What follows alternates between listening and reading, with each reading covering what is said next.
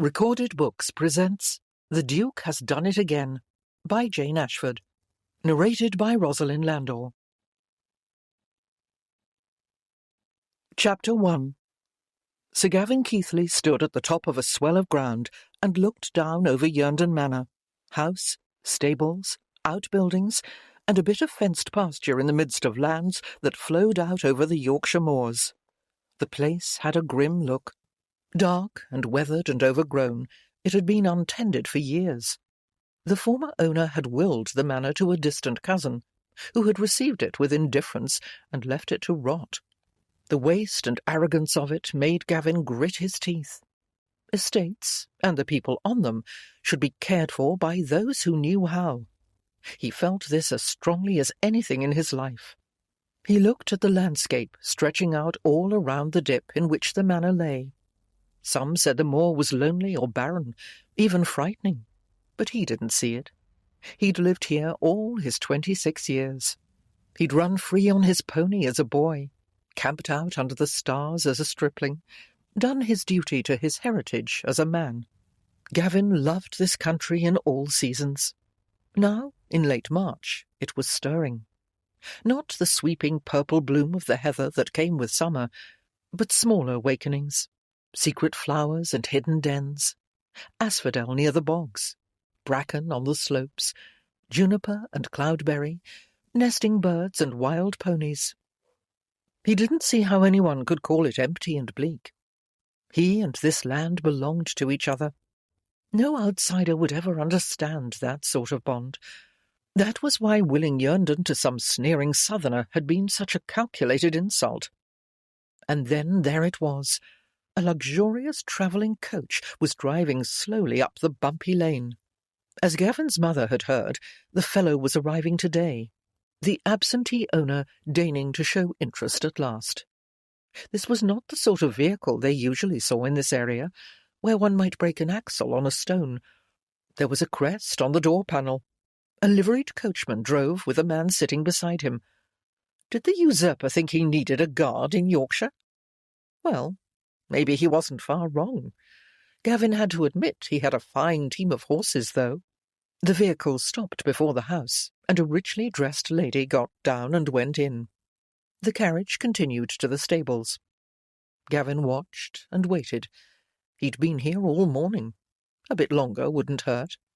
After a while, a tall figure appeared, walking up from the stables. The wrongful owner, as Gavin's mother put it. The man was dressed as if this was Bond Street, London, and not Yorkshire, ill-gotten wealth dripping off him. He moved as if he hadn't a care in the world, or a thought in his head. "Show him he's not wanted here," Gavin's mother had urged, her outrage whipping up his temper. "Give him a taste of the North Country. Let him know we won't be patronised." Gavin strode down the hill, all her goads simmering in his head. The newcomer stopped and waited when he saw Gavin approaching. "We heard you were arriving today," Gavin said when he reached him. The frippery fellow blinked at this abrupt greeting. No doubt he expected bows and scrapes and empty palaver. He wouldn't be getting them. "Have you been waiting long?" the man asked. "I wanted to be certain the horses were made comfortable. I know who you are. The Duke of Terraford." Gavin made the title a sneer. "Of the family who cheated mine out of Yerndon Manor." "Cheated? That's what we call it." The city fop gazed at him. "I understood that the place was left to my great-uncle by a cousin of his. Third or fourth cousin. Barely a relation at all. Done just to spite my kin, who had a far better right to the place." "Indeed." The word was spoken with one raised eyebrow and a brush of scepticism. The smug arrogance of it hit Gavin's roused temper like a lightning strike in dry brush. Before his brain could catch up with his primed emotions, he'd lunged forward and thrown a punch. The southerner blocked it with a raised forearm, moving startlingly fast. Gavin automatically followed up with another. The fellow leaned aside, dodging the blow without apparent effort. His fists were now raised in fine boxing form. He did not seem to be the effete bumbler Gavin had been pushed to confront. begging for a touch of home truth. Gavin hadn't intended to fight this duke. He wasn't some rude brawler. He was a respected man of property. But now, somehow, here he was, in the midst of a bout. The man's expert evasion of Gavin's blows, with no return, as if Gavin wasn't worth hitting, fed into his anger. He would just knock the fellow down, teach him a lesson as his mother had urged, and then stand back and walk away. Gavin launched a huge roundhouse right designed to lay the fellow out. But he wasn't there. Gavin's blows spun through thin air, leaving him flailing off balance. He lurched to keep his footing, tried to recover. Then something struck his cheek with stunning force and a cutting sting. Gavin fell hard onto his buttocks, and then flat on his back. For a moment he had to lie there, even though the Duke was stepping closer, possibly to give him a kick. Gavin's head spun. His senses reeled. A female figure pushed in front of the interloper. "Don't touch him!" she cried. Gavin groaned aloud. Of all the people in all the world, it had to be her. Of course it did. She was always just where one didn't wish her to be. Now here she was, to add to the humiliation of being knocked down by his enemy. "I do not need your help, Rose Denham," he said from the ground. "It appears that you do, Gavin Keithley, since you're lying on the earth bleeding." "I am not bleeding." "You are," she insisted. Gavin sat up. His whirling head protested a little. Red drops fell onto the front of his greatcoat. "I believe the edge of my signet ring caught your cheek," said the Duke. His tone was dry, his accent like cut glass. "I don't wear it when I box, but I wasn't expecting a bout just now." Was the man mocking him? Did he dare? Was that a glint of amusement in his dark blue eyes? Gavin wanted to spring up and throttle him, but his head still rang from that impressive blow. He was not quite ready to get to his feet. Rose put her hands on her hips. "What did you think you were doing?" she asked Gavin. "Why are you here?" "Why are you?" "I happened by." Gavin scoffed. "If I might—" began the Duke. "You may not," said Rose. "I have nothing to say to those who cheated my family out of Yerndon Manor." "Your family?" He looked from her to Gavin and back again. "Are you related, then?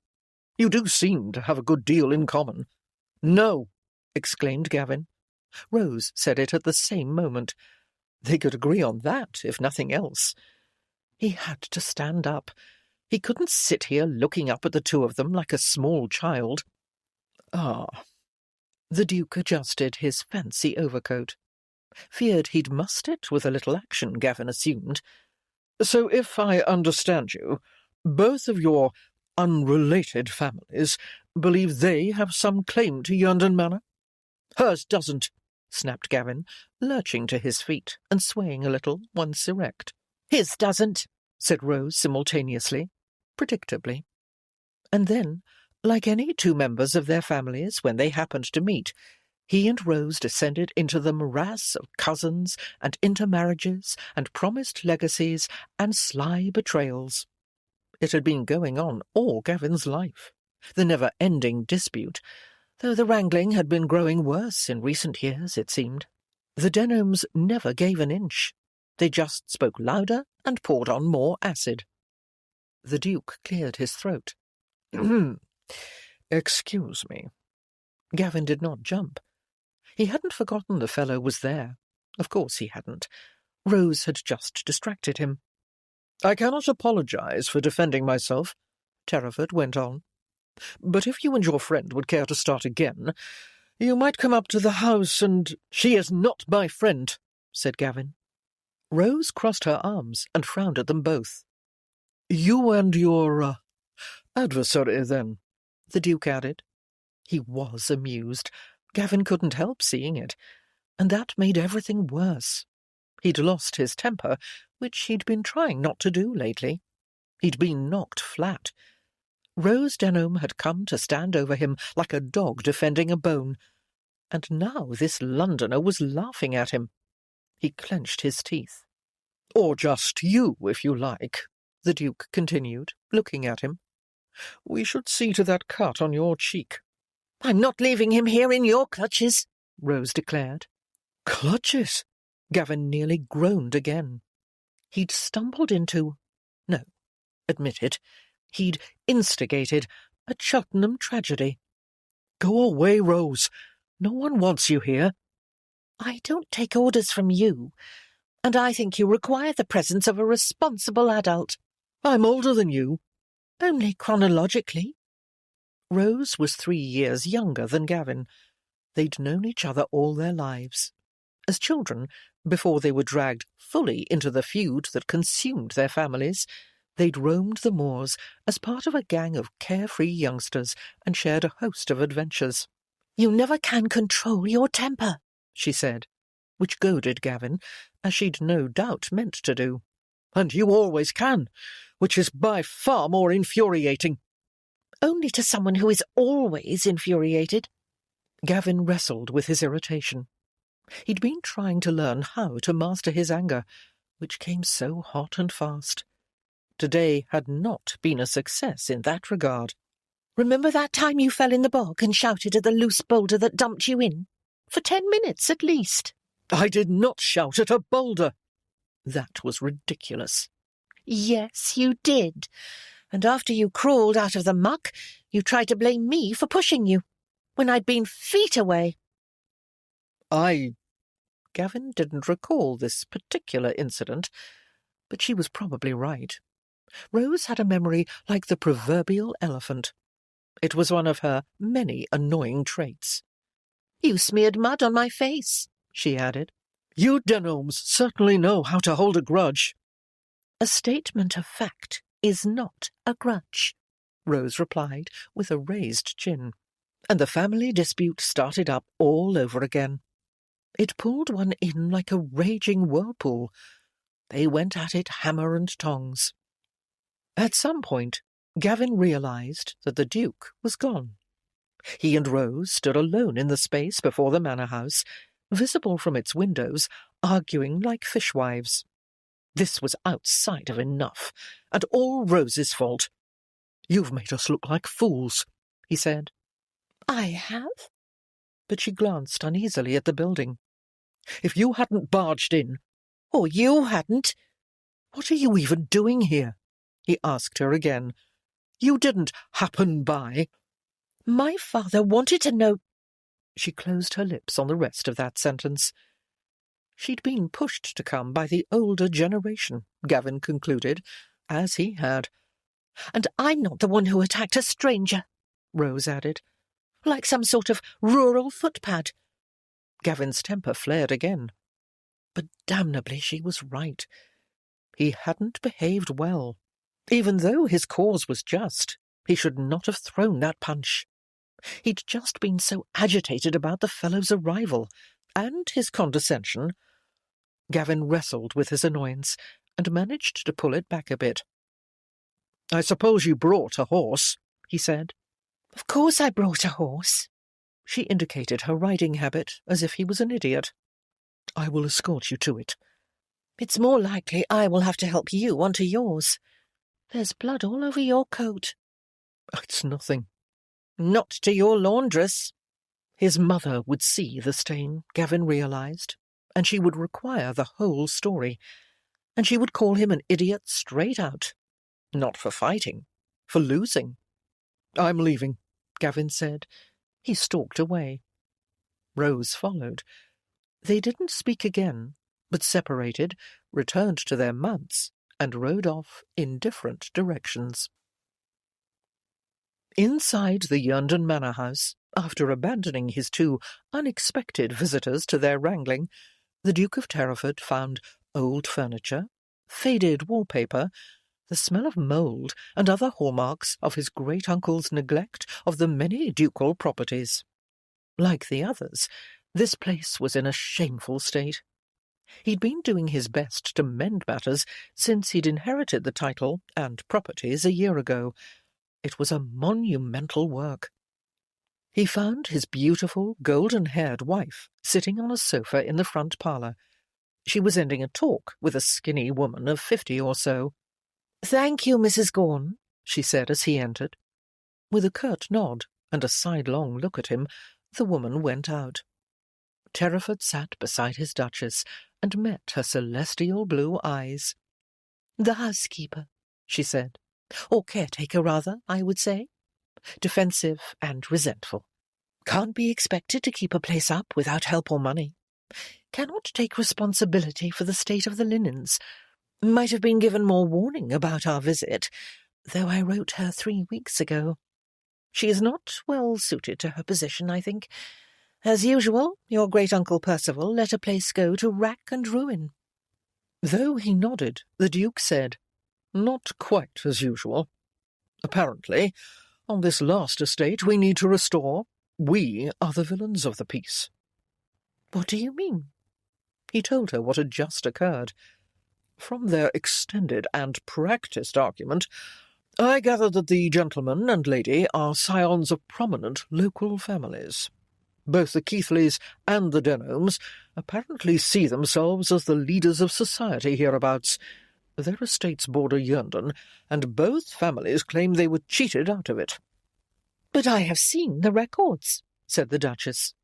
"The previous owner's will was quite straightforward. There was no entail or any such thing. He named your great-uncle clearly as his heir." Our visitors seemed to think that was an act of spite aimed at them. "Both of them?" "Well, their families." "They are related to the old owner?" "Through a labyrinth of descent and marriages that I did not really follow, Cecilia. Apparently. Or merely in their family law. You know how deceptive that can be." "How strange." She looked intrigued. "What were they like?" "The fellow who wanted to knock me down had black hair, eyes as grey as the skies hereabouts, rough-hewn features. Looked like he spends much of his time outdoors. Mid-20s, I would say. He's strongly built, pugnacious, obviously. He might develop a punishing left with better training. Gentleman Jackson would have a few things to say about his boxing form." "No doubt that is the important thing, James," replied the Duchess, with a fond smile. "It was when he was trying to flatten me." He returned her smile. The lady looked a little younger. In fact, she said she was, I remember now. Red-brown hair, blue eyes, what I would call soft features. Pretty-ish. "Ish." Well, no one can hold a candle to you. But she might have had an engaging quality if she had not been declaring me a monster." The Duchess's blue eyes twinkled. "You observed them very closely." "I had ample opportunity. They were too busy bickering to pay me any mind. It was like watching a play, one of those ridiculous French farces, where people go on and on about Lord knows what." "I wish I had seen it." "Seen the fellow who tried to put my lights out, and his not-friend? They were both very clear about that. Hereditary rival, shall we say?" "And our neighbours here, it seems." The Duke looked around the shabby room, then out the window to the bleak sweep of moorland beyond. "I doubt we will ever spend time here, Cecilia. Let us just hire some workmen to make repairs and leave this place to itself. We have done enough over this last year. We can find a tenant from London." "But we are so close to finishing the job." "The baby is coming in 3 months. You can't tell me you aren't tired." "I am a bit fatigued from the journey," she admitted, "but that will pass. You know I have been perfectly healthy since the stomach upsets ended." She put her hand to her gently curved midsection. "I know that I will get you back to London well before the birth." The Duke's dark blue eyes were full of concern. His wife nodded. "I would prefer that. We will see what can be done here in a limited time." He hesitated, then said, "Very well." "I wonder what would happen if we invited those two callers to come for a visit." Terraford blinked. "You want to ask the fellow who attacked me to stay here?" I'm sure he wouldn't do so again. Besides, you beat him. Which often goads a man to try again, the Duke replied. Does it? Yes, Cecilia. Well, I'm sure he would not do so if he was our guest. And now that you have met them— I wouldn't call that melee an introduction, precisely.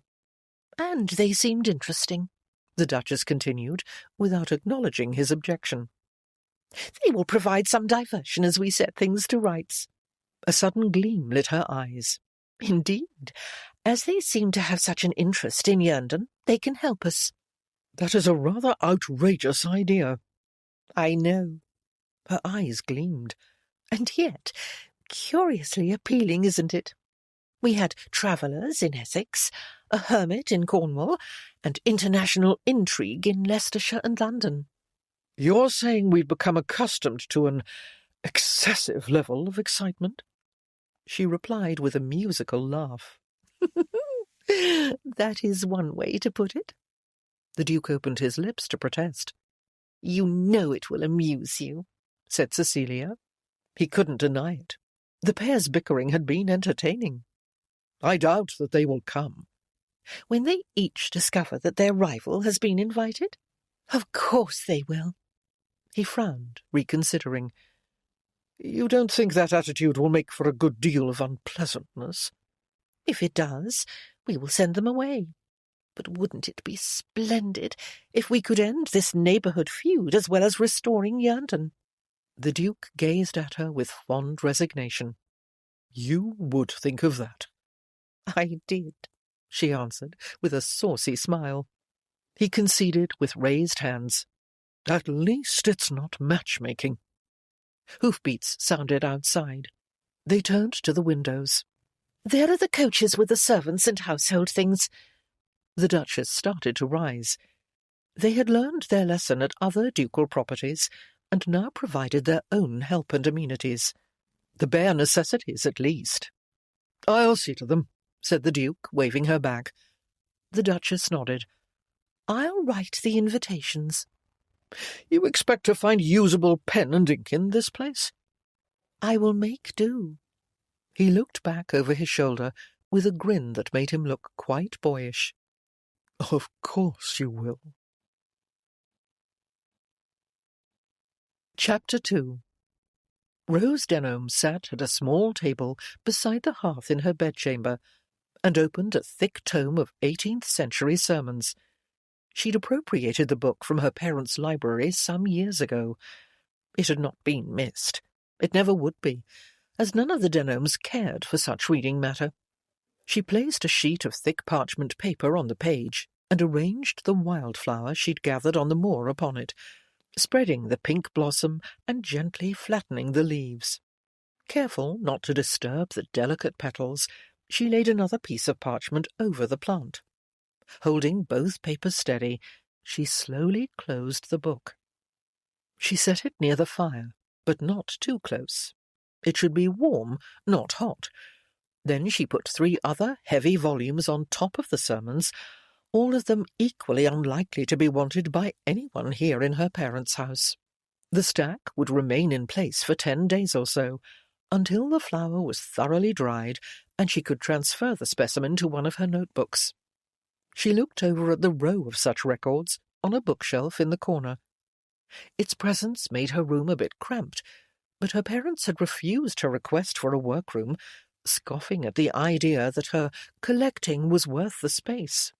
Nevertheless, the sight of those notebooks filled her with pride. It was Rose's ambition to catalogue the full range of plants on the moors, sturdy and delicate, familiar and strange, so that people could understand and appreciate its many beauties. One of her greatest pleasures was coming upon a hidden dell, and a variety she'd never seen before. To preserve such discoveries in all their lovely, intricate detail was profoundly satisfying. A knock at the door heralded one of the housemaids. "You're wanted in the parlour, miss," she said. Rose hid a grimace. If her mother had found out about her dawn foray onto the moors, she would be in for a scolding. She was not supposed to go walking alone. even though she knew the landscape as well as the hallways of her home and was perfectly safe there. But then it might not be that. Any summons from her parents was likely to be a complaint. Papa and Mamma were habitually disappointed in her. She checked her hair and gown to be sure they showed no signs of her outdoor ramble, then walked slowly downstairs. Her reception was almost ceremonial. Her parents sat side by side on the sofa in the comfortable parlour. This was not a good sign. "You have received an unusual invitation," said her father. This was unexpected. "You've been invited to visit the Duke and Duchess of Terraford at Yerndon Manor," added her mother with more enthusiasm. Rose thought she couldn't have heard correctly. "Visit? But we are not acquainted." "It is rather irregular," her father acknowledged. "But they mention that you have met the Duke." He raised his eyebrows sardonically. "I told you I saw them arrive," Rose replied. Her father had wanted that rumour verified after all. Hadn't he sent her there? She'd thought so. She hadn't given them any details about the scene at Yerndon. The memory was embarrassing enough without adding their dismay. "But not that you spoke to him," said her mother. "A few words in passing," Rose answered. She'd talked mostly to Gavin, with the usual annoying results. "Saying something odd, I suppose," replied her father. "That you should still be so awkward in company. It's no wonder you're on the shelf. 23 and no sign of becoming settled." Rose set her jaw and said nothing. It was no use. Her mother made a placating gesture. "It was not a proper introduction, true, but we may let that pass. The Terrafords wish to know their neighbours." "But do we wish to know them?" grumbled Rose's father. "They move in the highest circles of society," said her mother. "It is a real opportunity for Rose. You want me to go?" Her parents had condemned Yerndon's alien inheritors in the strongest terms for as long as Rose could remember, and now they proposed that she visit them. "I would refuse," said her father. "But Gavin Keithley has also been asked." Rose's mouth fell a little open. Gavin had been invited? After attacking the Duke as he had? "And we can't let Keithley worm his way into their confidence and perhaps snatch Yerndon out from under us," Papa continued.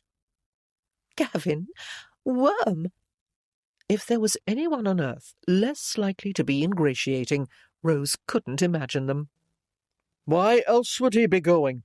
Of course he intends to pull some trick, as the Keithleys always do." Her father bared his teeth. "And so you must go to prevent him, little as I care for the idea." Rose tried to envision this scene. What sort of trick did Papa mean? And what did he expect her to do about it? Her imagination failed her. "That young man has an evil temper," said her mother, apropos of nothing. "Just like his shrew of a mother," Papa added. Rose didn't comment on this judgment, though she silently admitted the latter accusation was deserved. Lady Keithley had always been sharp-tongued, but since the death of her husband 9 years ago, she'd grown exceedingly quarrelsome. "You've told me I'm never to speak to Gavin." "Don't talk of him so familiarly," said her father. "Sir Gavin, then," replied Rose, not pointing out that she'd known their neighbour all her life. "I would have to converse with him if we were staying in the same house." And since their encounters had become an everlasting argument, the prospect did not appeal. "You aren't understanding, Rose." Her father looked impatient. "Don't be thick-headed." "I am not," she answered, before she could censor herself. Her father defined anyone who disagreed with him, or had different interests, as stupid. "Of course not," said her mother. "Rose simply hasn't had time to think." "This is a chance to win our rights," said her father with exaggerated patience. "Terraford can't really want Yerndon. I understand he has properties all over England, larger and more prosperous." He looked bitter. Fat, rich southern land, where profits make themselves. Her father found estate management a burden. Rose suspected he wasn't terribly good at it, but he didn't share the details with her.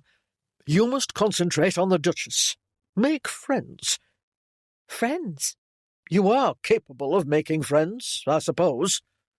His cutting tone was unfair. The feud between the Denhams and the Keithleys filled local society with pitfalls. People didn't want to take sides. Get them to hand Yerndon over to us, as is only right, her father added. Once again, Rose wondered if she'd heard correctly. Why would the Duke do that? I just said. He can't want it. He has better places. Her father's tone was peevish. I don't believe, Papa, that— Belief is not required, he interrupted. Only a bit of effort. But why have they invited us? After the scene at their arrival, it remained incomprehensible. Her father waved a dismissive hand. Who knows why such people do anything? I suppose they are bored. You must amuse them. The sinking feeling that had been growing in Rose increased. She had very little experience with society. In their isolated neighbourhood, there were no assemblies or formal parties. She'd never been to London. How was she to amuse people who were accustomed to sophisticated, witty conversation? They might laugh at her, of course. Most likely they would. Perhaps that was the real reason for the invitation. Rebellion sparked. Why should she care for the opinion of those she'd been taught to hold in contempt? I don't see how I can do that, Papa. You are not refusing to help your family. Well, but— You will exert yourself and win them over to our cause. Surely you can be of some use. He was not going to listen. Indeed, listening was a rare commodity in Rose's life. Most of the people she knew preferred the sound of their own voices. Are both my children to be a complete disappointment to me? Asked her father. This had become a common theme since her older brother, Daniel, son and heir, had gone off to Oxford and basically never come back. Daniel had a scholarly bent, and he'd won a fellowship at his college. This had increased his frictions with their father, which had been painful before. Daniel now spent his holidays elsewhere, and hardly ever even wrote. Rose knew this was distressing, particularly for her mother. She missed Daniel too, and not just because she now had to absorb all of her father's discontent. Her mother was gazing anxiously at her. Very well, I will go, Rose said with a sigh. She would do her best to accomplish whatever it was her parents expected. Good. So we will definitely accept the invitation, said her mother. What else have we been discussing? Her father stood and moved toward the parlour door. We are counting on you, Rose, he said as he went out. Was it ill-natured to be rather tired of that sentiment? Rose wondered. When he was gone, her mother rubbed her hands together. We must get you ready for this chance, she said. So much to do. You will take your maid and another servant. I thought young Ian. Another? Did visiting a duke require a personal footman, even at a small country manor? Did they stand on such ceremony? The Duchess requested it, Mamma replied. Quite prettily, I thought. Yerndon has no staff, you know, just Mrs. Gaunt and her son in the stables. The Terrafords have brought a cook, I understand, which I must say is fortunate for them. Edith Gaunt would feed them on gruel, and half burnt at that. Do you not see how odd all this is? Rose asked. Well, yes, but the opportunity— You don't really think they would give us Yerndon? It was like something out of a fairy tale. Oh, that! Her mother waved the idea aside. Having come from another county, Mamma was much less engaged in the dispute with the Keithleys. No, Rose, This is a chance for you to form a connection with a duchess. Did you ever imagine? If you get on, she might ask you to visit in London. Only think, you could have a season, just as we always dreamed. As Mamma had dreamed. Rose had different aspirations. She thought of the rows of botanical notebooks in her room. I'm 23 years old, Mamma, as Papa pointed out, firmly on the shelf, past any thoughts of debuts. Don't say that. If you wouldn't always be grubbing in the dirt. This was not what she did, but Mamma looked near tears. Still, Rose could not quite abandon her doubts. Must I go, Mamma? It is decided, without even asking me. Your father has written to accept. She clearly considered this question closed. Now, what are you to wear at Yerndon? If only we had known in time to procure some new gowns for you. Rose's mother reached for a magazine on the table beside her. Mamma subscribed to all the leading fashion periodicals. She loved to pore over them and dissect the latest modes. She'd never found a local seamstress capable of reproducing their complex lines and embroideries, however, or a milliner who could create the intricate hats in the illustrations. She was particularly fond of hats.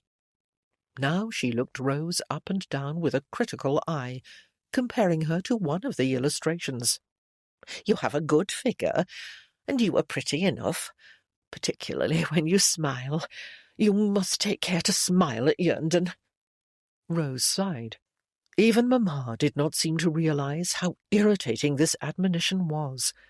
Urged to smile for no reason, she always wanted to snarl instead. You only need to make a little effort. You are charming when you try to be. Rose didn't think this was true. She knew she had a number of good qualities, and she was proud of them, but she didn't see herself as charming. You can't spend your life wandering the moors, mooning over weeds. How very seldom one could have what one really wanted, Rose observed, as she followed her mother upstairs to look over her wardrobe. Go and stay at Yerndon, Gavin Keithley was saying to his mother at that same moment. Why would I do that?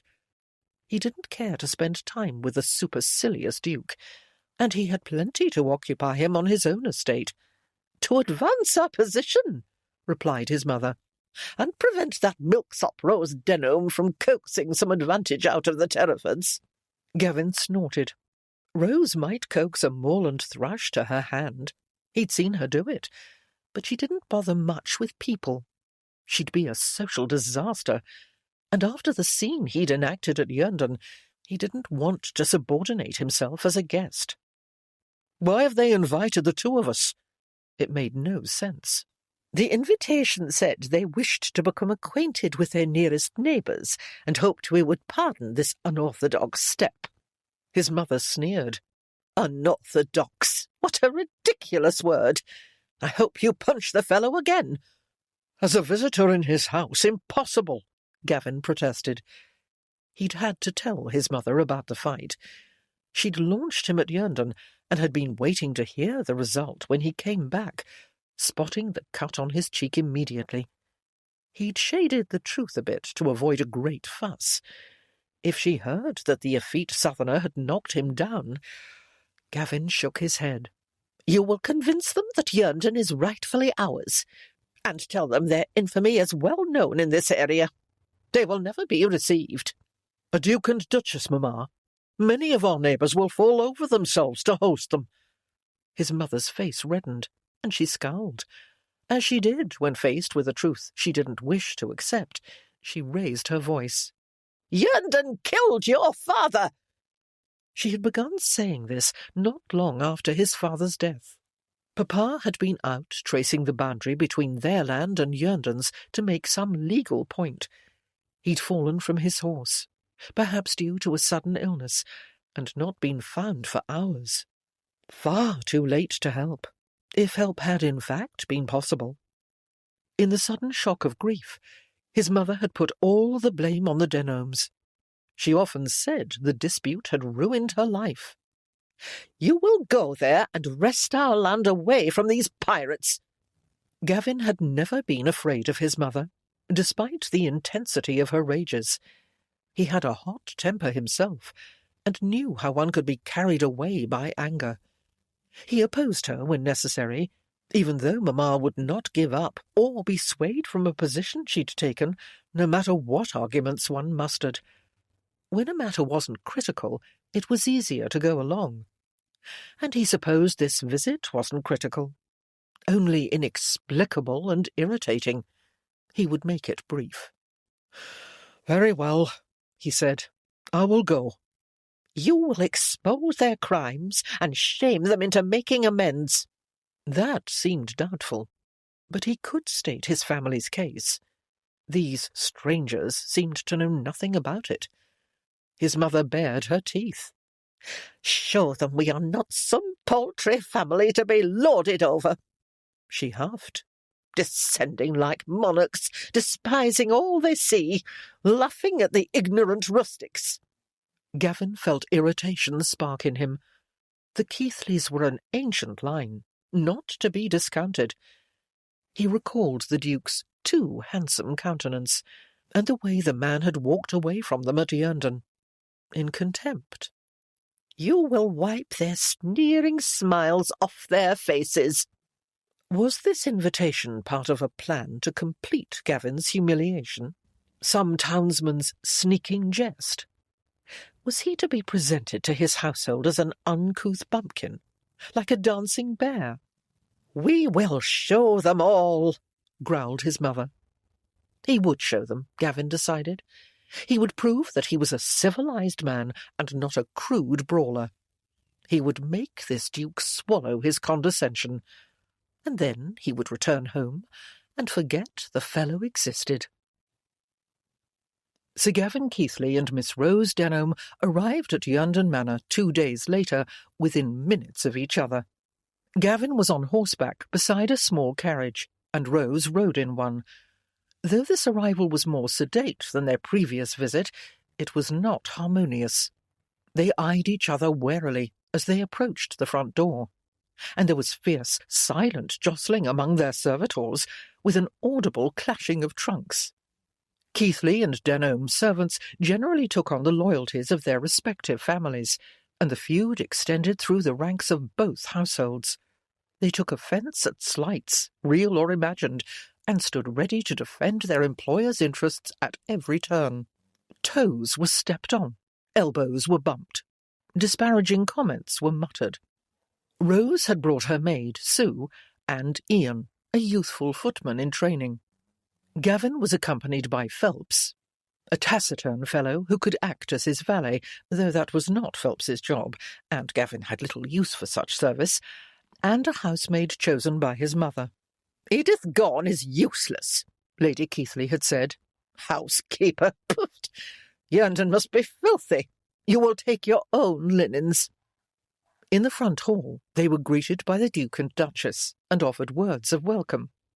The Terrafords smiled and chatted, and made no reference to the fist-fight. Rose had wondered if it was to be a joke or an embarrassment. Apparently it was to be wiped from memory altogether.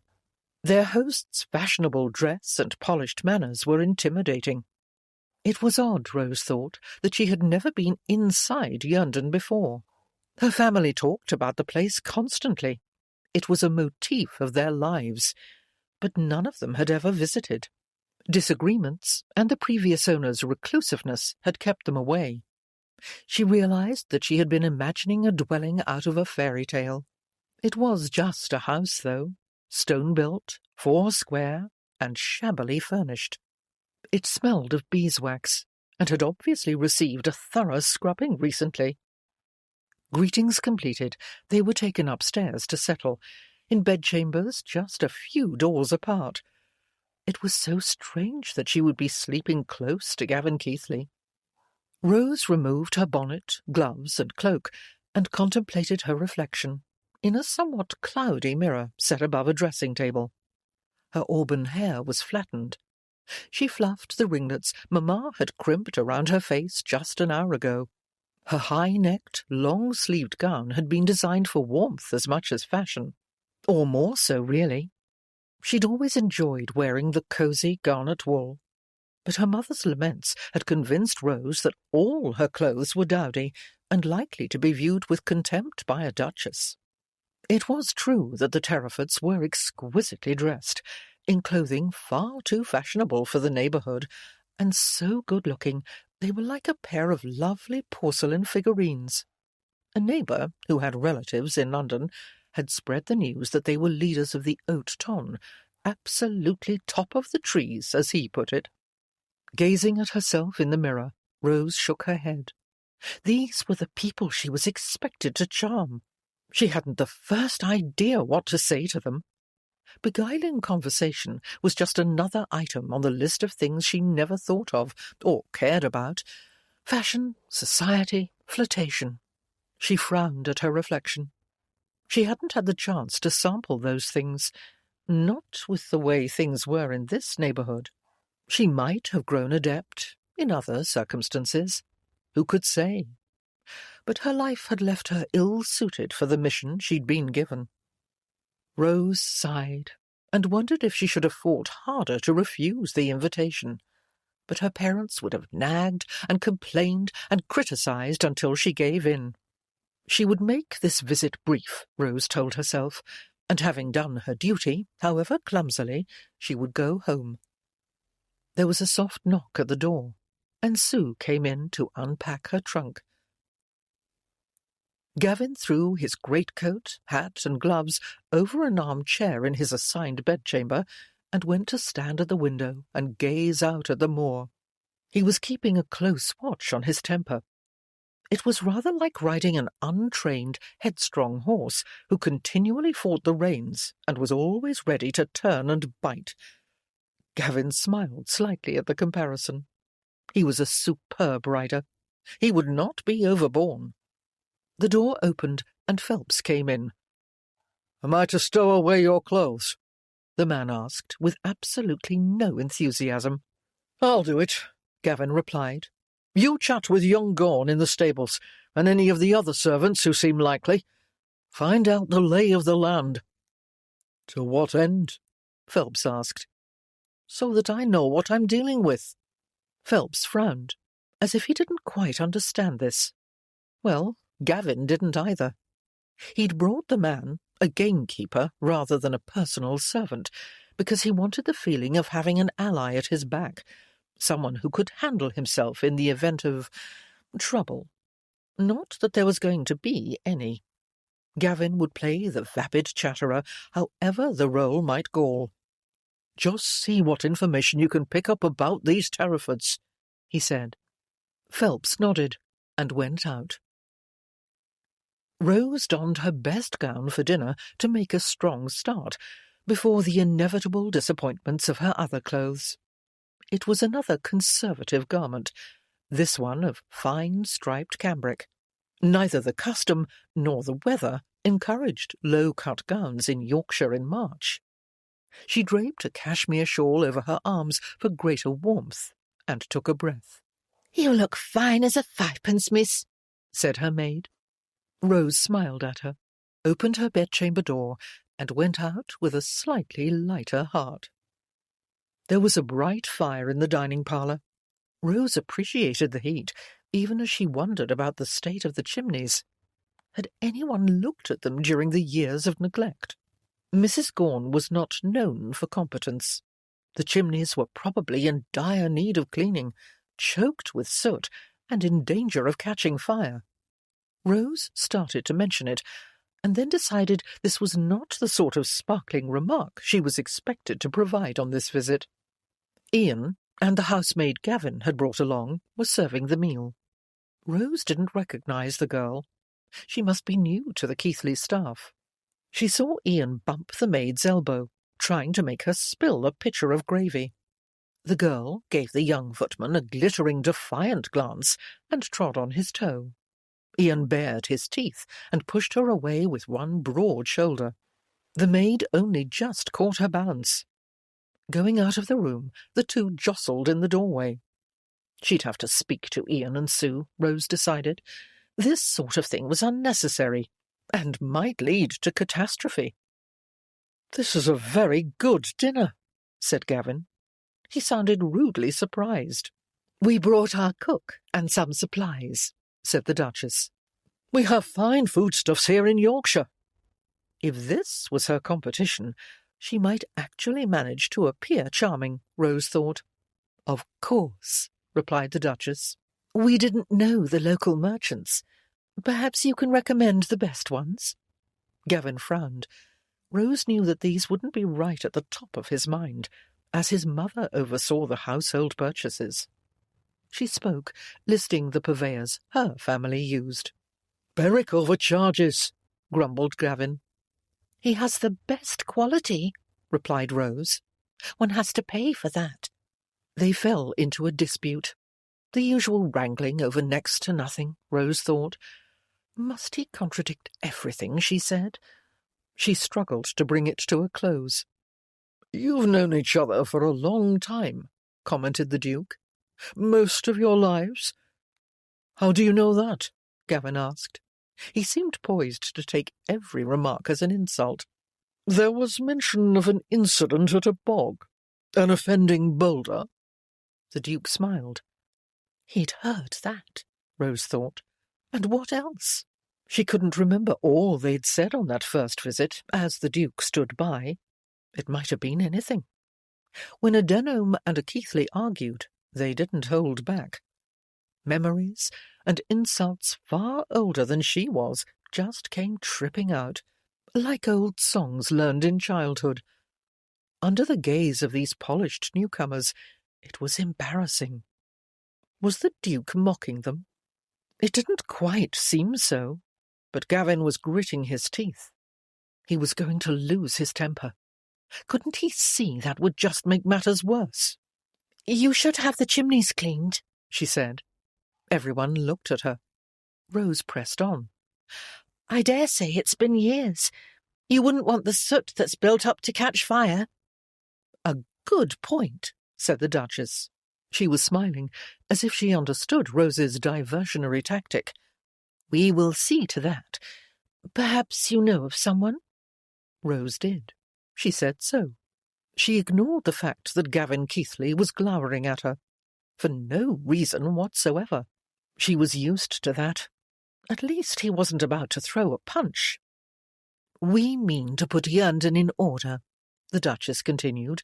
"Your opinions are welcome." "Why should we give them?" Gavin asked. "You seem to have an interest in the place," said the Duke. "Interest?" Gavin's tone had gone sharp. "You know it, and care about it, shall we say?" "Shall we say?" Gavin echoed sarcastically. She should have endured the nagging and refused to come, Rose thought. This was excruciating. She wondered how soon she could escape. The Duke and Duchess looked at each other. They had to be regretting their quixotic invitation. But watching them, the chief thing Rose noticed in the glance was affection. This pair was clearly in love. There was a gleam of humour, too. Rose searched again for mockery. No, it wasn't quite that, she decided. They were amused, certainly, but not in a cruel way. The Terrafords weren't what she'd been led to expect. "What are the chief amusements hereabouts?" the Duke asked. "Nothing you would like," Gavin replied. Really, thought Rose, did he ever listen to himself? "There must be some pleasant rides, despite the sameness of the country." Gavin bridled at the description. "The moor is very beautiful," said Rose. Terraford turned to her. "Do you find it so?" "Oh, yes. It is full of interest when you know it well." "We will go walking, and you can show me," said the Duchess. "Not too far," put in her husband. "You must take care of yourself." Rose had naturally noticed that her hostess was expecting a child. She liked the Duke for his concern. "Not too far," the Duchess agreed. "And perhaps we will try a ride in the morning," the Duke said to Gavin. Rose's fellow guest agreed, without visible enthusiasm. The evening continued in the same vein. Rose tried to produce interesting information about the neighbourhood, without great success. Gavin contradicted nearly every remark she made. It was a reflex. She knew he had no strong opinions about Mrs. Rennie's spaniels. He couldn't have cared less about Letty Ferris's skill on the harp. He only felt he had to disagree with a Denome.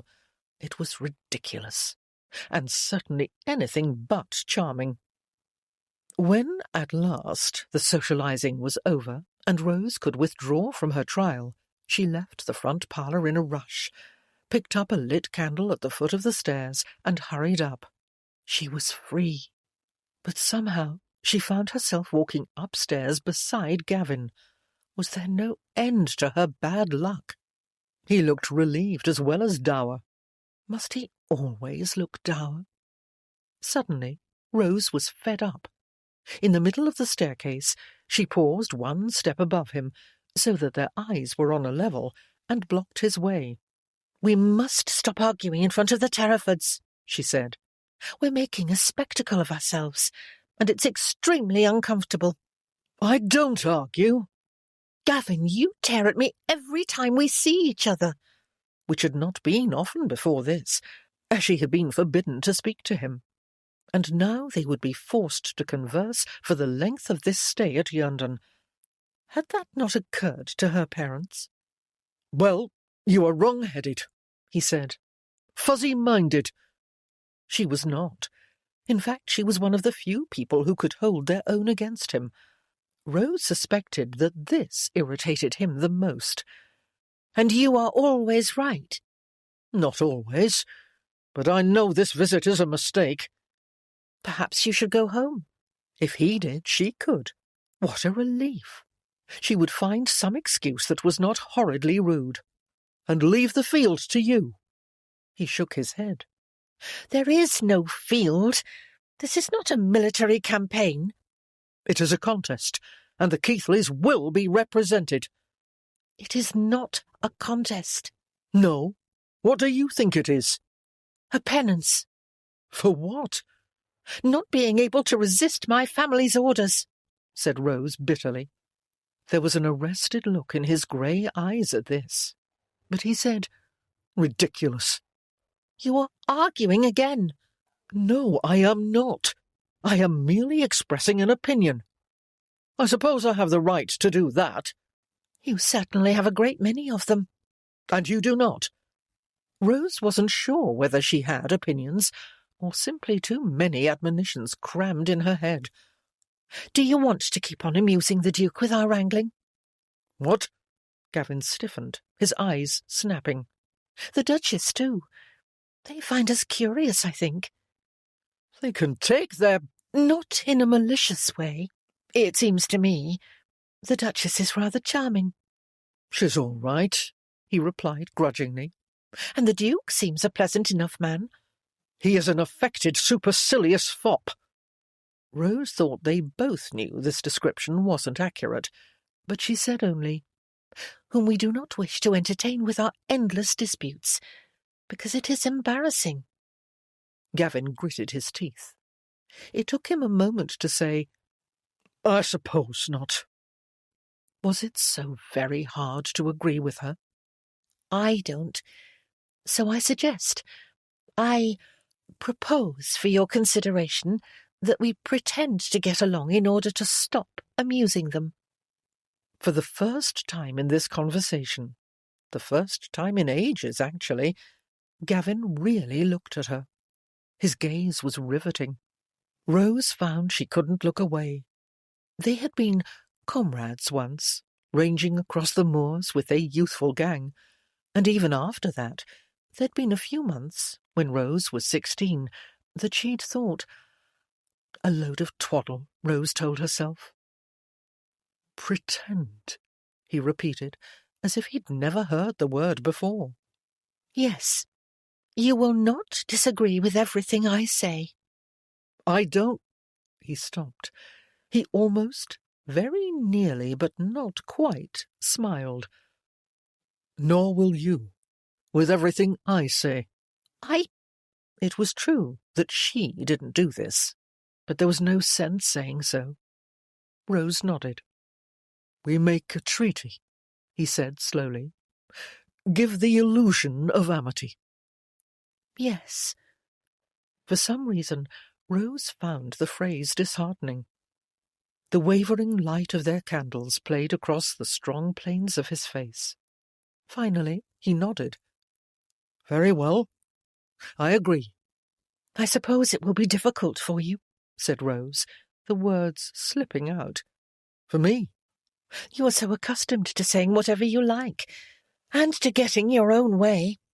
If you think that, you have no idea about anything, he replied, surprising her. How had he come so close? Neither of them had moved, yet here they were, inches apart in the silent house. Rose hadn't noticed how close until now. His gaze was intent. She felt as if she could fall into it. Rose swayed just a little. Gavin put a steadying hand on her arm, then snatched it back as if she'd burned him. Grey eyes should be cool, but his had a flame in them. And his lips. She'd never properly considered the shape of his lips. They lured. Rose felt hers part a little. Somehow, they'd come closer still. They both flinched. Gavin looked aghast. Was that the expression? Not as if his senses were reeling, Rose thought. Well, neither were hers. She absolutely insisted on that. This was something else entirely. Perhaps a reaction to the rich dinner. She wasn't used to such fine food. She turned, gripped the stair rail tightly, and resumed her walk up the steps. He moved beside her. The silence was fraught. It had to be broken. "Why did you bring Phelps with you?" she asked. We were instructed to bring extra servants. He snorted. The cheek of it. But Phelps isn't a valet. I thought he was a kind of huntsman. He's very good with a gun. Rose stopped again and turned to look at him. What? You mean to send him out for rabbits? For the cook-pot? I mean to have someone I can trust with me here. On a country house visit? So they call it. It is not a foray into enemy territory. Is it not? Gavin asked. It is not. Rose insisted on this. I thought we weren't going to argue. He seemed to enjoy the irony of his point, arguing about not arguing. When we are alone, I suppose we will behave as we always do. One couldn't quite call it normally, Rose thought. Oh, that is a relief. They'd reached the upper floor. He strode along the corridor and into his bedchamber, just 2 doors away from hers. The door closed with a snap. Chapter 3. Gavin was always happier out of doors, and so, when the Duke was up and ready for an early morning ride the next day, Gavin felt slightly more in charity with him. Very slightly. The quality of the fellow's mount was another recommendation.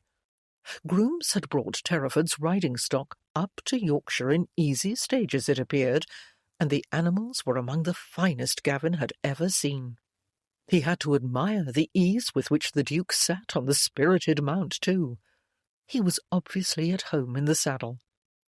Gavin led him down a track through the moor, where there was no risk of rabbit holes. Whatever he thought of the man, he wouldn't risk the horses. There was no need to talk if they kept up a brisk pace.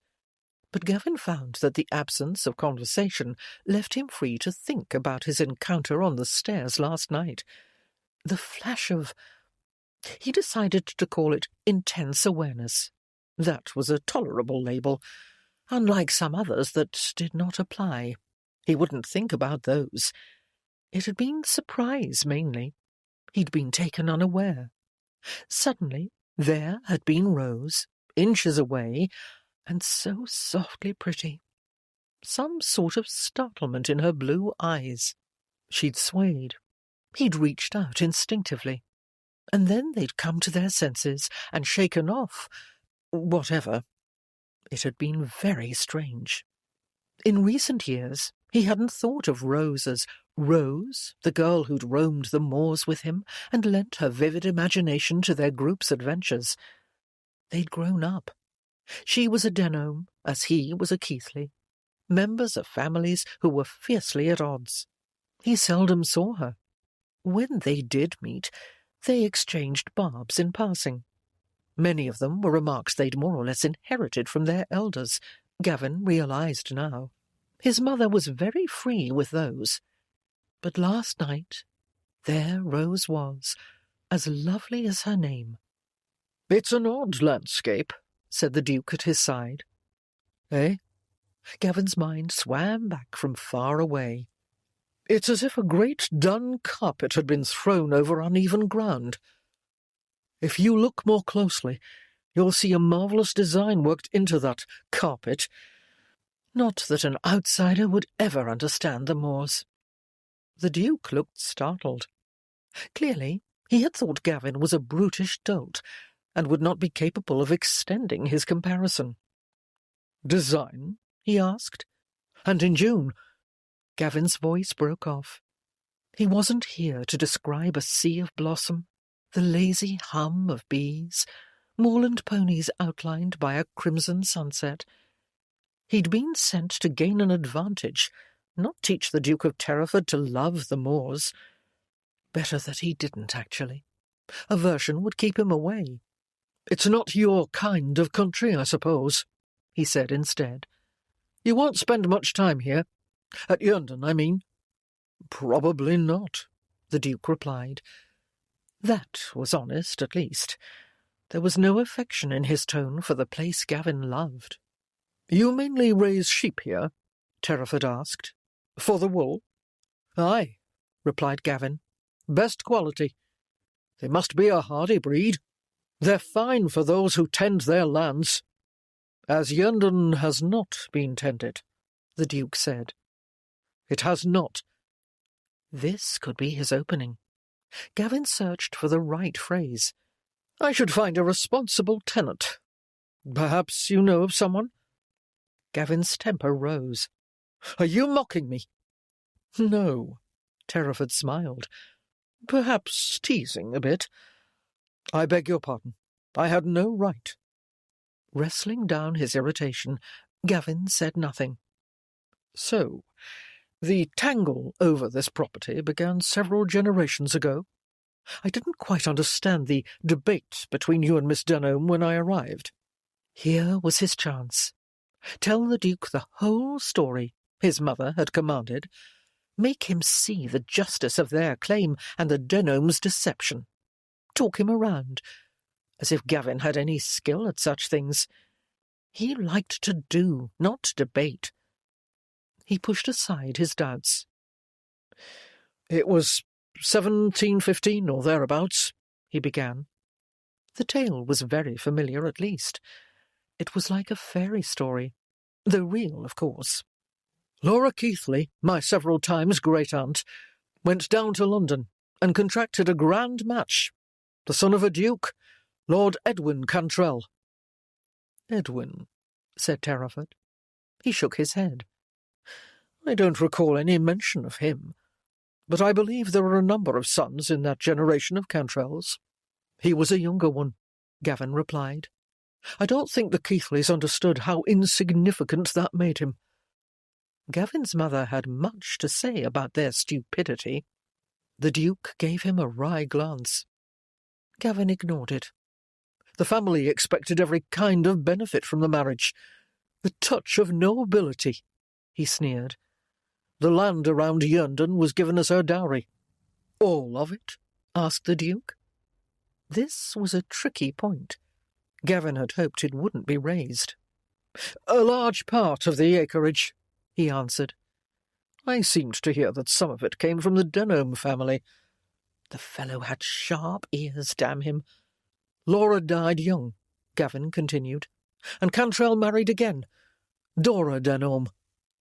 And she brought the rest of the land as her portion? Yes. Gavin rushed on. Cantrell turned out to be a wastrel, an aristocratic idiot. Realising that his companion was a Cantrell, and might not appreciate this label, Gavin faltered briefly. The connection meant nothing in the end. The Keithleys had given up their land for nothing, and we never give up our land. This Edwin sired a son who inherited Yerndon? The Duke asked. Gavin nodded. By which of his wives? Gavin looked away. Dora. I see. And this line has managed the estate? If you want to call it managing. Gavin didn't. More often they'd pulled money out and gone off to visit their grand relatives.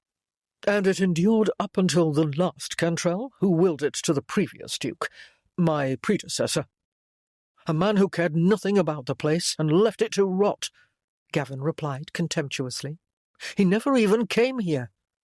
It was an unforgivable lapse to him. Terraford nodded. My great-uncle was not a good steward. Gavin snorted agreement. There was a pause, and then the Duke said, Tell me, Sir Gavin, when you marry, if your wife brings you a dowry, will you feel it remains the property of her family, even after her death? That was not the rule of law, Gavin acknowledged silently. His mother always argued fairness over legality. The land was meant to stay with the Keithley line, he replied, and Laura Keithley had no children. The Duke nodded. So you feel that your family made an investment more than a century ago which did not pay off, and now you would like to have it back. When it was put that way, it sounded a bit dodgy, Gavin thought. His parents and grandparents never stated things so baldly. I'm not really persuaded by that argument, added the Duke. At this point, his mother would have flown into a rage and shouted, Gavin thought, and that wouldn't have done any good either. The Duke would have simply stared at her, with his maddening self-possession. Her idea that the Duke would hand over Yerndon was daft. This visit was not only burdensome, it was a waste of time. Gavin urged his horse into a gallop. Riding hell for leather was a good way to drive problems from one's brain, and if he went hard and fast enough, perhaps the Duke would take a spill. He'd like to see him and his lamentable logic tumble into a thorny thicket. Nothing serious, just a few humiliating scrapes. But his wish was not granted. He simply discovered that Terraford was a bruising rider, perhaps better than Gavin himself. There seemed no challenge he couldn't rise to, the pillock. Rose left the house with the Duchess soon after breakfast. Cloaked and gloved, they walked out into a dew-covered late March morning. Drops sparkled on budding branches and in the long grass. Mist drifted over the heather in the distance, and long shadows crossed their path. Rose carried her specimen box on a strap. Taking it along was so automatic that she didn't even think. When the Duchess asked what it was, however, she regretted that habit. Some of her friends, and particularly her mother, found her dedication to preserving moorland plants eccentric. A fashionable Londoner would probably find it bewildering. Still, Rose explained her method. "How interesting," said the Duchess. "These samples last well?" "If they are properly dried and handled carefully," Rose replied. "I mount them in notebooks." "I should like to see some of them." Rose nodded, taking this for mere politeness. They strolled along, dawdled really. Left to herself, Rose would have tramped off for a long, brisk ramble. But she wasn't here to please herself. She was supposed to be charming and to press the Denholm land claim, wresting Yerndon away from the Duke. Had no one considered that these were contradictory aims? But careful consideration was not a hallmark of the neighbourhood feud. "When will your baby arrive?" she asked the Duchess. "Early summer." That's a lovely time of year here. Is it? Not much has been done with the garden. Rose looked back. A low stone wall surrounded the patch of land near the house. Some scraggly plantings showed above the grass. Rose preferred the wild parts of the moor, but she enjoyed a fine garden as well. This was not one. You'd think they might have planted a shrubbery to provide some shelter, the Duchess went on. I expect it is terrible when winter storms sweep in. Rose wouldn't have said terrible, but it could be cold and windy. Will you be here in the winter? She asked. No. There was no equivocation in the word, no hint of doubt. Rose examined her companion's lovely face. She seemed daunted by the sights before her. The moor looks grim now, the Duchess added. I can't think what it must be like in January. It isn't grim, said Rose. You don't think so? It's beautiful. One's home country is always dear, but there are tiny streams with hidden waterfalls, Rose said, and ravines full of flowers. Look there. She pointed to a bloom at the side of the path. Asphodel. It is pretty. I could show you some lovely spots, Rose said, her enthusiasm for the moor surfacing. She enjoyed showing it off. Are they far away? Rose hesitated, doubting they had the same definition of far. The Duchess smiled, as if she understood this. I would like to walk a bit. Let us see what we can find. They left the confines of the house and went along a winding sheep path. Heather rose on each side, cutting the wind and muffling sound. Rose took a breath. Something deep inside her relaxed. They moved slowly along the beaten earth. Stay away from places like that, said Rose, when they passed a patch of bog. Never walk where it is so green. Why? Asked the Duchess. You will most likely sink in, and might find it hard to get back out again. Ah! The Duchess edged away from the boggy spot.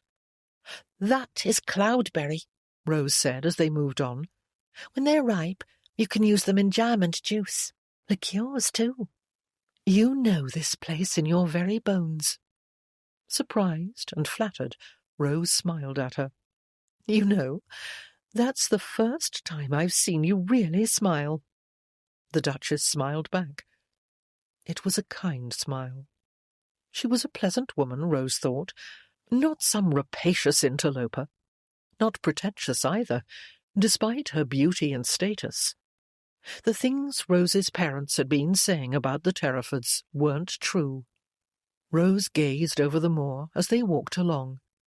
The Cantrell family had become mythic villains to the Denholms, and perhaps the last resident of London had deserved some of their criticisms. From all accounts, he'd been a sour, spiteful old man, but the current Duke and Duchess were nothing like that.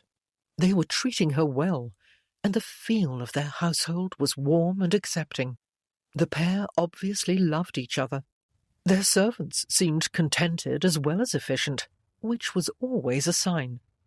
Rose still didn't understand why she'd been invited to visit, but the stay was making her think. High-pitched voices sounded from the path ahead. They came around a clump of gorse and out onto a wider track where they discovered two shaggy moorland ponies plodding toward them. The animals had thick sheepskin pads on their backs and carried a whole gaggle of pale, brown-haired children. "Goodness," said the Duchess. The ponies slowed and then stopped a few yards away. "Hello," said the Duchess. "Are you out for a ride?" The child who seemed oldest, a girl, nodded. She couldn't be more than 8 or 9, Rose thought, but she looked self-possessed and in charge. She held a little boy and a tiny girl before her. On the other pony, a girl of perhaps 6 or 7 supported another a year or so younger. They were well dressed and seemed at ease, despite the absence of any adult. Rose was surprised not to recognize them. She knew all the families hereabouts. "My name is Cecilia," her companion continued, And this is Miss Rose Denholm." The eldest child examined them carefully. Their appearance apparently satisfied her, because she said, "I am Maria Bronte." She indicated the children before her on the pony. "This is my brother Branwell, and my sister Emily." Pointing at the other man, she added, "Those are my sisters Elizabeth and Charlotte." "Anne isn't here because she's just a baby," said the boy. He looked not more than 4, but he spoke quite clearly. They all seemed like babies to Rose. "How do you do?" responded the Duchess. "Are you lost?" "No," Maria declared with unusual assurance. "We are learning our way about the moors." She seemed to feel this was a perfectly reasonable activity for 5 small children on their own. "We are engraving the pathways on our memories," said Elizabeth from the other pony. "Indelibly," added Charlotte. "Indelibly," corrected Maria. Charlotte mouthed the syllables silently. They all seemed to be unusual children, Rose thought. She couldn't understand where they'd come from. Then she remembered a piece of news. "Bronte," she said, "have you recently come to live at Haworth Parsonage?" Maria nodded, grave and thoughtful far beyond her years. "Your father is the new curate at the church in the village," Rose said. "He deserves a finer post," said the younger girl on the other pony. "He is far better educated." "Charlotte," her eldest sister glared at her. "I heard him tell." "And you know you are not to repeat all you hear." "But Papa said that wagging tongues are the devil's tools." Charlotte looked subdued. "What about your mother?" asked the Duchess. "Mamma is ill, and we are keeping the children out of her way," said the older girl on the second pony. Elizabeth, Rose remembered. She spoke as if she wasn't a child herself. "Except for Anne," offered the boy. "She can't sit up properly, so she had to stay home." He appeared to savour his superiority in this regard. "She is just a few months old, Branwell," replied Charlotte. "That's what I said," he replied. "My cook is making treacle tarts today," said the Duchess. "Will you stop in for a visit with us and have some?"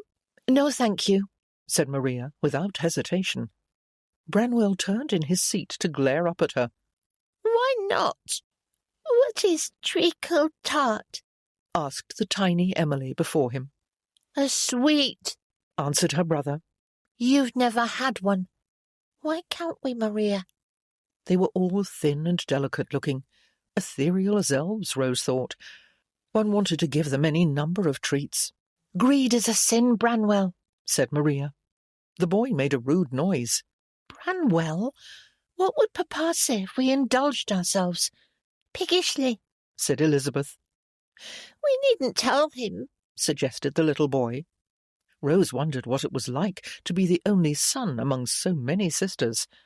"We cannot lie." Maria looked scandalized. "Not telling isn't the same as lying." Maria gazed down at him, more in sorrow than anger, it seemed. "I have grave concerns about the state of your soul, Branwell." He was a toddler, Rose thought. Would his father really begrudge him a bit of pastry? Emily stared back at Maria with great haunted eyes. On the other pony, Charlotte looked wistful. "Besides," said Maria, "we are not to be speaking to people or going off with strangers." This sounded like something their nurse had told them, Rose thought, and good advice, of course. "We are not strangers, but neighbours," she said. "My father called on yours when you first arrived. Perhaps you saw him, Mr. Denholm." "I remember," said Charlotte, "because it sounded like where foxes would live. He was the man with no hair." Rose bit her lip. Her father's baldness was a sore point with him. Maria nodded in recognition. "And we are neighbours of your neighbours," said the Duchess. "So practically acquainted already. I think you might stop in for refreshment." "Mightn't we have just a bite?" Elizabeth asked Maria. "We could divide a tart between us all. Would that be greedy?" Branwell started to protest, and then pressed his lips together. Under 4 pairs of hopeful eyes, Maria gave in, with one parting shot. You are not to stuff your faces, mind." Rose thought it was a phrase Maria had heard at home, and that the speaker must be an irritating person. They walked back along the path, with the ponies trailing behind them. Rose tethered the animals in the overgrown garden to crop the grass, and they took the children into the front parlour, where they shed their coats and hats. A bit later, when a plate of tarts and glasses of milk had been served, Rose took it on herself to divert Maria with gentle questions, so that the others could devour as many sweets as they dared. That turned out to be most of them. Tarts slipped off the plate and were passed along with a magician's sleight of hand. Blissful expressions followed each bite. Emily, in particular, grew sticky and covered in crumbs. Branwell experimented with pushing a whole tart into his mouth at once. His eyes danced as he chewed with bulging cheeks. Rose was exchanging a look of enjoyment with the Duchess when footsteps sounded in the entryway. Maria Bronte started, and when the parlour door opened, she jumped guiltily to her feet. The Duke and Gavin came in, dressed in their riding clothes. Maria sank back into her chair. She didn't look relieved, however. She glanced at the ravaged plate, as if the men's arrival had roused a sense of their transgression. "Who is this?" asked Terraford with a smile. "Some neighbours," his wife replied. "The Brontes from Haworth Parsonage." She pointed as she named them. "Maria, Elizabeth, Charlotte, Branwell, and Emily." "Anne is too little to go out," said Branwell. He seemed fixated on this fact. "Is she?" Gavin was surprised when the Duke waded in and sat down amidst the children, on the floor. "But you are not," Terraford went on. "I'm nearly 4, the little boy declared, as if this was a perfectly reasonable age to be paying calls. "Where are your parents?" asked Gavin. The oldest child flinched, and he regretted his tone. He hadn't meant anything by it. "The children have been out riding on their ponies," said Rose. "They've been telling us they love the moor." She gave Gavin a look that suggested he should understand this sentiment. Well, he did.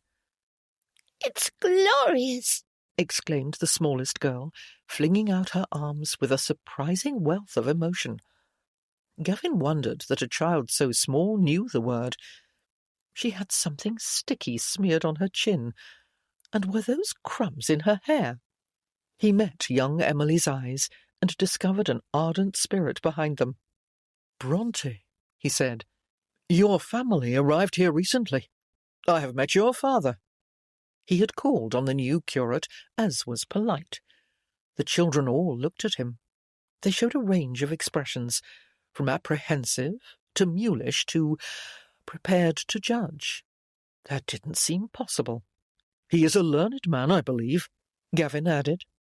He'd found the man pompous, but he thought it better not to say so.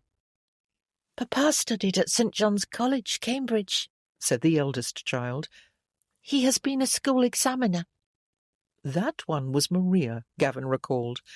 She looked like a miniature schoolmistress herself, the strict kind, who did not tolerate levity. "Quite a scholar, then," said the Duke. Maria nodded solemnly. "He writes poetry, too," said another of them. Elizabeth, Gavin remembered. "Does he?" Terraford sat among them as if he was an indulgent uncle rather than a peer of the realm. The man kept on flouting expectations. Elizabeth folded her hands, sat very straight, and recited.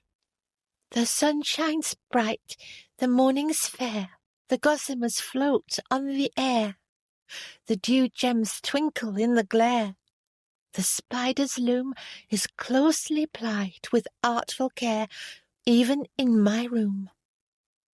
Gavin was not impressed, except by the little girl's feat of memorization. He might have commented on that accomplishment, but she went on before he was required to give an opinion. "See how she moves in zigzag line, and draws along her silken twine, too soft for touch, for sight too fine, nicely cementing, and makes her polished drapery shine, the edge indenting. Her silken wear is gaily spread, And now she weaves herself a bed. We're hiding all but just her head. She watching lies, for moths or gnats in tangled spread, or buzzing flies. Nothing for the flies here, Gavin thought, as he watched the last of what had seemingly been a plate of treacle tarts disappear during this recitation. He tried not to regret the loss, though he was fond of treacle tarts. These children were ethereally slender. They needed the sustenance more than he did. "You have memorized a good deal of it," said the Duke at the pause. I know lots more, Elizabeth replied. Papa says learning poetry is good exercise for the mind, and the act of creation emulates God's work, said Maria Bronte. Emulates, does it? The Duke glanced at his wife. He seemed oddly nonplussed. The Duchess was clearly amused. Exploring the heights of imagination, said, which was it? Charlotte, Gavin recalled, who couldn't be more than 5 years old, if that. She must be parroting a phrase she'd heard at home. All of them were, Gavin decided. He thought the new curate must have an unusual household. Ars longa vita brevis, said Branwell. You know Latin? The Duke asked, and why he should be daunted Gavin did not know. Only a little. Papa is teaching me. A very strange household, Gavin thought, if the toddlers were spouting ancient tags while the little girls repeated sing-song poems. The picture was a bit disturbing. As if she might have sensed his reaction, Maria stood up. We should be going, she said. She gathered her siblings with an admonitory glance. Thank you very much for your hospitality, and the... She looked at the empty plate, blinked, glanced at her brother and sisters, and shook her head. Hadn't they given her any tarts? Gavin wondered. The other children rose to their feet in a hurried mob. I hope you will visit us again, said the Duchess with a smile. Do you ever have plum cake? Asked the little boy. Branwell. His mortified eldest sister took his hands, discovered their stickiness, wiped them on a napkin, and pulled him away. They all began putting on the coats and hats and gloves that had been piled on a chair in the corner. The Duke escorted them out. Watching through a window, Gavin saw him laughing as he lifted the smaller children onto their ponies. It didn't seem the sort of thing a leader of the Haute Ton would do. He lifted a hand in farewell, too, when they waved goodbye, and he kept at it as long as the children did. I wonder if I should have sent someone with them, Terraford asked when he returned to the parlour. They seemed self-sufficient, replied the Duchess, but young. She turned to Gavin and Rose. They're not in any danger riding on the moor? They're being careful, Rose replied. I spoke to Elizabeth about the bogs, and she said they'd been warned to keep away and would do so. Those ponies would hurry them away from danger if they gave them a kick, said Gavin, or on their own, if they sensed anything. Moorland ponies were clever creatures. We rode over the moors when we were small, said Rose. We were older than that, Gavin replied. Not than the oldest ones. We didn't take babies along. I began tagging after my brother when I was 4. Your brother was not a good... Gavin realised that he was arguing with Rose. Again. It just happened. The words came out before he thought, as if there was some script he'd memorised for the stage. But he had promised to resist. They were to pretend to agree, or at least not to disagree. Ah, Daniel, he said. He's still at Oxford, isn't he? I heard that. Is he doing well? Rose blinked. He doesn't write often. He is certainly happier there than here. He doesn't care for this place? Asked the Duchess. Rose looked as if she wished she hadn't spoken. He is very scholarly, deep in his books. He and my father have rather different views. Gavin found that he didn't like to see her so uncomfortable. As young men and their fathers tend to do, he said. Wouldn't you say, Terraford? Oh, yes. The Duke shook his head. "More than sometimes." When Rose's expression eased, Gavin discovered that he appreciated her relief. He didn't care to see her unsettled by these outlanders, he decided. They had no right to poke their noses into local affairs. "Those were curious children," he said. "They were terrifying," said the Duke, which seemed extreme. The Duchess smiled. "Are they typical of the neighbourhood?" Terraford asked. "Not in the least," said Gavin.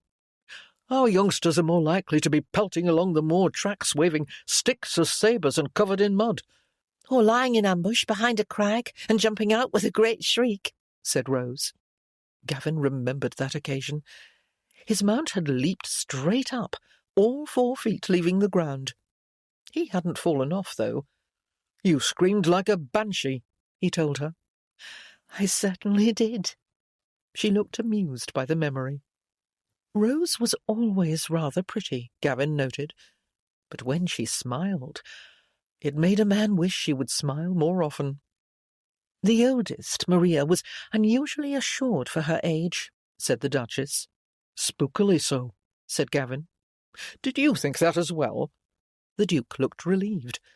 "I felt as if I was talking to a schoolmistress, and being marked down for dullness." Gavin was unsettled to find they'd shared the same thought. He and this Duke had nothing in common. "You were too harsh," said Rose. "Not harsh. Apprehensive." Terraford grimaced.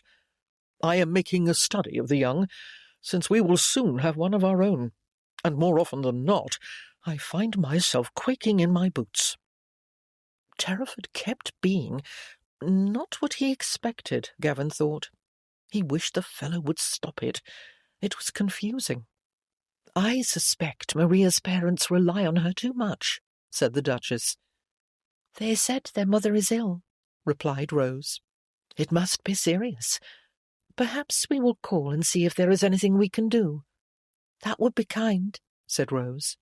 "They are new to the neighbourhood, and have no friends as yet." "Not if this illness is contagious," began the Duke. He frowned. "The children looked all right." "We will take care, James," said his wife, "as I have been doing all along." "I know." The looks they exchanged were full of tenderness. They were less and less what he had expected, Gavin thought. Nothing like it at all, in fact. The Duchess was kind. The Duke was tolerable. He'd endured no mockery in this house, no sly digs or arrogant dismissals. In fact, even in the brief time he'd been here, Yerndon had begun to seem like a home, more than his own did at times when his mother was on a rampage. The idea made him feel strange. He didn't know what to do with it. It had to be wrong. So he simply set it aside. "If you visit the Brontes, you might have to endure more maudlin verses," he said. "As long as they are not about spiders," replied the Duchess with a small shiver. The Duke laughed. He had a warm, free laugh, Gavin thought, as the two of them departed to change out of their riding dress. Not the least sarcastic. Terraford might be hiding any amount of ill nature, but Gavin didn't think so. The villain of their property dispute seemed anything but, which made matters more awkward rather than less so, he decided. He wasn't sure just what to do about that. When he left his bedchamber a bit later, he encountered Rose in the upstairs corridor. "You did well," she said. "Well?" "Not arguing," she explained. "I hope it wasn't too difficult." She smiled. Such a lovely smile, Gavin thought. She ought to smile. She ought to have reason to smile. "It was the greatest strain imaginable," he answered. "I made Herculean efforts." He relished the spark of amusement in her blue eyes. "You were going to tell me that Daniel was a poor rider and a worse adventurer, not worth tagging after." "How do you know?" "You've said it before," Rose added. "He was often ill as a child, you know." Gavin had heard something about that. He hadn't paid attention. Why not? "I didn't mean Rose waved this aside. Daniel wouldn't care. He doesn't pretend to ride well, and he has told me that his scholarly explorations suit him far better than muddy rambles on the moor. He's quite healthy now, too. That's good. She nodded. And you didn't lose your temper even once today? As yet. That is the sort of remark that makes me more likely to do so. Consider it retracted. Rose turned away toward the door of her bedchamber. He didn't want her to leave. He had no idea. Why do you never get angry? Gavin asked her, surprising himself. She started to speak, and he added, Almost never. Rose cocked her head. I'm not prone to it. Gavin knew that he was. He'd been told so all his life. His mother relished this resemblance between them. Also, my grandmother once told me something when I was visiting her in Wells. My Naismith grandmother. Gavin nodded. He had never met her mother's mother. If she'd visited, he'd never heard of it. I was in a flame about something. I can't remember now what it was. And she said that she managed her temper by being grateful a thing was not worse. Worse? Asked Gavin. If she was splashed by a passing carriage, for example, and angry at the driver, she would be glad that she had not taken one more careless step and been ridden down by the team. Or if a friend was stubborn or heedless, she could be grateful that they did not live in the same house, and she didn't have to endure those moods more often. And that helped? Gavin asked. Once she was grateful, she was less angry, Rose replied. Grateful, he repeated. This plan seemed unlikely. So she said. She had quite a quick temper, but she didn't often give it free rein. Rose gazed up at him, her lips a little parted. He had come closer to her as they talked. She hadn't moved away, but she was standing almost against the corridor wall. One more step, and he could slip his arms around her, press her into the panelling, take those lips for his own. Rose stared into his eyes. She looked uncertain, curious, dubious, willing. Gavin's senses swam. His pulse spiked. Did she feel the same allure? She blinked. Reality snapped back into place around Gavin. What was he thinking? What was happening to him? He stepped back. She turned and moved quickly into her bedchamber, closing the door with a snap behind her. Chapter 4. Rose leaned on the door to her room, her palms flat against the wood. She was not panting. These quick breaths might seem like panting, but they were not, and could not be. Panting would signify unsuitable emotions that she was not feeling. She had no idea. She heard Gavin's footsteps retreat down the stairs. What was so unsettling about Gavin Keithley being kind and listening to her and cordially conversing? Despite the criticisms and complaints from her parents, she'd known he wasn't an ogre. He was a good landlord and had been a staunch friend to some mutual acquaintances. His mother, well, Lady Keithley was a difficult person. His twin sisters, just turned 18, not an age when admiration was automatic, revered him. He was widely respected. It was just that he had constantly argued with her. If he stopped, he had stopped, or begun to stop, what would they do instead? Rose recalled the warmth in his grey eyes in the corridor just now. He'd made a joke. He'd asked about her brother. She hadn't known when she proposed their treaty that she would like the change so much. When this visit was over, and they went back to feuding, she didn't wish to think about that. She'd come upstairs for a shawl. The Duchess would be wondering what had become of her. Rose fetched her wrap, pulled it around her like a shield, and left her bedchamber. At the bottom of the steps, she came upon the young footman she'd brought along to Yerndon. "Hello, Ian," she said. "Are you getting on all right?"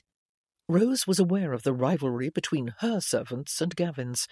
She'd done her best to discourage it, but she knew that subtle jostling went on. The tall blonde lad nodded. "I have been learning a good deal from the Duchess's staff. They're prime." He frowned. "A long sight better than the Keithley lot." "Just do your best to—" "What's that fellow Phelps even doing here?" Ian interrupted. He must be upset to do that, Rose acknowledged. "He doesn't do any work," the footman continued. "Not even for Sir Gavin. He hangs about the stables, or wanders off onto the moor. Says he might bag a rabbit or two, but he never does.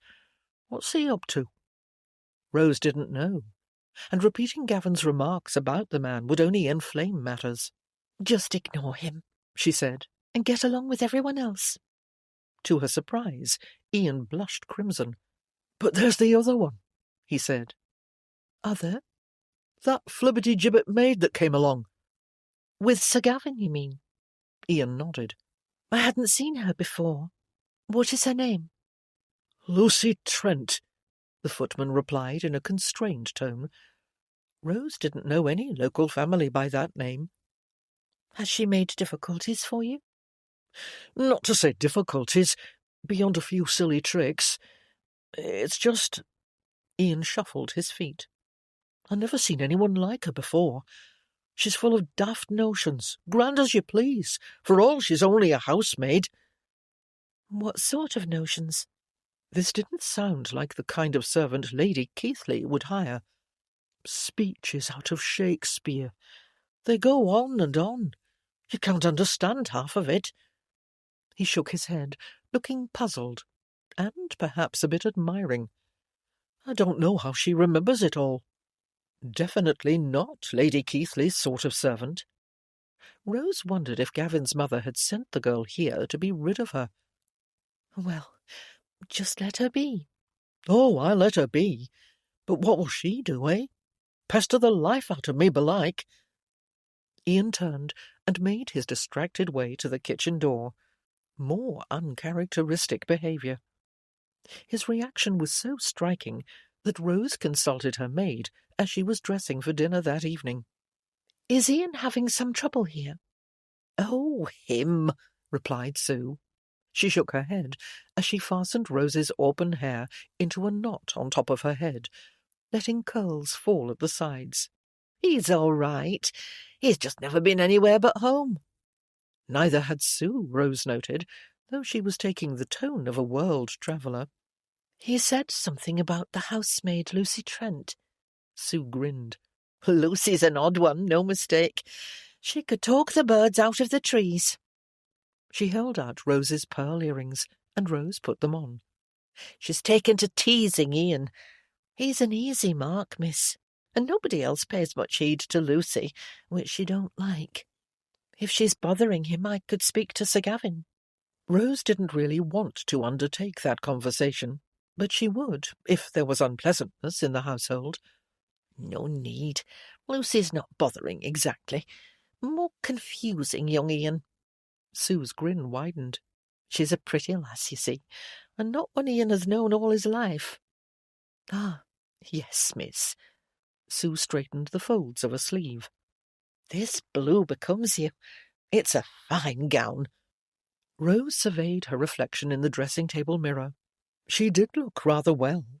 There was a flattering colour in her cheeks, and her expression seemed more at ease than those she sometimes glimpsed in mirrors at home, which was odd. "My dress is nothing compared to the Duchess's toilettes," she had to say. "Ah, well, she's something else again. Paris fashions, I'll be bound, and no expense spared." As well as wholly polished, Rose thought, and yet the Duchess was not at all top-lofty. She didn't flaunt her beauty. Because of that, Rose could be amused at being consigned to a lesser category, not to be compared with her flawless hostess. "Edith Gaunt's gone," Sue added, as if this followed from her previous remarks. "The tale is her sister's ill and needs help, but nobody believes it. They're letting her say that so as not to admit being dismissed." The maid shook her head. "There were mouse nests in the pantry. A regular village of them running right under your feet." Mrs. Gaunt had been a lax housekeeper, though it was true she'd had no help, Rose noted. Saying there was nothing to be done about them. Sue made a disgusted sound. She might have gotten a cat, or two. Sue put a shawl around Rose's shoulders and stepped back, finished. She took her great lump of a son along with her. Mrs. Gaunt had liked living alone, and not really exerting herself, Rose thought. She hadn't been pleased when the house filled up, and had been sour and discouraging whenever Rose encountered her. She wouldn't be missed. "Does that leave Phelps in charge of the stables?" Rose asked. Sue shrugged. "Not him. There's the Duke's coachman and the grooms who brought his riding horses. I don't know what Phelps finds to do." No one seemed to, Rose thought. It wasn't really her affair, though she still wondered about Gavin's characterization of the man. Good with a gun, indeed. Downstairs, she found there was to be another guest at dinner. Richard Milsom had called to welcome the Terrafords to the neighbourhood, and been invited to stay. A gentleman of 50, he had an estate some miles north of Yerndon, of middling size, but very well managed. Gavin came into the parlour as she was greeting him. "Miss Denholm," Milson replied with a bow. "And Sir Gavin." His tone suggested that this was a surprising combination. He couldn't be blamed for that, Rose thought. Denholms and Keithleys were not invited anywhere together. The risk of upsets was too high. Most recently, there had been a public argument between Rose's father and Gavin's mother in the village. Raised voices in the churchyard, rude gestures and cutting insults exchanged. A spectacle for all to see. And yet, here she and Gavin were. It was no wonder the visitor looked brightly curious. "Hello, Milsom," said Gavin. He liked the man. Milsom had pleasant manners and a genial line of conversation. Tonight, though, his eyes were lit with interested amusement as he looked from Gavin to Rose. Anyone who hadn't heard about their unprecedented visit soon would, Gavin thought. It would be a wonder to the whole area. The Terrafords had upset the apple cart for good and all. They went in to dinner and were presented with another savoury meal. The Duchess's cook really was first-rate.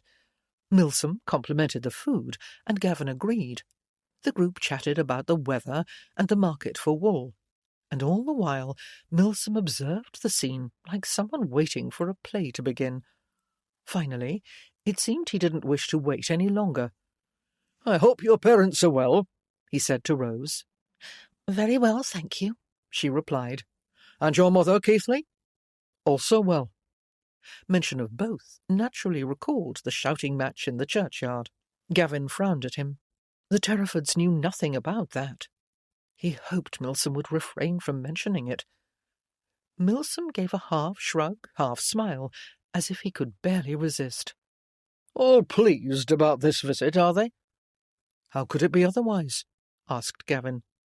"Rebellion in the lower ranks," murmured Milsom, with a sly, sidelong glance. Rose's musical laugh startled Gavin. "I didn't know you were such a humorist, Mr. Milsom." She spoke lightly, but Gavin caught the spark in her usually mild blue eyes. "No," Milsom replied. "Nor did I," said Gavin.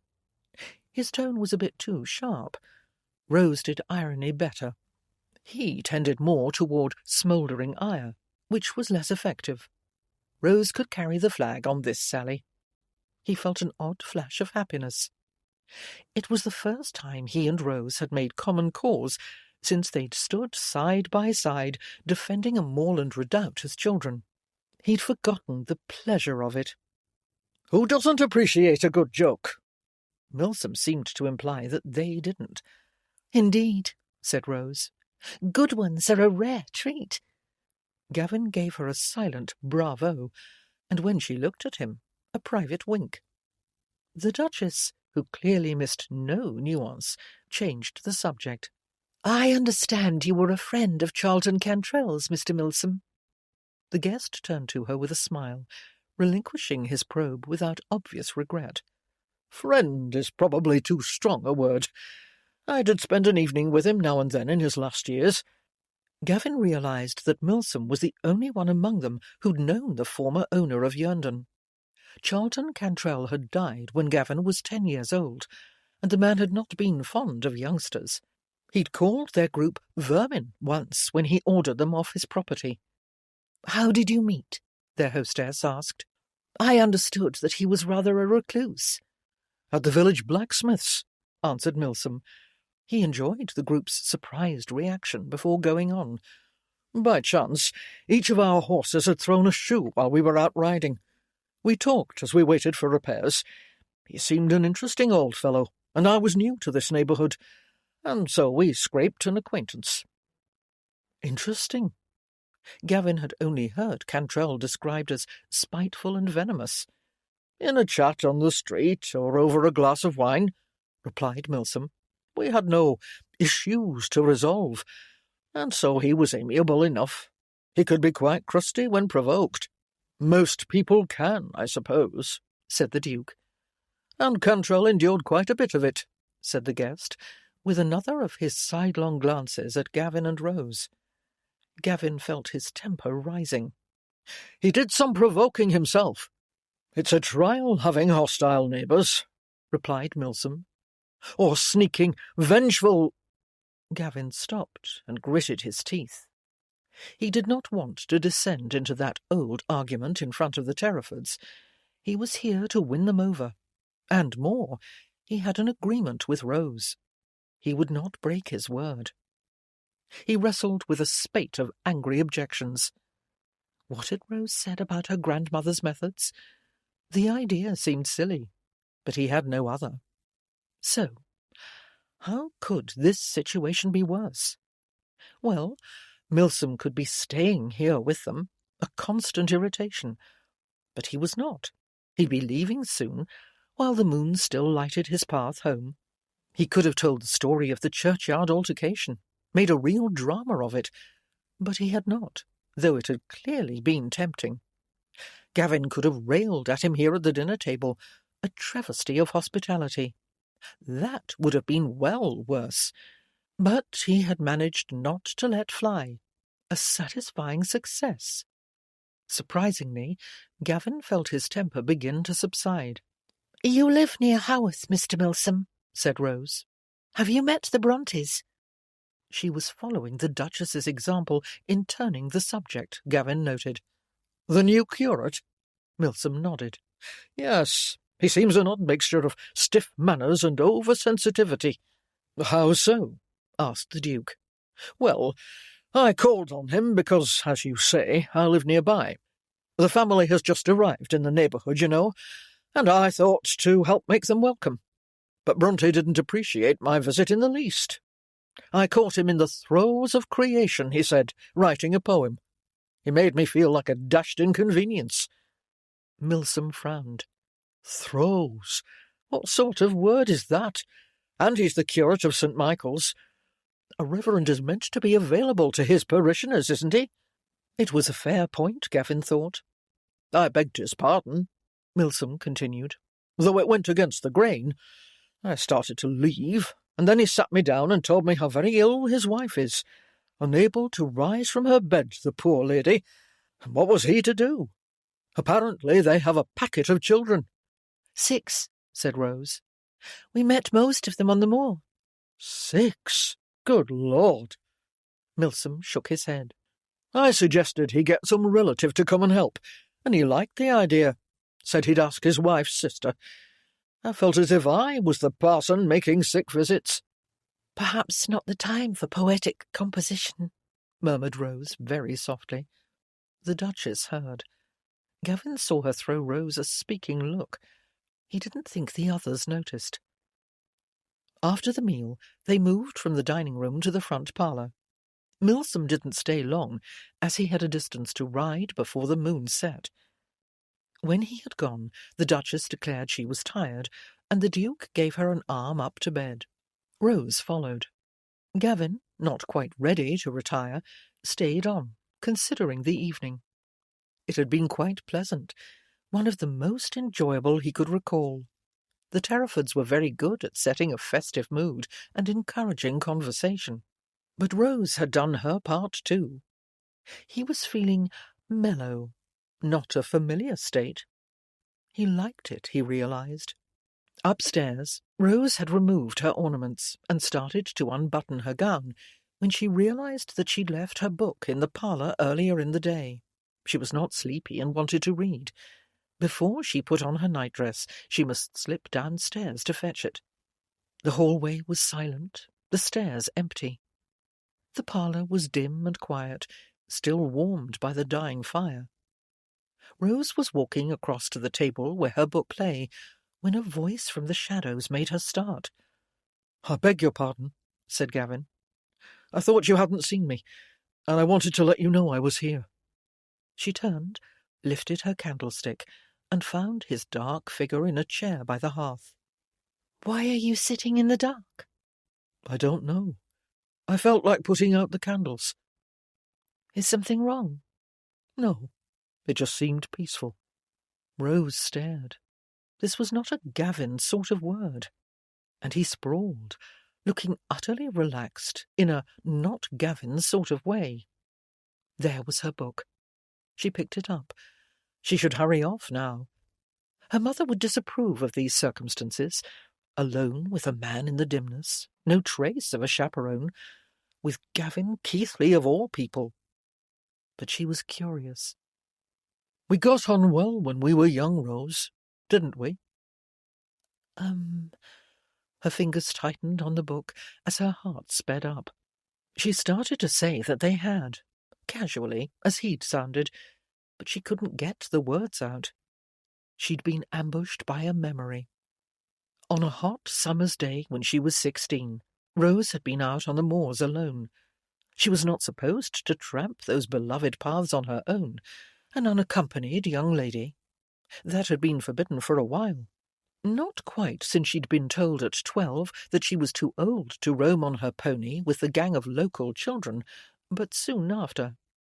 She'd been terrified to feel her world constricting. It had made her into a sneak. That day she had muddy patches on the front of her gown. She hadn't noticed the dampness when she'd knelt to peer into a crevice of rock. A grasping briar had caught her hair and pulled out the braid. Wisps stuck to her cheeks. Her mother would say she looked a fright if she was caught when she returned home. Her specimen box was full, though, as was her spirit. She'd found a hidden nook well off the path, taken off her shoes and stockings, settled on a dry rock, and thrust her naked feet under a tiny waterfall. It felt wonderful. She hadn't worried when she heard voices and the clop of hooves. No one could see her through the thicket. She was very careful about things like that, lest someone tell her parents they'd spotted her. She knew this landscape. She could hide like the shyest wild creature. There was no angle from which she could be spied. Branches arched over her head, too. "You must be bored silly in this place," said a young male not far away. "I am never bored on the moor," replied another. Rose recognised Gavin Keithley's voice. "You can't say you prefer it to Leeds." "I can and do." Sounds indicated that they had paused at a place farther down the tiny stream to let their horses drink. Rose stayed still and silent. She'd heard that Gavin had a school friend visiting. Neighbourhood gossip said he was the son of a wealthy merchant and divinely handsome. Some girls expressed hopes of attaching him, even though he was only 19. "And the females," said the stranger. "What a pack of country dowds! Gawky, no conversation. I'd hardly call any of them pretty." Rose had become more conscious of her dishevelment, her bare feet in the water, and glad to be invisible. She'd thought it unfair that she hadn't met the visitor because of their family dispute. Now it seemed no great loss. "You haven't met the prettiest," said Gavin. "Aha! And why not? Are you keeping her from me?" "Our families are at odds." Rose's mouth had dropped open, there on the stream bank. Only one local family was at odds with the Keithleys. "I doubt she can compare to Miss Williamson." "I think she could," said Gavin. What? Match the toast of Leeds? You must show me this paragon. I don't think I will. They'd laughed and moved on. Rose had lost herself in a whirl of fantasy. But the next time she'd encountered Gavin, a number of mooning months after the incident, he'd been curt and distant. She'd decided he'd been joking, or merely making himself interesting to his friend. He hadn't meant it at all. He'd been rude to her at every opportunity since. Rose? Gavin frowned at her in the dim, dancing light of her single candle. The memory had flashed by, but she had been silent too long. "We got on as children," she said, in answer to his earlier question. This Yernden dispute has worsened since we were young. He spoke slowly, as if he was just noticing this. "Like a cart rolling downhill," replied Rose. "Gaining momentum." He nodded. But why? It was easier to ask the question and to observe the change, here, away from their homes, which was ironic since they were at Yernden itself. The answer was more obscure. The positions haven't changed for years, Gavin added. But the intensity. It was true. Rose found she had sat down. She placed her book and candlestick on a small table. I suppose the disputes have become a habit, Gavin went on. What Denholmes and Keithleys talk about. And then time goes on, and the annoyance of never getting anywhere grates on people. "Never convincing the opponent that you were right," said Rose. "Everybody seems to want that, and when they can't, they curse them." It occurred to her that his mother was the one who mostly fanned the flames. Not that her parents didn't leap upon every provocation Lady Keithley offered. Gavin leaned forward in his chair. Yernden belongs to Terraford. Legally willed away. There's really no question about that. We are all helpless. "Not a comfortable state." I've never cared for it. "No. You go to great lengths to find a way forward. I remember you spent weeks charting a path through the Grimsden mire." He smiled. It gave Rose a sense of unreality. She was sitting here with Gavin Keithley in the cosy dimness, and he was smiling at her. I did, didn't I? I became rather obsessed with it. "And constantly muddy." Gavin laughed, lightly and freely. It was a deep, warm sound that seemed to caress Rose's skin.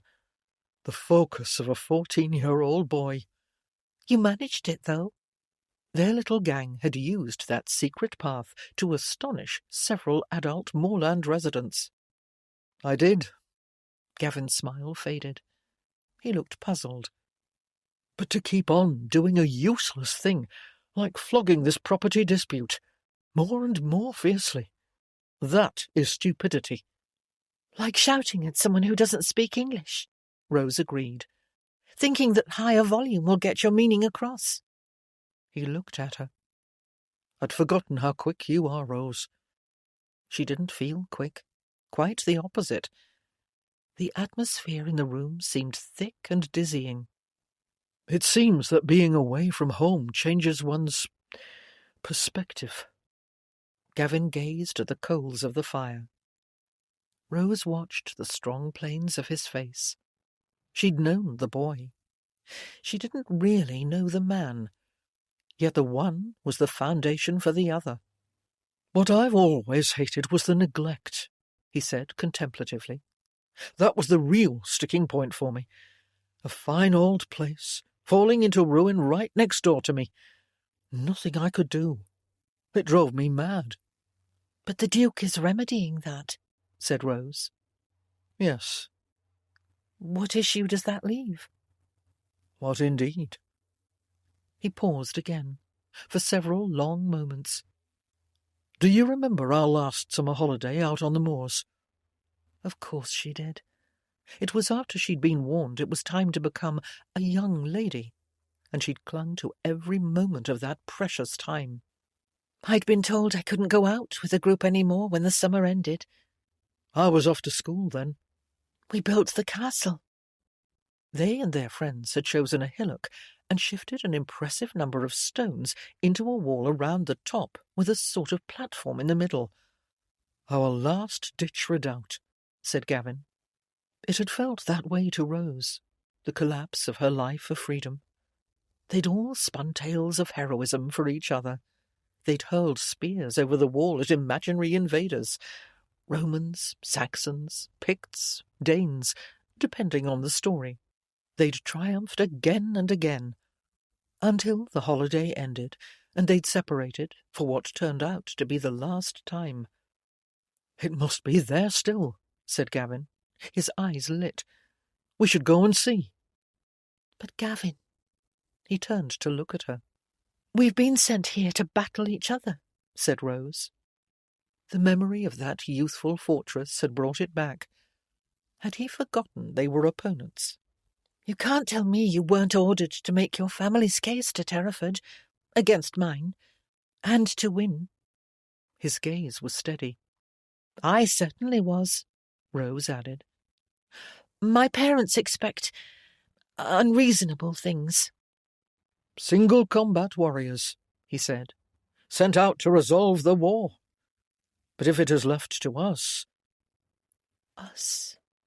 Rose repeated the word because of the way he'd emphasized it. "What would our solution be?" The room couldn't be hot. The fire was down to embers. But Rose felt flushed all over. He'd never spoken to her in that soft tone before. It was seductive. Had she ever truly understood that word? His voice reached inside her and stirred. What would he say next? What would she do? Rose felt the need to stand up. Sitting in a chair, as if she was awaiting events, seemed unsupportable. She very much wanted... what? Gavin mirrored her. He stepped closer. He was tall, powerful. Of course she knew that. Candlelight flickered on his rough-hewn features. There was the scar on his cheekbone, small, but more noticeable with the way light slanted across his face. Their friend Colin had caught the skin with a cast fishhook when he and Gavin were 15. The wound had bled all down Gavin's shirt. Colin had been horrified, but Gavin shrugged it off, as he tended to do. That scar was matched now by a scratch caused by the Duke's signet ring during their fistfight. Without conscious thought, Rose's hand came up to touch the first scar. The skin was warm, a little rough under her fingertips. Somehow they drifted down his cheek. It was smoother there, near his lips, which parted. "Rose," he breathed, a nearly inaudible question. The obvious answer was to lean closer, so that she could. The kiss started out slight, barely there. It trembled on the brink of ending. A sheer impossibility. Unthinkable. But once again, Rose's body acted without consulting her mind. Her arms went around his neck, and her mouth yielded to his. In the next instant, she was crushed against him and swept away. Rose was pliant and fragrant in Gavin's arms. She kissed as wholeheartedly as she did everything. He felt as if he'd been dipped in fire. Between them, the kiss grew deeper, more urgent. His head spun. He was losing himself in longing. And then she pulled away and gazed up at him with wide, wild eyes. "Rose," he repeated hoarsely. I kissed." "We did." "How could we do that?" He had no answer. They had done it, and it had been stunning. But with all that lay between them, it made no sense. "It's been years since we exchanged a pleasant word." That was true. He couldn't deny it. Why did it seem to make no difference? No, that wasn't right. Their troubled history had made the kiss more intense. Rose blinked at him. She seemed dazed.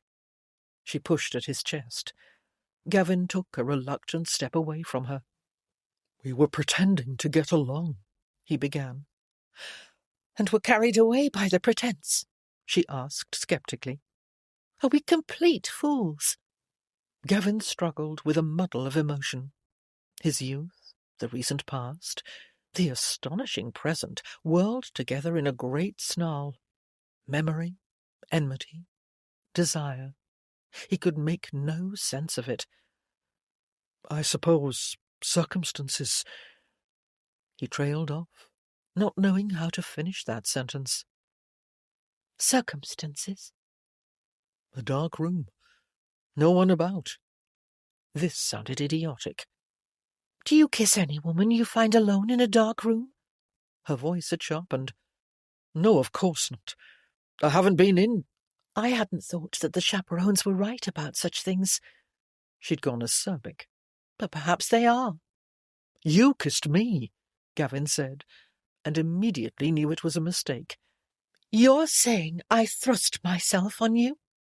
Her tone was icy this time, enough to freeze a man to his bones. "I didn't mind. I mean, no." He should have shut his mouth, Gavin thought, but he went blundering on like a goaded ox. "Only that I didn't—" "Really wish to kiss me?" she cut in. "No, it wasn't like—" "Allow me to beg your pardon, Sir Gavin. Rest assured it will never happen again." Rose snatched up her candlestick and her book and rushed out, leaving Gavin in the darkness. The seething darkness, he thought. The aching darkness. The unfathomable darkness. What the hell had he done? Chapter 5. "Did you sleep well?" asked the Duchess the next morning, as she and Rose sat at the breakfast table together.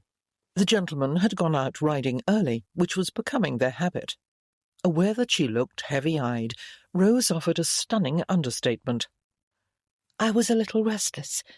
In fact, she had passed much of the night in an agitated state, in a world suddenly turned topsy-turvy.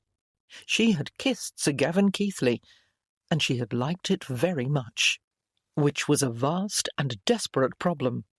First of all, she had kissed him. Moved by some inexplicable impulse, she'd leaned into that impossible kiss. And then she had let herself revel in the sensations, melting, fiery, astonishing. It had been rather glorious, until her mind caught up with her errant body and she'd jerked back into stark reality. She had done it, as he'd pointed out. Rose flushed with humiliation. It was like that earlier occasion when she'd thought he admired her and then discovered her mistake. But had it been? He'd enjoyed the kiss, an insidious inner voice suggested. His hands and lips had been eager, his response wholehearted. She could not be mistaken about that. But when the spell had broken, they'd gaped at each other like victims of a catastrophe. He'd stammered out some nonsense she could scarcely remember, and they had fallen back into the impasse of recent years. The many insults she and Gavin had exchanged over time had come back to Rose in the night. Would she see contempt in his eyes when he returned from his ride, mockery at his triumph over her? And her family, if they ever found out. "I am sorry," said the Duchess. "Do you need anything to be more comfortable?" Comfortable?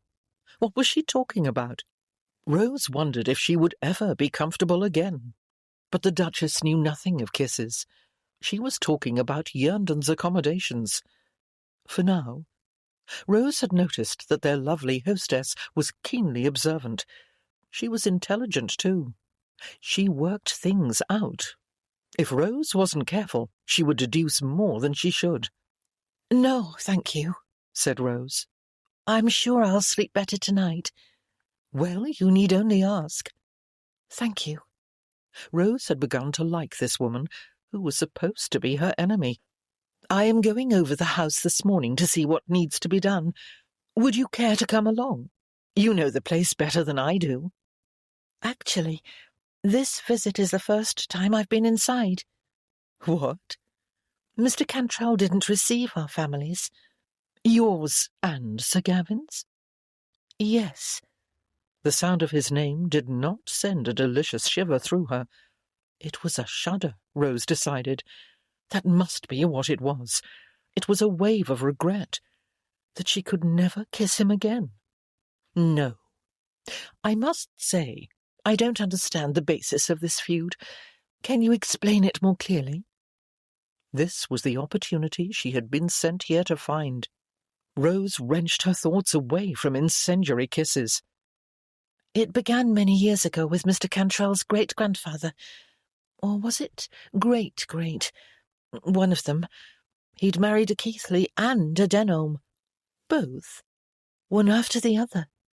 Most of the estate's land came in their 2 dowries, but their fathers regretted giving the acres up afterward because the connection to the Cantrells... Rose's voice trailed off. She couldn't tell this Cantrell that the line had been judged useless wastrels. They had expected the matches to benefit them more than they did, said the Duchess. Rose nodded. Also his mother, the most recent Mr. Cantrell's, was related to both our families, 2nd and 3rd cousins, so there were more connections, and people began to believe that the land should be returned, particularly when Mr. Cantrell had no direct heirs. So Yerndon seemed available? Yes. And the feud had grown more heated as a result. I see, said the Duchess. I wonder why he didn't will things that way. He could have split the acres between the families. It seems reasonable. There was a final break long before I was born, said Rose. I know the Keithleys tried to get Mr. Cantrell to marry a daughter of theirs. He refused, and there were insults. On both sides, I think. And Mr. Cantrell expressed contempt for a Denholm niece as well. He was very puffed up about his grand lineage. Thought he was above the people here in Yorkshire. Or so Rose had been told, over and over. He went to London many times when he was younger, but he never brought back a noble bride. I wonder if he met Great-uncle Percival. Who? The previous Duke.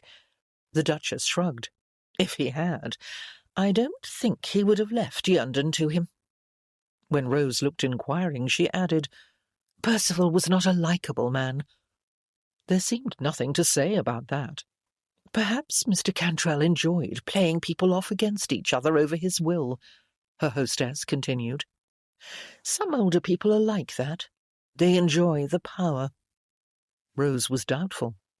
I don't think he saw enough of either side to do so. So, do you think Yerndon should belong to your family? The direct question startled Rose. Her parents would expect an emphatic yes and cogent arguments in favour, but the matter seemed more complicated than Rose had ever realised. The Duchess smiled. You and Sir Gavin accepted our invitations in order to argue your cases, didn't you? Of course she'd worked this out, or known it from the beginning, probably.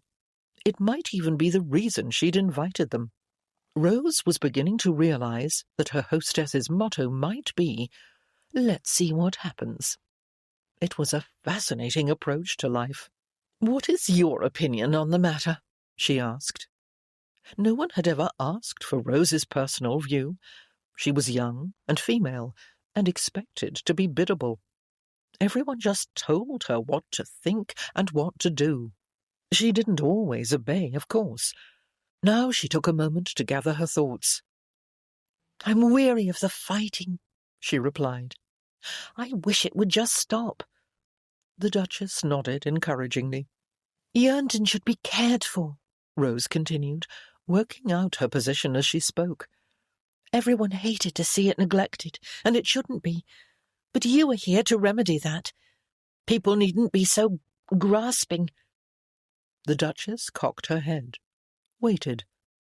If they would just let the past go, we could make amends with each other.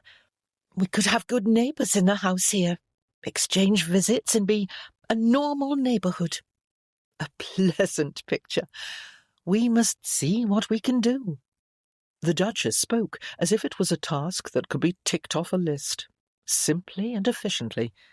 She didn't know about the shouting in the churchyard, the continual sniping, like ancient border raids. The weight of all those clashes dragged at Rose. Things were too far gone. Amity was a pipe dream. The Duchess got somewhat laboriously to her feet. I must get to work.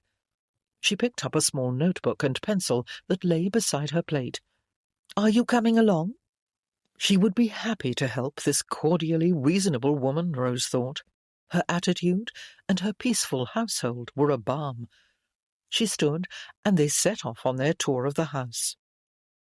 They began at the top in the attics, examining the state of the walls and floors and windows, and listing needed repairs.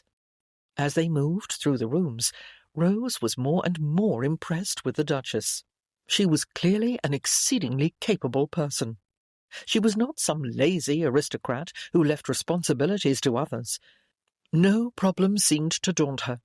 She knew just what to do to solve it, though by the time they reached the ground floor again, she looked quite tired. She stood with a hand on the newel post at the foot of the stairs in the entry hall and breathed deeply. Standing beside her, Rose said, You are worn out. I am a bit fatigued. I will leave the basements for another day. You should sit, said Rose. Or go and lie down. Wouldn't that be better? A comfortable chair and a cup of tea will set me right. The Duchess gave her a sidelong glance. There's no need to mention the full extent of our labours to the gentleman. In other words, Rose was not to tell her husband she'd tired herself. I won't. If you rest now. She offered an arm to support her. The Duchess gave her a sweet smile as she took it. She really was charming. There'd been no trace of the haughty noblewoman Rose had been led to expect. They'd turned toward the parlour when there was a rap on the front door. It sounded like the blow of a riding crop, and Rose wondered why the Duke would knock on returning from his ride. But he wouldn't, of course. It must be visitors. As she was standing right there, she let go of the Duchess, went over and opened the door. Gillian and Janet Keithley, Gavin's identical twin sisters, stood on the threshold. They wore smart riding habits, peaked hats, and satirical expressions. In tandem, they raised dark eyebrows. Do they have you playing footman, Miss Denholm? Asked one of them. Rose could never tell the twins apart. It was always slightly surprising to see them. Two young ladies who looked exactly alike. They had black hair and square faces like Gavin's. Their features were far more delicate, however, and their eyes light blue rather than grey. They wore their hair alike and enjoyed confusing people over their identities. Are you doing the cleaning as well? Drawled Gillian, or Janet. Is that why they invited you? Rose became aware of the dust on her gown, especially around the hem.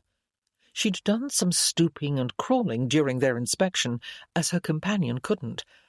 Her hair was probably festooned with cobwebs as well. Her hands showed dirt. She no doubt looked a fright. It was just her bad luck that the Keithley twins had caught her in this state. "Good morning," said the Duchess of Terraford, her exalted status suddenly evident in her cut-glass accent. With just 2 words, she'd somehow pointed out that it was not customary to call without an introduction, or acceptable to subject a guest of hers to sarcasm. Rose hadn't heard her speak so imperiously before. The phrase blistering set-down drifted through her mind. One didn't become a leading light of the haute ton without being able to administer one, she decided. She was glad not to be a potential target. "May I present Mrs. Gillian and Janet Keithley, Your Grace?" she said, adopting the same formal tone. "They are Sir Gavin's sisters." She didn't try to differentiate between them, as she couldn't. "We were out riding, and we thought we would stop in and see Gavin," said one of them in a more subdued voice. Placing a claim of connection, Rose thought, braver than she would have dared to be at 18. Of course, there were two of them, automatic allies to bolster each other. The Duchess let them hang for a long moment, then coolly invited them in.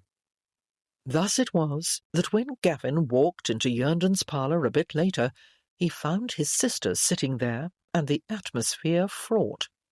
It was like returning to a different household from the easy-going one he'd left, and like a splash of icy water in his face.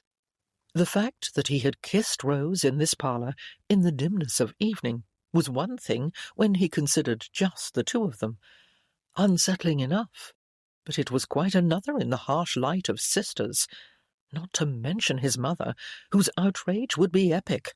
A man might be called head of the family, but in Gavin's experience this was a courtesy title.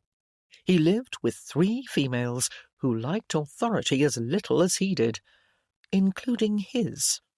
He saw the Duke and Duchess exchange a look filled with some sort of information. Rose was looking at nobody. "There you are," said Janet, as if he'd been missing for days. "Mamma wondered how you were getting on," said Gillian. Gavin heard his mother in the emphasis. She expected results that he'd already concluded were impossible. The Duke would not be handing Yerndon over to either the Keithleys or the Denholms. He'd made that clear as they talked on their rides. He had no intention of choosing one family over the other. He saw no reason why he should, and he thought it would only make things worse if he did. "Gavin," prompted Janet. "I am well," he said. His identical sisters stared at him, waiting for something more satisfying. "We had an enjoyable ride over the moor this morning," he added. "As you did too, I suppose." Gillian looked irritated. He felt annoyance rising to meet it. Why had they stuck their noses in? He didn't need their help, if that was what they were calling it. "Did you ride the duo?" he asked. The twins' favourite horses were also sisters. They joked about that together. Not today, however. Gillian gave him a disdainful glare. "The duo?" asked the Duke. "Our horses are nearly twins," said Janet. She was frowning at Gavin too.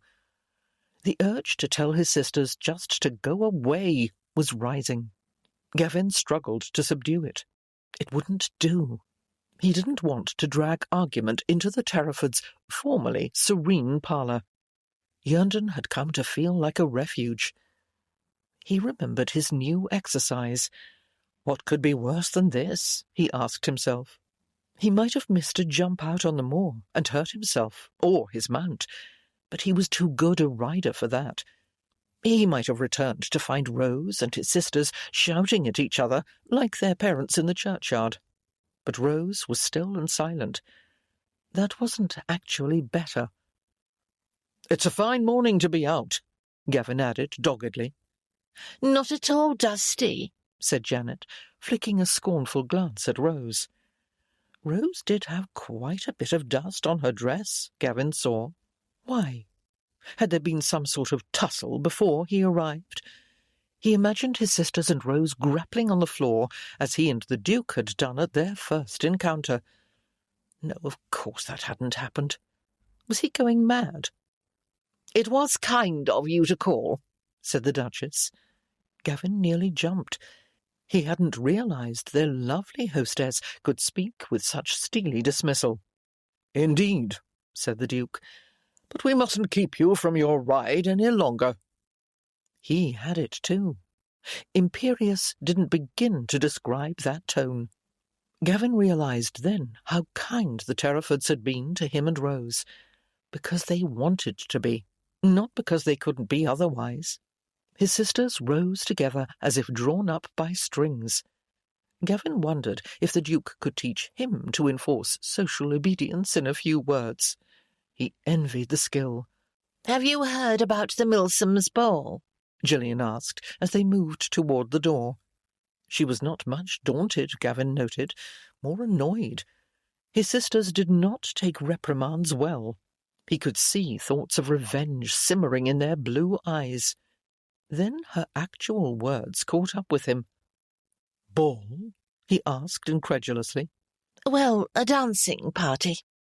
The invitations have gone out, said Janet. I know one is coming here. She looked at Rose. Won't that be lovely? His sisters had teeth like predators. Gavin had never noticed this before. Lovely, Rose replied. She didn't sound cowed. Gavin couldn't decide how she sounded exactly. Will you go? Asked Gillian with artificial surprise. Why not? Oh, well. Good day, said the Duchess. The Duke held the parlour door open.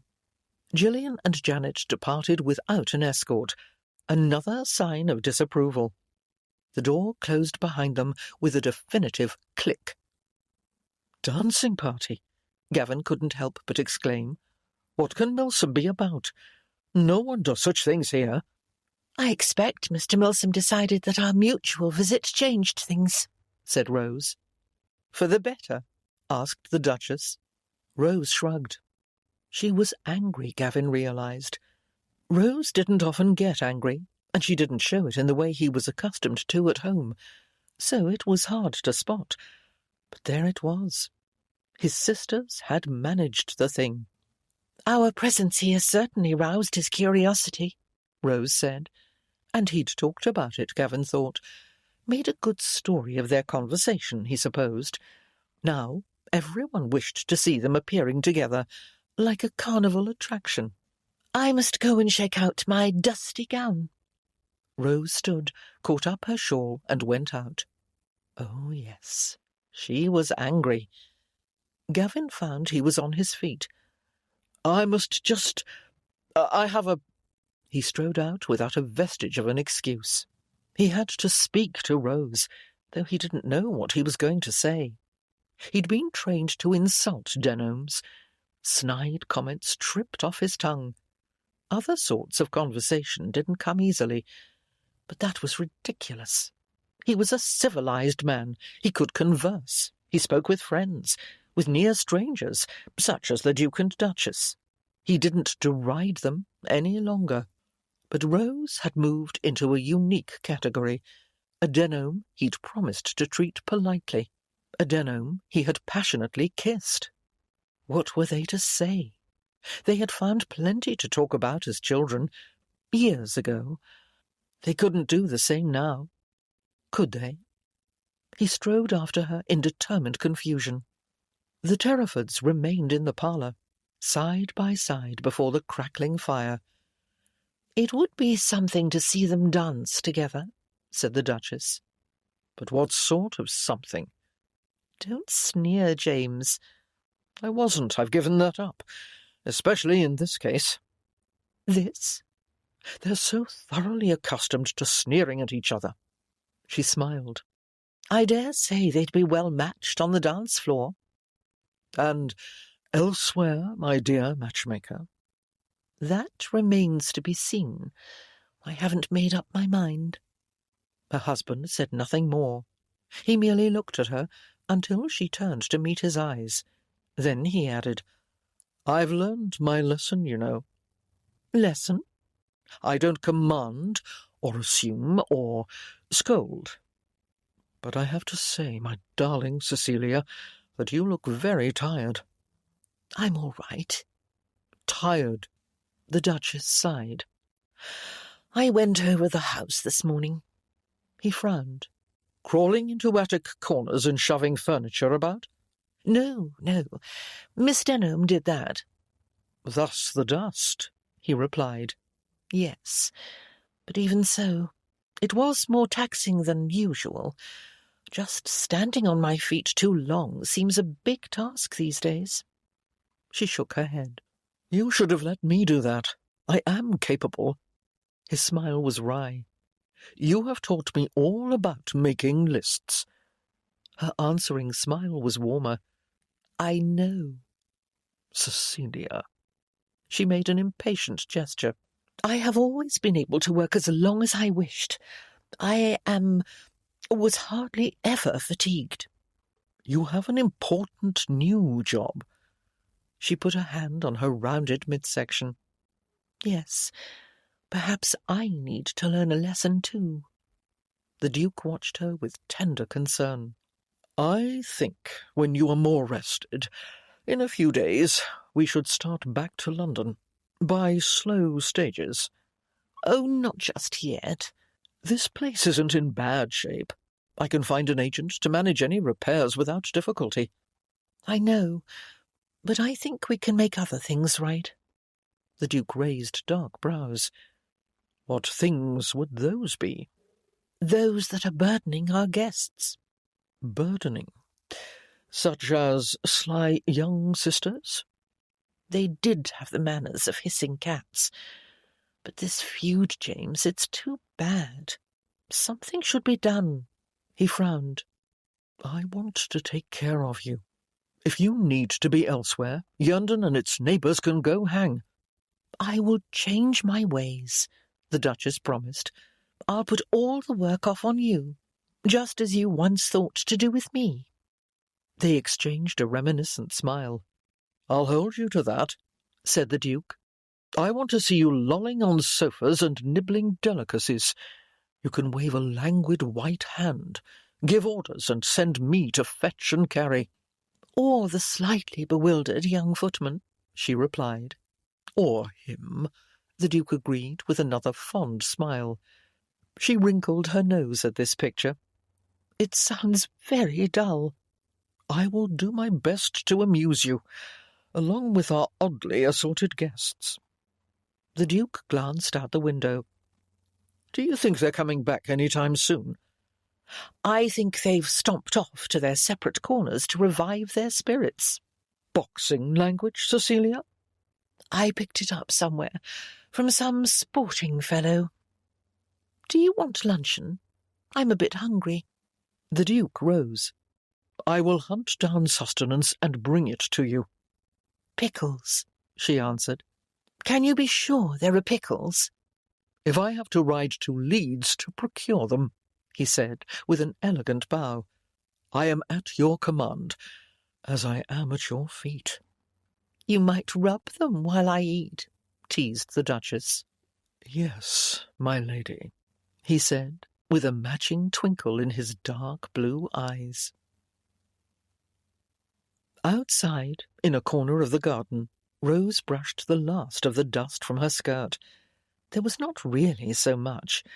She was not a disgraceful, dishevelled hoyden, as her mother would no doubt have declared. The Keithley twins had just wanted an excuse to twit her. Drat them, and the people who taught them to behave so. Rose stretched out her arms and breathed deeply. She was so glad to be outdoors, in the fresh wind blowing across the moor, alone. She'd been glad to pitch in this morning. She thought she had been helpful, but this was really her element. When Gavin appeared, she nearly stamped her foot. You were out on the moor all morning, she said. It's my turn now. But the wind was in her face. It blew the words away, and he came nearer. I hope Gillian and Janet didn't— It was just the usual chaffing, Rose interrupted. Had she actually kissed him last night? That seemed an impossibility in the clear light of day, after another tussle with Keithleys. You might have— Had a shouting match with your sisters, as is our family's habit, right in front of you. What would you expect to do then? He gazed at her, with nothing to say, apparently.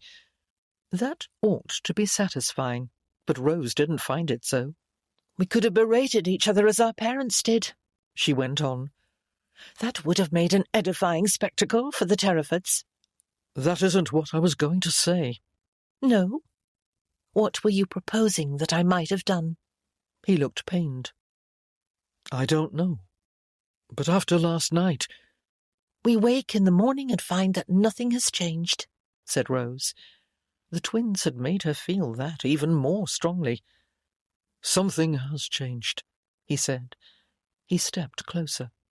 He drew her. She remembered the touch of his hands, the taste of his lips so vividly, and the scorn in his sister's eyes, and her parents' stern judgment. I need to get away. Rose turned and moved toward a path. Where are you going? For a walk. The moor always comforted her. She had no wrap or bonnet, still less gloves. She would be chilled after a while, but she didn't care. She knew the landscape. The sun was bright. It would warm her in some sheltered nook, which she could certainly find. This was where she belonged, Rose thought, as she strode along. This was her true home, not some stuffy parlour where silly girls sniped at her for the stupidest reasons, or no real reason at all, for pity's sake. She topped a small rise and saw Gavin tramping off in the opposite direction. Good. He had acknowledged her wish for solitude. Rose did not feel the least regret. She did not wish to go after him. It was futile to talk about that kiss, to bring it all back. Yearning threatened to rise in Rose's chest. She walked faster, taking long steps, swinging her arms, breathing deeply and slowly. She would not think about last night. She would look for plant specimens, though she did not have her collecting case with her. Her side felt bare without it. She missed her routine of collection and preservation most sorely. That delicate, intricate work soothed her soul. She was walking too fast to spot hidden treasures. She needed to move, though, which was not the same as fleeing. She would think about something pleasant and soothing. This ball the Milsoms planned popped up instead, the opposite of those things. It was a dreadful idea. Rose imagined Lady Keithley sitting on the sidelines, scowling at any passing Denome, her parents glaring back, Janet and Gillian on a dance floor, sneering and tripping her if she dared to dance with Gavin. Rose stopped short. What would it be like to dance with Gavin? Rather invigorating. She never had, of course. That would be a spectacle for the neighbourhood to marvel over. Why must people create complications? It seemed to be all they were good for, or bad for. More often the latter, Rose thought. A breeze ruffled her skirts. A skylark flew up and hovered. Sweet and pungent scents wafted by. As it always did, the moor soothed her, settled her feathers, she thought, smoothed out her fur. It was strange that a wild place could do that, but it had all her life. She walked on, more peacefully. She paid no attention to direction, knowing she could find her way back whenever she liked. She watched a hawk float on the wind. The way its wings tilted to catch the air seemed the very emblem of freedom. She bent over a cluster of blooming violets in their nest of moss. She paused for a while in a stony nook, where sunlight poured down and warmed her. And then, her mood much better, she walked on. There was no one waiting at home to scold her about solitary rambles.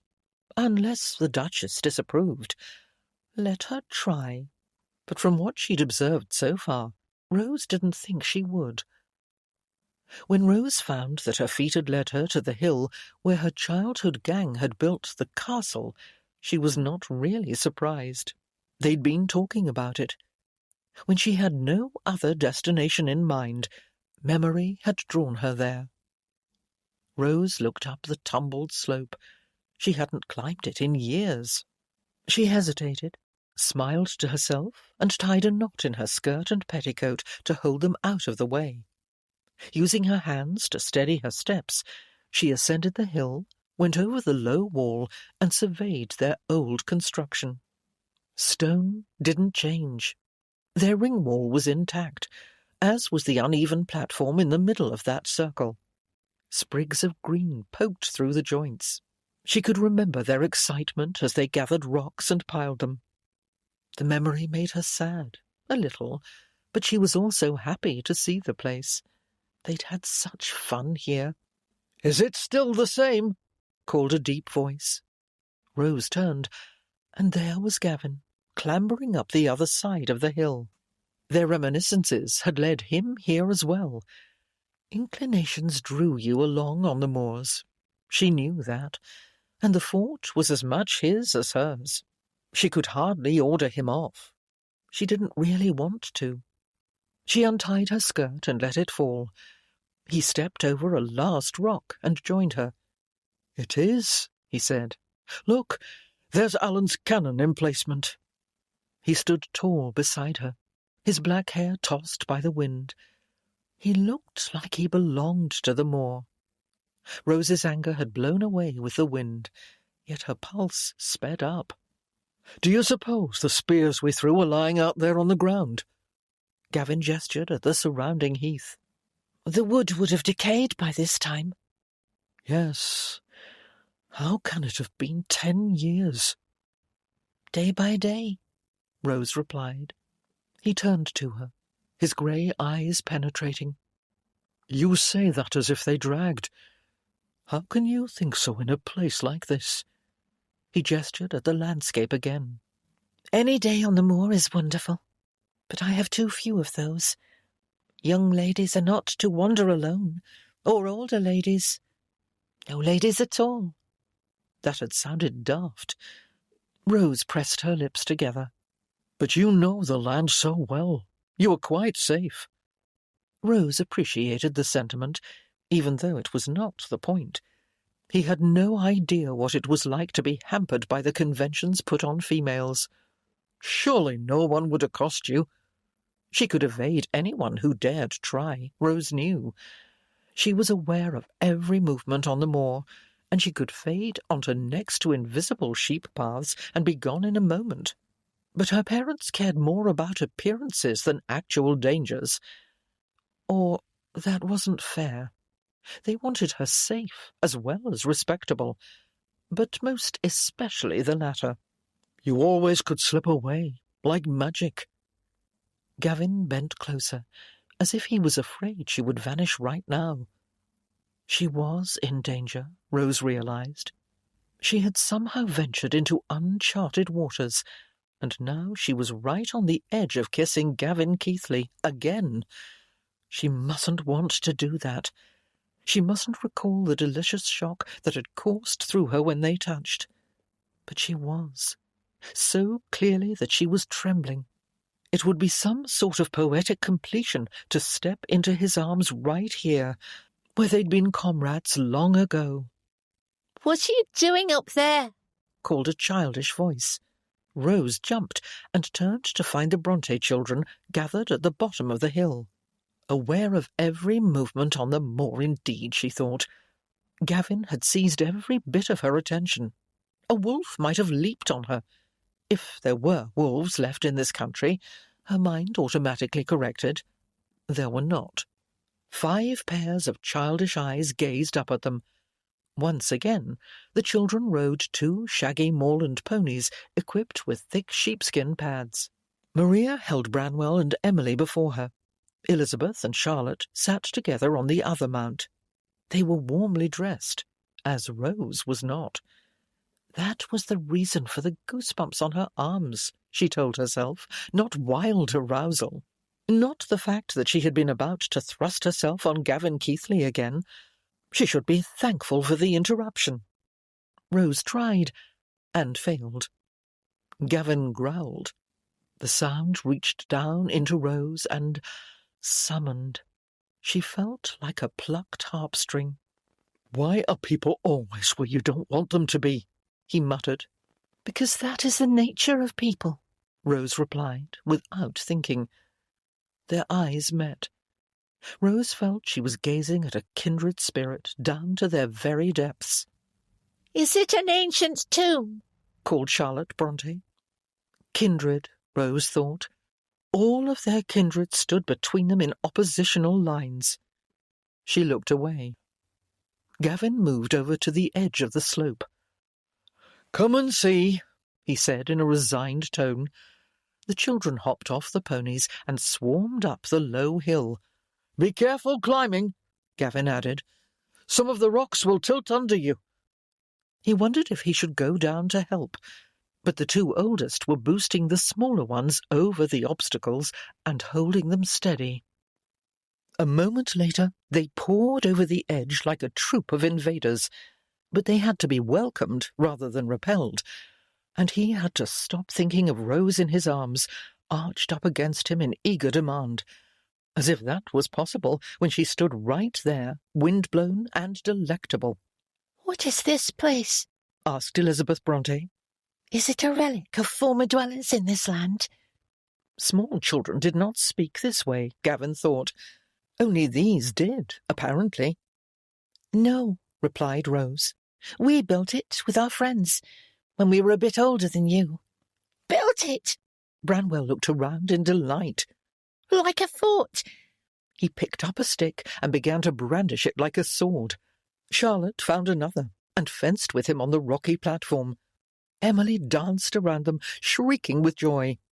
"Stop acting like barbarians," said their eldest sister, Maria. The girl had heard that scold somewhere, Gavin thought, as the two lowered their improvised weapons. From some humorless git. "We used to play at being barbarians," said Rose. "That was just the word the Romans used for the people who lived here first, you know." Good for her, Gavin thought. Trust Rose to offer kindness. It was her natural element, he remembered. She'd always been the one who settled their youthful spats. He felt a pang of admiration and longing. "The Romans spoke Latin," said Branwell, as if this was not a point in their favour. "Yes, they marched through here many centuries ago," Gavin said.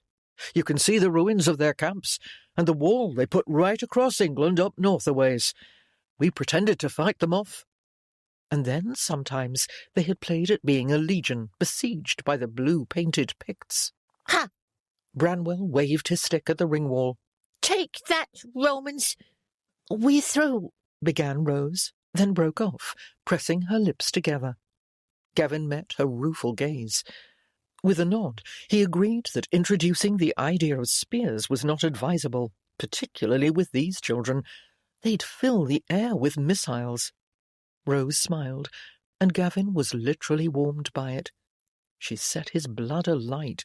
"Sometimes we battled Danes," she said, "or Saxons." "They came through here too," Gavin added. "With the Romans?" asked Charlotte. "After them. This land has had many invaders." "A place of warring kingdoms," replied the little girl dreamily. It was. As if in answer to this statement, the wind came up, sweeping over miles of heather in a great whispering rush. "Do you hear that?" Gavin asked the children. "What?" "The sound of the wind. Listen." They all stood still. It was almost as if the children cocked their ears. "They call that sound wuthering here in Yorkshire." "Wuthering," repeated Emily. "Wuthering, wuthering." She licked her lips, as if she liked the taste of the word. "It's bringing clouds," said Rose.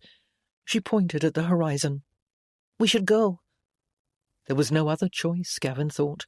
They couldn't live here in their old stronghold, pleasing as that fantasy might be. The past was gone. The present was tangled. The future was a mystery. He stepped forward to help the little ones down the hill. The Bronte children rode alongside them, back toward Yerndon, and so Gavin found no new opportunities to bewilder himself talking with Rose. Chapter 6. "I am going into Haworth today," the Duchess said at breakfast the next morning.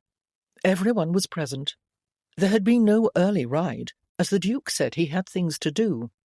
"I want to call on Mrs. Bronte," she continued. "I keep thinking of those children." Rose hadn't told her about the encounter yesterday. That would have involved mentioning her encounter with Gavin, and though the Duchess was a remarkably subtle chaperone, Rose didn't know how far her tolerance would stretch. When Rose had slipped back inside yesterday afternoon, cold and windblown, and carefully not in the company of Gavin Keithley, the Duchess had caught her. She'd clearly been watching for Rose to return, but she only asked if it had been a good walk. There was no litany of questions, even though Rose had been gone for hours. Rose's mother would have interrogated and scolded her. There had been none of that. There had been something else, though. Rose had received the distinct impression that she was expected to monitor her own conduct and take responsibility for the standards she would meet, which ought to be those that earned respect. The exchange had been surprising and extremely interesting. Now it almost seemed as if their hostess had sensed the meeting at the fort without being directly informed. "The children said their mother was ill," Rose pointed out. Over at the sideboard, the housemaid, Lucy, was setting down a fresh teapot. Ian, the footman, who had just come in with a tray, bumped her elbow. Tea sloshed out of the spout onto the wooden surface. Lucy whirled, eyes flashing, and jostled the tray he carried. Crockery rattled and nearly fell to the floor. The Duchess turned. She and the Duke had their backs to the sideboard. Rose and Gavin faced it, and thus had a clear view of the servants' tussle, perhaps designed to impress their feuding employers. The local war went on, they signalled. Rose sighed. Under the Duchess's eye, Lucy dropped a curtsy, her gaze on the floor, and went out. Ian arranged clean cups beside the teapot, his figure rigid. The Duchess turned back. "I intend to leave a card at least," she said. "I shall consider the children a sufficient introduction. Will you come?" Rose agreed. She was surprised when Gavin did too. Morning calls were not his habit. He seemed determined to puzzle her these days. Ian departed with his empty tray. There was a clatter and a thud from outside the breakfast-room door, followed by a half-audible curse. A low, feminine laugh followed, and then a volley of muttering. The words were indecipherable, but the tone was fierce. After a moment, the sound of footsteps receded. "Did you hear that?" asked the Duke. "Do you think something is wrong?" "Cook says there is a vendetta in progress," replied his wife. Of course, she would know what was going on in her household, Rose thought. She was beginning to think there was very little the Duchess didn't know. "Vendetta?" asked the Duke. "What do you mean?" "Our servants seem to feel they have to represent us," said Rose. "Represent?" The Duke raised his dark brows. "Further your family dispute, you mean?"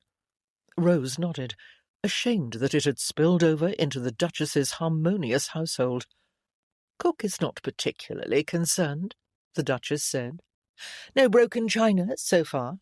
A deal of heat, but not much else," she said. "Phelps told me that our maid Lucy Trent is daft," said Gavin. She would check with Ian again, Rose thought. If he was being made miserable here, she would send him home. They could just do without a footman. "Daft as in unbalanced?" asked the Duke. He looked at his wife with concern. The Duchess shook her head. "I believe she has quite a vivid personality, which must be awkward in her position. Or in any young woman's," Rose heard herself say. The others looked at her. Well, it was true. "And what does Phelps know about it?" she added. "He is never in the house. Gavin might make an effort to manage the Keighley servants," she thought. What was the point of their appearance of amity if the staff made a mockery of it? Gavin started to speak, then appeared to change his mind. "Phelps is the one who goes out most days with a gun?" asked the Duke. He noticed things too, Rose thought.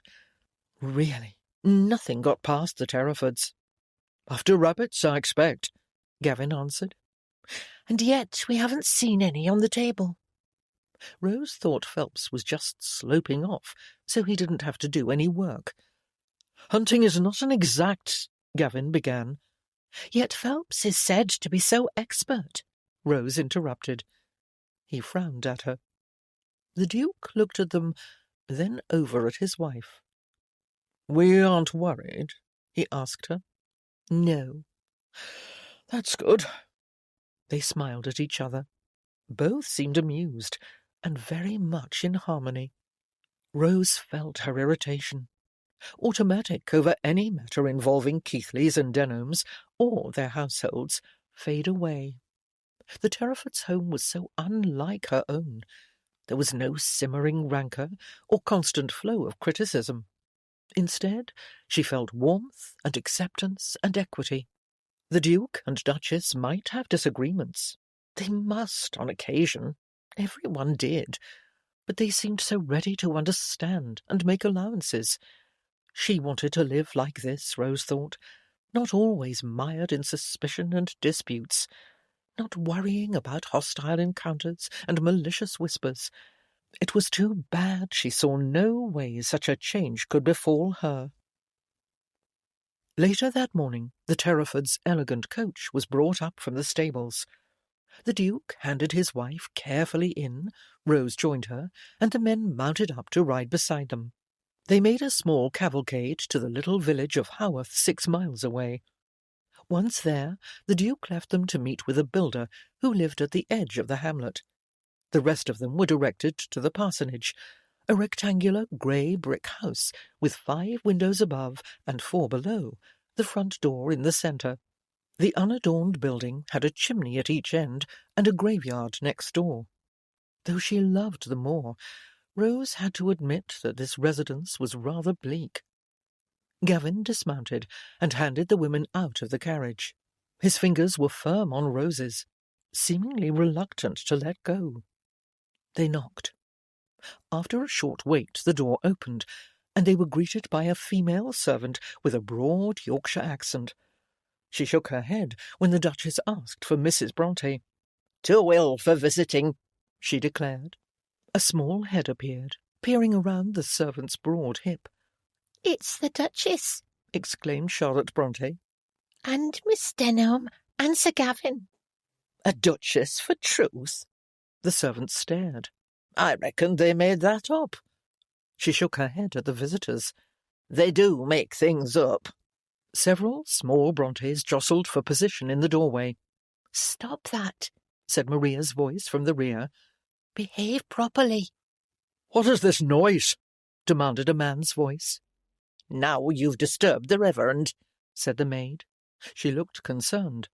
A tall man with brown hair and prominent cheekbones loomed up behind her. The children faded back as she stepped aside. "May I help you?" the man asked. There was just a touch of Ireland in his voice. "How do you do?" said Gavin. "Gavin Keithley. We met soon after you arrived." "Oh, yes."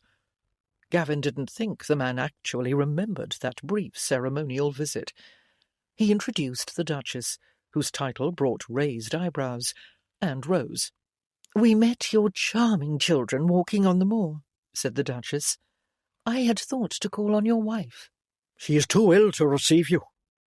A pained bewilderment crossed Mr. Bronte's features, as if he had no notion how to deal with this misfortune. "I'm sorry to hear that." The Duchess said it as if they hadn't already known. Gavin wondered if Mr. Bronte was going to leave them on the doorstep. He seemed lost in despondence. But at last the man said, "Please come in. Tabitha, some refreshment in the parlour." He used the word refreshment as if it was foreign to him, and he had no idea what she would produce. Gavin signalled the coachman. It had been agreed that he would take the horses to the village inn until they were needed again. They went in and sat down in the front parlour. The house was plainly furnished, the fire a bit meagre. "You are a neighbour, Sir Gavin," stated their host. He remembered that much at least. "As is Miss Denham. Not parishioners, however. Where do you attend church?" Bronte looked ready to admonish them. "We are nearer to Burnley and go there," said Gavin. "Oh." The Reverend didn't seem quite ready to ask a duchess about her religious habits. "Is there something I can do for you? As I said, my wife is very ill and cannot receive visitors." "Might we see the children?" asked the Duchess. "They should be at their lessons. I would not wish to encourage them to neglect them. Branwell, in particular, is prone to slacking." "Isn't he young to be worrying about that?" asked Gavin. "One cannot be too early in subduing the will." The last phrase galled Gavin. It sounded like the sour platitudes offered at his school, a place he had not enjoyed. I rather think one can. You are not an educator. I am. I was an examiner at Woodhouse Grove, a Wesleyan academy. So you see, I am better able to judge these things. His pompous tone was just at the edge of offensive, though Gavin wasn't certain whether he meant it to be. The Reverend Bronte did not seem very conscious of others' feelings. Rose could see Gavin's temper rising. It was quite visible, she realised. His cheeks reddened, his hands had closed into fists, and his grey eyes crackled. That was an apt description. An explosion seemed imminent. Children are usually given some freedom before going off to school, he said. He hadn't liked his school in Leeds, Rose remembered. He'd told a friend of theirs that the place made him feel like a sheep in an overcrowded pen, wanting to rampage and knock the fences down, which hadn't sounded much like sheep to her. That is a mistake, replied their host. It allows bad habits to take hold. Habits such as wandering attention, back talk, and argument. Bronte said the last word as if it applied to this conversation and was a judgment on the nature of Gavin's education. Rose waited for the inevitable outburst. Not that Gavin would hit the curate, as he had the Duke, but he would surely utter some savage set-down. A silence stretched. The riposte did not come, despite the annoyance in Gavin's eyes. As Rose watched, his fists slowly opened. Tabitha entered with a tray containing a plate of oatcakes, a jug, and 4 pottery cups. Could it be ale? That seemed unlikely in this house, as well as inappropriate for a morning call. "Is that the cider?" asked their host. "Yes, sir." "I told you. Why didn't you bring tea?" "We're all out," the maid replied. Mr. Bronte gave her an impatient look. She set the tray on a table before the fire, filled the cups, offered them around, and went out. Rose sipped. The cider was very strong. It had clearly been fermenting in a barrel since pressing. Bronte tried his and set it aside with a grimace. If he had Wesleyan leanings, he would avoid alcoholic drinks. Suspecting that the cakes were meant for the children, Rose did not take one. Only Gavin drank all of his cider. "My wife's sister is coming to stay," said Bronte abruptly, "to set things to rights." "I'm sure Mrs. Bronte will be glad of her company," replied the Duchess. "I wish you would get here," was the petulant reply. They didn't stay long after this. The children did not reappear, and their father made no pretence of enjoying his caller's company. He escorted them to the door with obvious relief. "Let us walk," said the Duchess, when the door had shut behind them. It was not a long distance to the inn where the carriage waited. "What a smug ass," said Gavin, when they had left the house behind. "I pity his children." "I thought you were going to tell him off," said Rose. Gavin looked at her, then at the Duchess. He started to speak, and then paused, perhaps remembering that they both knew how he had flown at the Duke on first meeting. "I have been employing your method to curb my temper," he replied. "Method?" asked the Duchess. You mean—" Rose was startled. "Your grandmother's method, rather," he corrected. The Duchess looked brightly inquisitive. Amazed that he'd remembered, Rose said, My grandmother managed her anger by being grateful that the situation, whatever was irritating her, was not even worse. She said gratitude was a soothing balm. I like that idea." "It is rather effective," said Gavin, only a little grudgingly. "What were you grateful for while the Reverend Bronte was speaking?" asked the Duchess. "That I didn't choke on his wretched cider and fall over dead," Gavin replied with a slight smile. The Duchess smiled wholeheartedly. "That would certainly be worse."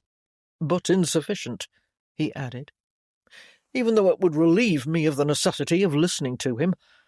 So then I was grateful that the village was not being swallowed up by an earthquake." "An earthquake?" Rose exclaimed. "They are terrible things, apparently. From what I've read, the ground tosses like the sea and sometimes opens up into a bottomless abyss. But they are hardly likely in Yorkshire. They are worse, though, Gavin said. There was a twinkle in his eyes. He was actually joking. Rose laughed. You laugh like the trill of a lark on the moor, Gavin said, and immediately flushed bright red. Sir Gavin Keithley speechless. And poetic. The world must be ending, Rose thought. Not in an earthquake, but in some less visible revolution. I thought it took weeks to plan a ball, Gavin complained to the Duke 2 mornings later as they walked through the stable block together, examining what most needed repair. The Milsoms' gathering was to take place that evening, and he couldn't quite imagine how it was going to go. That depends on the arrangements, Terraford replied. This is to be a fairly informal occasion, I understand. At which Gavin would see his mother and sisters, as well as Rose's family. He'd confirmed that they were all invited, which made this an unprecedented occasion. The Keithleys and the Denhams were never asked anywhere together. It was a neighbourhood law. Now they had been, and curiosity was running rampant. Combine that with the chance to meet a Duke and Duchess, and the lure was irresistible. Everyone who could possibly wangle an invitation would be present, Gavin knew. He and Rose would have to face them all. Only there was no and. They were not together. They had simply been planted in the same spot and made an agreement to appear to get along. Appear, Gavin thought wryly. He'd agreed because it was sensible, and perhaps more restful. Had he thought that? It hadn't turned out to be restful at all. Who would have imagined that kiss? Had Rose been shaken to the core as he had? He'd thought so, from the way she'd gripped him, the look on her face. And then there'd been a moment at their old fort when he'd thought it might happen again. But now she'd gone distant, and seemed to want to forget all about it. Gavin gritted his teeth. That was impossible. He didn't know what to do. He always knew what to do. One of the great pleasures of Gavin's life was to put things right when they went awry. To tend. He'd always been that way. The impulse seemed inborn. When his father died, he'd taken up his duties on the estate. He'd watched over his mother and sisters, as much as they wished him to, at any rate. He lent a hand when friends needed aid. That was why Yerndon's decline had eaten at him.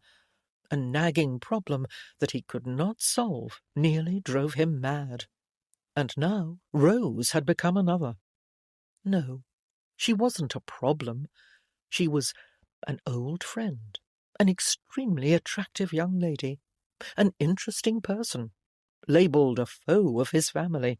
He wanted to draw her closer. He wanted to make things right. She hadn't asked him to take care of her. How would he even do so? What was to be done? Were some matters simply intractable? He could not accept that idea. Something flickered in the corner of his eye. It was Phelps, slipping around a corner toward a side door. He ought to send the man home, Gavin thought. The impulse to bring him had been wrong-headed. You don't care for it? Asked the Duke. I beg your pardon? He hadn't been listening. I wondered if you don't care for dancing. You don't seem in favour of this ball. Terraford examined a half-rotted beam and made a note on the small pad of paper he carried. I like it well enough. He'd danced in Leeds. There hadn't been much opportunity closer to home. Certainly not to dance with Rose. He'd be able to do that at the Milsoms. There was an idea. Are you worried that your mother and Miss Denham's father will fall into another debate? Gavin turned to look at his host. You heard about that. The builder in Haworth mentioned it. He should have known that someone would have a flapping tongue. I don't think they will do that in the midst of a crowd, no. Surely they wouldn't. They would have some self-control. "Or that your sisters will trip up Miss Denham on the dance floor?" asked the Duke. Gavin grimaced. It was actually the sort of vengeance Janet and Gillian might plan, and there were two of them, so they could flank Rose. "If there is any chance of a melee, I want to be prepared to keep my wife out of it," the other man added. A horrifying scene rose in Gavin's mind. Shouting, shoving, hair-pulling, an audience all agog. He shuddered. That would not happen. Rose would never stoop to such a scene, for one thing. But his sisters... He'd have to keep them under his eye. "There won't be. You did try to knock me down when I arrived," the Duke pointed out. "I am sorry." Terraford waved the repeated apology aside. "Is your family all hot-headed?" "My mother—" Gavin bit off the sentence. Whatever his opinion, he would not criticize her to a near stranger. "Ah, I don't suppose she boxes, though, does she?" "Of course not." Gavin met his host's dark blue eyes, which were twinkling mildly. The Duke was nothing like the soft southerner Gavin had originally expected him to be, nor was he a disdainful, sarcastic aristocrat. He was more complex, and far kinder. Now he wasn't mocking, but he was laughing a little. And could he be blamed? This feud was ludicrous, Gavin realized. When one moved a bit outside it, the futility and triviality became obvious. "Perhaps I could be of some assistance," Terraford said. "I've faced far worse than quarrelling neighbours." What? Gavin couldn't imagine anything that would embarrass this man. He was a model of assurance. "Public humiliation before most of the haute ton," the Duke replied wryly. "You?" "I don't believe it. It is quite true." The Duke paused to examine a window frame, scraping it with a small pocket-knife he had brought along. Worm-eaten. This will have to be replaced." Drawn in, Gavin bent to look. "It's only the window. The wall is all right." "Yes." Terraford folded the knife. "I would be happy to join forces with you at this ball, to see that it goes smoothly."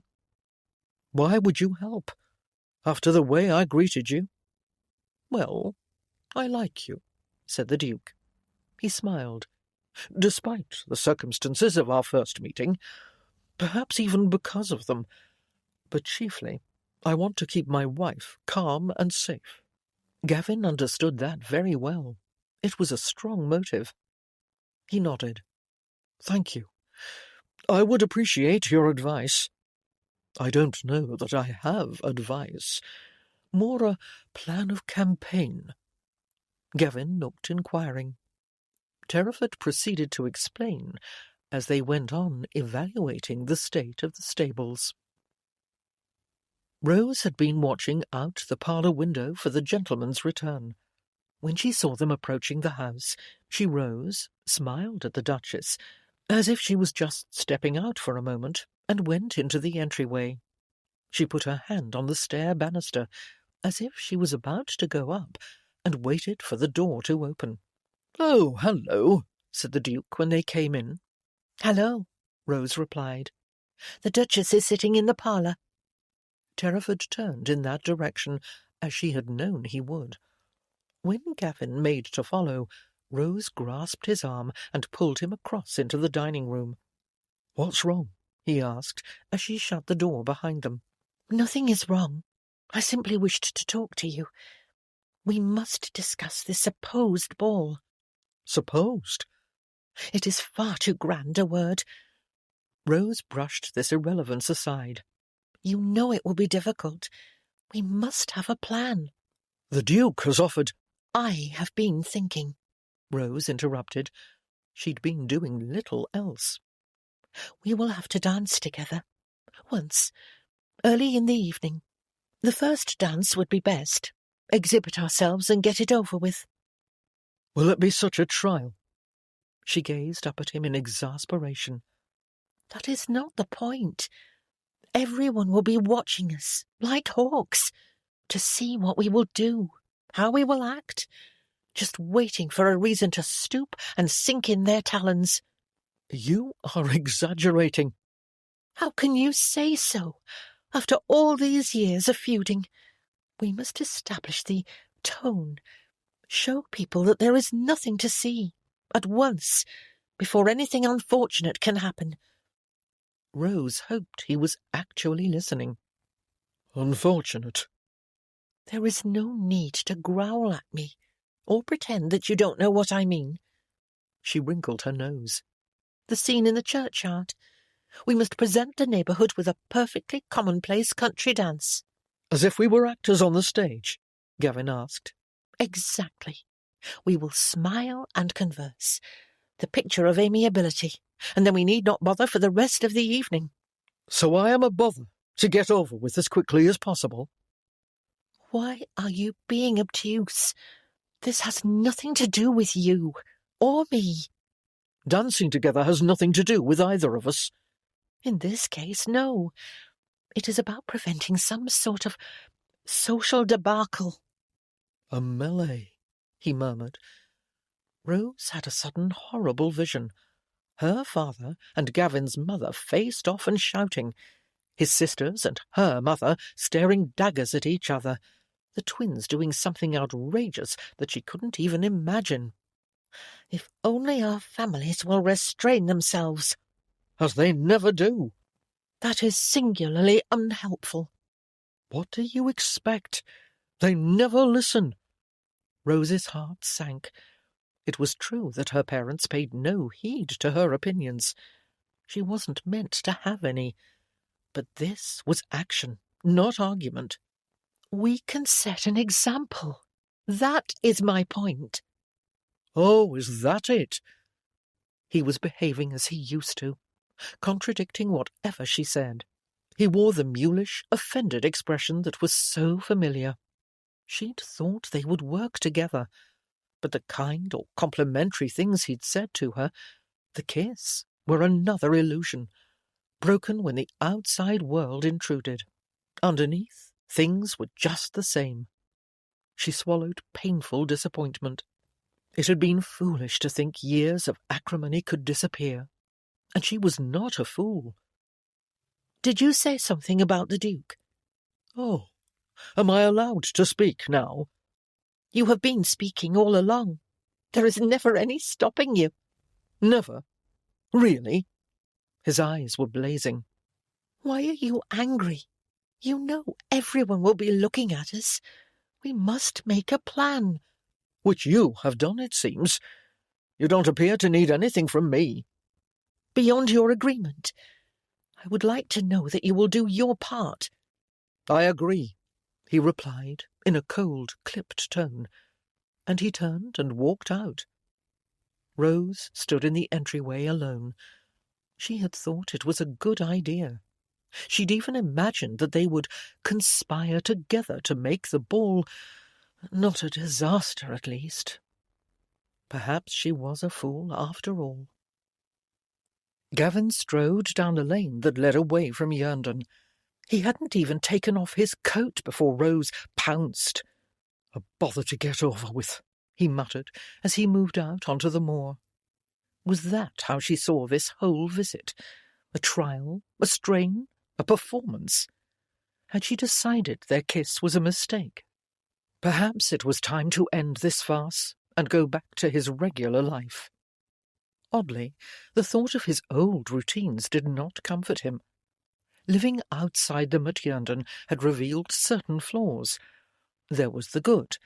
He was competent, effective. He found satisfaction in his work. He loved the place where he lived. Gavin took a deep breath of the Yorkshire air as he walked. It was his heart home. But then there was the other side. He was often angry and had to grapple with his temper. He had periods of boredom, which he viewed with impatience. He was lonely. Gavin's authoritative stride faltered. He stumbled slightly before recovering and walking on. That made no sense.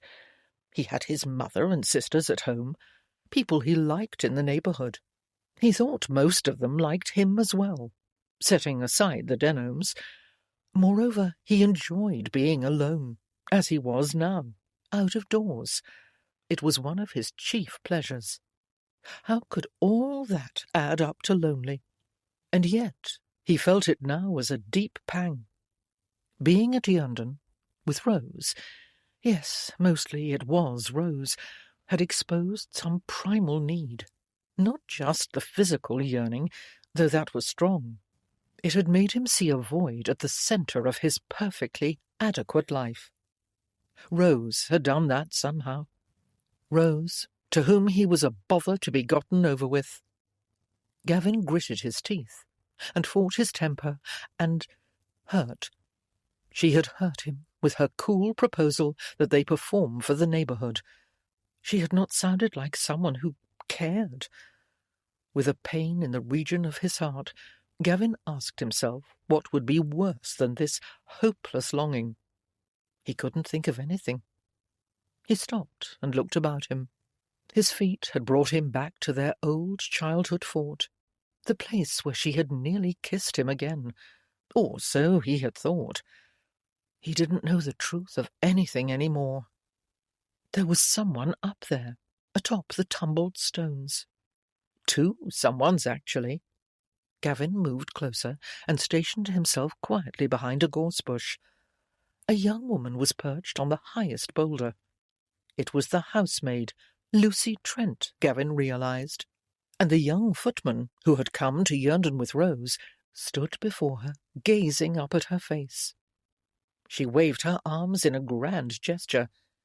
"This day is called the Feast of Crispin," she declaimed, her voice carrying out over the moor. "Him as lives and comes home safe will stand on tiptoes whene'er this day is named, and show his wounds." She swept her hands down her body, as if exhibiting scars. The young footman watched her, transfixed. Gavin was impressed by the girl's intensity, though her speech made no sense to him. What were they up to? "All shall remember the feats we did this day," she continued, with one raised finger.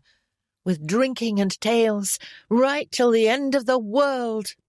She brought the palms of her hands together and held them as if in prayer. "We happy few, we band of brothers." It was from a play, Gavin realised. Shakespeare. He didn't remember which one. And the language wasn't quite right, was it? It seemed skewed. Lucy spread her hands and extended her arms. Her voice rang out even stronger. "Gentlemen in England shall curse they were not here to fight with us on St. Crispin's Day." She folded her arms over her chest, waited a moment, then bowed. The footman clapped enthusiastically. The girl straightened, grinning, and leaped off the boulder into his arms. Gavin edged slowly away, keeping heather and gorse between him and the embracing couple. He felt a little envious at the sheer joy of the scene, and also concerned. His mother would dismiss any housemaid who slipped out for an assignation with another servant. Lucy would be sent away without a character if she was found out, which seemed a pity after the girl's unusual, exuberant performance. Not that he intended to tell his mother about any of this, but the pair were not being discreet. They had probably been missed at Yundon. Someone else might inform on them, and he didn't see what he could do about that. Rounding a hillock, Gavin walked back toward the house. His thoughts went automatically to Rose. He would follow the Duke's lead, as they'd agreed. He would prance across the dance floor as Rose had commanded. And then he really had no idea. Chapter 7. Rose entered the Milsoms' house with her head held high and a quite natural smile on her face. She'd practiced it in the mirror until she got it right. She knew she showed no outward sign of nerves. She also knew that she wore a stunning gown beneath her cloak. Only the Duchess and their maids had seen her ensemble so far. When the Duchess had offered to lend her a dress for this occasion, Rose had refused at first, but the suggestion had been friendly, not the least condescending. Later, when Rose had looked over the gowns she'd brought with her to Yerndon and remembered her mother's laments about their lack of fashion, she'd changed her mind. This ball tonight was nearly unique in her life. It was true they were a scattered country neighbourhood, with no nearby town to hold regular assemblies, but other such places managed some semblance of society. Here the Keighley-Denham feud had put a damper on entertainments. Calls and dinners seemed almost furtive, with one or the other family left out of each one, and so Rose had never had the opportunity to make an entrance before all her neighbours. She'd been overtaken by a vision of dazzling everyone she knew. She would not be the quiet, slightly dowdy Rose Denham, but a polished young lady. In particular, she wanted to see Gavin's jaw drop. She would show him. When an inner voice wondered exactly what he was to be shown, and what she expected him to do about it, she brushed it aside. And so she'd accepted the offered gown, which fit her with only a tuck or two of alteration. The Duchess's maid had helped Sue with her hair as well, giving it a more sophisticated touch.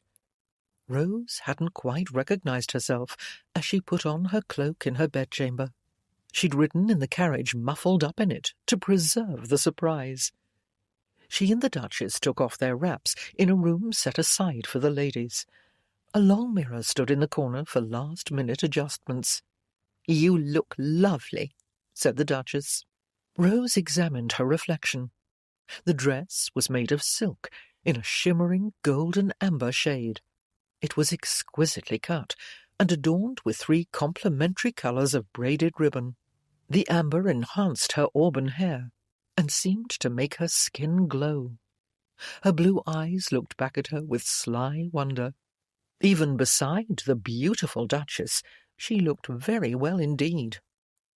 "Thank you," said Rose, her tone covering more than a single compliment. The Duchess smiled and nodded as they went out. Gavin and the Duke awaited them in the front hall, so that they could enter the ball together. And Rose got what she wanted. Gavin's jaw actually did drop. His grey eyes went wide. He looked stunned. Rose felt a bubble of elation rise through her, and she laughed. A wild, carefree, daring Rose peeked out of the inner shelter where she lurked, away from critical judgments. The Duke offered his arm. The Duchess took it. Gavin forgot to follow suit. He just went on staring. Rose smiled as she moved off behind the Terefords. After a moment, Gavin came along, hurrying a bit to catch up. They followed a footman to the back of the house. The rooms there had sliding doors that could be pushed back to open the whole space. The Milsoms had moved all their furniture out, so that it was almost like a ballroom, and they stood in the doorway to greet their guests. The Terefords were welcomed effusively. They passed through, and then Rose and Gavin stood there together, the target of gasps and murmurs. Rose knew that the rising tide of comment was mostly about seeing them together, but some was clearly for her transformation. To her own astonishment, she revelled in it. Dark-haired, plump Mrs. Milsom looked around the room, openly delighted by the buzz. Rose hadn't realised she was a frustrated hostess. "You look splendid, my dear," she said to Rose when she had greeted them. "Yes, indeed," said Mr. Milsom. "That is an exquisite gown." Rose nodded thanks. She didn't intend to volunteer the information that it was borrowed, though of course she wouldn't lie. "Good to see the two of you in charity with each other," said Mr. Milsom heartily. Charity was not what they were in, Rose noted, but did not say. More an armed truce. And tonight she thought she had superior weaponry. She showed her teeth, and enjoyed seeing the Milsoms blink at her smile. Other guests came up behind them, and they moved into the room. Rose wondered who would approach them first. She was not surprised to see that it was Gavin's mother. "The first dance," she reminded him, then went on to the circle hovering around the Terrafords. She could make introductions to a duke and duchess. Who would have thought it? Gavin watched her go. He couldn't tear his eyes away. It wasn't simply the fancy gown. There was something different about Rose this evening. Or was it just the unusual setting? No, Rose was different. He'd thought the ball would make her shy and awkward under all these avid eyes, but she was moving through it like a queen. "What the deuce have you been doing?" demanded an irritated voice. Gavin turned to find his mother at his side, and a familiar anger crackling in her eyes. They resembled each other in more than looks. Everyone said he'd inherited his quick temper from her. "I send you off to befriend this duke, and now I find you slinking along behind Rose Denholm like a whipped hound." I wasn't slinking. The thought revolted. "Who has obviously insinuated herself with them, as you apparently have not," his mother continued.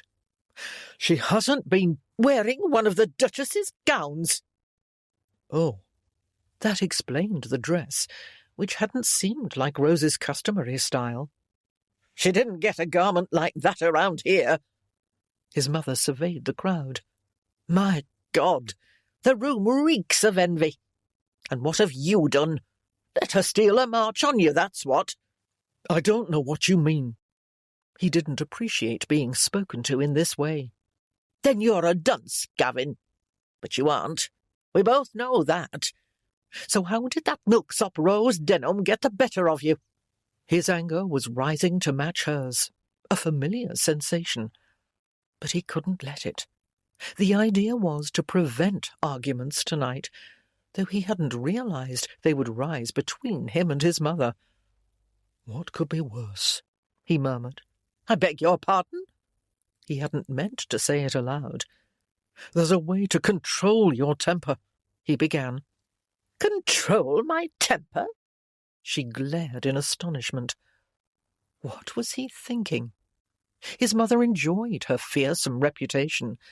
She treated her temper like a favourite pet. If she let it loose, that would be worse than this. My efforts will be for naught if there is a scene here, he said. Efforts? The Duke is very protective of his wife. It was more a diversion than an answer, but it worked. His mother turned to gaze at the Duchess. "She does look like she's about to pop out an heir." Gavin hoped she wouldn't put it like that to the Terrafords. I want to keep on his good side. "Are you on it?" "Yes," Gavin replied. It was true, though it wouldn't get them to the goal his mother was pursuing. The hired musicians began to tune up. I have to fetch Miss Denholm for the dance, he said. "Have to? What do you mean, have to?" It's part of the plan, Gavin replied, obviously not mentioning that the plan came from Rose. He walked rapidly away. The depth of his relief was surprising. Rose was waiting for him. It seemed she had refused both Rob North and Edward Fleming in order to dance with him. These old acquaintances watched with astonishment, and what might be envy, as he led her out to join the set of a country dance. Gavin had attended balls in Leeds during his school days, and on later visits to friends there. He knew the steps. He could exchange light remarks when he touched hands with his partner and processed down the line. But standing opposite the radiantly transformed Rose, he felt as if he'd entered a whole new world. The music started. The dancers saluted each other. "Smile," said Rose. She was, beautifully. It is rather irritating to be told to smile, Gavin replied. "You have no idea how well I know that, but it is mandatory in this case. We are giving a demonstration of amity, if you recall." I do recall. demonstrating, pretending he wanted to chuck it all away.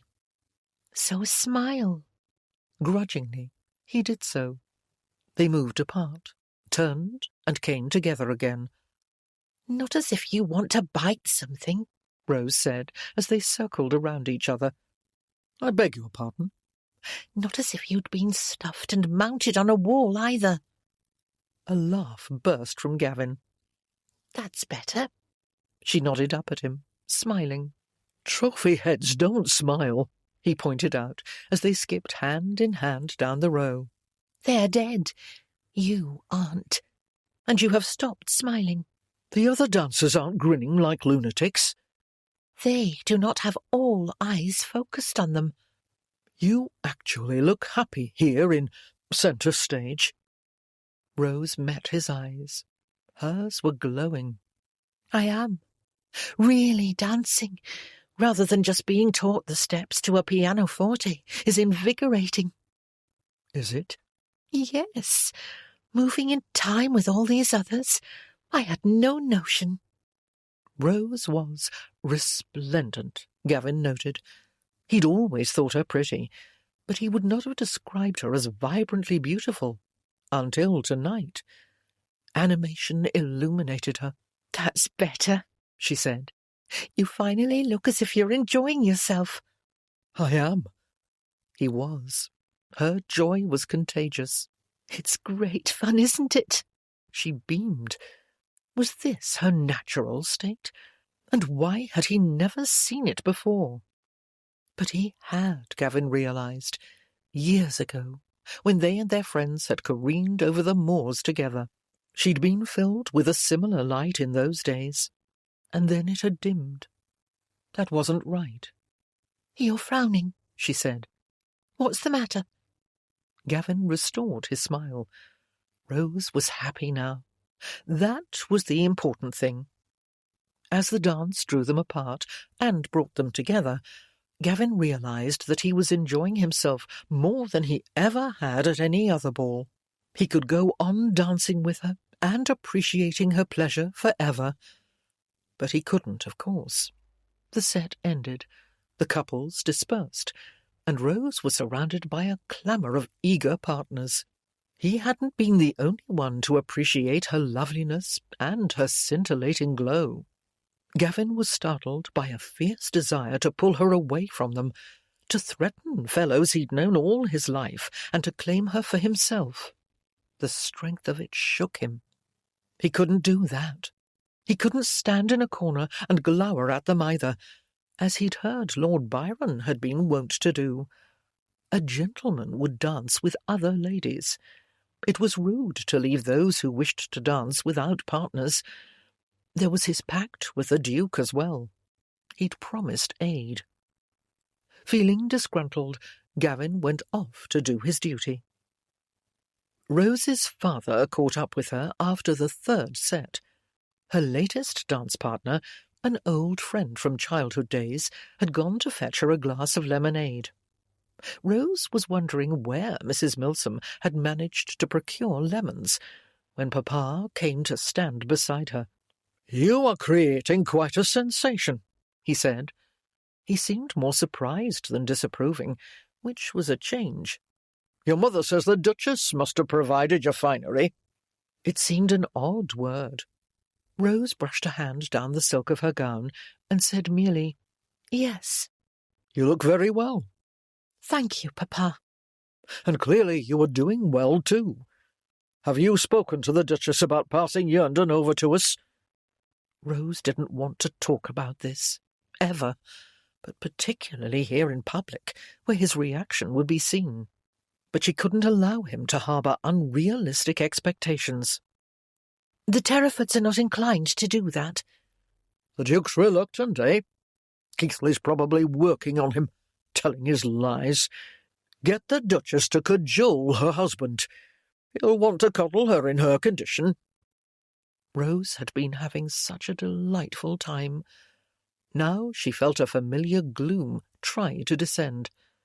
You should go over there. Her father gestured toward the Duchess. She was sitting on a small sofa that had been brought back in to accommodate her. She had danced one dance with her husband and then settled to watch. She looked perfectly content to do so. "I was going to dance." "That's not important. The Keithley twins were over there talking to her. Can't let them start cutting a wheedle. Defend your position, girl." He didn't give her an actual push, but his tone was unyielding. They had gone to such lengths to present an amiable facade, Rose thought. She couldn't be seen to argue with her father. She went over to sit beside the Duchess. "You're not dancing?" "I thought you might want company," Rose said. "Good heavens, I have been besieged by visitors. I feel like I'm holding court." She was, rather, Rose thought. The Duchess was as close as most of her neighbours would ever get to royalty. "And I'm enjoying the manoeuvres," the Duchess added. "The what?" "Watch." She inclined her head toward her handsome husband. Rose would have expected the Duke to either join the dancing or stay at his wife's side, but he was roaming the room. He appeared to be making urbane conversation with a variety of guests, but Rose slowly noticed that he was actually herding. If her father drew anywhere near Gavin's mother, the Duke drifted between them and somehow directed the flow so that they did not meet. Gavin was doing the same, she realized. She saw him bring his sisters together with dance partners when they had been heading for her mother. "Sheepdogs," said Rose, amused and impressed. The Duke's manoeuvres were as adroit as they were effective. She was sure no one else had noticed them. "James doesn't want me upset," replied her companion. "He sees me as more delicate than I am. If your families weren't the ones involved, I could enjoy a good social melee." There was that word again. Rose felt like making one of those old-fashioned gestures to ward off evil. She resisted. "As long as I am well away at the edges, of course," the Duchess went on.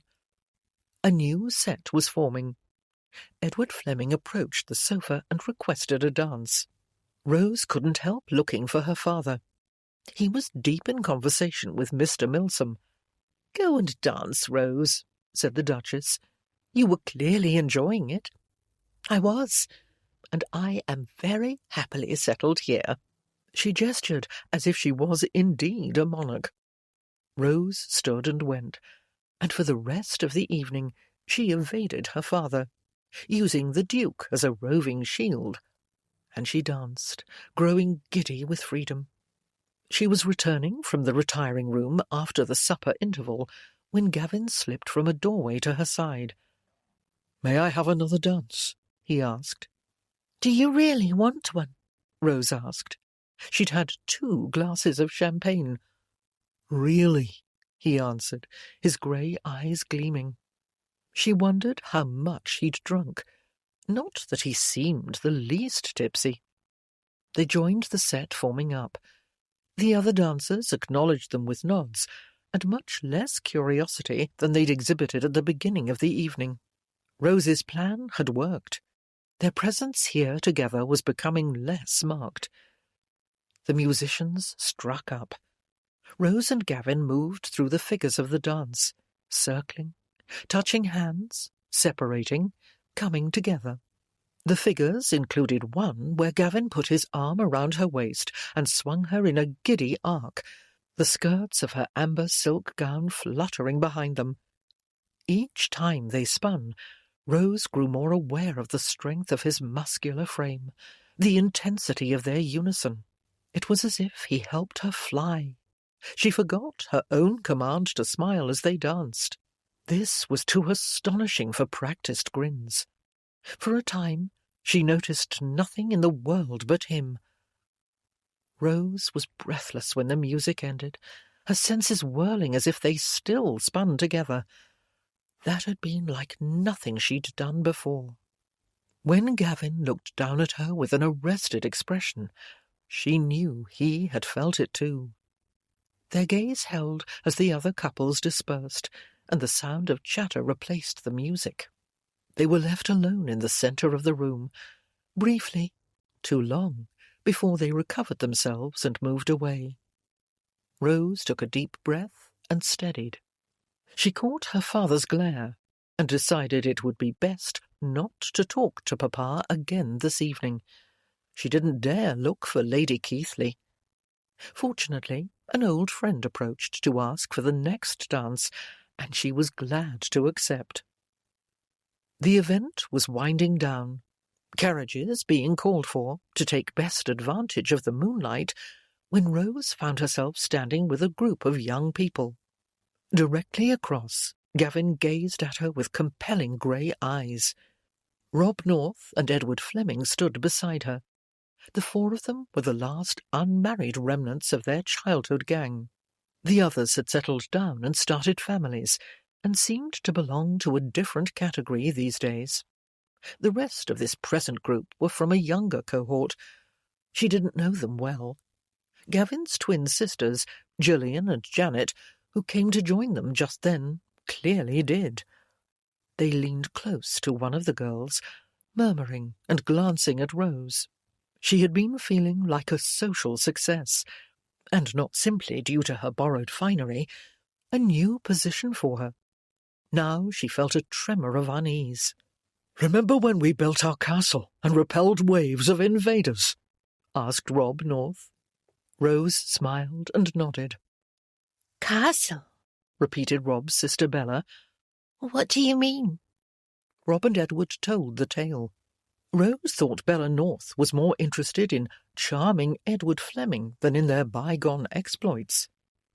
We should all ride out there together, said Bella, when they were done. Wouldn't that be great fun? The weather's growing warmer, too. She smiled up at Edward. He smiled back. Bella was a pretty girl, slight and blonde. Edward looked ready to be charmed.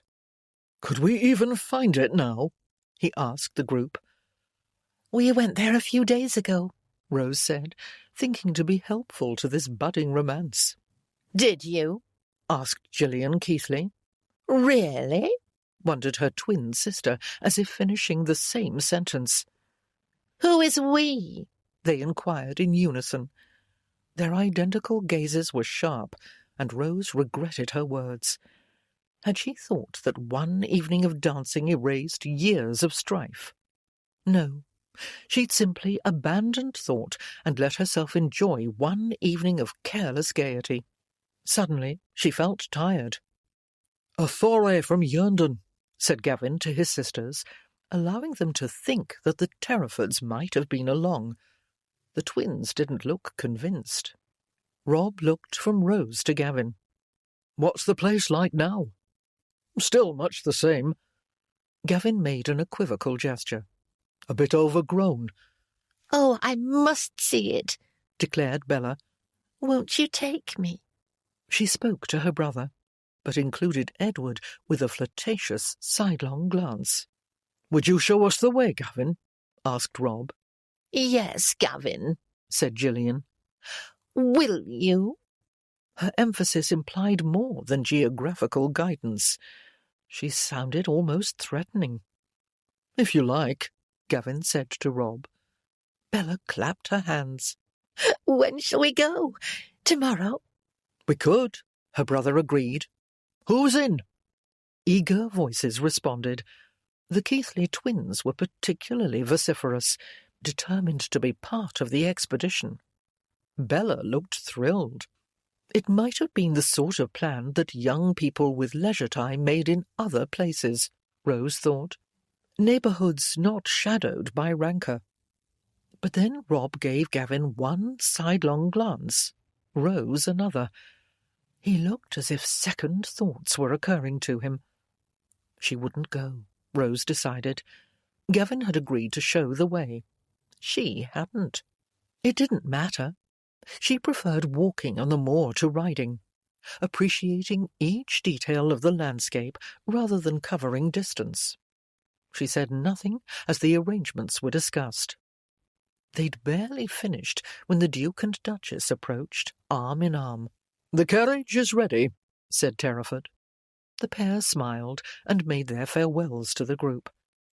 Rose went out with them, conscious of Gavin behind her and many eyes on her back, glad to be departing in their company rather than with her glowering parents. This was probably how Cinderella had felt, she decided, as she put on her cloak at the front door. Her glittering gown wouldn't collapse into a pile of rushes, but it would return to its rightful owner. Rose wouldn't be seen in it again. An irrepressible inner voice piped up. Cinderella had triumphed over all adversity and married a prince. Disaster had overtaken her enemies. The tale didn't mention how satisfying that must have been. Shocked at the idea, Rose told herself she didn't wish disaster on anyone, but she could hope for change. Tonight might have been a beginning. Back at Yerndon, as Sue was brushing out Rose's hair, the maid said, "Remember when you were asking about young Ian?" Rose hid a smile. The footman was only a year or so younger than Sue. "Of course. Well, I thought you'd want to know. He's gone sweet on that housemaid from the Keithleys, Lucy Trent, and she on him. I thought they were playing tricks on each other. Not any more, miss. Seems one sort of mischief led on to another.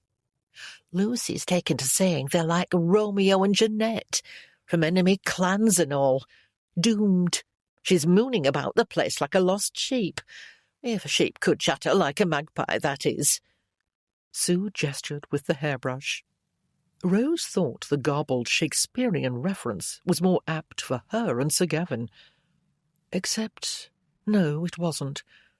Enemy clans, yes. Star-crossed love, not at all. What was wrong with her? "Ian wouldn't have thought of being doomed," the maid went on. "His mind's on other things, if you take my meaning." "Should I send him home?" Rose asked. She didn't want the footman to be hurt, or to cause a scandal. "That'd make it worse, miss. As if Lucy was right, you see, and they was pulled apart by fate." Sue seemed to be savouring the story herself. "I'm not sure what young Lucy would get up to then." "What do you think I should do?" Rose asked. "I dunno. I just wanted to warn you, like." "Of what?" Sue shook her head. "With that Lucy, might be anything." Rose sighed. "I'll speak to Ian." Her maid looked doubtful. Chapter 8. Preparing to ride out the following afternoon, Gavin was not in the best of moods. Rose had declared she didn't wish to come on the planned expedition.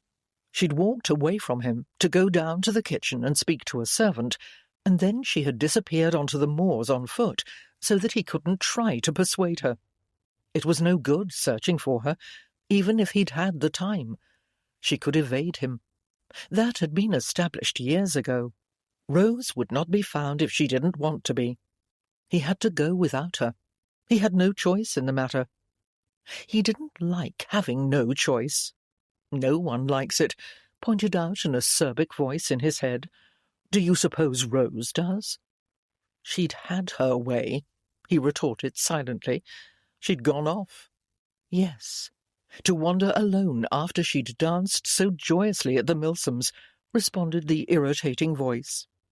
That had been a wonderful sight to see, Gavin acknowledged, as he rode down the lane from Yerndon, and an even better one to join in. He'd basked in the old glow she'd had when they were children, which returned again. Not gone, but simply hidden. Given a chance, there it was, that shining spirit, resplendent, as she ought to be. But the curtain had come back down by this morning. At breakfast, Rose had gone back to her recent persona, self-possessed, a little distant, not glowing. She'd always spoken her mind, Gavin thought. She wasn't the least shy about that. But she kept the rest covert. It had made him wonder, suddenly, what parts of himself had been eclipsed in those years since they were youths. And why should they have a pall cast over them because of this endless dispute? It wasn't fair. Gavin met his 2 old friends, his sisters, and a small flock of their acquaintances at the North's house. It was a lovely April morning, with bright sun and only a few small clouds. Winds high above sent cloud shadows racing across the moors. At ground level, the air was calmer and the sunshine warm. The landscape raised Gavin's spirits, as it always did. Whatever else was happening, a man could count on the moor. He led the group along a braid of paths to the old site. Reaching it, they tethered the horses, and people began clambering up the hillock to the stone construction on top. Bella North had taken Edward's arm and was laughing up at him. The twins came up on either side of Gavin. "I think she'll get him," said Gillian. They had the long skirts of their riding habits looped over their arms. Janet in deep red and Gillian in dark blue. Gavin could usually tell them apart, though most people couldn't. He didn't know exactly how. A lifetime of living together, perhaps. "Who will get who?" he asked. "Edward Fleming," replied Janet. "Bella has decided he will do." "Do?" Don't pretend to be obtuse, Gavin. We know you aren't. "Where is Miss Denholm?" asked Gillian. "She decided not to come." The twins looked at each other, then back at him. "We assumed she would be here." Continuing to make a spectacle of herself, said Janet. Spectacle?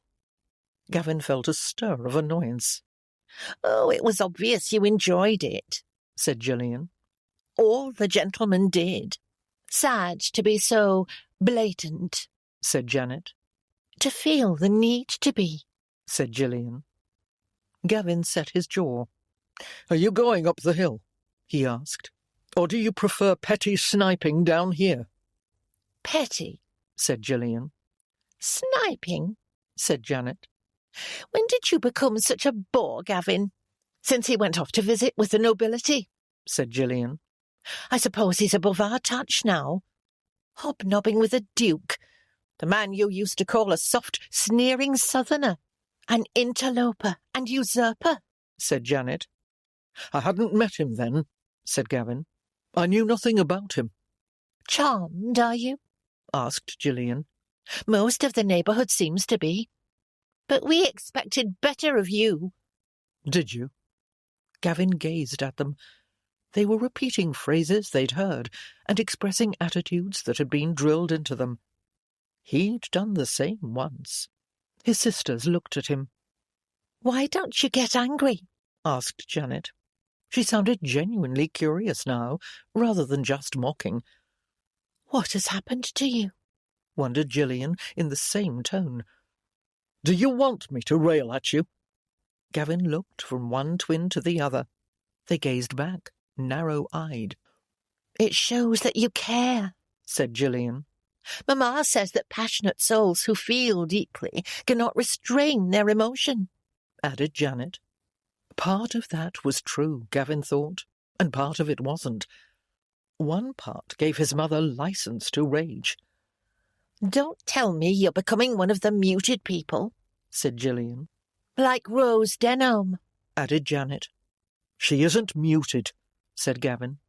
His sisters pounced. "Isn't she?" "How do you know that? "What have you been getting up to at Yarndon?" And at the dance last night? That was just blatant." The twins nodded at each other. "Mamma thinks you're a turncoat." "A craven traitor." "Or perhaps just a bumbler." "But you haven't bumbled like this before." These labels stung. Gavin knew that his mother could be carried away by her rants, like an opera singer lost in an aria. Often she didn't even remember the details of what she'd said. Still, it was difficult to hear such phrases repeated.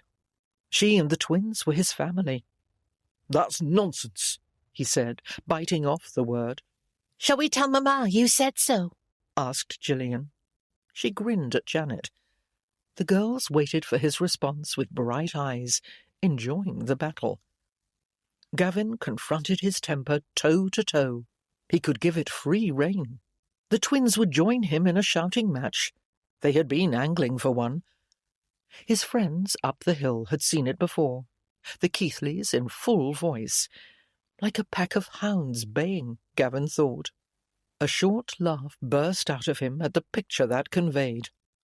"Please do," he answered, and walked off. Rob waved at him from the top as he began to climb the rocks. He could feel his sister's stares on his back. If he stopped rising to their bait, would they stop dangling it before him? Another laugh escaped him as he envisioned a great fish snapping at the hook. He was a man, not a fish. He could resist. From the depths of a thicket on another rise, some distance away, Rose spied on the riding party. She'd never done such a thing before in her life. She avoided people on the moor. She never lurked and watched them. She wasn't certain why she was doing it now. But as she sat there, a wistful feeling came over her, and she realized she was there because of the dancing at the Milsoms. She'd gotten a glimpse of another sort of life during the ball, one where people gathered in amity and enjoyed each other's company. Now here was another, the younger generation, on the sort of outing that might take place anywhere in the country. She could have been with them, but if she had gone, the mood would be different, the outing less carefree. The Denholm against Keithley tension would have shadowed things. Gavin's sisters, not restrained by a crowd, would be ready to join battle. Their jibes would make some of the others uncomfortable, some perhaps slyly amused. Rose would be annoyed, even more so than usual after the dance, she realized. So she didn't regret her decision to stay away. Rather, she deplored the larger circumstances as she watched the antics of old friends and bare acquaintances, as if they were another sort of moorland creature. The group seemed to be having fun. She couldn't hear their conversation, but Edward's broad gestures clearly described their childhood campaigns. Bella North listened raptly. Gavin left his sisters and climbed up the hillock. Rob balanced on the highest boulder and waved a stick, much as young Branwell Bronte had on their earlier visit. Gillian and Janet wandered the perimeter of the hill. They would have felt obliged to twit Rose if she'd been there. Yes, obliged, as if discord was their duty. The two families taught their offspring this, along with social forms and accepted conventions. Be polite and respectful, except to the enemy. From this distance, the situation seemed so ridiculous. Or from her new place outside her home, Rose saw. The arrival of the Terrafords had brought perspective, showing what might have been. The group stayed at the fort for nearly an hour, but the attractions of the place were less for adults than for imaginative children. Flirting could be done on horseback, and so they drifted down the hill to their mounts. As they rode slowly away, all their backs turned, Rose eased gently out of the thicket. It was a slight movement, nothing to attract attention, but Gavin turned as if he sensed something. Rose saw him spot her, or notice something curious at any rate. She'd been careless. Had she wanted him to see? Rose ducked over the lip of her hill and out of his line of sight. She wasn't really surprised to hear hoofbeats behind her some time later. A single animal, not a group. She had no doubt at all that it was Gavin on her trail. Rose rounded a head-high boulder and waited in its shadow. After a bit, Gavin rode into sight. He nearly went right past her motionless figure. Then, at the last moment, he saw her and pulled up. "I didn't know if you would let me find you," he said. "I didn't have to." She could have slipped between the boulder and the gorse and taken a path his horse couldn't negotiate. "I know," he said. Because he acknowledged this, she stayed. Gavin dismounted, looping the reins over his arm. I will walk with you back to Yerndon. Whether I like it or not? He went as still as she had been. No. If you tell me to go away, of course I will. Rose held her specimen box against her chest like a shield. Not against Gavin, precisely. More against the knowledge that she didn't want to order him off. His horse nudged his shoulder, wondering why they were standing about rather than returning to its comfortable stable. "Where have the others gone?" Rose asked. Back to Rob's. "Why didn't you go too?" I saw you. His tone suggested that he could not have done anything else. Unsettled, Rose walked on along the path. He fell into step at her side, trailed by his horse. Why were you watching us? He asked after a while. Rose supposed she ought to be embarrassed, but she refused to be. "I wanted to see what a commonplace social outing might look like, as one would observe foreigners." Foreigners? They were all well known to you. Rob and Edward wondered where you were. "And your sisters? Did they wonder?" His silence told Rose all she needed to know. Gavin seemed about to say something. Then he didn't. Then he gestured at her specimen box. Have you found anything interesting? "As always." May I see?" She opened it. Rose never minded showing her work. If people liked it, that was pleasant. If they didn't, that showed their limitations. The point was creating a record of the life of the moor. Bog rosemary. That's bloomed early. "It was in a sheltered crevice," Rose replied. He gave the box back to her. You must have a whole shelf of pressed specimens by now. "More than one." Can there be anything new for you to find? "There always seems to be," Rose replied. Oh, yes. Something reverent in his tone made Rose add, "I want to know every plant and animal on the moor. I want to walk it all my life." Gavin nodded. Yes, he said again, with such complete understanding that Rose went on. "Until I am old and bent, with wild white hair tossed by the wind, and needing to lean on a staff." Gnarled and wrinkled, and scaring the children, Gavin suggested. Rose smiled. "At first, perhaps," she said, "and then, for the ones who will listen, bewitching them with the tales I have to tell of the land they live on."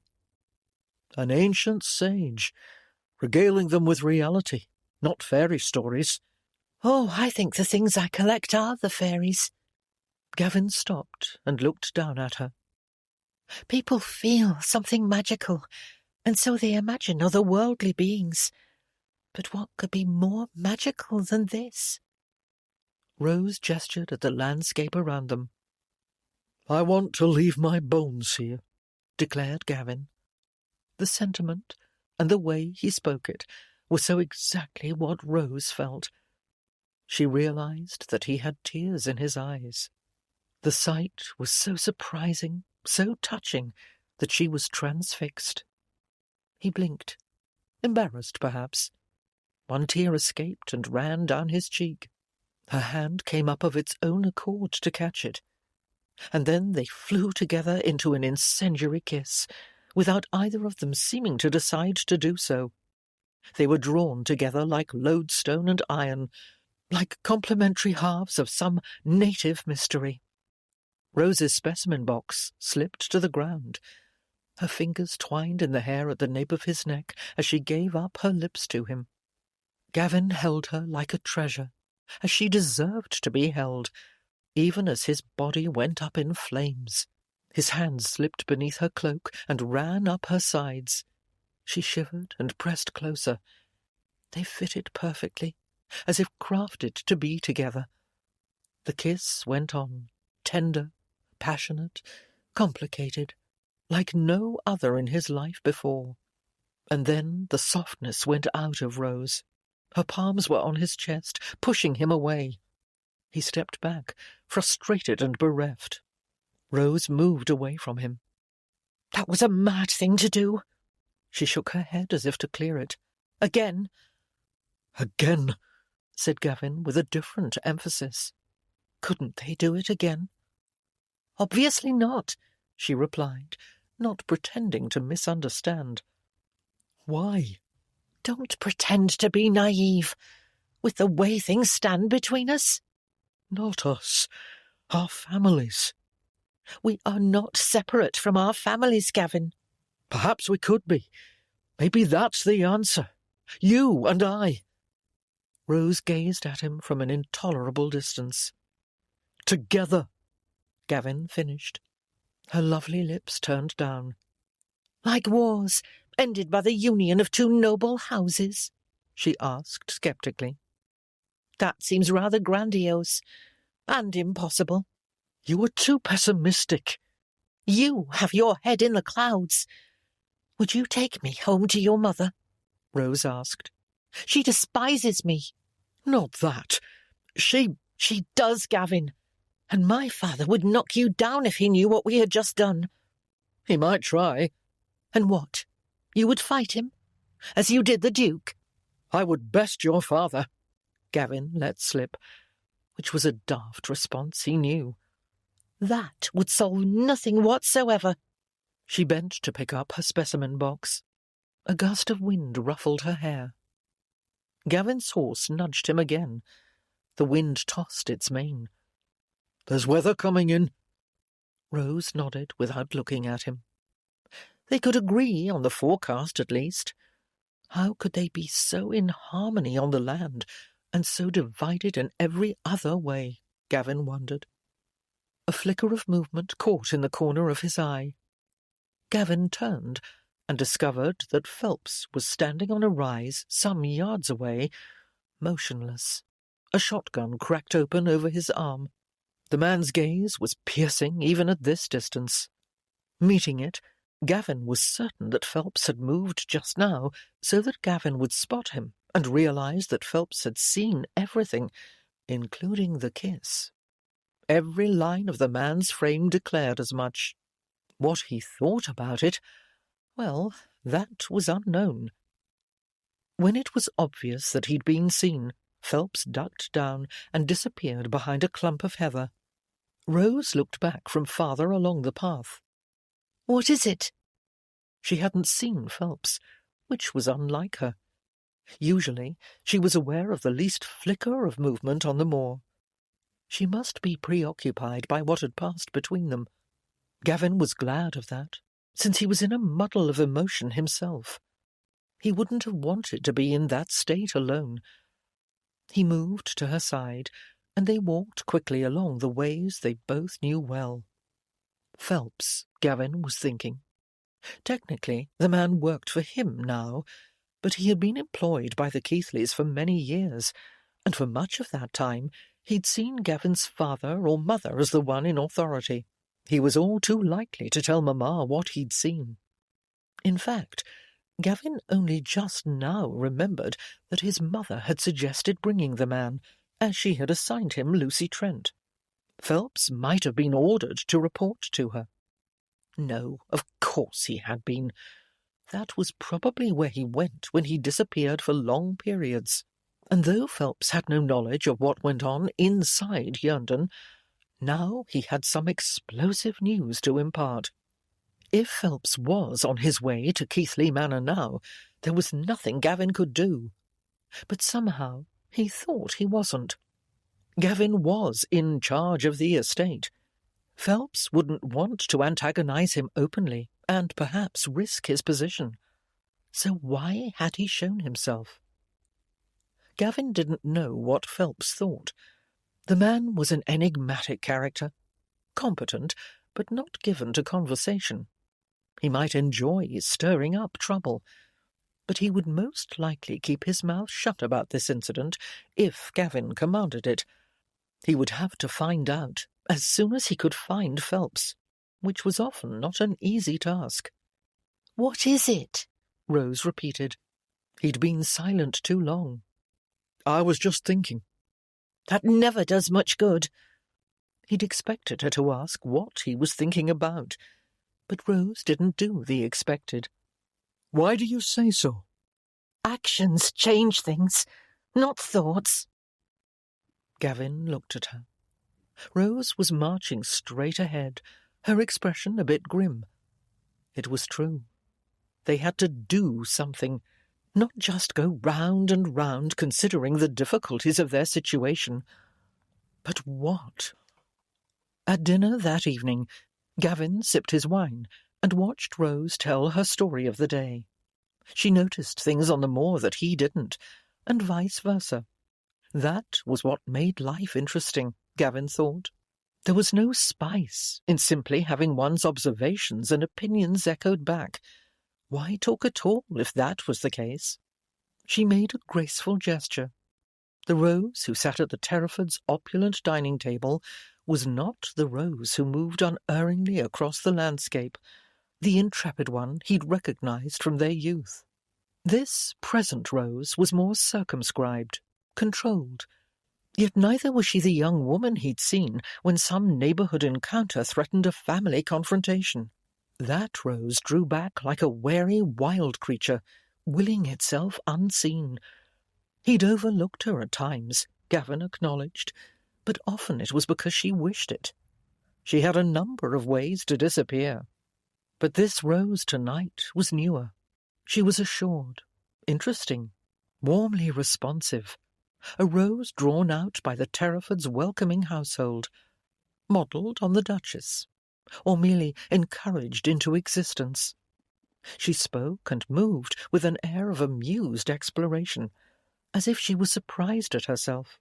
An individual was myriad, Gavin realized. He was himself, he supposed.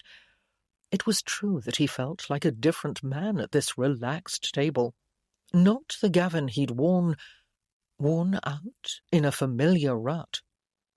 An idea began to form in his brain, feeling very important. One should search for people who could bring out every part of oneself, he thought, who could encompass them all. And one should be such a person as well. Rose looked at him just then, as if she had somehow divined his thought. He was startled by the shock of recognition that stirred him as he met her blue eyes. Such depths of emotion lay in that gaze. He could look at her forever, and not plummet all. He didn't notice the Duke and Duchess exchanging an amused, understanding glance, nor was he conscious of the time that passed in silence. He simply gazed at Rose until a very unusual interruption broke their intense contact. The Duke's valet came into the dining room, which was startling, because this chamber was not part of the man's domain. He kept to their host's bedroom and dressing area, and seemed to specialize in being utterly unobtrusive. But here he was, interrupting a meal, clearing his throat to speak. Gavin wasn't sure he'd ever heard the valet's voice up to now. "I'm sorry to disturb you, Your Grace," he said, "but something has occurred, and I have been delegated to tell you." "That sounds ominous," replied Terraford with a smile. The other man didn't smile back. Gavin had never seen him do that. In this case, he looked more solemn than ever. "Unfortunate, certainly, Your Grace." The valet cleared his throat again. "It seems that the footman Ian and the housemaid Lucy have eloped." "What?" exclaimed Rose. The valet glanced at her, then at Gavin before adding, "There is a note. It wasn't noticed immediately because it was placed under Lucy Trent's pillow, and some of the household were given the impression that Lucy had gone to the village market under orders from Cook. When it became clear that no such orders had been given, the missive was discovered." He came over to the Duke and held out a sheet of paper. Terraford took it, read. "This seems a farrago of nonsense. What does it mean? Our forbidden love will not be denied. Who forbade them?" He looked at the Duchess, who shrugged and shook her head. "Hobbs, beyond the rules of proper behaviour and their station, I have no idea, Your Grace," said the valet with a complete lack of expression. The Duchess extended her hand. He gave her the note. "Two households divided," She frowned. I think Lucy saw the two of them as Romeo and Juliet, said Rose, because she worked for the Keithleys and Ian for the Denholms. My maid mentioned something. I spoke to Ian about taking care. She looked worried. Oh, I hope that didn't set them off. They can't have gone off to poison themselves, said the Duke, half rising from his chair. Good Lord, said Gavin. He remembered the scene he'd observed at their old fort, where Lucy had acclaimed a speech he'd recognised as semi-Shakespearean. No, I think they have gone to Gretna Green, said the Duchess. She pointed at the note and read, We have fled to a place where the laws will let us be eternally united. How far away is the border? 100 miles to Gretna, said Gavin. Terraford sank back into his chair. How would they get there?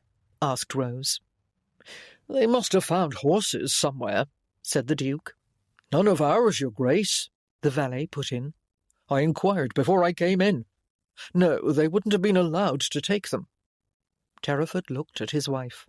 Shall I go after them? They are not your servants, said Rose, and their behaviour is not your fault. She looked at Gavin. We brought them here. And our families put the idea of enmity into their heads. She nodded. So, do you think I should try to haul them back? Gavin couldn't muster much enthusiasm for the task. Why shouldn't they marry if they wished it? Also, they had several hours' head start. Lucy will be disgraced, said Rose. She grimaced. More than Ian will. There was that, Gavin acknowledged.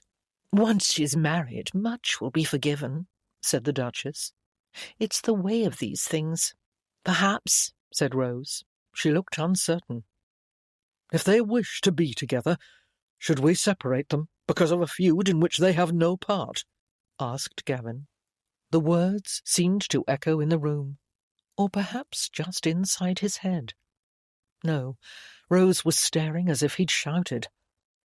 It is the way they have done it, she replied. I suppose they thought they had no other choice. Running away.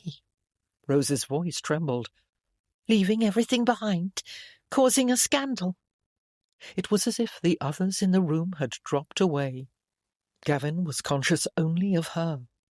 Daring to act, he asked. Reaching for what they want. They can return afterward. Not the same, Rose murmured, very low. Gavin admitted it with a nod. Still, he added, I say, let them go. Once again, he felt that the phrase trembled in the air. And see what help we can be afterward. Help, Rose echoed. He nodded again. She looked away, said nothing more. We are decided, then? Asked the Duke. We will not mount a pursuit. Gavin suppressed a start. Of course he hadn't forgotten their hosts were present. Terraford looked around the table, gathered agreement. Thank you, Hobbs. The valet went out, looking disgruntled, but he generally did. The denizens of Yerndon imagined this settled the matter, but they found in the next few days that they were dead wrong about that. When news of the star-crossed elopement spread into the neighbourhood, as it very rapidly did, the gossip was lively. But their two families absolutely erupted.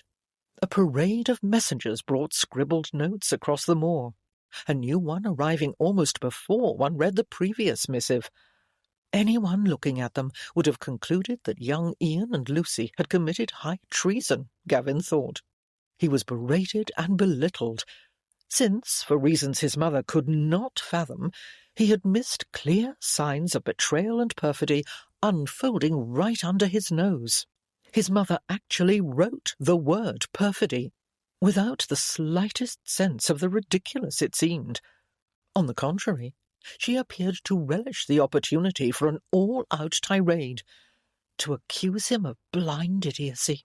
Really, it was too much. From things Rose let fall, and her distressed looks, he suspected she was hearing the same sort of thing from her parents.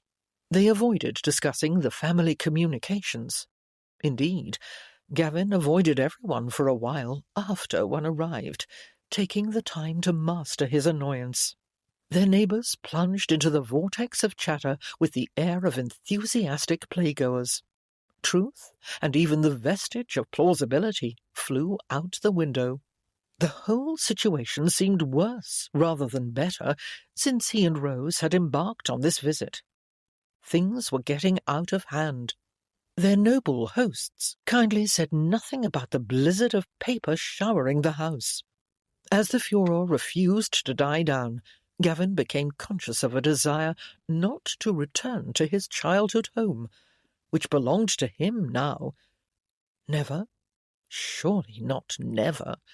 But no time soon. It was uncomfortable to feel that way. The sensation was heightened by the fact that he had not been able to corner Phelps for a frank discussion of what the man had seen. He did know that Phelps hadn't reported it, because he was certain that the upheaval would have been immeasurably worse if the matter in question had been him kissing Rose rather than Ian and Lucy eloping.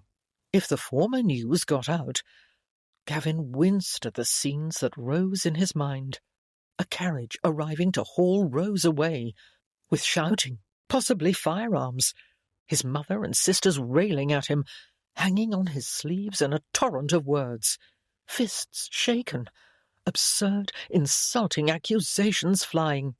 The pictures made him angry, hotly, stubbornly angry, and for once in his life his temper did not seem an unreasonable response.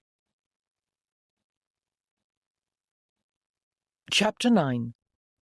On a blustery April day that promised a storm later, Rose walked on the moor and felt a precious sense of peace descend over her.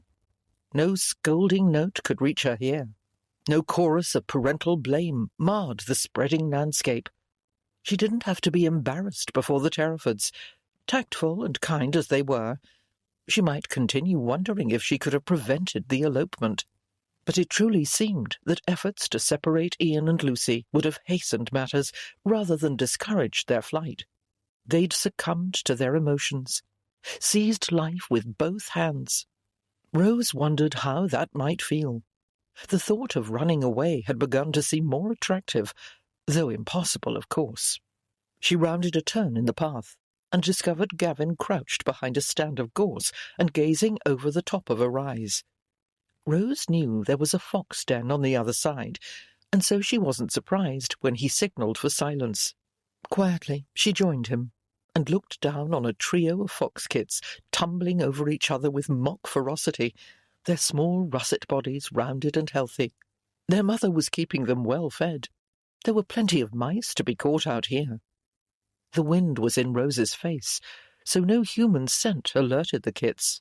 They leaped and played with delightful abandon. Rose felt her shoulders relax and a smile start on her face. She looked at Gavin and saw the same expression. They didn't need to speak to understand that they both loved this place and everything about it. This was a harmony they'd learned very early in life. A hunting hawk passed overhead, riding the wind. Its predatory shadow sent the kits plunging into their den. "Well trained," murmured Gavin. "And instinct," Rose replied. He nodded. Now there would have to be conversation, Rose thought, and she was so very tired of people talking at her, or writing at her, which was similar but worse, offering no chance to correct silly assumptions. Gavin wouldn't rail or complain, but what if he brought up the not-so-small matter of the kisses? Those regretted, yearned-for, astonishing kisses. Even more fraught after recent events. What could they say? What might they do? "I'm going to walk," she said, and turned away. To her great relief, and unexpected chagrin, he didn't follow. Rose told herself that she'd been searching for solitude, was comforted by it, but it didn't seem quite so soothing now. Do not be contradictory, she told herself. This is what you wanted. She walked, breathed, observed, and gradually regained her equilibrium, The sound of rapid hoofbeats from a branching path ahead made her sigh and look for a place to melt into the bushes. But there was no good spot just here. So it was not to be Gavin, but some stranger who interrupted her attempted idyll. Her luck was out. Elizabeth Bronte appeared around a bend, riding one of the ponies they'd seen with the children before, kicking its sides to hurry it along. She waved frantically as she approached. "Oh, please," she called. "We've lost Emily." She didn't look precocious and studious today, but rather like a frightened little girl. "On the moor?" asked Rose. "Yes, Papa is away for a few days, and so we came out with a picnic." Elizabeth seemed to realise how this sounded. She ducked her head. Rose wasn't surprised that their father's absence had freed them to wander. "Come with me." She led the pony back to where she'd left Gavin and found him a little way off, untying his tethered horse. "One of the Bronte children is lost," she said. "What happened?" "We were going back to your fort," the girl said. "Branwell wanted to play Roman defender. Maria said we might just... But then we saw a little waterfall, and when we went to look, there was another, even prettier one farther on, and another. We followed the stream to a little pond, and then Branwell fell in trying to catch a frog, which he had been forbidden to do. He is very naughty." Gavin thought he was just a lively boy, but he said, "What next?" Elizabeth Bronte wrung her hands. "We had to pull Branwell out and try to dry him off. We didn't notice for quite a long time that Emily had disappeared." "Disappeared?" repeated Rose, as if she thought the child might have wandered into a fairy mound. "Emily daydreams." Elizabeth shook her head. "She doesn't even hear you calling her sometimes. Papa thinks she does it on purpose to annoy him, but..." "She's only 2 years old," Rose pointed out. The girl nodded. "She loves them all. She said she would like to live outdoors with the rabbits and badgers." "I hope she hasn't found badgers," murmured Rose. Gavin agreed with a nod. Badgers were not friendly creatures. "We must go and find her." He glanced at the sky. Clouds were massed in the east. There would be rain before too long. "Oh, will you, please?" Elizabeth Bronte began to turn her pony. "I can take you to the others." Gavin mounted his horse. When Rose raised an imperative hand, he took it and pulled her up behind him. She put her arms around his waist and pressed close, and Gavin wondered how he was to think of anything but her as they rode. Elizabeth headed back the way she'd come. Gavin followed, holding his larger mount to the pony's pace. In the distance, thunder rumbled. He saw Elizabeth wince at the sound. "Branwell is already soaked," Rose murmured in his ear, sending a shiver of desire through Gavin. "We must get them to shelter." Yes. Their guide had stopped at the branching of 2 paths. She turned back to them, her face twisted with terror. "I don't remember which one it was. I've lost the way." "You said 3 waterfalls and then a pond," replied Rose. Elizabeth nodded, biting her lower lip. "A small pond?" The girl nodded again. "That way," said Rose, pointing at the left-hand path. "How can you—" "She knows," said Gavin. "Go on." Clouds began to obscure the sun as they rode on. They found 3 of the children 20 minutes later, huddled together beside the small pool that Rose had recognised from Elizabeth's description. They looked vastly relieved to see help arrive. Branwell's lips were blue with cold. Their other pony cropped grass nearby. Rose let go of Gavin with a reluctance that unsettled her and slipped off the horse. "So Emily hasn't returned?" "We did look for her," said Charlotte. "I wanted to go farther, but Maria—" "I didn't wish to lose another of my sisters," said the oldest Bronte sibling. She didn't look so self-possessed today. "Papa will be very angry," she added, near tears. Thinking that concern would be more appropriate, Gavin dismounted. He lifted Elizabeth from her pony, set her down beside the others, stripped off his greatcoat, and wrapped it around all 4 children. "Keep Branwell in the middle to warm him," he said, before turning to Rose. You could use my horse to go for help while I search. She knew every path hereabouts. Rose glanced at the sky.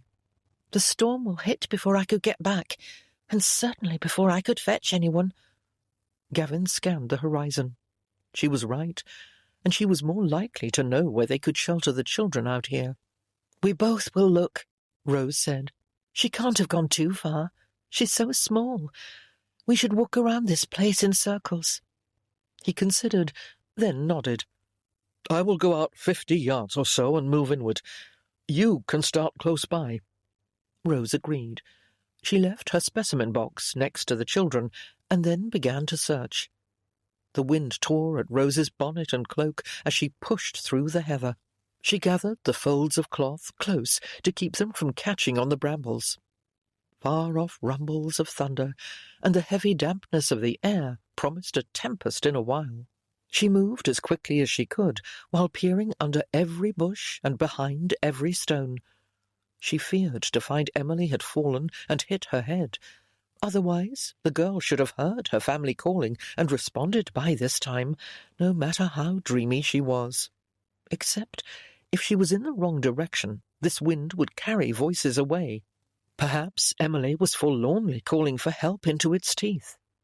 Rose tried to move faster, without overlooking any nook or cranny. She found no small, crumpled body, only the familiar plants and small creatures of the moor. She made one circuit and another. The wind grew stronger.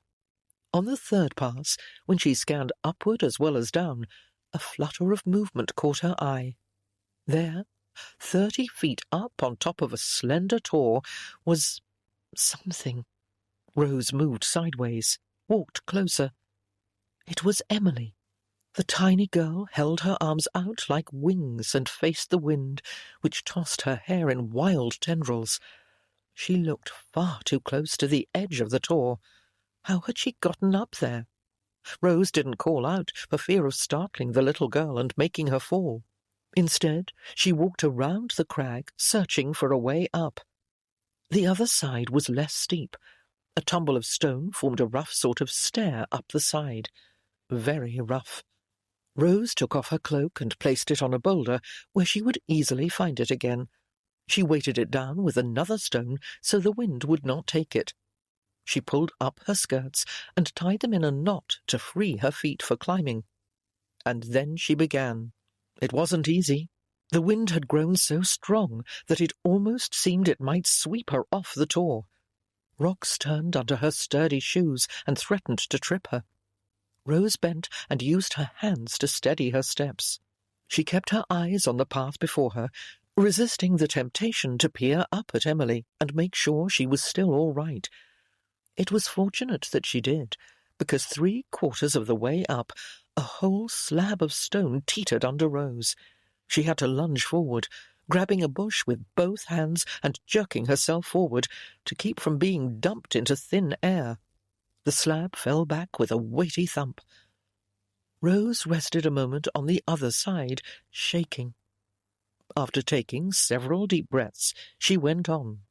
Finally, she reached the top, staggering a little as she came out into the main force of the wind on a small oval of grassy rock above the spreading moor. She walked over to Emily, knelt at her side, and put a careful arm around her.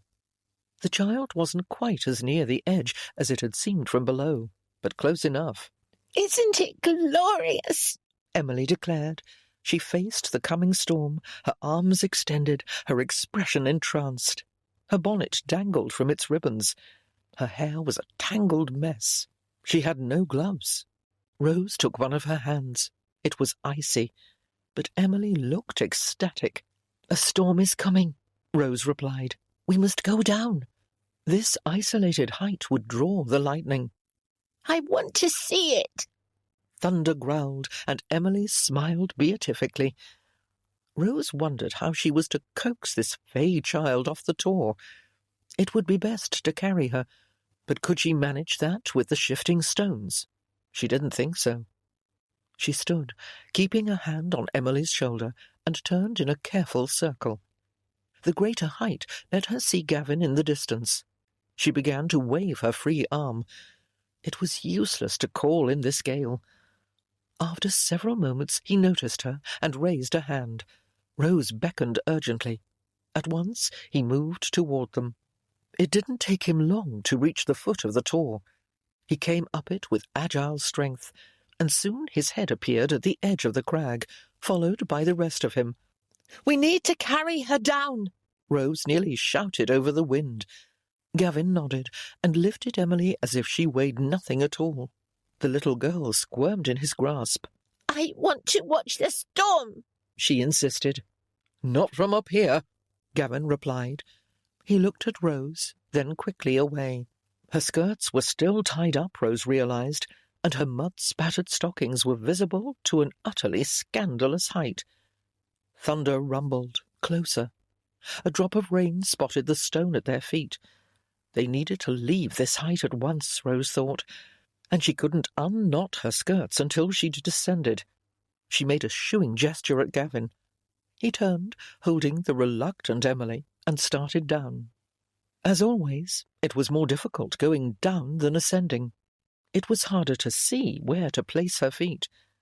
The wind blew loosened strands of hair across her eyes. Rose moved as quickly as care allowed. She avoided the teetering slab, but other rocks moved under her. Gavin faltered now and then too, but he kept a firm hold on Emily. A few drops of rain spattered Rose's shoulders, a promise of torrents to come.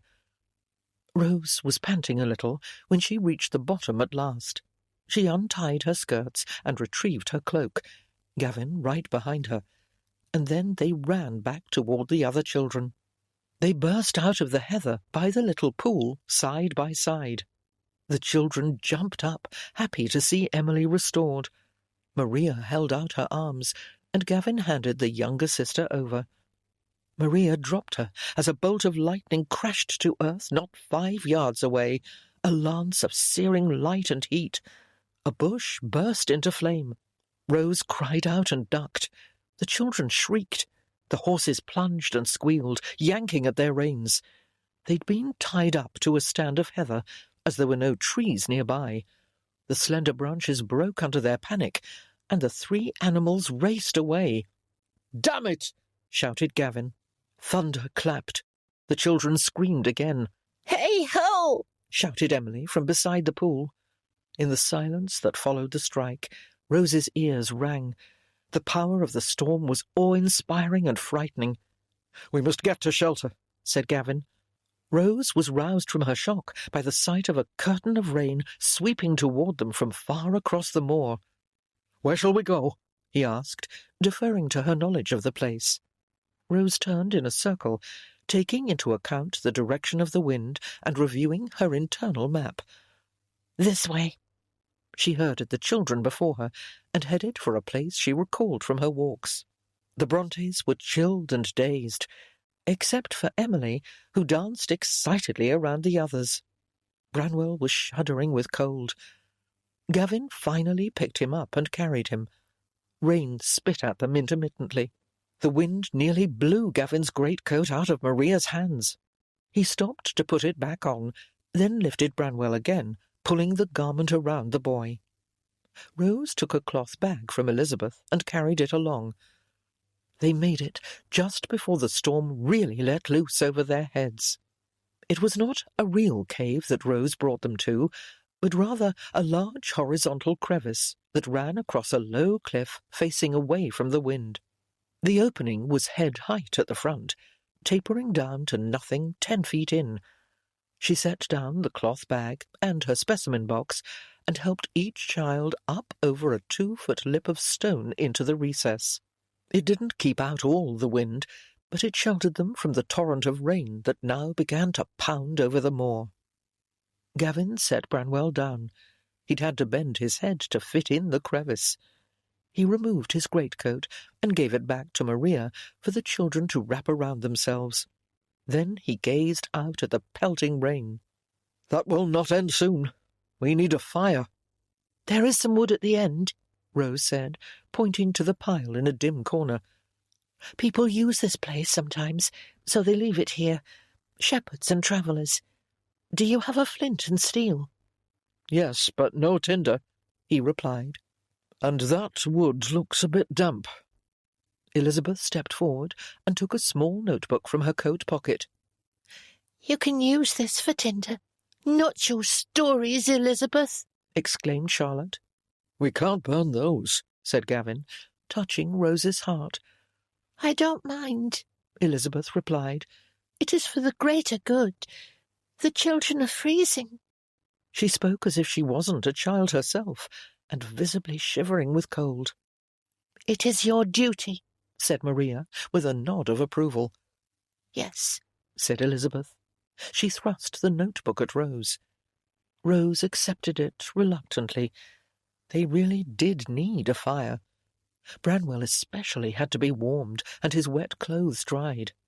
She opened the notebook to a page of tiny handwriting, not readable in the shadows of the crevice.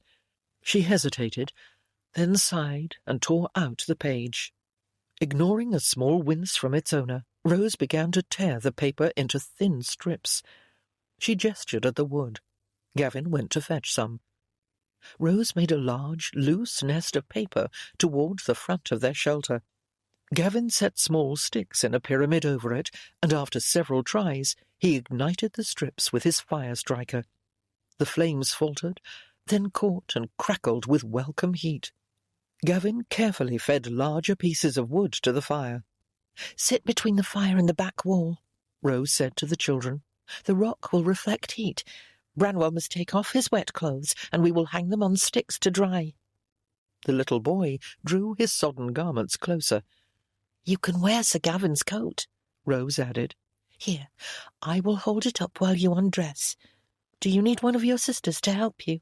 "No," Branwell declared. "You can't undo the buttons," said Maria. "Yes, I can." Rose extended the coat like a screen, and when Branwell had managed to shed his clothes, she wrapped it around him. Gavin had already pushed some branches into cracks in the rock beside the growing fire, and she hung the small garments there to dry. The rest of the children were only damp. The flames would dry them. Outside their shelter, the rain continued to pound.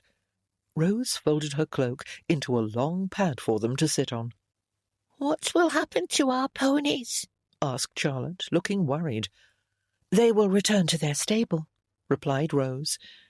She realized that if Gavin's horse did the same, it would go to his home, not Yerndon. That would perplex people. Thunder cracked nearby. Elizabeth whimpered and cowered. "I am afraid of storms," she said. "I know it is very foolish of me, but they're splendid," said Emily. "They're terrible," replied Elizabeth. The other children looked back and forth between them, as if trying to decide where they came down on this issue. Thunder rumbled again, and Elizabeth moaned. "My grandfather told me a tale," said Gavin, drawing all eyes. He'd settled on the other side of the fire from Rose. Its light danced over the strong planes of his face. He'd removed his hat, and a lock of dark hair fell across his forehead. He looked strong and unworried and utterly dependable. "He said thunder was the sound of giants playing tenpins," Gavin continued. "Up in the sky?"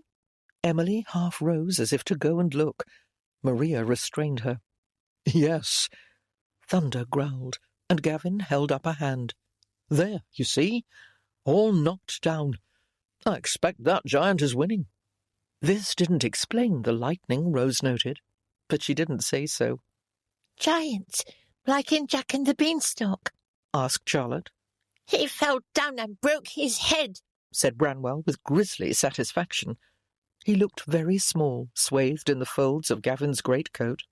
"A different kind of giant," said Gavin. "Jollier, fond of games." "Do they live on clouds?" asked Emily. "Ah, yes, I expect they do." Gavin glanced at Rose. His smile warmed her as much as the fire. "I would like to live on a cloud," the little girl added. "How can I get up there?" "You would have to fly," said Charlotte. "But you can't. Unless you found a huge bird you could ride on," said Elizabeth. There was an old Greek horse with wings, put in Branwell. Papa told me. Pegasus. That was just a story, said Maria. It wasn't real. Papa showed me a picture. I could climb up, Emily replied. If I found something very tall. Rose raised her eyebrows at Gavin. They'd already pulled Emily off a tour. She didn't need encouragement to scale other heights. You wouldn't want to do that, he said in response. Why not? Well, it's their home, you see, and they don't like visitors. You don't just walk into people's houses, do you? Without an invitation. But they would like me. No, they wouldn't, said Branwell. Yes, they would. Wouldn't. They'd step on you like a mouse and crunch your bones. The little boy gnashed his teeth. Emily gave him a large-eyed stare. Stop it, said Maria. You are staying at home with us, of course, Emily. Papa would not allow you to go. This seemed to settle the matter. It helped that the thunder was receding in the distance. The rain had slackened a bit, no longer quite a torrent. If they'd had the horses, they might have plodded through it, Rose thought, but the children couldn't walk such a distance wet and cold. It would make them ill. They would have to wait a little and see. They were fairly comfortable for now, away from the main force of the wind and warmed by the fire. She peered at the woodpile in the corner. They would run out if they tried to spend the night here, which they couldn't do for many reasons, though she supposed it wouldn't be a dreadful scandal because the children were with them. I'm thirsty, said Branwell. He struggled to his feet, holding the folds of the great coat around him. I'm going to stick my head out and drink some rain. Emily sprang up as well. Me too. No, Rose began. Need for that, finished Gavin. I'll fill my hat. He upended it and stuck it out into the rain. This roused delighted laughter. Emily, Charlotte, and Branwell went to watch the hat fill. It took some time, but after a while everyone got a drink. Gavin left his hat outside for future needs. I suppose it will be ruined, Rose murmured to him. He shrugged. It's a hat, not on a par with the child's lost stories. She gazed at him, wondering what had become of the man who did nothing but argue and blame. May we have our picnic? Maria asked. She spoke as if she wasn't sure they would be given permission. Picnic? Asked Rose. Maria pointed to the cloth bag Rose had carried into the crevice. Rose pulled it over and untied the strings. Inside she found a loaf of bread, a wedge of cheese, napkins, and 5 wizened apples. Splendid, she said. She took the food out and laid it on one of the napkins. Feeling one more item in the bag, she brought it out. There were 5 oatmeal raisin cookies wrapped in another napkin. Charlotte stared at Maria. You brought sweets? She asked in astonishment. Hurrah! Exclaimed Branwell. Gavin picked up the bread and began to cut it with his pocket-knife. As he handed out slices to the children, joking about their unevenness, Rose marvelled again at the difference in him. She could not have imagined this scene just a month ago. Sitting by the fire munching was comforting, almost as if this was a picnic in truth. The steady rain was like a murmuring curtain before their shelter, shutting out the world. We must calculate how to divide 5 apples and 5 cookies into 7 portions, Maria declared after a while. Not mathematics, groaned Charlotte. Every occurrence is an opportunity for learning, Maria replied, with the air of one repeating an axiom. Branwell glowered. Emily stared out at the rain as if she hadn't even heard. Charlotte sighed deeply. We could cut them all in half, Charlotte said. How many pieces would that give us? Maria asked her. 10. Charlotte frowned. That's 3 left over. I would eat those, offered Branwell. That would not be fair, said Maria.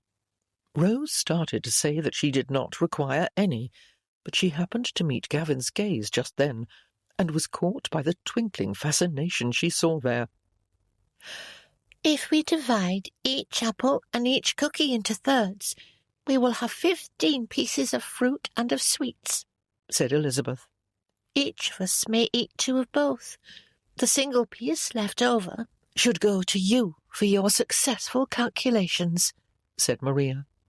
She looked at her sisters and brother and received nods of approval, except from Emily, who was easing one finger out into the rain, pulling it back and licking it, and then repeating the process.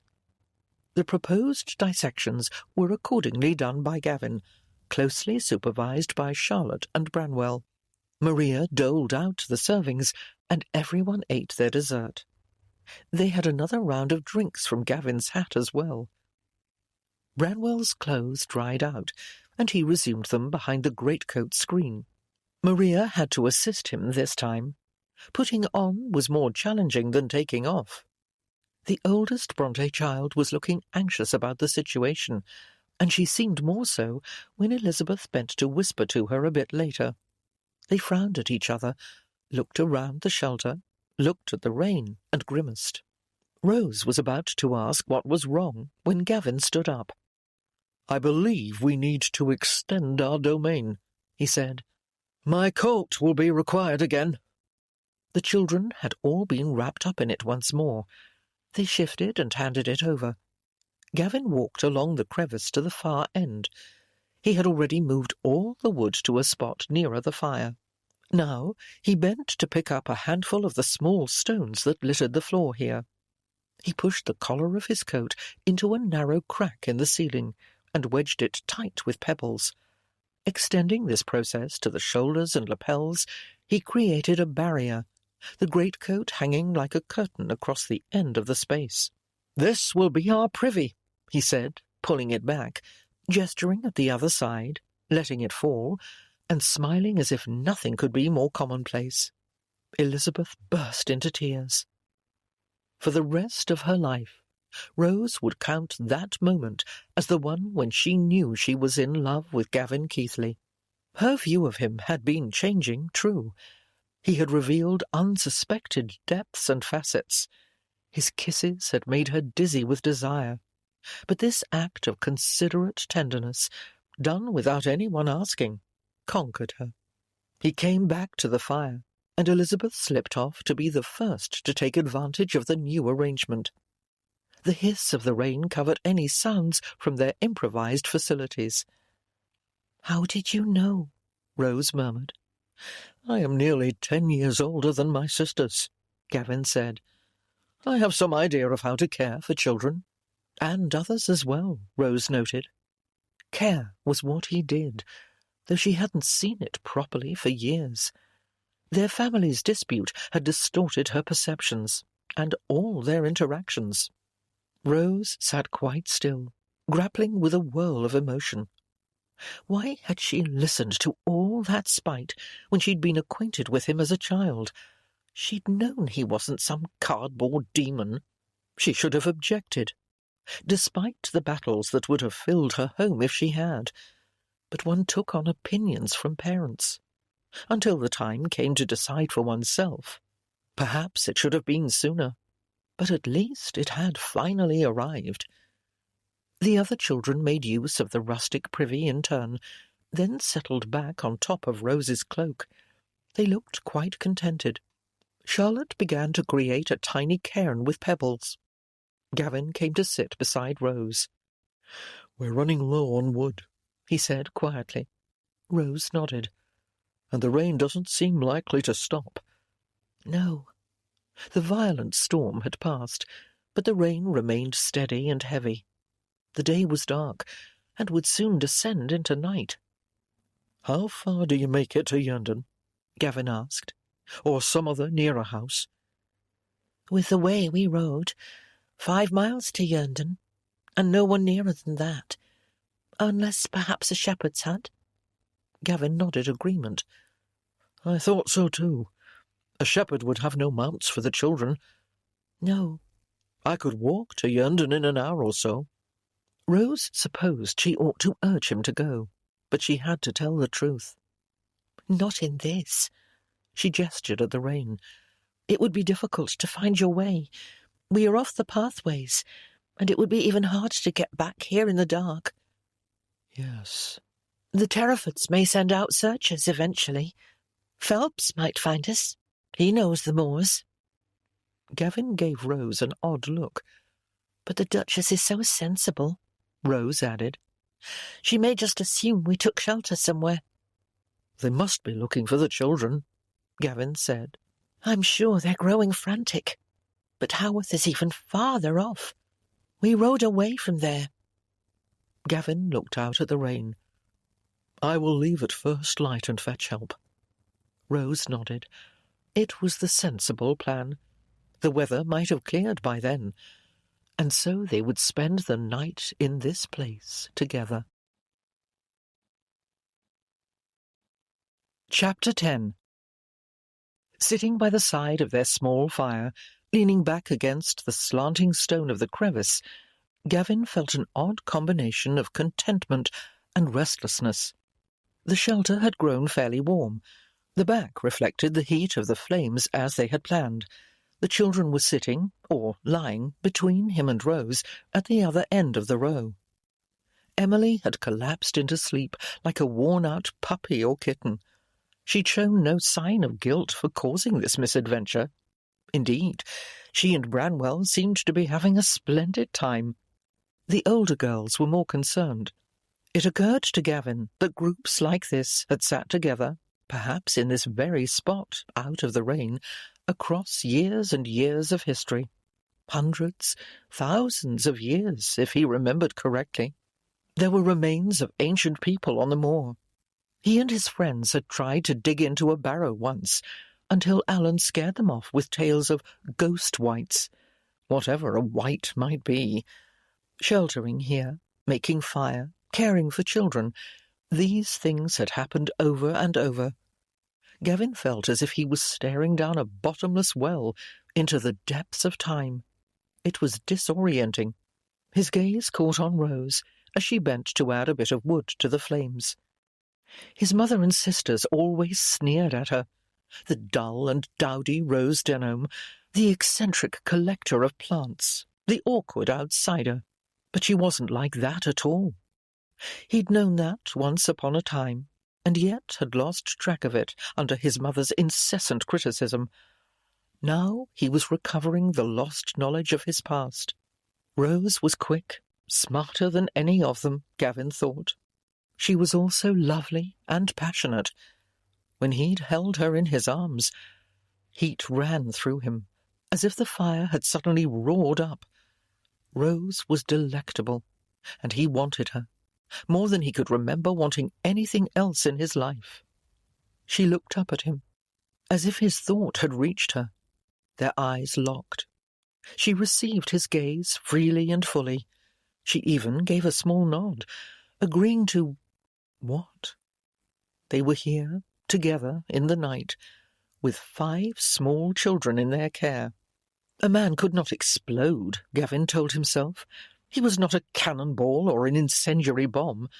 But right at this moment, he didn't know how to contain his longings. "I'm going to look for more wood," he said. "Your clothes will be soaked," Rose replied. He'd want to rip them off. Well, so he would, damn it. "I don't intend to wear them." "What?" "I'll leave them here," Gavin told her, "to be dry when I finish." Rose's mouth fell a little open. Those parted lips.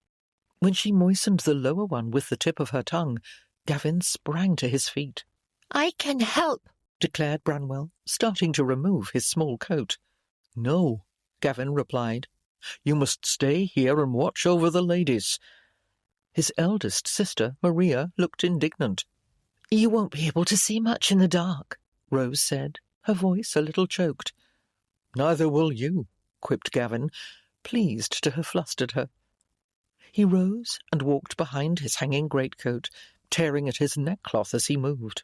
He sat on the stone to pull off his boots, then rose and shed coat, shirt, riding breeches, stockings, and drawers. He was too roused up to feel the chill. After a brief consideration, he put his boots back on. He couldn't walk through the dark, over rough ground, barefoot.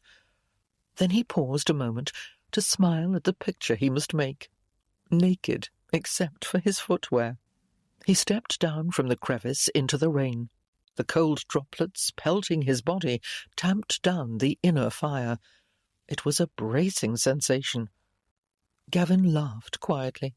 He hadn't spent the night on the moor in years. This was something a bit more piquant than those youthful expeditions. He took a careful step, and then another. The fire behind him threw a little light on the bushes. Rain soaked every inch of him. Proceeding slowly, to let his eyes adjust to the dark, he moved along the cliff. He'd remembered seeing a downed birch tree not far from its upper end when they arrived. The crevice dwindled down to nothing. The stone escarpment dipped into the earth, no longer a guide. Gavin narrowed his eyes against the rain and turned from side to side. Catching a pale glimmer in the corner of his eye, he shifted carefully along the rocky ground, and after a while found the birch. It had broken off near its base. A few shreds held the trunk up off the ground, so it had not rotted. He took hold and pulled the trunk free. Turning, he found the light of the fire and started toward it, dragging the small tree behind him. It caught briefly on a bush. He jerked it loose, and then he was approaching the firelit part of the crevice. Rose and the children looked like a painting by Rembrandt, arranged in a row with the firelight gilding their faces. Gavin doubted they could see more than a pale figure with their fire-dazzled eyes, but he kept the branches between himself and embarrassment. He pushed the birch trunk onto the lip of the crevice and then fed it along to the back. Rose took hold and helped it along, pulling the tree well in. Slipping back from the light, Gavin returned to the curtained end of the crevice. He used his neckcloth to dry off a bit before redonning his clothes. With a last rub at his wet hair, he pushed back the greatcoat screen and joined the others. He felt Rose's eyes on him as he emerged. "How did you cut down a tree?" asked Branwell. "It was already broken," Gavin replied. He edged past the others to the birch. Putting one foot on the upper trunk, he pulled and broke off the slender upper part with its crown of thin, leafless branches. He set this aside and lifted the rest of the tree, placing the middle carefully on their fire, so that the wet bark didn't douse the flames. "We can push the ends inward as it burns," he said. "It should last the night." Rose nodded. He started to sit down beside her. But that wouldn't be wise. To be so close would be to yearn to touch, and he could not. Gavin returned to his former place, flanking the children. Emily slept with utter abandon. Branwell's eyelids were drooping, and Charlotte had curled up on Rose's cloak, ready to drop off. The two oldest Brontes sat close together, their expressions anxious. "I suppose people have been looking for us," said Maria. "Tabitha probably went to the village for help," said Elizabeth.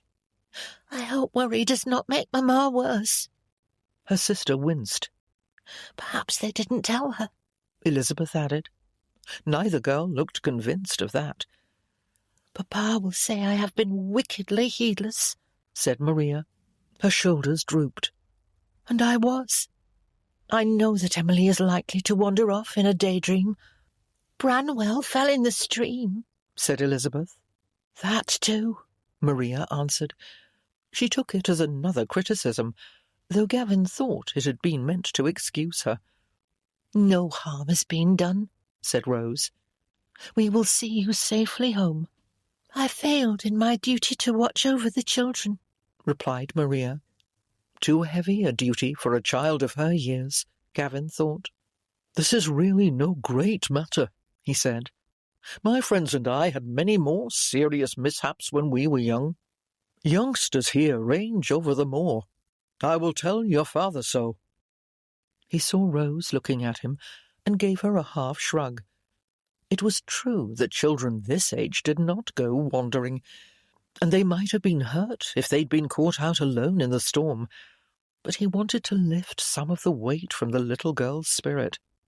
Maria did seem a little comforted, though she said, "I shall be more careful in the future." "We all begged you to let us go out for a whole day," said Elizabeth. "and I shan't listen again." With this, the older two lay down, and in a few minutes all the children were sleeping. Fatigue made the rock floor comfortable enough, Gavin supposed. He listened to their even breathing, the crackling of the fire, and the hiss of rain, becoming more and more conscious of Rose a few feet away.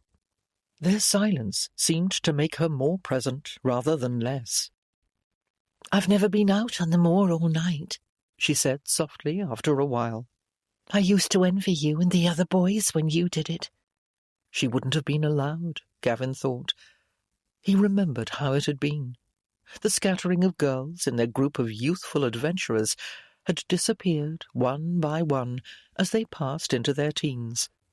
A while later they'd re-emerged, like butterflies, in long skirts with their hair up. He'd simply accepted that. He hadn't considered what they missed. "It's fine, but a little... not as wild as I expected." She sounded disappointed. "In this way, with a fire," Gavin replied. "It's like being in a house with walls of light." "Walls?" She looked around. "The firelight cuts one off from the moor." She gazed out into the darkness, nodding. "But without a fire, it's a very different thing." He thought back to those camps. We would go out before sunset and find a good spot, on a hillock, say, or even the top of a tor.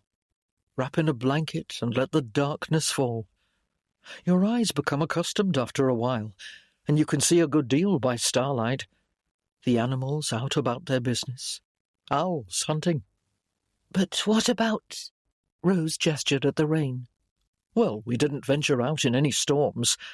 A fair night is best, of course, and a full moon even better." Gavin smiled at her. Rose smiled back. "I would like to see that." Gavin's heart beat faster. He started to say that he would take her out for a night on the moor when next the moon was full, but then realized he couldn't do that. Tonight was as close as they would come to such an expedition, and when her parents learned she'd been out here, he sighed. Rose looked away. Emily muttered in her sleep and turned over. The others softly breathed. "They are such unusual children," Rose said quietly. "I wonder what they will become." "Something interesting, I suspect," Gavin replied. "I have no doubt. It is an interesting household." "Young Branwell with 4 sisters." 5. There's a baby at home." "Oh, yes, 5 sisters. He will have a time of it." "A time?" Rose repeated with raised brows.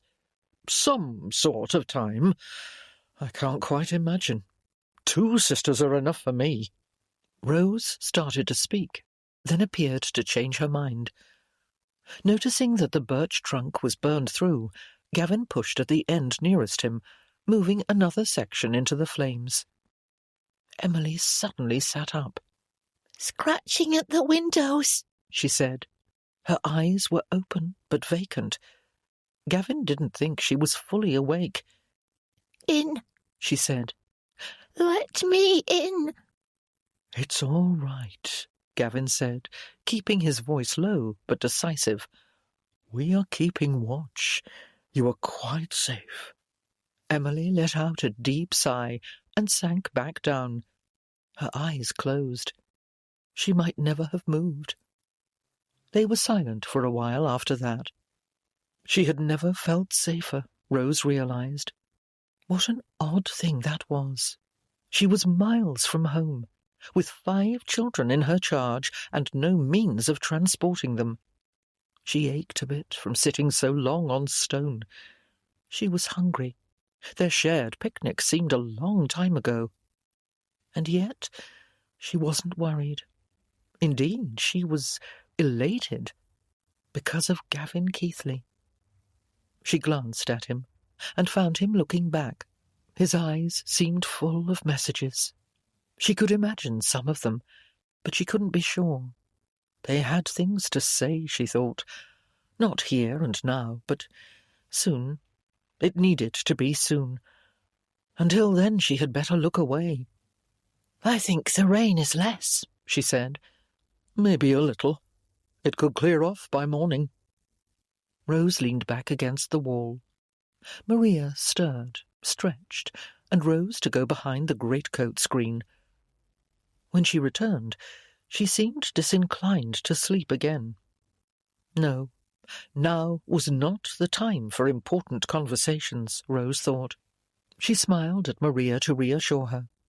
The fire and the rain kept up their antiphonal melody. At some point in the deep night, Rose sank into slumber. When she woke, the sky was lightening, and Gavin stood at the opening of the crevice. The rain had eased a bit. It was a drizzle now rather than a storm. He turned when she moved. "I will go and bring back horses," he said. She nodded, blinking away sleep and working stiff muscles. "What is the quickest route from here, do you think?" He always acknowledged her familiarity with the moors. He didn't make a rivalry of it. Rose gathered her thoughts and drew the paths in the thin layer of ash on the floor of the crevice. "Yes, I see," he replied. When they explained what he meant to do, the children insisted he take the greatcoat. Since it had served its function, and Rose thought the little girls would be more comfortable with her anyhow, she joined in their urging. Gavin took it down and put it on. He insisted on leaving his hat so that they would have drinking water. He bent and stepped down from the crevice into the rain. "As soon as I can," he said to Rose. With a nod, he strode away. "He'll find help," said Charlotte Bronte. "Yes, he will," Rose replied, without a trace of doubt. "I wish we had muffins." said Branwell, rubbing his eyes. "Or even porridge." And a cup of hot tea, Rose thought wistfully. "It won't be long." The rain soon soaked Gavin, the drops falling on the top of his head and running through his hair and down his face felt strange. The skirts of his greatcoat grew heavy with water.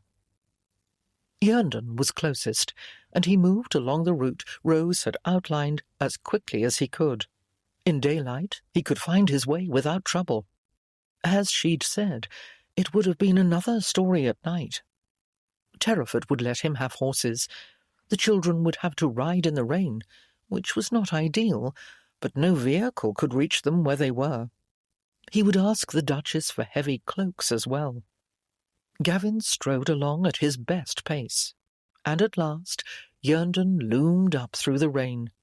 He came out near the stables, and as he rounded the corner of the building, he came upon Phelps, leaning in the doorway, gazing out over the moor. The man's eyes showed a flicker of surprise. He looked Gavin up and down, taking in his sodden state. Questions were obvious in his expression. This was not ideal. On the other hand, Gavin needed to deal with Phelps. It would just have to be quick. "Did my horse return here?" he asked. Phelps shook his head. "He was spooked by lightning," Gavin added. "Ha! Likely headed for the stable he knows best, then," the man suggested. And thus would require an explanation to his mother, Gavin thought. Not that he could have avoided the topic, once the story got out.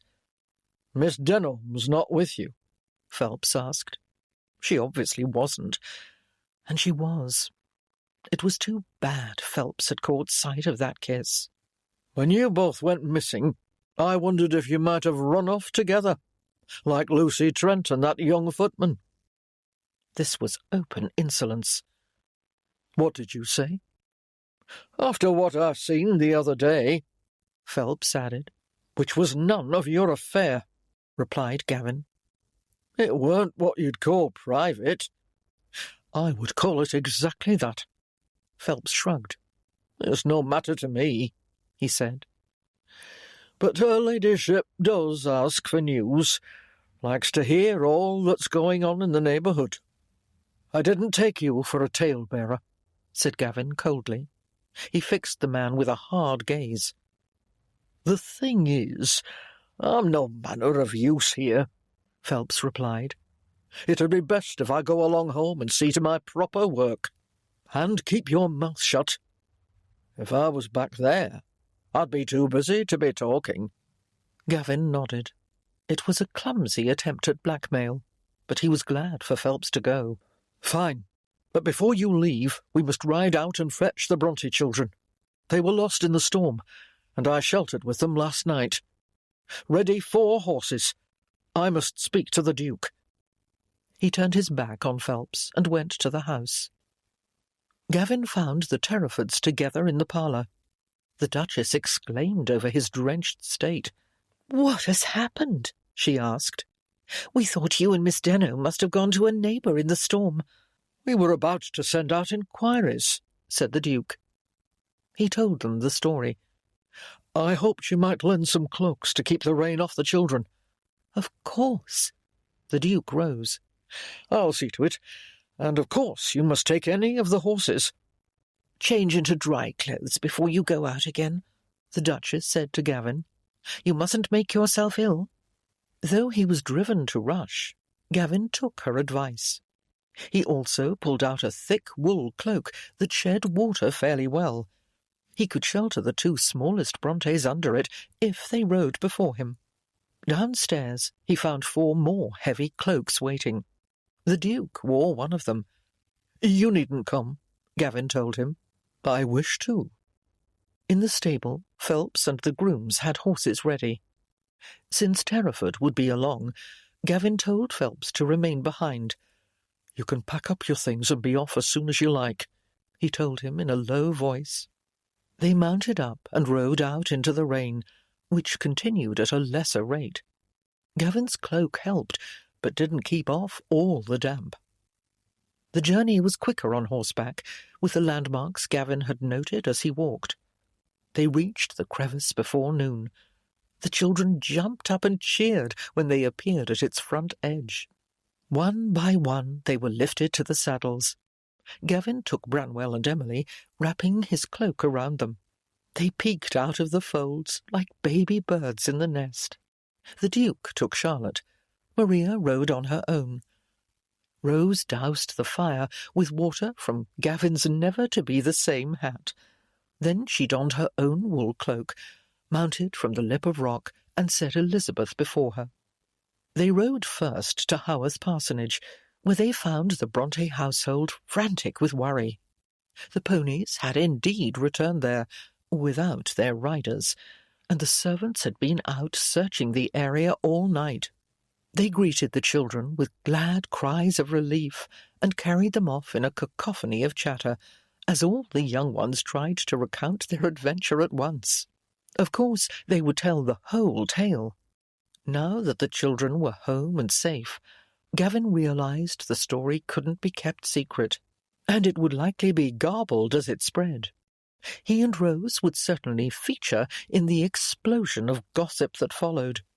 He noticed that Rose had the hood of her cloak up and was keeping in the background.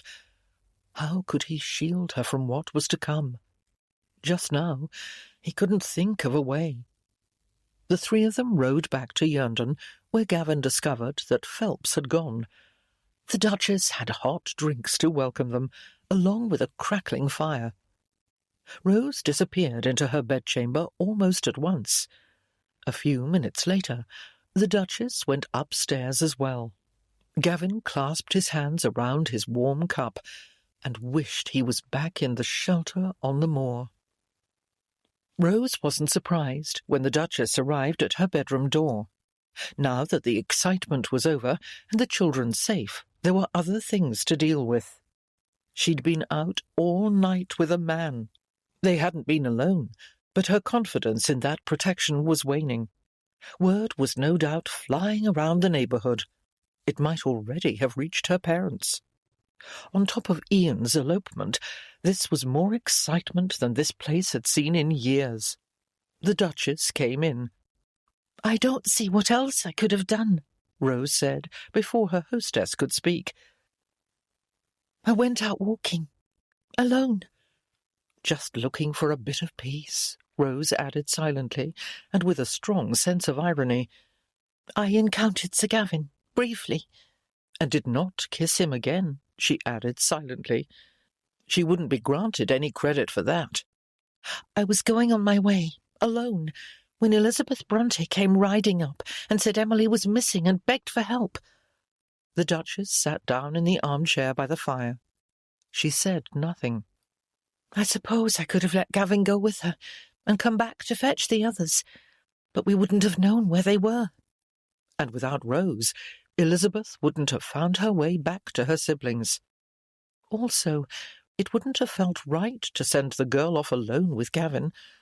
And the truth was, Rose had wanted to go with them. "You may say I should not have been out walking on my own at all."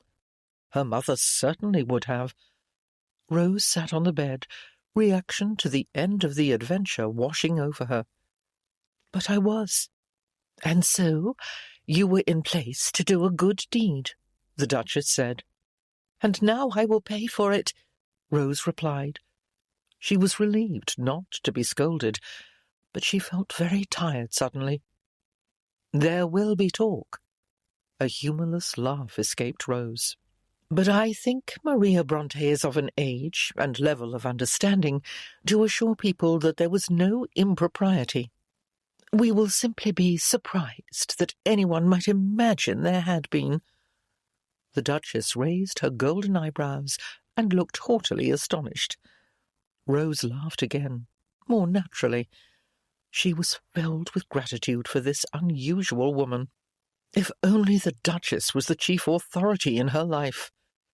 "That won't matter to my parents. They will only care that I was with Gavin." Rose grimaced. "They will order me home, I expect, in disgrace of some kind or another, no matter what Maria says." "But if they act as if you had done wrong—" "I know," Rose put in. "Everyone will assume there must be something to it. But this enmity with the Keithleys always takes over. Everything, in the stupidest way." The Duchess shook her head. "So you don't wish to go home?" "No." Surprised by her own vehemence, Rose blinked. "I wish I never had to." It was a melancholy realization. "Sir Gavin has said something similar to James," the Duchess told her. "He has?" Rose blinked. "But he is the owner of his house." "Not the only inhabitant, however." Rose nodded. Lady Keithley would be raging about their rescue of the Brontes. She, too, would care more about their joint action than for the children's fate. "Why can't there be an end to this stupid feud?" "Sir Gavin gave James the idea that he is happier here," the Duchess went on.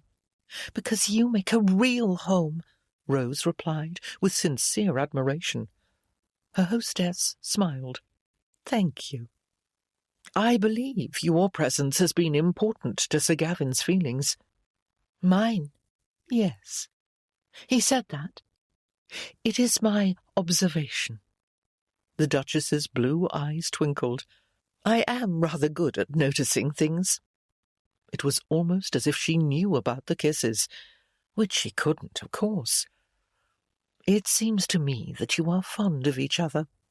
Under the other woman's steady gaze, Rose admitted it. She was more than fond. She cared deeply for Gavin. If he felt the same, she was shaken by a sense of danger. "We can't be." "No." "Our families would never permit—" "Anything." She didn't have words for the opposition that would erupt. "Would you let that stand between you and happiness?" asked the Duchess. "I wouldn't," Rose exclaimed defiantly. "Except—" Her father held the purse strings and authority over her in the eyes of society, and she simply couldn't run off the way Lucy and Ian had. She didn't want to marry that way. Also, nobody had asked her to. What might she dare if someone did? We must see what can be managed. It was easy for the Duchess, a happily married noblewoman, to say such things. Rose smiled politely and wished she was back out on the moors with her beloved landscape around her. Chapter 11. It is my opinion that there is not enough entertainment available for the inhabitants of this neighbourhood, said the Duke of Terraford to his wife the following day. Water dripped at the windows of Yerndon Manor. The April day offered not waving daffodils, but damp and fog. They sat cosily in the parlour together, however, with a pot of tea and a plate of scones. Their guests had retreated to their respective rooms after another spate of familial notes, which had been extended rants by report. I believe this feud lends excitement to their mundane routine, he added, with no plays to attend, no local assemblies, rather long distances to make calls. I think you may be right, said the Duchess. It is a rather lowering reflection that people will take pleasure in fighting with each other. Perhaps not pleasure, so much as stimulation, he replied. They seem to find it as exciting as a bare-knuckle boxing bout. His wife made a face at the comparison. Our guest's parents seem such irascible people. The Reverend Bronte, too. His note of gratitude for the recovery of his children was the most grudging thing. Do you think our house guests have been ordered home? I suspect so, as if they were errant children themselves. And yet they don't seem to be going, the Duke pointed out. They don't want to. We cannot keep Miss Denham against her father's wishes. We are not keeping her, the Duchess said. She is of age. It is her decision. Her husband raised one dark brow. And yet, still under her father's authority, as far as society is concerned, she acknowledged with a sigh. I'm not certain why the Denhams and Keithleys haven't arrived in force to haul their offspring away. It seems like something they would do. They're awed by your rank, said the Duchess. And the set-down you administered to those twins, he replied. Her smile was half-hearted. Perhaps. The Duchess was surrounded by letters and documents that had come in a packet from London, full of news of friends and matters of business that required attention. She picked up a fat document and put it down again. I will deal with those, said the Duke. Yes, all right. Not even a mild protest. Your spirits seem low, Cecilia. I do miss London, she admitted. I will never be a lover of the moor. The rain seems somehow bleaker here. Not to be repetitive, but we can set off for home whenever you give the word. I think I am ready to give it, James. She gestured at the papers. Some of this can only be dealt with in town, but even more...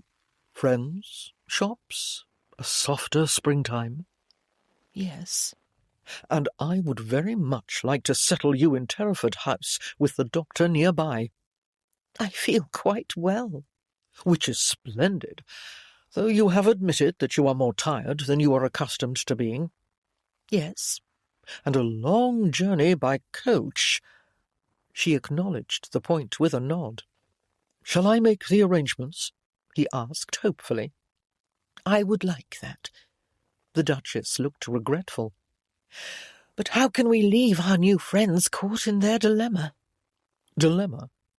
The Duchess gave him an impatient look. You have talked to Sir Gavin, I to Rose. They are clearly enamoured with each other. Well on the way to being, yes, but hampered by what their families have taught them. Pounded into their heads, you mean? The Duke nodded. I wish we could do something. It is so silly. I did have an idea. What?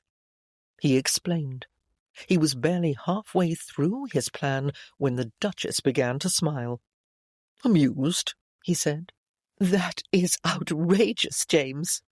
"Well, yes, a bit." "But I was mainly smiling because you took the time to think of it on your own, with no prompting from me. It was very kind of you." He half shrugged, almost shy. "Do you want to suggest it to them?" She thought a moment, then nodded. "But whatever will they think, or do?" "That is up to them, of course." The Duchess bit her lower lip in contemplation. "You could speak to Miss Denham, and I to Sir Gavin." "They will refuse," she concluded. "They'll think we've gone mad." "Perhaps." The Duchess shook her head. "I think they will, James, with all the weight of family history on them." "But if they had an escape?" "I don't know." "Well, it is up to them, and we will have done all we can to help. We will go home with a clear conscience." Again he raised one eyebrow to inquire whether this was enough. "I suppose you're right." "Just occasionally I am," he teased. "Quite often, really, James," she replied, with another lovely smile. Before they could communicate his plan, word came that Ian and Lucy had returned from Scotland, duly married and quite pleased with themselves. An old uncle of Lucy's was taking them in on his farm. He would teach Ian to run it and eventually pass it along to them. "And they will settle down to live happily ever after," the Duchess suggested to Rose when they heard this latest bit of news. "I hope they do," Rose replied. She wondered if farm life would satisfy Lucy's love of drama, but she could do nothing about that. They were fortunate to have a relative to turn to. She certainly felt the lack of any sympathetic family just now. "The farm is a ways off, and I believe I have convinced my parents that making trouble for Ian is beneath them. At least I had, before—" She waved a hand to encompass the current fuss. "Oh, good. Is it? Why should they have considered doing so? Over Ian's choice of a wife? A respectable girl of his own rank and station?" Rose bit back further complaints. She was feeling battered by her family. The rescue of the Bronte children had exposed a level of bile and pettiness that depressed her spirits. She wanted to admire her parents. Their behaviour was making that difficult. Worse, she would have to go home soon. She couldn't keep dodging their demands for her return. That would anger them further, and put the Terrafords in an awkward position. "Indeed," said the Duchess. After a pause she added, "I wanted to talk to you about something."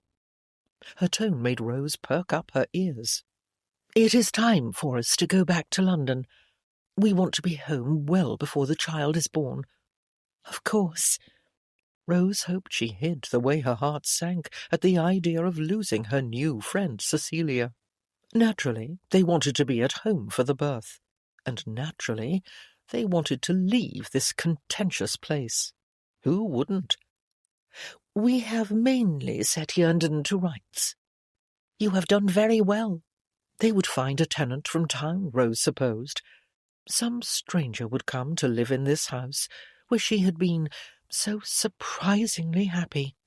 Perhaps it would be a very pleasant and interesting family, she told herself, but her parents would only resent them. Reason seemed to have flown out the window in recent days. "We are leaving the day after tomorrow." "So soon?" Rose exclaimed silently.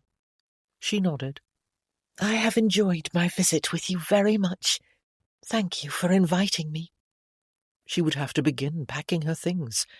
Guests did not stay on after their hosts departed. "We will go to Leeds first, to reach the main road south." "Yes." That was the most efficient route, though Rose was not certain why the Duchess was telling her this. "And we had an idea, or James did, to give proper credit." She proceeded to lay out a plan that made Rose's eyes grow wider and wider. By the end, her mind was reeling. At the close of their conversation, the Duchess led a dazed Rose to a parlour at the back of the house. They hadn't been using this room, but today a bright fire burned on the hearth. The Duke escorted Gavin into the room on their heels. Then the Terrafords walked out together, shutting the door firmly behind them. Rose stared at Gavin. He stared back, looking as startled as she felt. "Did the Duke tell you?" she asked. At the same moment he asked, "Did she tell you?" "Yes," they said in unison. They stared a bit more. "It is out of the question, of course," Rose said finally. She heard her voice rise at the end, as if this was a query. He didn't reply. Rose wondered if she looked as stunned as he did. She wondered if he felt anything like the mixture of astonishment and uncertainty and ridiculous, tremulous hope that roiled in her. Our families would... She threw up her hands. "Can you imagine the uproar?" It would be 10 times worse than it is now. "More." But... Gavin looked down, then up to meet her eyes. We wouldn't be with them, he added slowly. She wouldn't have to go home, Rose thought. Sad that the idea should draw her. Also, there would be no more point of contention, he added. "Over Yundon?" Yes, the issue would be resolved. Was he actually considering the Terraford's mad plan? Rose couldn't decipher his tone. Did she want him in favour? She wanted, intensely. What? "That's not a reason to take such a mad step," she pointed out. No. He gazed at her again. "We would have to have other reasons," Rose went on. He must know that. "For ourselves." Yes, and that is the crux of the matter. He moved a bit closer to her. When we first came to stay here, we made a bargain. "To pretend to get along," Rose replied. But pretending has led to reality, wouldn't you say? We do get along. The phrase seemed pallid to Rose. Get along sounded like something one would say to a recalcitrant horse. Don't we? Was that a tinge of anxiety in his tone? Did she dare hope so? She couldn't seem to find words. This visit has certainly changed the way I look at you. "You look at me as if I was a puzzling oddity," she said. No. He moved closer still. As if you were a marvellous surprise. He was riveting, powerful. He smelled intoxicatingly masculine, just as he had those other times when they had... We could change everything, he said. "Things should be changed." Her voice wavered. There was no doubt about that. Just about other factors. The ones that truly mattered. The ones that buzzed in her blood and filled her heart. Rose found she'd taken a step, raised her chin, and offered her lips. There was no hesitation in the way he took them. His arms slid around her and pulled her close. Her senses whirled as their bodies pressed together, and his mouth tantalized her. She couldn't think. She could only feel. She loved him. He liked her. He found her a marvellous surprise. What did that mean? Was it enough?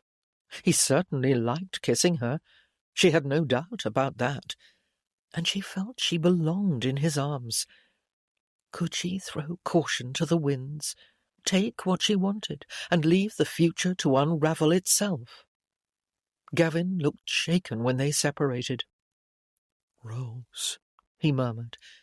His voice pulled at something deep in her. He looked like a man in the throes of some profound emotion. So, Shall we? It wasn't the sort of question that should settle one's fate. It wasn't the way she'd wanted to be asked. Rose felt as if she was standing on the edge of a cliff, poised to dive into an unknown sea. There was a rush of exhilaration, a surge of triumph, and a fear of being dashed to pieces on unseen rocks. She shouldn't. She mustn't. Wildly, crazily, she leaped. "Yes," she said. And so, when the Terrafords' luxurious travelling carriage set off from Yerndon, not long after this, driving east toward Leeds, Rose sat with the Duchess inside. The Duke and Sir Gavin rode beside it. Most of the servants followed in another comfortable vehicle, Rose's maid, Sue, among them. The stableman had started south with the extra horses the previous day. The Terrafords had not announced their departure to the neighbourhood. Indeed, they had taken some care to disguise their intentions. The manor was left in the charge of a taciturn older couple, the Smithsons, who had come highly recommended. They had few connections in the area, did not approve of gossip, and would have no patience with questions. No callers were expected, but if they came, they would be put off. The ruse would not last many days, but, as the Duchess had pointed out, many days were not required. The blizzard of written complaints would probably continue, but there would be no one present to read them. Leeds was an easy journey of 20 miles, and a world away from the sweep of the moors. Each time Gavin came to the city, there seemed to be more warehouses and mills, more smoke in the air, and more people and vehicles thronging the streets. Industry was burgeoning in Leeds, bringing great wealth to some, and grinding toil to others. Gavin didn't care for the place, and usually completed any business he had as quickly as possible. Today, however, the city offered a new-found sense of freedom. No one at home knew where he was. It would take time for them to find him. Complaints and admonishments wouldn't reach him here. He could forget all that for a while.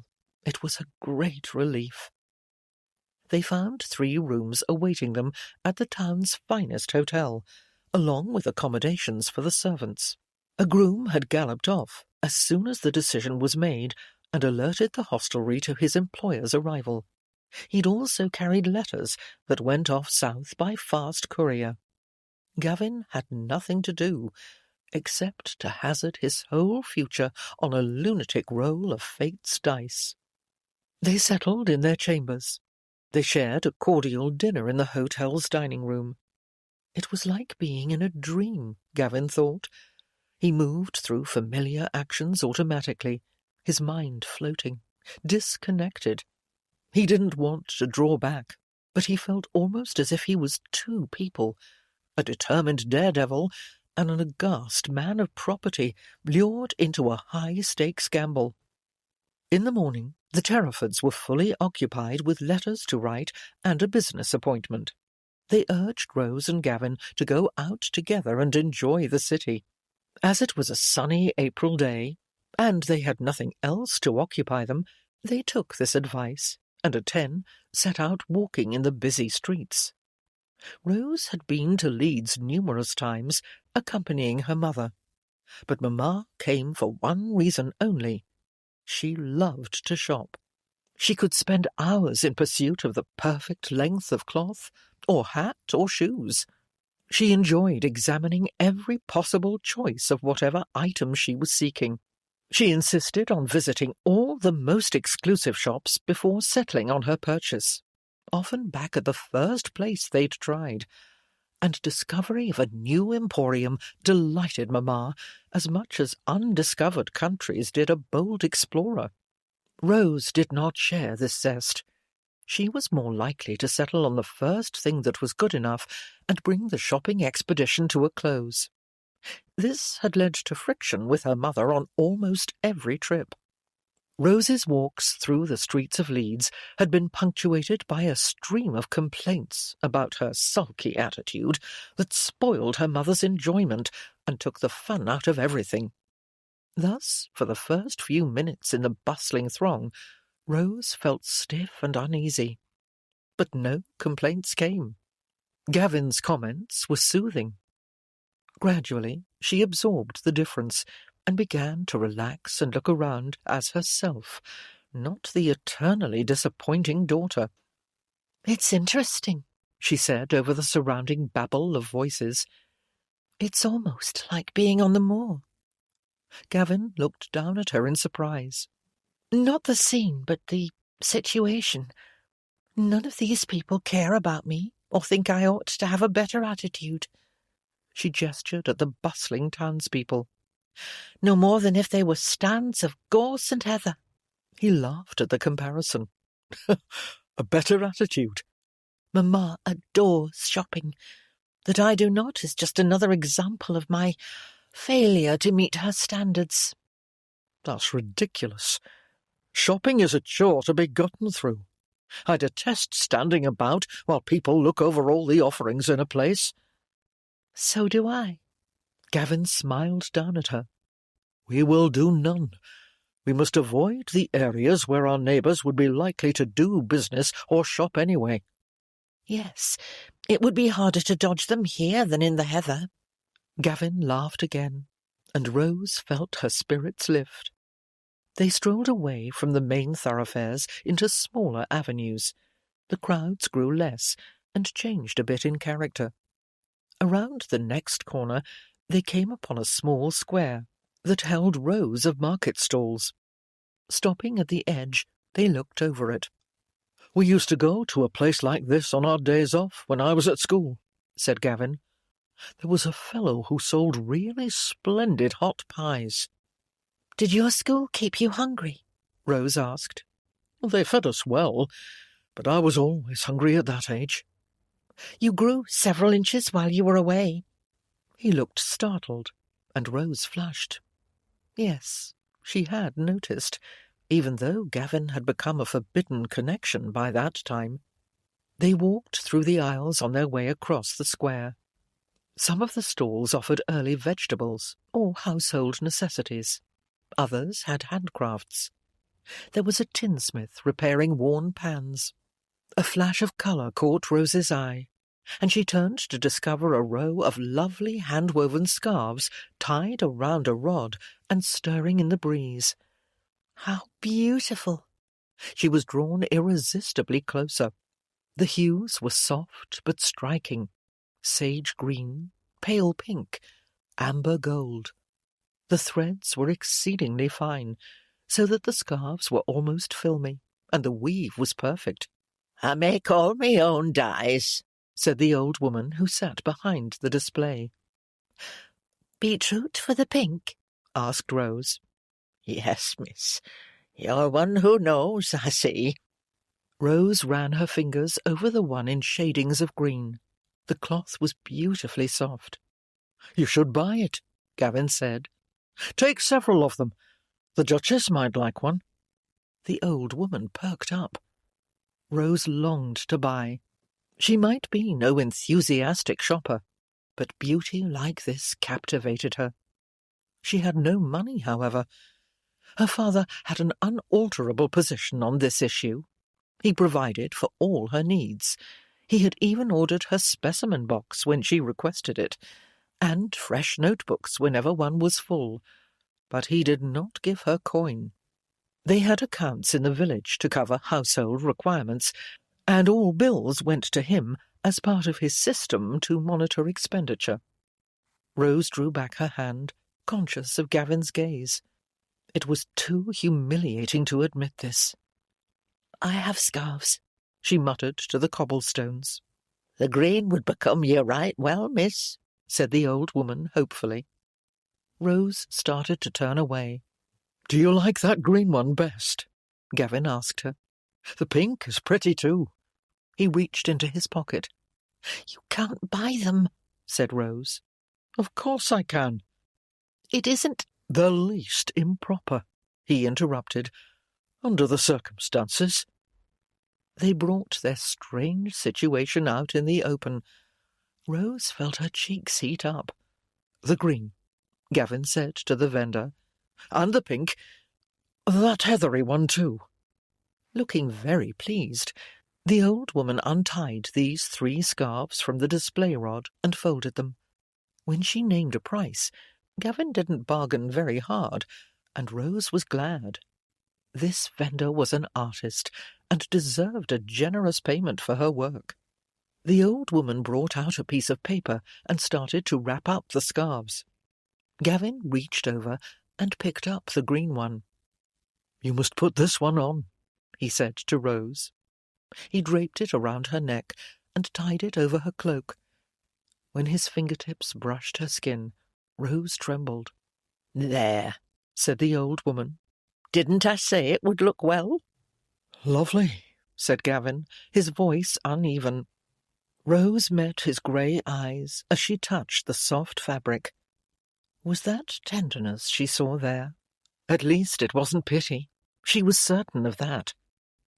"Thank you," she said. "There's no need of thanks between us," he replied. "What?" "This was not a case of largesse or patronage." His tone made Rose realize that her father's careful habits were known in their neighbourhood. Of course they would be.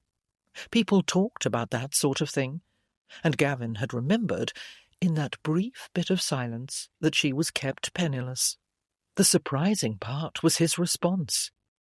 "This is just a gift, as between equals," he went on, indicating the scarves. "I think that would be all the more reason to acknowledge it," Rose replied with similar gravity. "He's a fine lad," said the old woman. "Don't let go of him, miss." Rose smiled. The other scarves were wrapped in paper and tied with string. Gavin put the small parcel under his arm, and they walked on. They moved through bustling streets and leafy lanes. The day remained fine. They strolled around other small markets, though none had things as lovely as the scarves. Rose felt wryly vindicated. Her mother's shopping habits wouldn't have turned up any better choices. In the early afternoon, they paused before a tea shop. A plate of small cakes was displayed in the window, fancifully decorated with tiny flowers and curlicues made of sugar icing. Gavin and Rose looked at each other, smiled, and turned to go in. Appetites sharpened by the walk, they ordered a lavish tea with small sandwiches of ham and cucumber and an ample selection of the iced cakes. These tasted as good as they looked. "Just one more of the chocolate ones, Mamma, please," begged a little boy at a nearby table. "You've had 3, Lionel," his parent replied. "I know, but they are heavenly." "One more. Do not ask again." "Yes, Mamma." The boy took his cake and bit into it with an ecstatic expression. Rose met Gavin's smiling gaze.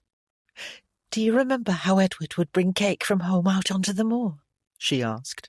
"He told his mother it was to share with the group," Gavin answered, "but then he ate most of it himself."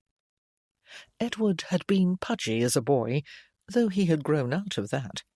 "He would like this place." "He would. Perhaps we can bring him some day." Rose blinked. Gavin watched her consider this possibility and discover vistas opening for the future. He'd had similar moments himself today, which had held more laughter than any other he could remember. Things they might plan and decide without constant interference. He would enjoy the indulgence, Rose said. "Indulgence indeed." Rose blushed delightfully. There was that too, Gavin thought. More than kisses. Life was suddenly offering so much more than he had anticipated for years. They finished without hurry, and then rose and moved slowly onward through the city. Gavin had a map of Leeds in his mind, and he had taken them in a rough circle. Now they were walking back toward the hotel. At the top of a slight rise, Rose stopped and pointed. "Look, is that a fire?" Gavin saw a column of pale smoke in the distance. Beneath it, a line of heavy wagons lurched slowly along. "I believe it is the steam locomotive," he said. "The what?" "It is a horseless cart powered by a steam boiler, used to haul coal from the mines in Middleton down to the landing near the bottom of Salem Place, to feed the power looms and other machines in the cloth mills. The first of its kind, I think." "Oh, yes, I have read about that," said Rose. They watched it lumber along. "It doesn't seem much faster than horses." Gavin nodded. "It doesn't require rest, though, or become ill." "Nay, it just blows sky high," declared a raspy voice behind them. Turning, they saw a grizzled old man standing nearby. He was neatly dressed, leaning on a tall staff. "Didn't you hear about the Salamanca?" he asked. "The battle?" Wellington had won a great victory at Salamanca in 1812, but Gavin didn't see what that had to do with this. "Nay, they named the engine of that infernal machine after it, and then the thing exploded a matter of 2 years ago. Killed the driver stone dead." The old man shook his head. "Flung him 100 yards, like he was no more than a rag doll." "Oh, dear," said Rose. "They claimed he messed about with the safety valves, but what I say is, a horse don't blow up on you like a bad piece of artillery." The old man gave them a decisive nod and stomped away. "Thank goodness," said Rose. "An exploding horse would be a dreadful thing to see." She shuddered. It was a grisly picture. They walked on as if to leave it behind. "The lamplighters are coming out," Gavin said as they approached their hotel. They'd seen these men last night, igniting the rows of gaslights that made the streets almost as bright as day. "Leeds is changing," Rose answered. "I wonder what it will be like when we are old." "Very different," Gavin said. He had no doubt of that. "But the moor won't be." "No." They exchanged a glance of perfect understanding. They paused a moment before going inside the hotel, as if they both felt an impulse to prolong the walk. "This has been a splendid day," said Gavin. "It has." Rose put her hand to her new scarf. She still tasted icing on her lips, but it was not the things that had made the day memorable. It was the company. "I've never enjoyed myself so much in the city." "Nor I." "Are we surprised by that?" Gavin asked. Rose smiled at the laughter in his tone. "A bit." "Though not nearly as much as we once would have been." "Not nearly," she replied softly. "Which is a good omen." She nodded. They gazed at each other. Rose felt as if a current of heat passed between them, but there couldn't be kisses in the public street. Those would have to wait. She felt a shiver of delicious anticipation. Looking regretful, Gavin turned away. They went inside together. The Duke and Duchess awaited them, and they enjoyed another convivial dinner. The Terrafords' business had gone smoothly, and they enjoyed hearing about the day's adventures.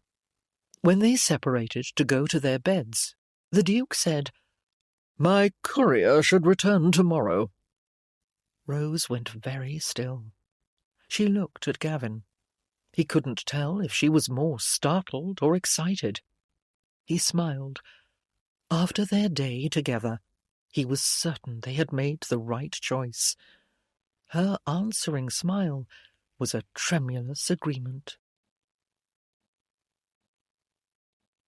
Chapter 12. In fact, the Duke's messenger arrived very late that night, having ridden hard from London. They were given the packet he had brought at breakfast, and so, that very morning, Gavin and Rose were married by a clergyman who had been forewarned, using the special licence the courier had fetched. The Terrafords stood up with them in the church, and the servants observed. Rose's maid stared as if she couldn't believe her eyes. In a surprisingly short time, for such a revolution in one's life, the vows were spoken, the marriage lines signed, and the union sealed. There was no time for Rose to mull over her new status. The Terrafords and the Keithleys had an appointment immediately following the ceremony with a local solicitor. "I have the conveyance you requested ready," the man said to the Duke when they arrived at his offices. He took them into a room with a large table, ushered them all to seats, and laid a document before the Duke. Terraford read it, passed it to his wife, and waited until she nodded approval. Then he took up a pen and ascribed his signature at the bottom. "There," he said, when the ink had dried. He placed the pages before Gavin and Rose, who sat side by side opposite him. "We have settled the estate of Yerndon on the two of you, jointly. Ownership not to be alienated from either." Rose stared at the document.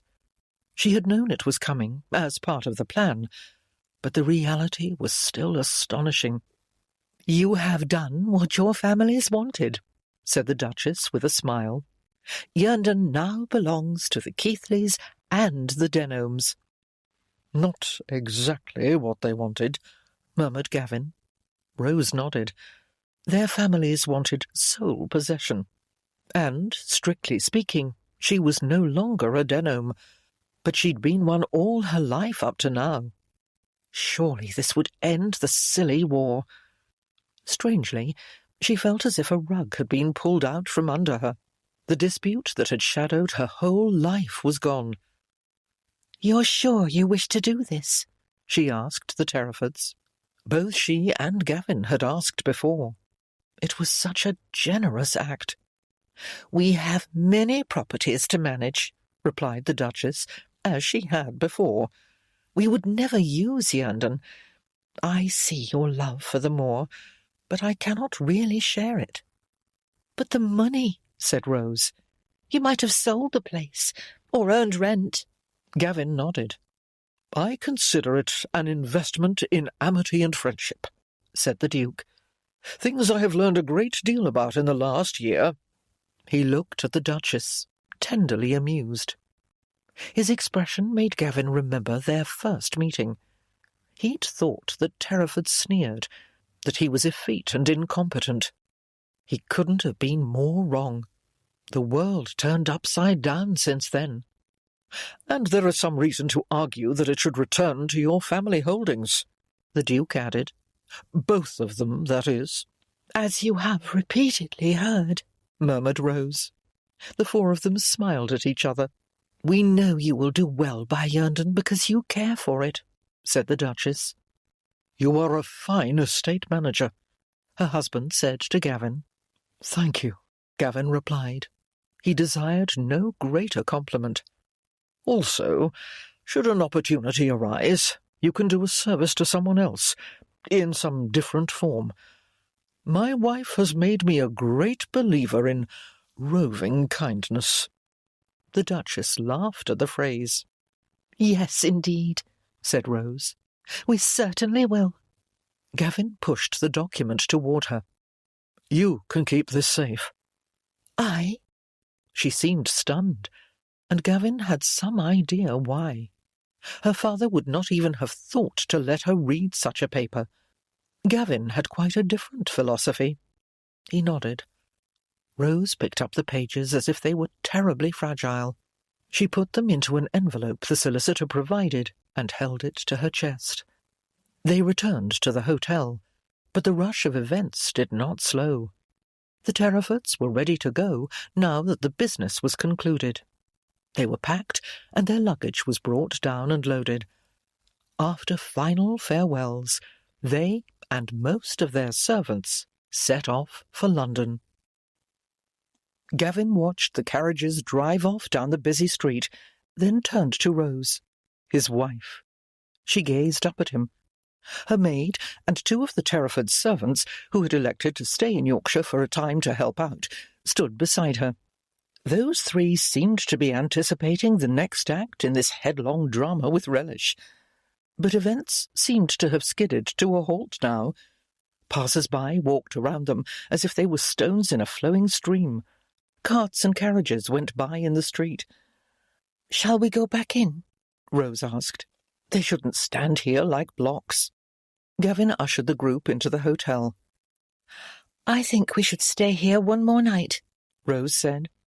Their wedding night, Gavin thought, with a flash of yearning. He would do whatever Rose wished, of course. What would she wish? It was better to find out here than at Yerndon, where their families would be wondering where they'd gone. They might already be lying in wait for them. Gavin hid a wince. They would endure the uproar that was coming, just not right away. "A good idea," he replied. He went to speak to the hotel staff and found it easy to engage their rooms for another night. The servants were dismissed to do as they liked for the day. This left the newly married couple alone together. They had made the leap into the unknown, and now here they were in it. Gavin wished they could walk out onto the moor together. They knew themselves best there. "Could we go back to that tea shop?" Rose asked. "It was such a pleasant place. Can we find it again?" Of course. He knew where they'd rambled on a day that had been relaxed and carefree, unlike this one. Perhaps Rose wanted to recapture that mood. It was another good idea. She was full of them. "We can declare its pastries our wedding cake, and toast each other with cups of tea." Gavin surveyed her expression. She looked merely amused. "Do you wish you'd had a more festive wedding?" Ladies cared about such things. Rose cocked her head at him. "Festive? With our families in attendance, you mean? And our neighbours in the church pews waiting for metaphorical bloodshed? No." "Forget I asked." He offered his arm, and they walked back along the route they'd taken yesterday, more swiftly, as the weather was not as fine. Scudding clouds passed overhead, and it was cooler. Coming to the tea shop, they went in and sat at the same table as yesterday. "We should order one of every kind of cake they have," Rose declared. "Even that anise one you didn't like?" "It was a strong flavour," she admitted. "You screwed up your face like a cat sniffing lemon peel." She laughed, heartily, gaily. Gavin felt something in his chest ease and expand. It would be all right, he thought. "Not that one, then," said Rose. "Just all the others." When they had been served, she held up her cup. "We actually did it," she said. She tapped his cup in a salute and took a sip. "The morning went by in such a rush. My brain is still reeling." He felt the same. "It's sinking in, though. I'm a married woman. I have my own house, signed and sealed, not to be taken away." She laughed. This time she sounded giddy. "Do you know what that means?" "Beyond the fact of it." Gavin didn't think she was referring to the changed nature of their relationship. The spark in her gaze was almost militant. "The fact of it means I can do what I like. I'm no longer some sheltered miss who isn't to know anything or decide for herself. Such a ridiculous creature. I can—" She stopped short and looked at him with narrowed eyes. They were the eyes of the youthful Rose, who'd been in the forefront of their adventures, who'd shone with daring, who'd disdained obstacles, until she'd been driven into hiding by a clamour of scolding voices. Well, he wasn't one of those. Not any more. "You can do what you like," he echoed. He could hope that what she liked would be him. She wouldn't have married just to get free of her parents, would she? His tone had obviously not convinced her. "If I am half owner of Yerndon, I should be entitled to half the estate income," she said.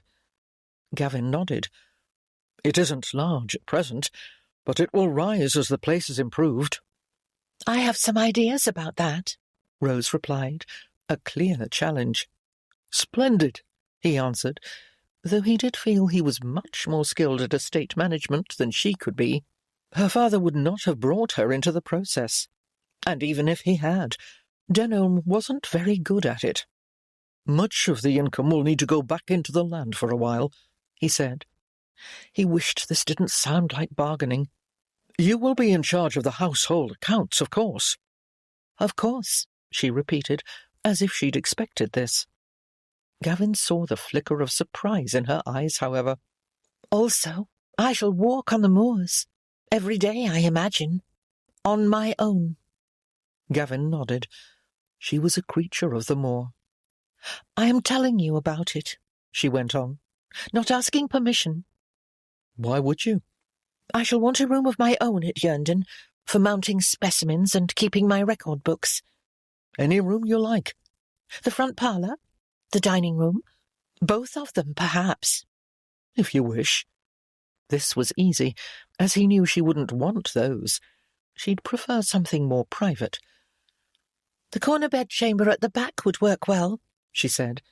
It has windows on 2 sides. A good choice.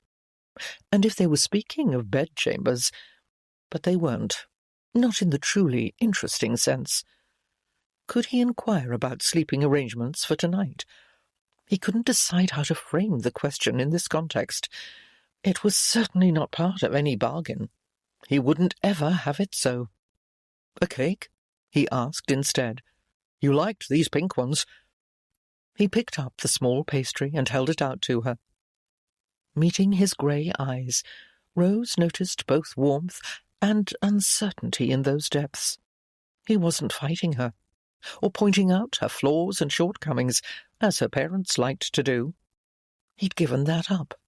She thought of all the ways he'd changed since they first arrived at Yerndon to stay, as she had too. He'd given the deed to Yerndon into her care. He'd made this daring change with her. And something else had changed today, Rose realized. Kisses were now allowed, encouraged even, rather than forbidden. Kisses and much more. She was authorized to explore realms of sensuality that had been hidden from her. On impulse, she leaned forward. Instead of taking the cake from him, she took a bite. Gavin dropped it. A current of wild laughter ran through Rose. She wanted everything. All the pleasures society's rules had withheld. All the powers a wife, a householder, might wield. Sugary icing melted on her tongue. She savoured the sweet taste. She enjoyed the flush on Gavin's cheeks and the hope in his expression. He retrieved the bitten cake and put it on the small plate in front of her. You know, Rose, he began, and stopped. I know a good many things, she answered. I hope to learn many more. Her tone was suggestive. Yes, it was. She hadn't even known she possessed such a tone. Gavin raised his eyebrows. She nearly giggled. He was afraid to ask. She smiled at him and thought his breath caught. You... He stopped again. I? You have a crumb. He touched one corner of his mouth. She licked it away slowly. The effect was gratifying. Thank you. His hand dropped. What do you hope to learn? He asked. He'd found his suggestive voice. It felt as if the shop had suddenly gotten warmer. So many things.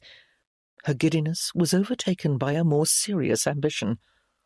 Joy, she said. Contentment. Triumph. Gavin stared. You can't expect me to know those things, he said with a catch in his voice. How would either of us know them, after the way we've been reared? But can't we discover them together? Rose. He reached over and took her hand. She closed her fingers around his. Do you really think we could? He asked. I do, she replied. It was another wedding vow, a promise between the two of them. He looked moved. His grasp was warm and strong. He nodded. Then he seemed to become aware of how closely they were leaning, of the chattering strangers around them. He sat back, released her hand, touched his teacup, then cleared his throat. I did want to say about the intimacies of marriage. We can take things slowly. I would not do anything—" "I should have said passion, too," Rose murmured. "I want to learn all about that." Gavin went very still. "You—" "I, indeed, and thoroughly." The air seemed to crackle between them. The others in the cafe ceased to exist for a moment. "Shall we go back to the hotel?" she asked. The effect was all that Rose could have wished. The remaining cakes were put in a box to take away. Their coats were resumed, and they stepped outside. The walk back to the hotel was much faster than the stroll out had been, but not because of the thickening clouds that covered the sky. Gavin moved in a fever of anticipation. He would not, of course, sweep Rose up in his arms and carry her down the busy street, into the hotel, and up to his room, as part of him wanted to do. That was out of the question, and it was too far anyway, a more practical part of him pointed out. He would be panting with exhaustion by the time they reached a bed, and that would not do at all. He wanted to be panting with something else entirely. He thought of telling Rose. She would probably laugh. But perhaps it was too soon. She might be embarrassed. And he wasn't looking for laughter just now in any case.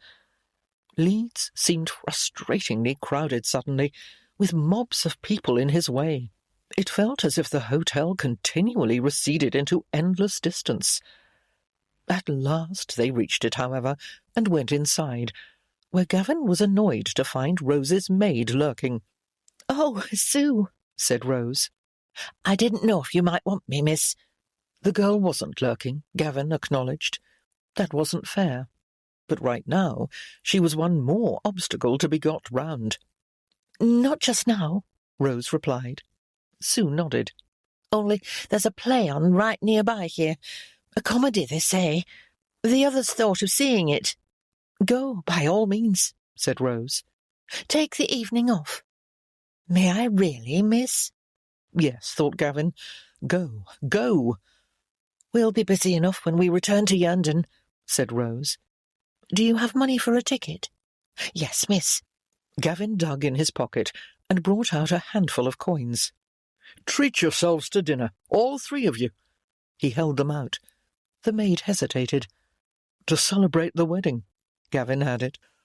Sue seemed to recall that they now had a new relationship. She took the money. "Thank you, sir. Have a good time," said Rose. The maid gave them a sly look. "You too, miss," she dared, before hurrying away. Rose's muted gurgle of laughter was adorable, and somehow as inflaming as any seduction Gavin had ever known. "Will you come to my room in 20 minutes?"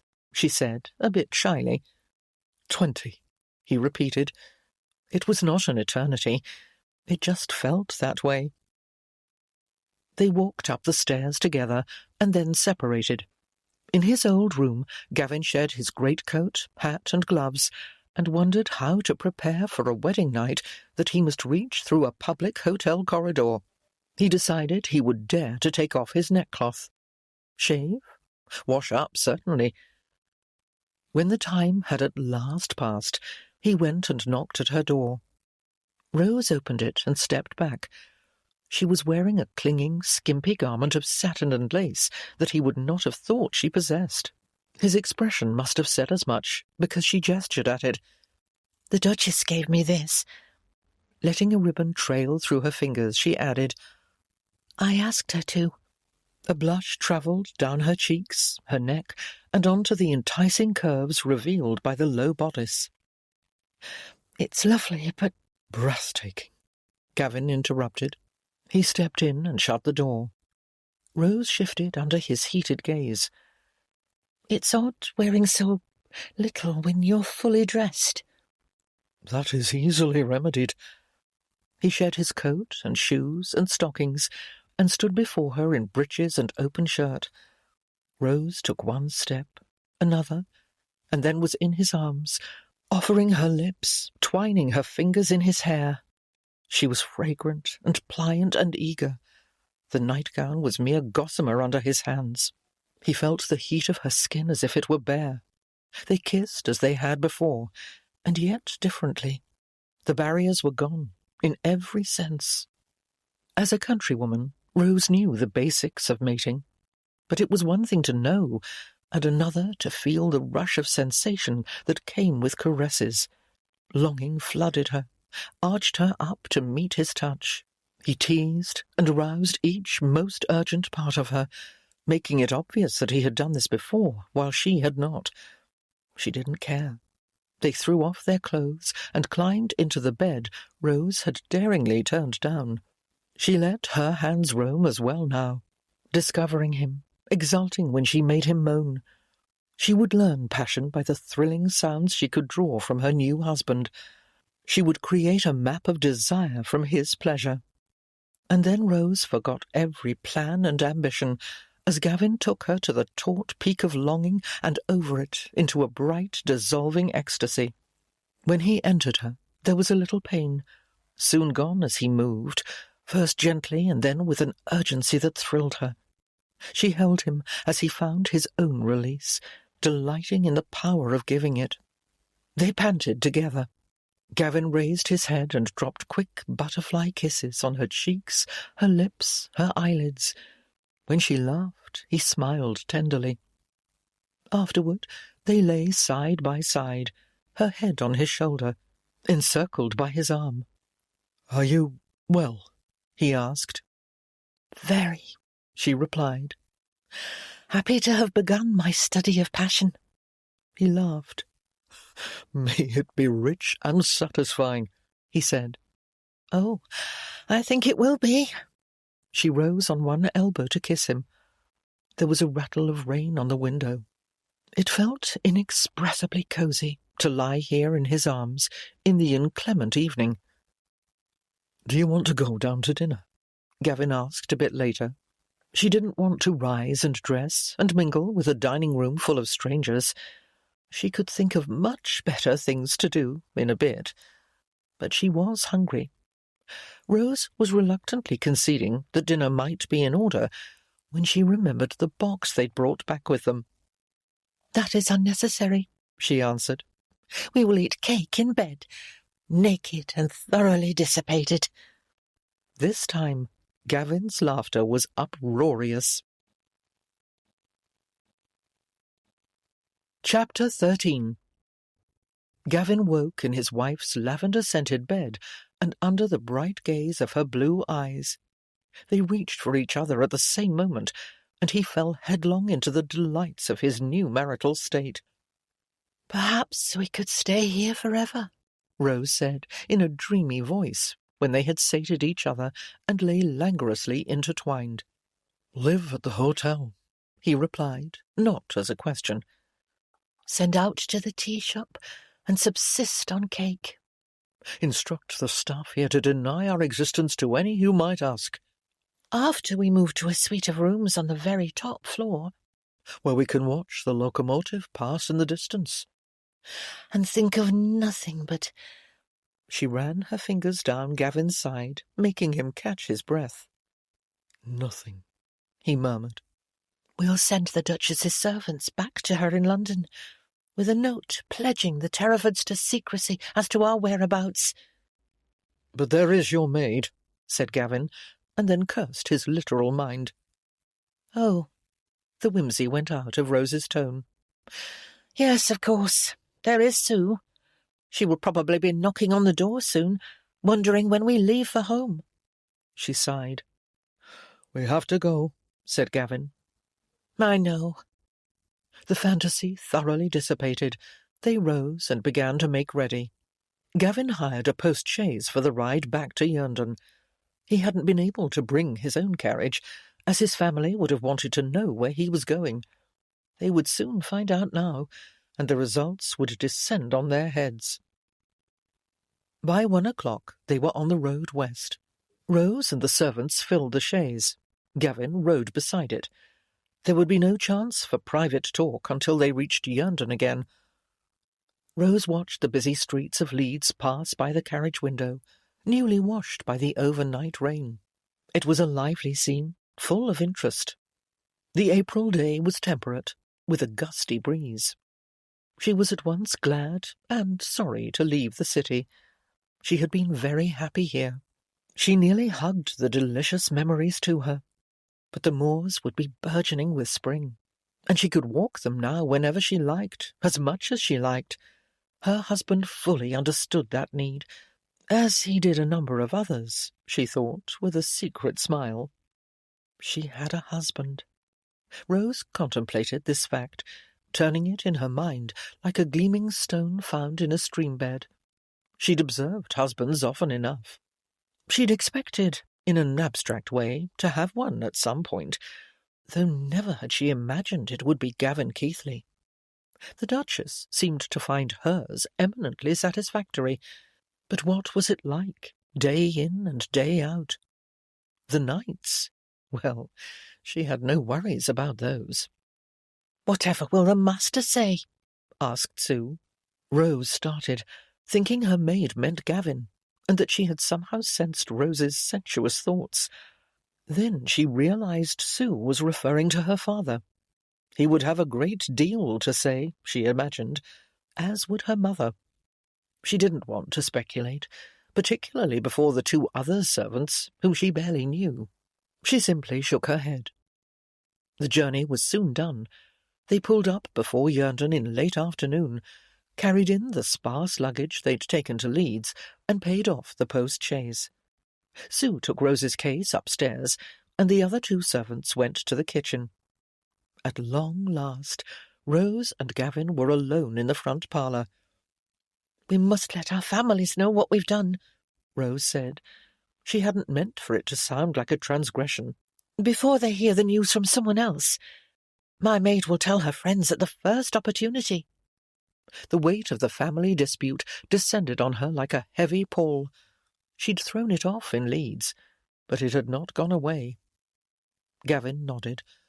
The set of his mouth was grim, more like the Gavin of weeks ago than her tender partner of last night and this morning.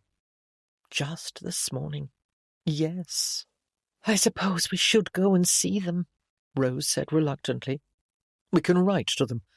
They bombarded us with letters." "Doesn't that seem cowardly?" "I don't care." He seemed distant, perhaps angry. Though she knew those impulses weren't directed at her, Rose's heart sank.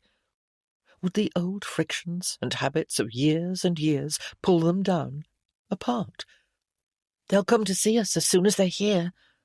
"And we will receive them in our home rather than theirs. Thus we can tell them to go away." "Your house belongs to you," Rose had to point out. "Indeed, but Mamma rather fills it." That was easy to believe. Lady Keithley tended to dominate.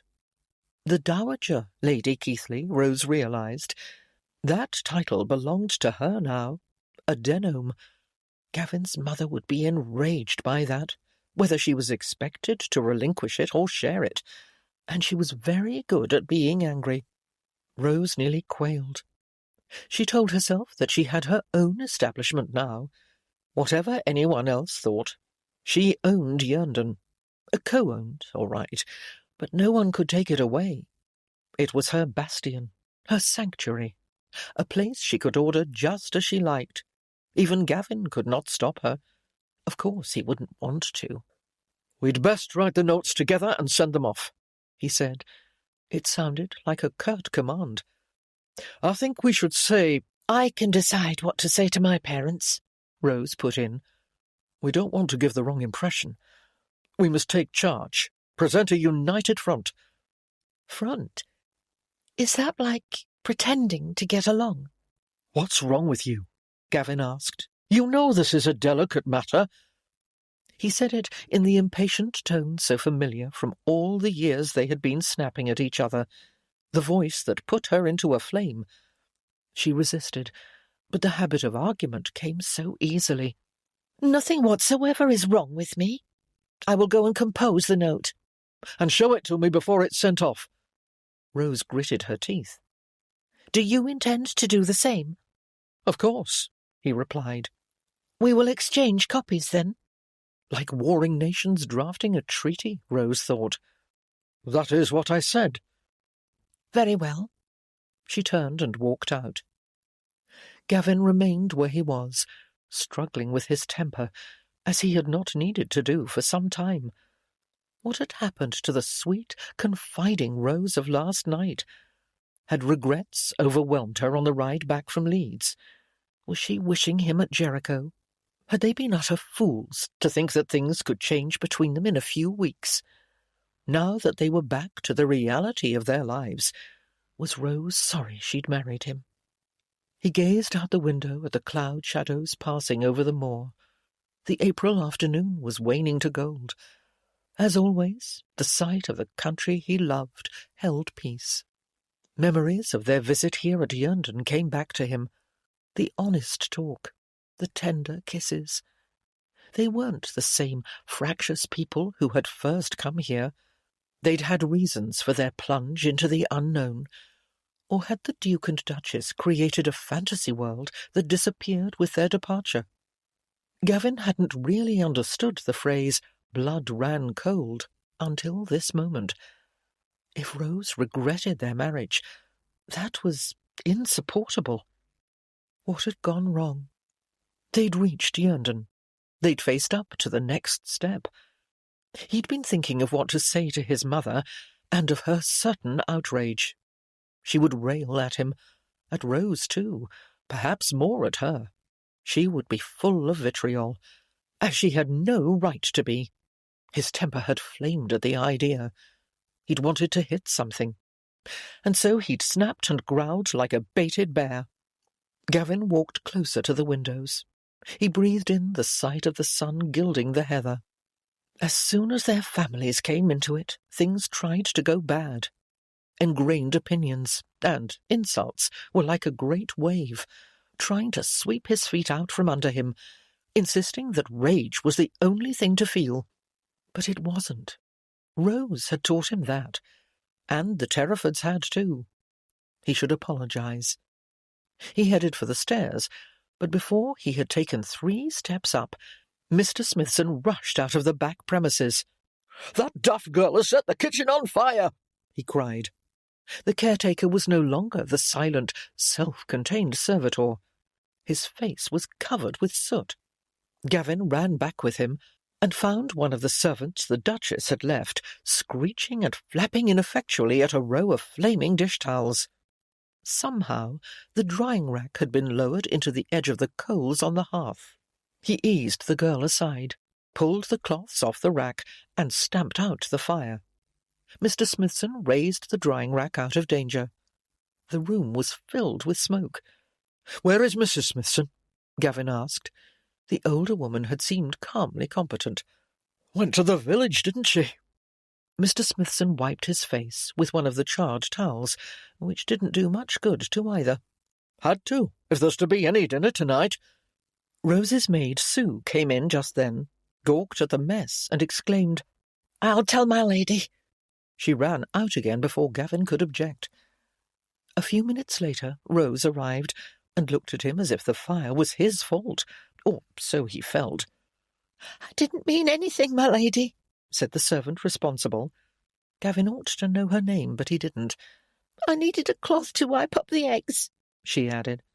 There were 3 broken eggs on the floor by the kitchen table, Gavin noticed. "And then I don't know how it happened." "Ham-handed flippity-gibbet," Mr. Smithson muttered.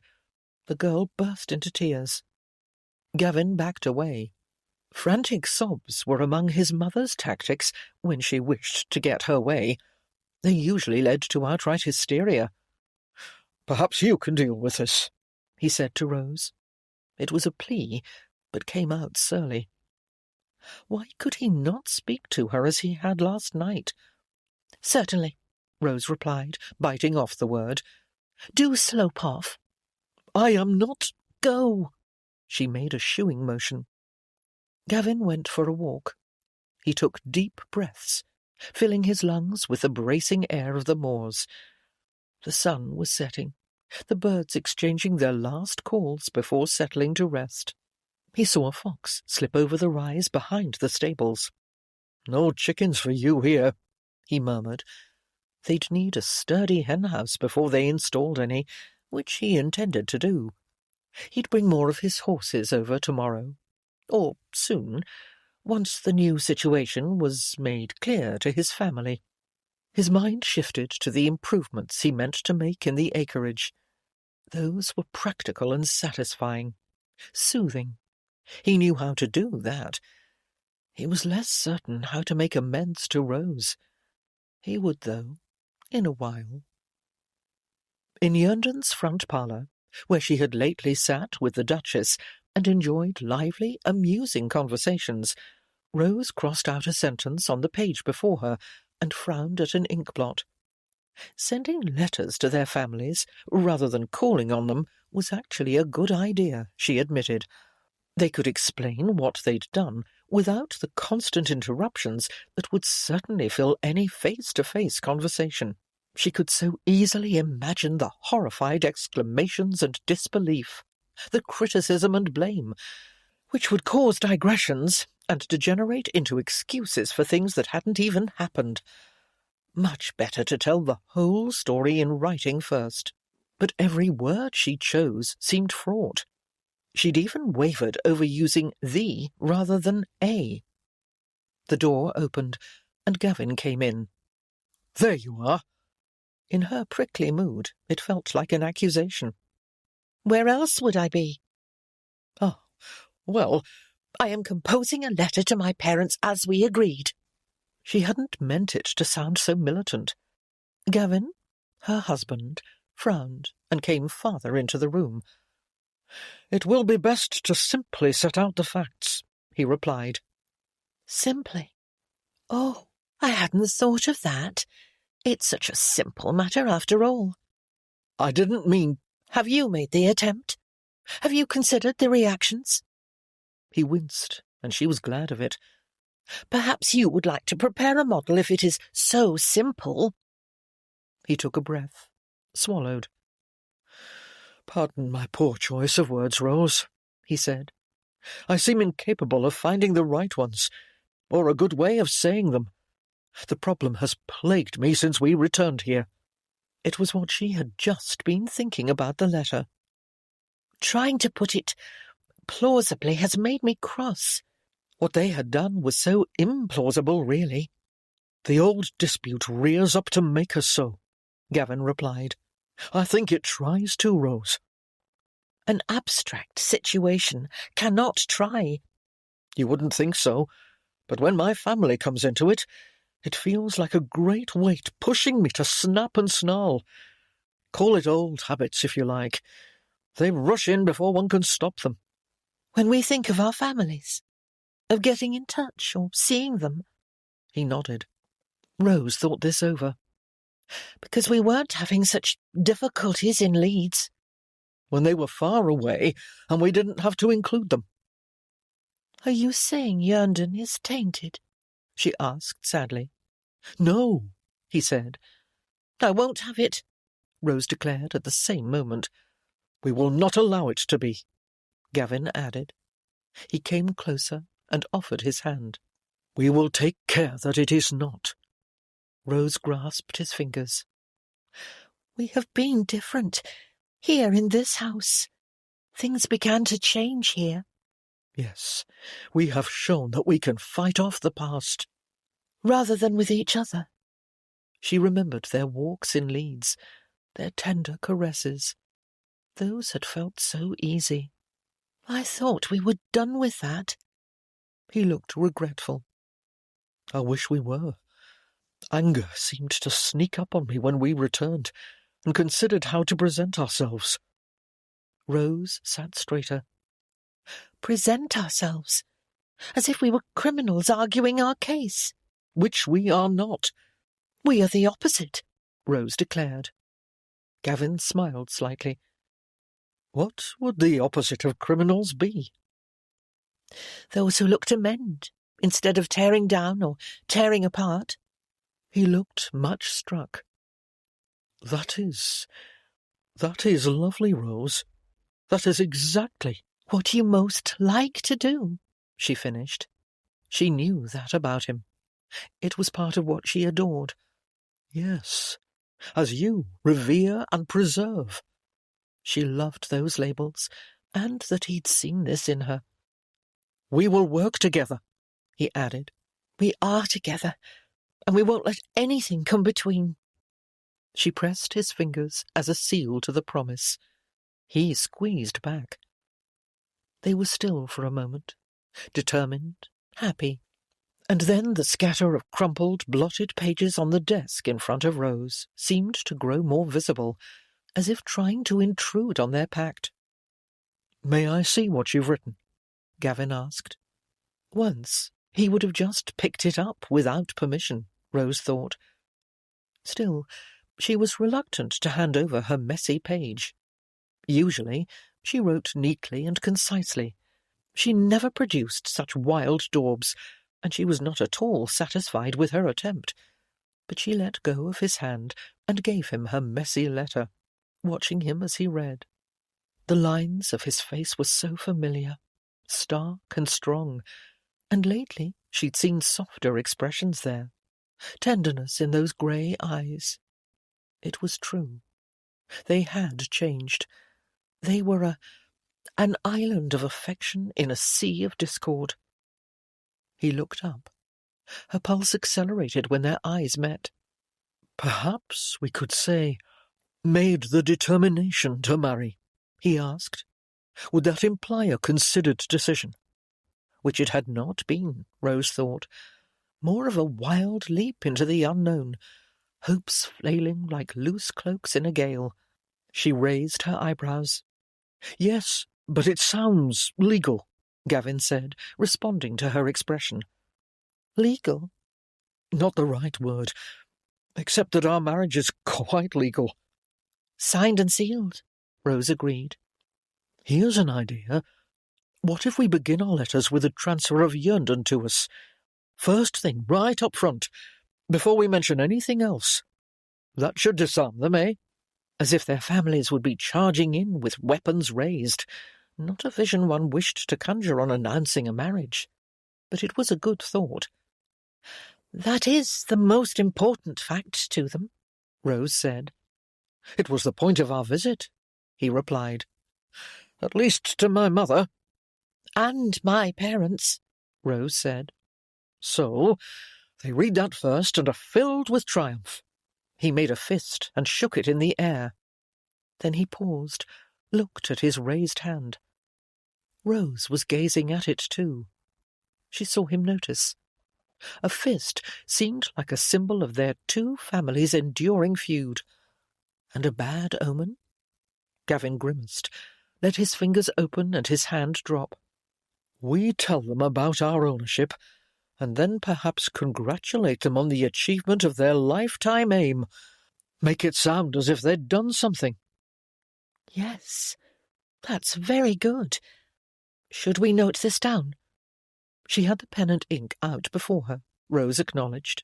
Gavin was still standing, though now he went and sat in an armchair. It was natural that she should write. She was not taking dictation. She refused to let that small sliver of irritation emerge. "Then something about Yerndon," Gavin continued.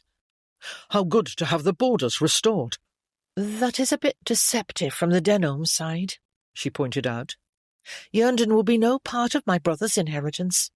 "You are as much part of the Denholms as he is." "Not in my father's eyes." "But his grandchildren," Gavin began, then stopped. Their eyes met. Rose felt her cheeks grow warm. Children came from the sweet intimacies and dizzying passions that had just begun for them. Gavin cleared his throat. "Perhaps talk about increasing the sheep herd," he said.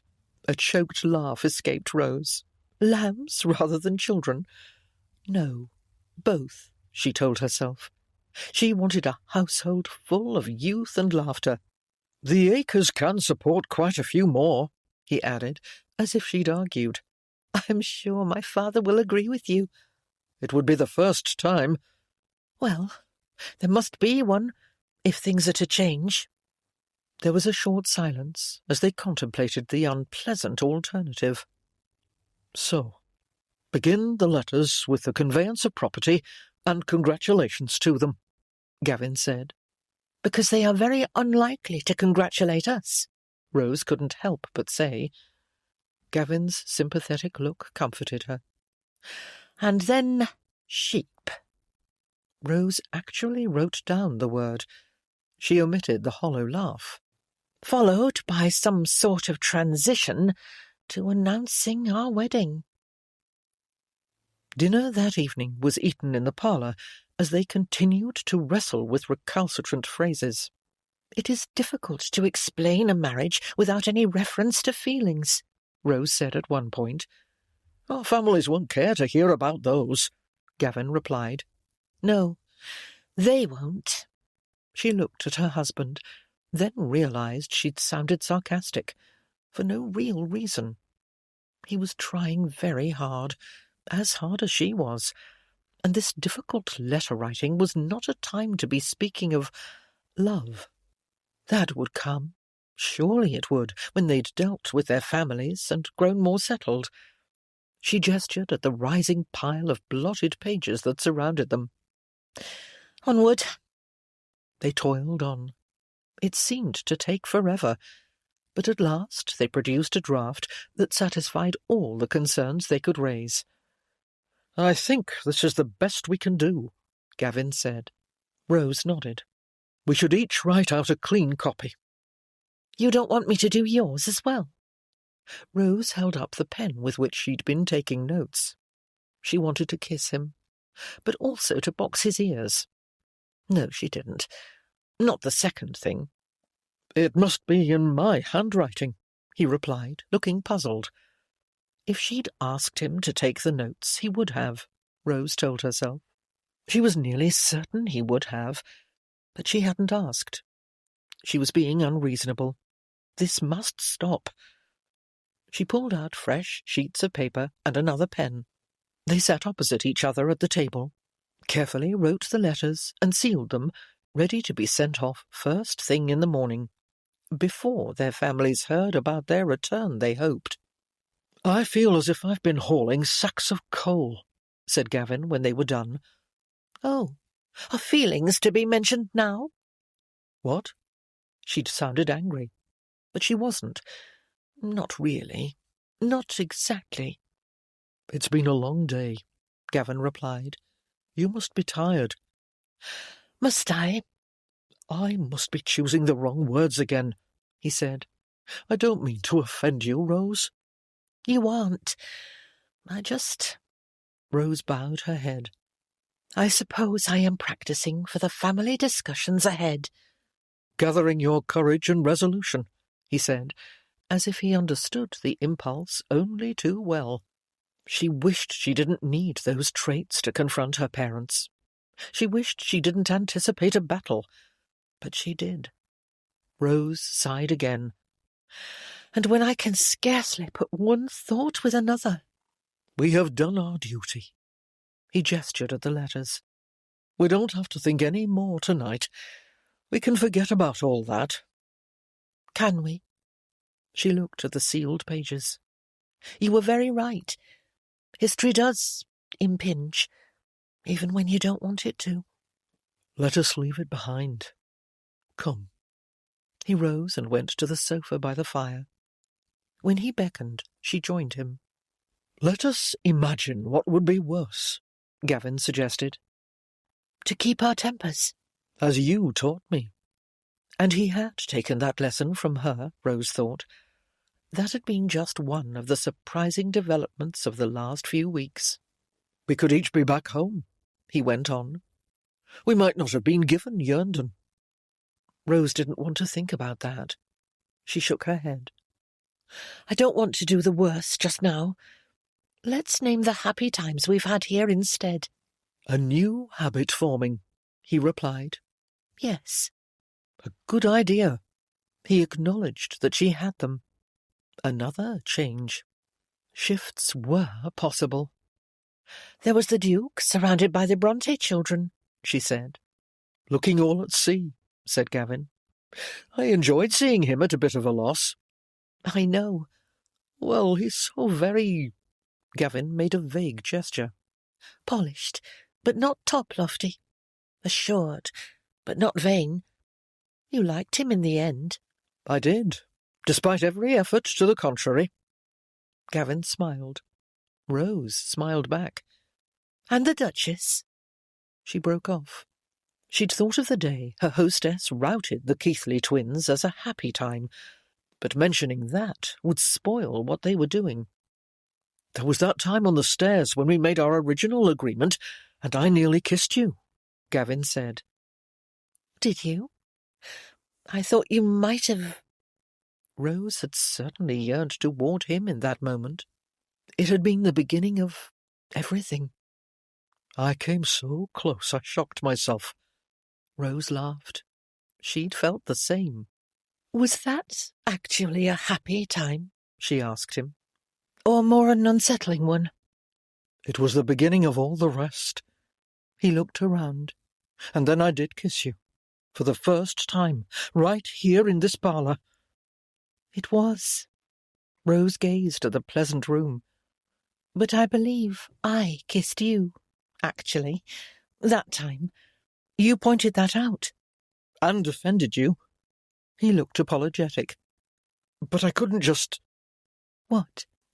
Sweep you into my arms. I didn't know what you wanted. Rose met his eyes. Desire burned there. She gloated over it. Then, she said. Then? You couldn't sweep me into your arms then. But now... He did so, to Rose's immense gratification, and kissed her with that gentle intensity that drowned her senses. Kisses had not been the problem, she thought, while she could still think. Only their implications. I had our things moved to the bedchamber the Terrafords were using, Rose said breathlessly, when their dizzying embrace paused. It is the best in the house. Desire burned in his gaze. But is it? Shouldn't that notion be tested? You're right. It really should be. Gavin stood, pulling her to her feet. They snuffed the candles, taking just one along to light their way. With his arm around her, they left the parlour and climbed the stairs. It was late. Everyone else had gone to bed. They entered the grandest bedroom side by side. Gavin went to light some other tapers before setting the candlestick down. Our first night in our new home, Rose said. Would they live here happily and prosperously for years? Or would outside pressures crush their hopes? She shook her head in denial. What? Asked Gavin. No one can come between us, she replied fiercely. We will not allow it. And then they were shedding garments in a laughing melee, tumbling naked into bed. The caresses and endearments that drowned her then gave Rose hope.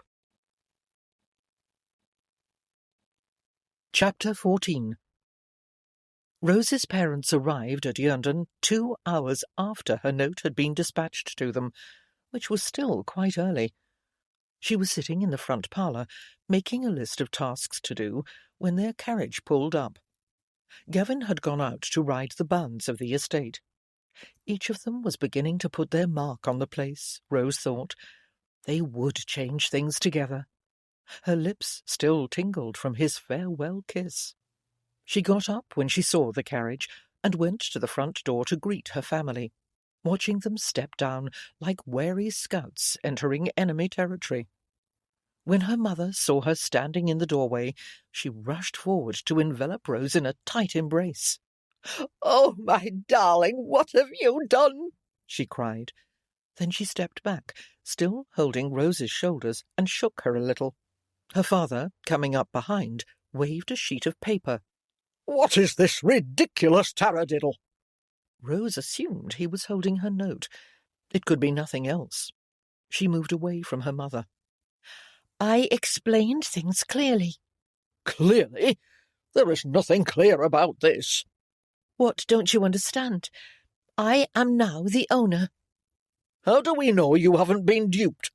Because I am not a fool, responded Rose, but quietly, because she didn't want to have a shouting match with her father. She found she was not inclined to ask them to come into the parlour and sit down, which was a lowering reflection. "This may be a conspiracy to ruin you," said her father. Here was an accusation she hadn't anticipated, and she thought she had imagined them all. How? "With a false marriage ceremony. A play-acting parson." He could make a conspiracy out of anything. The Duke and Duchess were there and witnessed the wedding, Papa. "I must speak to them immediately." They have gone back to London. "Gone? After creating this havoc? How dare they? And how do we know those people weren't impostors?" Papa! "I want to see marriage lines." Of course you may do so. And go and speak to the clergyman who presided as well, if you wish, in his perfectly legitimate church in Leeds. Her tone was acerbic, her fists closed. Rose gritted her teeth. She had been lured into defending herself over something silly. Again. She wished this conversation could be over. You may see the document that signed Yerndon over to me too. "To your husband?" Her father spit the final word. "Wives don't own property." Rose glanced at her mother to see how she took his apparent contempt for the word wives. Mamma didn't appear to notice. They can, when it is set forth and guaranteed, Rose said. It is a joint ownership, not to be taken away. The legal gentleman explained it to us. "And who is he?" muttered her father. "Some charlatan." You cannot actually think that. "Why did you sneak off and keep all this secret if it is not a fraud?" Because I didn't want to argue. Rose's parents blinked and stepped back. Had she never shouted at them before? Perhaps she hadn't. Rose groped for the rags of her composure. Mamma, Papa. She waited until they both seemed to be paying attention. You got what you've wanted all these years. Don't you realize that? A Denholm owns Yerndon. You should be happy now. "We didn't mean you should sacrifice yourself to Gavin Keithley," cried her mother. I did not sacrifice myself. This was not the time to explain her feelings. They'd never believe her. "Where is the fellow?" her father demanded. "I have a deal to say to him." At least she was spared that, Rose thought. He is out looking over the fields. "To think of you yoked to that evil man," her mother moaned. He is not evil. "He is known all over the neighbourhood for his dreadful temper," her father said. "Just like his virago of a mother." He has often been goaded into losing it, Rose replied. By us. "You have gone over to the side of our enemies?" Her father looked more distressed than angry now. Rose was sorry for that. There are not two sides any. "What are we going to do?" Her mother wrung her hands. I don't see that there is anything for you to do, except give up your suspicions and accusations. Her father bridled. She tried once more for calm reason. You sent me on this visit to win Yerndon, and I have achieved what you wanted. It was true, Rose thought. Perhaps not as they'd planned, if they'd actually had a plan, but it was true. Can't you be pleased with me now? "We did not know you would lose your mind," replied her father. Could you ever be pleased with me, I wonder? "Of course we are pleased with you," said her mother. "It is just that you always do things wrong," Rose finished. "I did not say that," but Mamma's expression admitted it. "We thought that you would—" "What?" Rose asked, when her father's voice trailed off. They'd had no specific ideas. They'd flung her into an absurd situation, left her to it, and now they didn't like the result. And here she was, arguing again. Rose bent her head briefly. This feud was like one of those maelstroms that captured ships and dragged them to the bottom of the sea. It grabbed every phrase, every gesture, and pulled them into the dispute. We are all one family now, the Denholms and the Keithleys. Her parents stared, as if her words made no sense. There's nothing to fight about any more. Yerndon is ours. Or mine, Rose thought. Not theirs, hers. And Gavin's, of course. Her father looked quite bewildered. You must come home with us, her mother said. You can't stay here alone with my husband. We will deny. Again, her mother couldn't complete her sentence. Sue was at the wedding. I'm certain she's told all her friends. Servants' gossip, snapped her father. Which everyone listens to, said Rose. And in this case, it is perfectly true. What is wrong with you? Asked her mother. Something in Rose snapped. She had tried to talk to them and gotten precisely nowhere. You know, Mamma, nothing is wrong with me, except that I am very busy. I'm sorry to cut your visit short, but I have a great deal to do. Here? In the house you wished me to acquire, yes. You'll stay? On your own? Her mother didn't seem able to believe it. I am quite capable of running a household. You've trained me to do it. Do you wish us to wash our hands of you? Asked her father in an ominous voice. No, Papa, I don't. I wish you would consider the changed situation and adjust to it. He stared at her, open-mouthed. We will invite you to dinner when things are more settled. And you can be more reasonable, Rose did not add aloud. She'd said her piece. She moved forward, herding them back toward their carriage. They were so flustered that they went. She opened the vehicle's door, handed her mother in, and waited for her father to follow. Then she nodded at the coachman. He gave her a wink as he signalled the horses to start off. Rose's father stuck his head out the window as the carriage moved away. We will have more to say about this, he declared. She was sadly certain that he would. As soon as the vehicle was out of sight, Rose fetched her specimen box, put on sturdy boots, and started to sneak out of the house. Then she realized that there was no need for stealth. No one could tell her not to roam the moor for as long as she wished. Yes, she needed to set her new household in order, but she could do that in her own time. She took a deep breath and another. Her life had changed. It didn't feel quite like freedom yet, with her family looming just over the horizon. I'll find it, though, she said to the air, and set off walking. Gavin spotted his sisters near the northern border of the Yerndon property, the one that marched with Keithley land. They were riding along it, staring across as if they were patrolling soldiers planning a raid. Their backs were to him, and momentarily he was tempted to slip away. But that only put off the meeting. It had to happen sometime, and it was better to begin with the twins. He urged his horse out of the lane and across a field. His sisters turned at the sound of hoofbeats and watched him approach. Two identical pairs of accusing eyes. "What have you done, Gavin?" Gillian asked when he drew near. "That letter you sent. It was absolutely incomprehensible," said Janet. I would have thought it rather easy to understand, he replied. We thought at first it must be some idiotic joke, said Janet. Not the least bit amusing, said Gillian. The opposite, really. He simply looked at them with eyebrows raised. You have actually married Rose Denholm. Both twins stared, as if they wanted to drill through his skull and see his thoughts. I have. And he wasn't sorry. Not the least bit. And Terraford indeed signed Yerndon over to us? Gillian asked. Not us, Gavin thought silently. To me and Rose, he answered.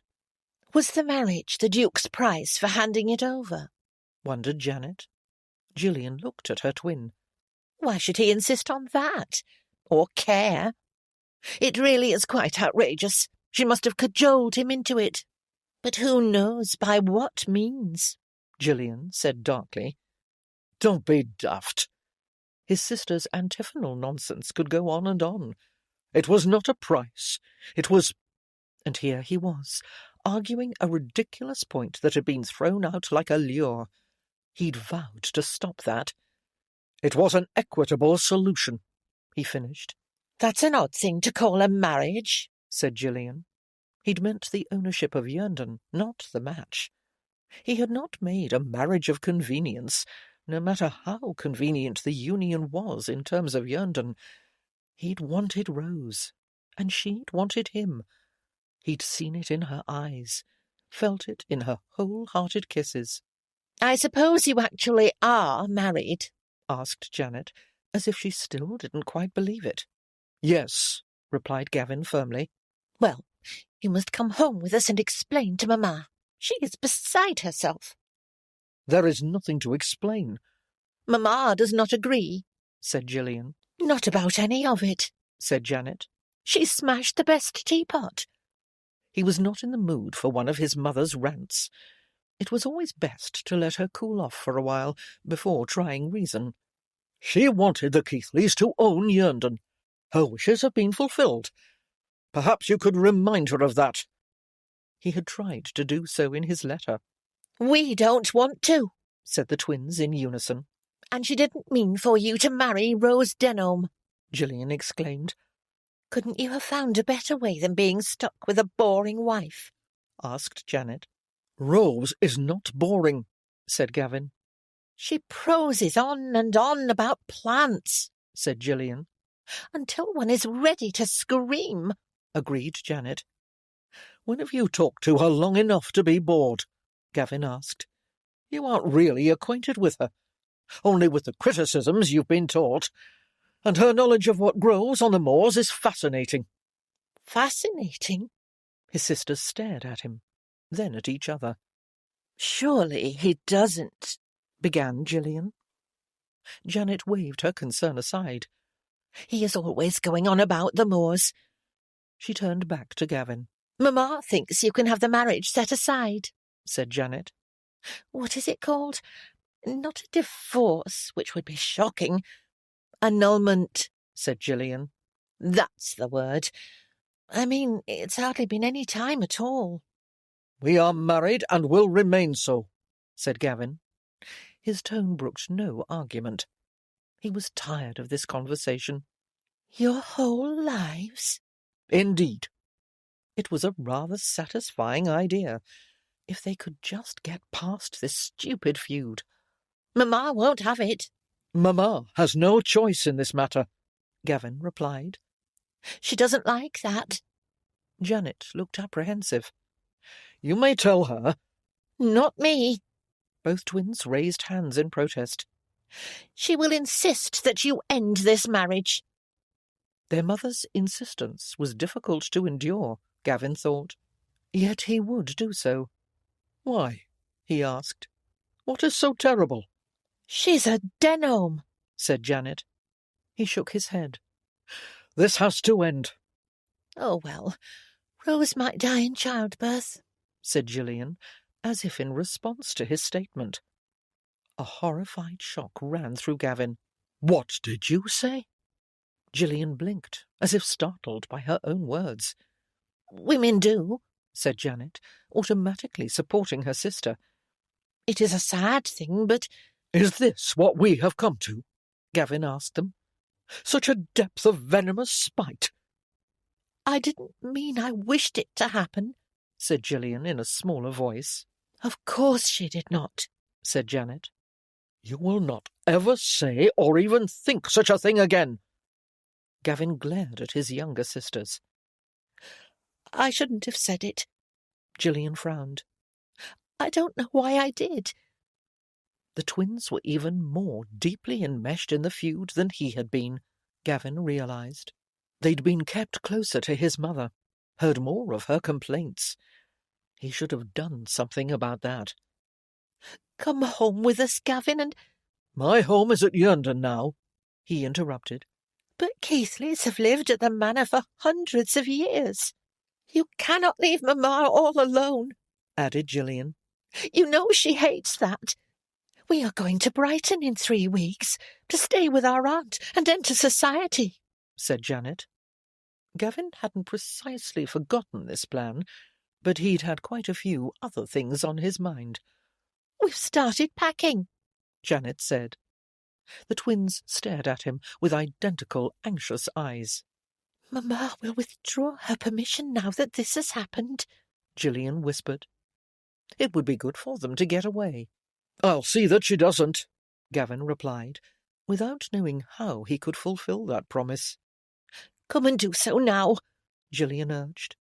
He still wanted to give it time. This was not sheer cowardice. His mother was incapable of listening when she was in a rage. Tell her I will call in a few days, he said. Call, repeated Janet. as if she was a stranger. Don't be over-dramatic, said Gavin. I am very weary of Cheltenham tragedies. Is that why you married dreary old Rose? Asked Gillian. Gavin swung around in the saddle. Listen to me, Gillian. Janet, you are not to speak ill of my wife. Inform Mamma as well. I won't stand for it. What has happened to you? Janet asked. Has Rose Denholm poisoned you against your own family? Remarks like that are just what I mean, Gavin answered. They must stop. Now. Mamma will not be told what she can say. Then I suppose she could go live with Aunt Mary, Gavin interrupted. You would throw her out of her home? No, I would not, though many sons would expect her to move on the occasion of their marriage. But there is no need in this case, if she will stay friends with me. Friends? The twins looked at each other, then back at him. She's your mother. And I will treat her with tenderness and respect, as long as she accords my wife the same.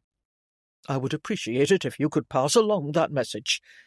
But I understand if you cannot. I will tell her myself. It needed to be soon, Gavin realized, before his mother spread her complaints through the neighbourhood. He must balance the timing carefully.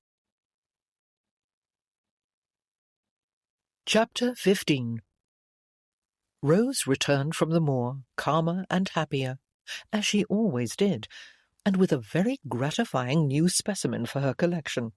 Sue caught her ascending the stairs and told her she had more visitors. Who? Rose asked unenthusiastically. She did not intend to face Gavin's family without him. If they'd called, she would have told them she was still out. Ian and Lucy, her maid replied, with the air of a magician revealing a trick. Ian and Lucy? Rose couldn't help repeating. She hadn't expected the eloping couple to return here. They're sitting in the kitchen, brazen as can be, said her maid. Shall I send them packing? Is that what you wish to do? Sue looked startled to be given a choice. Well, I don't know. Rose thought of her parents' reaction to her own hasty marriage. It had not been an elopement, of course. Still, she felt even more sympathy for the errant couple than she had before. Their behaviour was shocking, Sue added. She seemed to be working something through in her mind, and Rose let her. The maid waggled her head between no and yes. Ian was sorry, I think. That Lucy, though, she will do just as she likes, you know. It would be a good thing to know, Rose thought. Perhaps she did, really. More and more. It's something to see, Sue finished. There seemed to be a tinge of envy in her voice. Rose made up her mind. Send them to the front parlour after I have taken off my things. You'll see them? Yes. Sue looked doubtful and thoughtful as she walked away. 20 minutes later, Rose received tall, blonde, broad-shouldered Ian and pretty, dark-haired Lucy, Mr. and Mrs. Daniels now, by the fireside in the front parlour. They were clearly dressed in their best clothes. "Hello," said Rose. Lucy surged forward, fell to her knees before Rose, her skirts spreading around her, and raised her hands in supplication. "Oh, my lady, have mercy on us!" Rose blinked. "Ah, the quality of mercy is not strange," Lucy continued. "It droppeth like a blessing from heaven to them as gives and them as takes." "Strange," repeated Rose. That wasn't right, was it? Ian looked both embarrassed and proud. He held out a hand. "Now, Lucy, stand up." She did so gracefully, looking pleased with herself, and not at all self-conscious. "Her granny was an actress on the stage in London town," Ian said. He gazed at his new wife as if he couldn't quite believe she was his. Lucy tossed her head. "A fine one, too, before she met Grandad and settled down." She cocked her head at Rose, bright-eyed, looking for encouragement. Rose, fascinated, couldn't help but give it. "Was she indeed?" The girl nodded. "She had a book of Shakespeare, and she read it out to us of an evening. It was like our own play, right there in the house." Lucy made an expansive gesture, as if she was on stage herself. "Granny always said I was the most like her of all her family. My Uncle Richie got the book when she died, but it should rightly have come to me." "That is the uncle you were staying with?" asked Rose. "Oh, no, that's Uncle Colum, my mother's brother. Uncle Richie is on my dad's side." Lucy's smile was lovely. She looked as if she would happily enumerate all her relatives at the least excuse. Rose was tempted, but said only, "You have come to see me?" Ian shifted from foot to foot. My lady, that is, we're in a bit of a fix. We find we aren't well suited to farm labour." "It is horridly tedious," Lucy exclaimed with another wide gesture. "Tomorrow and tomorrow and tomorrow, creeping at a pretty pace, till you're fretted half to dusty death." Ian couldn't hide an appreciative smile, and Rose liked him for it. "It's not that we don't wish to work hard," he went on. "We will, but we're not trained for the farm, you see. Not like we are for our old posts. So when we heard that you and Sir Gavin had wed and come back here to Yerndon—" The news had spread even faster than she expected, Rose thought. The tide of talk must be rising all over the neighbourhood. Gossip was surely one of the speediest things on earth. "We thought we'd ask if we could come back and work for you," Ian finished in a rush, "as you'll be needing staff." "Oh," said Rose again. "I can cook," said Lucy, without the touch of drama. "My ma taught me some, and I was learning more from Mrs. Jenner." That was the Keithleys' cook, who was quite skilled, Rose had heard. Not that she'd ever been asked to dine there. "And Mrs. Redding as well," Lucy added. The Terrafords' cook had been superlative. "And Ian can do anything a butler could." "Lucy," the former footman said. "Well, you could." Lucy might have seemed impudent, or coarsely heedless, but she didn't. Rather, her raised chin and steady gaze simply refused to be cowed by others' opinions. "We may as well ask, now we're here," she added, angling not only to be reinstated, but for promotions. Rose had to admire her spirit. She contemplated the two young people. They were trying to make their way in the world. Could they be blamed for that? They'd been rash, but they would not have been given easy permission to marry, as servants, and with the families at odds as they were. Rose had been rash too, if it came to that, and oppressed by the feud as well. She did need staff, and Ian and Lucy had done well when they worked here. It was not so easy to find trained help in this widely scattered neighbourhood, but hiring them would brand her household as unconventional. At the least, did she care? Did she? What was her household to be like? She could make her own choices now. Ian looked braced for a refusal, and ready to face the consequences of his actions. Rose respected that. Lucy was brightly expectant. "Very well," Rose said. We will give it a trial and see how we get on. Lucy clapped her hands. A trial, Rose repeated. Yes, my lady, said Ian. He looked at Lucy. She nodded. You know Sue? Rose said. She's a friend, said Ian. They had worked together at Rose's parents' house.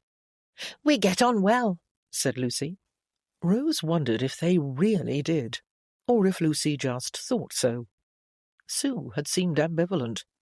2 of the Duchess's staff stayed on temporarily to help, Gemma Varley and Annie Rausch. Gemma'll be wanting to go back to London, I think, said Lucy. Both the maids had already expressed that wish, after the kitchen fire. Rose had expected it, though not so soon, and the Smithsons would be returning to their cottage. They were willing to help temporarily, but not join a regular staff. Yerndon was in danger of having no servants at all soon. Do you know anyone else who was looking for a post? She asked. I might, my lady, said Ian. There's Rafe, added Lucy, and Nellie. Not Rafe, Ian replied. He drinks. And Nellie... His voice trailed off. Perhaps she shouldn't have asked, Rose thought. We can see how you get on with the cooking, Lucy. If you like it, I'll be Mrs. Daniels in the end, Lucy replied with a grin. Cooks were usually given that mark of status. Lucy really was irrepressible. Rose had to admire that, but she would be the one in charge. We'll see, she said. We'll be loyal to you to the very end, Lucy added. She put her hand over her heart. That isn't really, Rose began. Us having the same star-crossed matches like, Lucy continued. Only we'll not end up like Romeo and Juliet. Dead, said Rose. Yes, my lady. We won't. Certainly not. Lucy would certainly make Yerndon interesting. She wanted interesting, Rose decided. Not being so foolish as to drink down some bally potion without being sure you knew the wheeze, Lucy added, looking at Ian. He nodded, as if he'd heard something like this before. Make your plan together. That's our motto, Lucy said to Rose. Don't go herring off on your own. It seemed to Rose like quite good advice. I'll go and take charge of the kitchen, shall I? Lucy smiled cheerily. Take charge indeed, thought Rose. Not until I've talked to the others. Do you know the Smithsons? And would Mrs. Smithson, older and rather stiff, object to the presence of the runaway couple? Course we do, answered Lucy. Or I do, at any rate. Jem Smithson's father was a cousin of my granny. The actress? Yes, my lady. That might be good or bad. Lucy didn't seem concerned, but she clearly wasn't one to worry. You could go and fetch your things from where you're staying, Rose suggested. Ian looked sheepish. We brought them, said Lucy. Just hoping, you know. She seemed very good at that. We could take that room Mrs. Redding was in. The Terrafords' cook had used the best of the servants' quarters. Just stay here for a bit, Rose replied, refusing to be rushed. She went to assemble the current denizens of Yerndon and inform them of her decision. When Gavin returned to the house late in the afternoon, he was surprised to be greeted by Ian at the door. Oh, hello. We've come back, sir, the footman said. Oh, have you? Who was we? Gavin wondered. Yes, sir. Lady Keighley is sitting in the front parlour. My mother. His pulse sped up. Was she confronting Rose? Miss Denholm, as was, said the footman with an odd look. Oh, he must become accustomed to that. Of course, thank you. He went upstairs to change out of his riding clothes. When he came back down, he paused at the parlour door. It was ajar, and he saw Rose before she noticed him. She was sitting at the writing desk, with papers and an inkwell before her. She'd lit a branch of candles on this grey afternoon, and they threw golden light over her face and blue cambric gown. She dipped her quill and made a note on a page. She looked intent but peaceful, softly beautiful, and all he desired. He was a lucky man, Gavin thought. Against all odds, very high odds, they'd discovered each other. If the Terrafords had not decided to visit this far-flung bit of their properties, that didn't bear thinking of. He pushed the door farther open and walked into the room. Rose started and stiffened in her chair. The peace drained out of her expression, then was replaced by relief. "Oh, it's you." I hope I am not interrupting, Gavin said. "Of course not. I was just... When the door opened, I didn't know. My parents were here earlier." They had upset her, Gavin saw. Not a pleasant visit.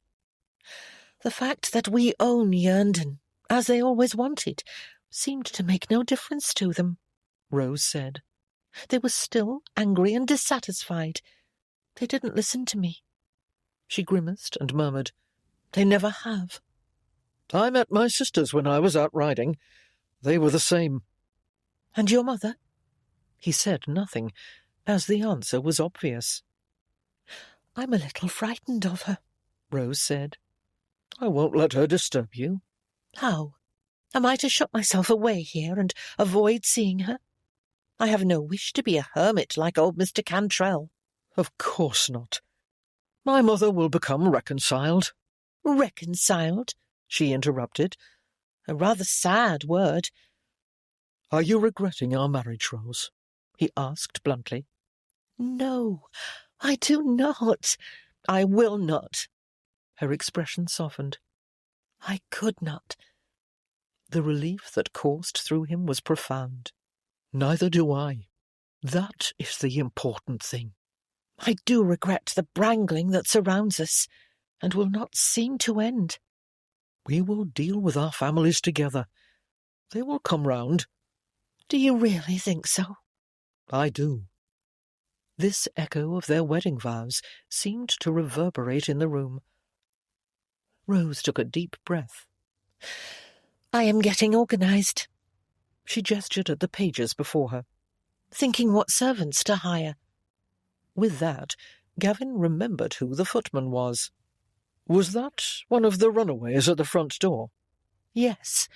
Ian and Lucy asked to come back," said Rose. "I agreed to a trial." That won't be a problem. The neighbourhood would have comments. "I don't intend to let it." She leaned forward. "I have been thinking, Gavin, about how people treat each other." Her parents' visit had sparked that as well, Gavin assumed. "I want to have a household where everyone is happy to be here, and servants are well paid for their work, as well as appreciated, like the Duchesses." Amity, said Gavin. They had not seen nearly enough of that in their lives. He liked the idea. "If I can manage it," Rose added. You can. She looked at him. "The place feels so empty with the Terrafords gone, as if we don't fill it." They had more people with them. "That's true. I think, though, that even just the two of them would create a home." She emphasized the last word as if it held deep meaning. "What if we can't?" Why shouldn't we? Gavin asked. "We are two people who have been at odds for all of our adult lives." Until lately, he hastened to point out. Rose nodded. "Until lately, but we were taught to be that way, in homes full of friction, by families who don't want to give up their misguided anger." And will try to goad us back into it, Gavin replied. Ironically, the idea irritated him. She nodded. We will refuse. "We will. But what if we don't know how to be any other way?" He went over to take her hand. We've already proven we can change. And dare. We went off to Leeds and got married. "We did." So we will create whatever sort of household you want. "You will help me?" All I can, though I think you are better at amity than I am. Gavin teased. Rose laughed, as he had hoped she would. He bent to drop a kiss on her lips. I will take on any task you assign me, of course. You will obey my commands? Aye, Captain. He sprawled on the sofa. With the utmost pleasure. She laughed again, her cheeks pink.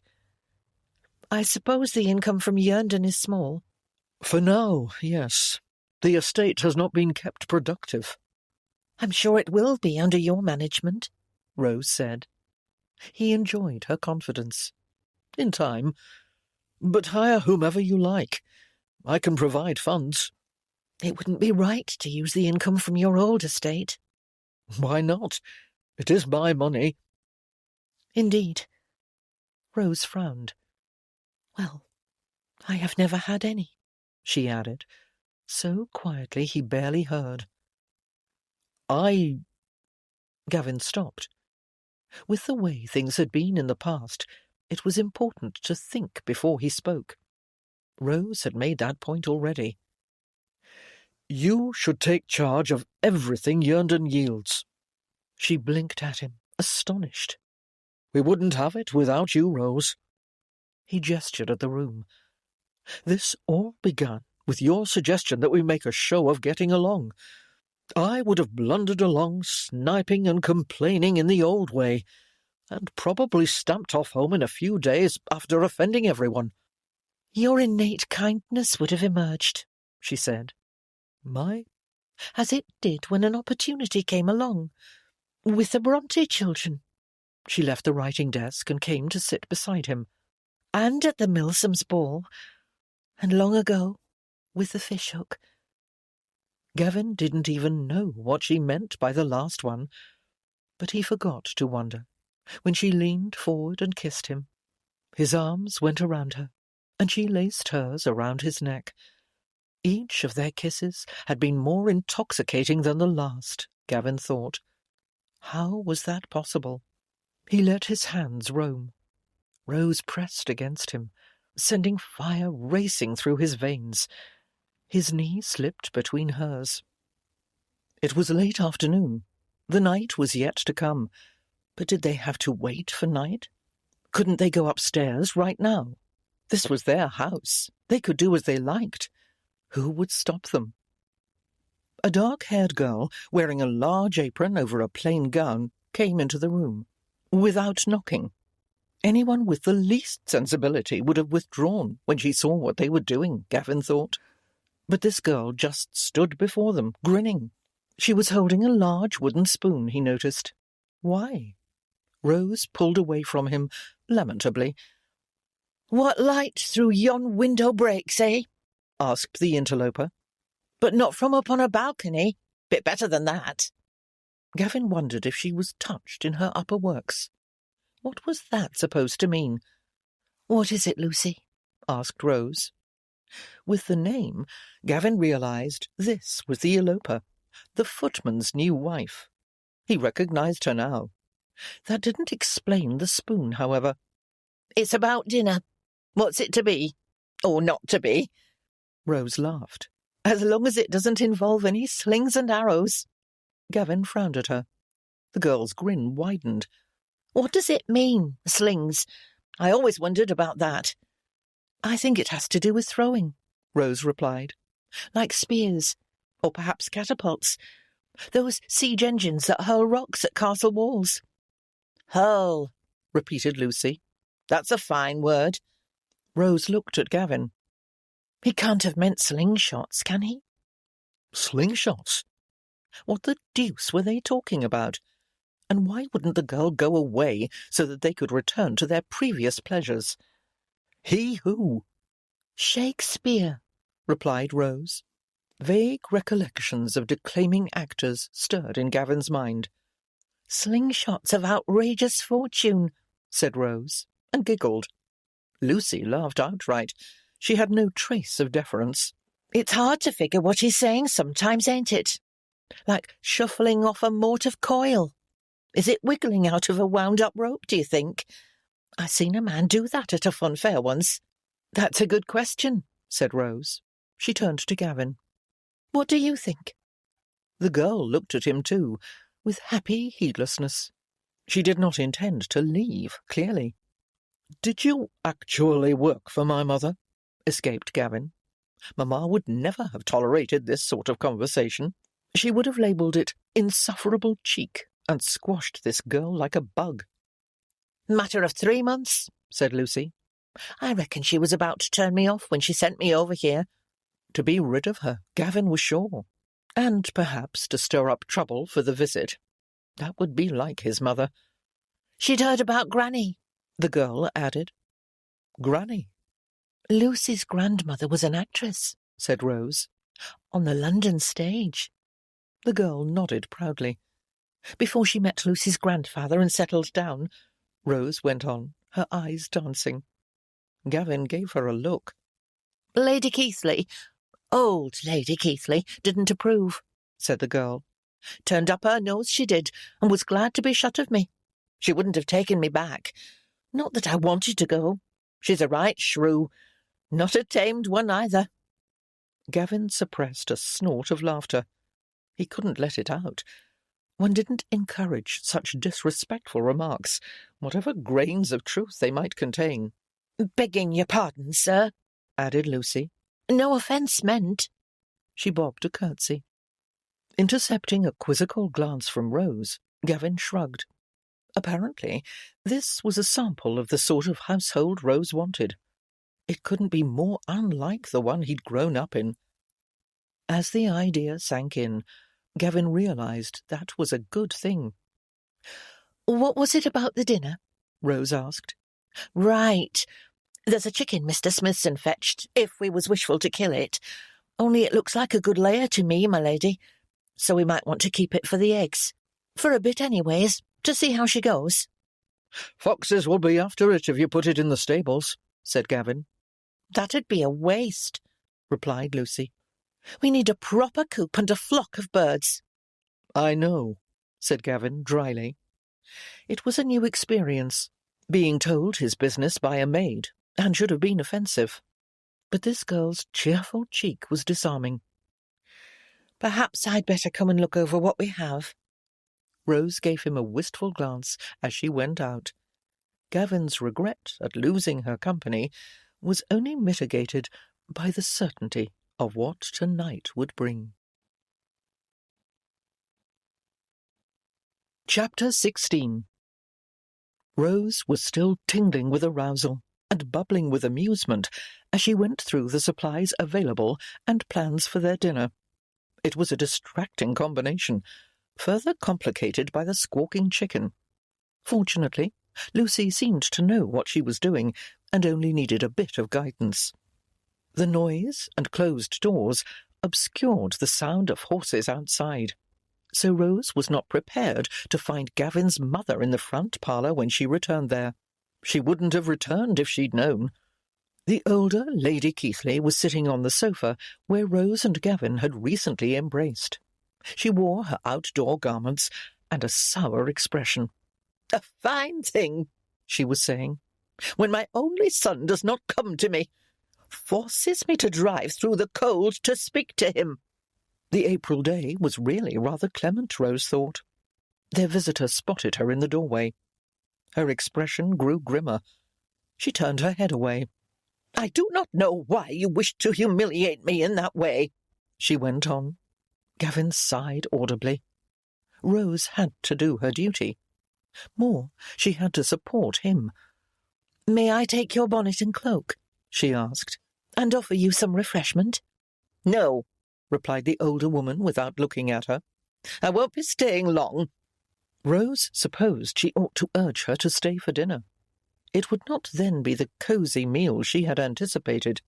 Still, here she was, and she was Gavin's mother. She and Lady Keithley had never had much to do with each other. As a child, Rose had been a creature of the moors. Later, the quarrel between their two families had made easy relations impossible. Gavin had inherited his strong features from his mother, Rose noted. The broad forehead and square jaw that looked so good on him made his mother forbidding and reinforced her daunting reputation. Or perhaps it was her stony glare. "Perhaps you might go away so that I can talk with my son," Lady Keithley said. Her icy tone implied that she was addressing a negligible person. "No," said Gavin. "Rose will not be ordered out of her own parlour." "Hers?" "Ours," said Rose. "Ours," Gavin echoed. He moved to stand at Rose's side. The older woman glared at them. "This arrangement is entirely unacceptable," she said. "We were sent here to acquire the estate from the Duke of Terraford," Gavin replied. "We are now the joint owners of Yerndon. You got what you wanted, Mother.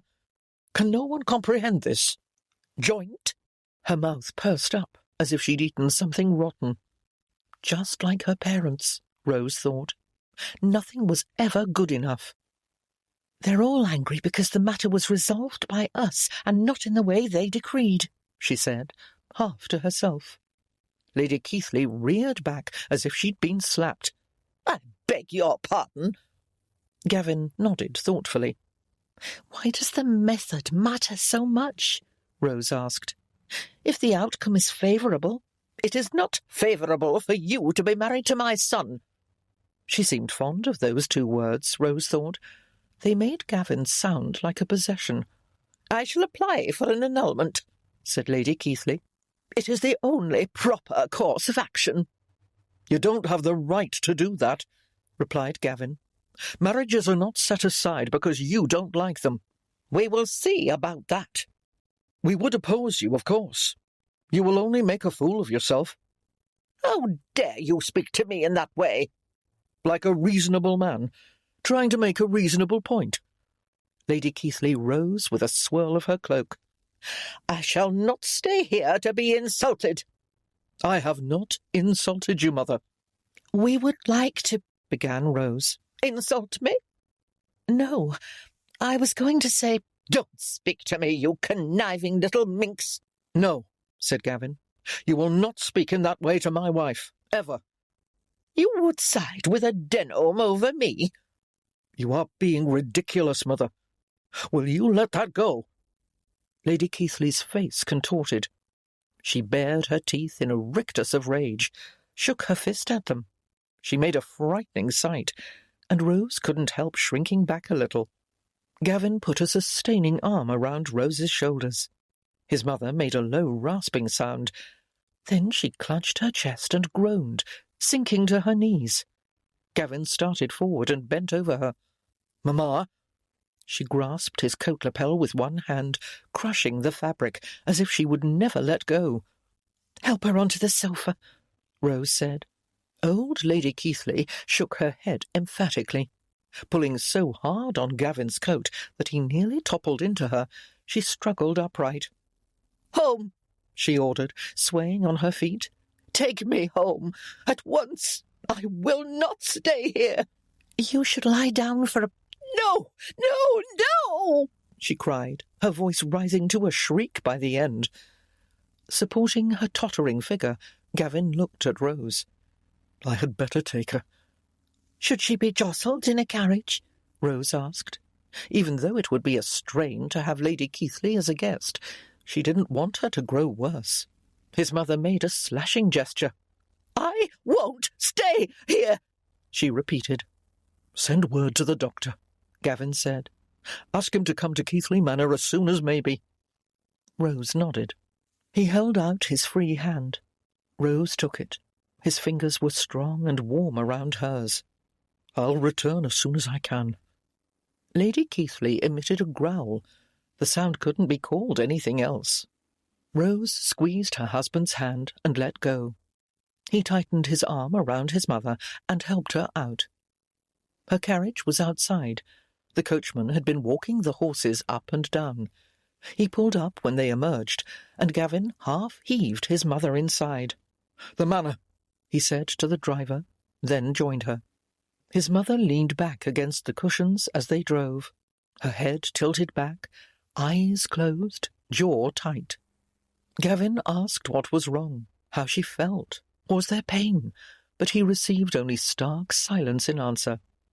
After a while he gave up and settled for bracing her against bumps and jolts.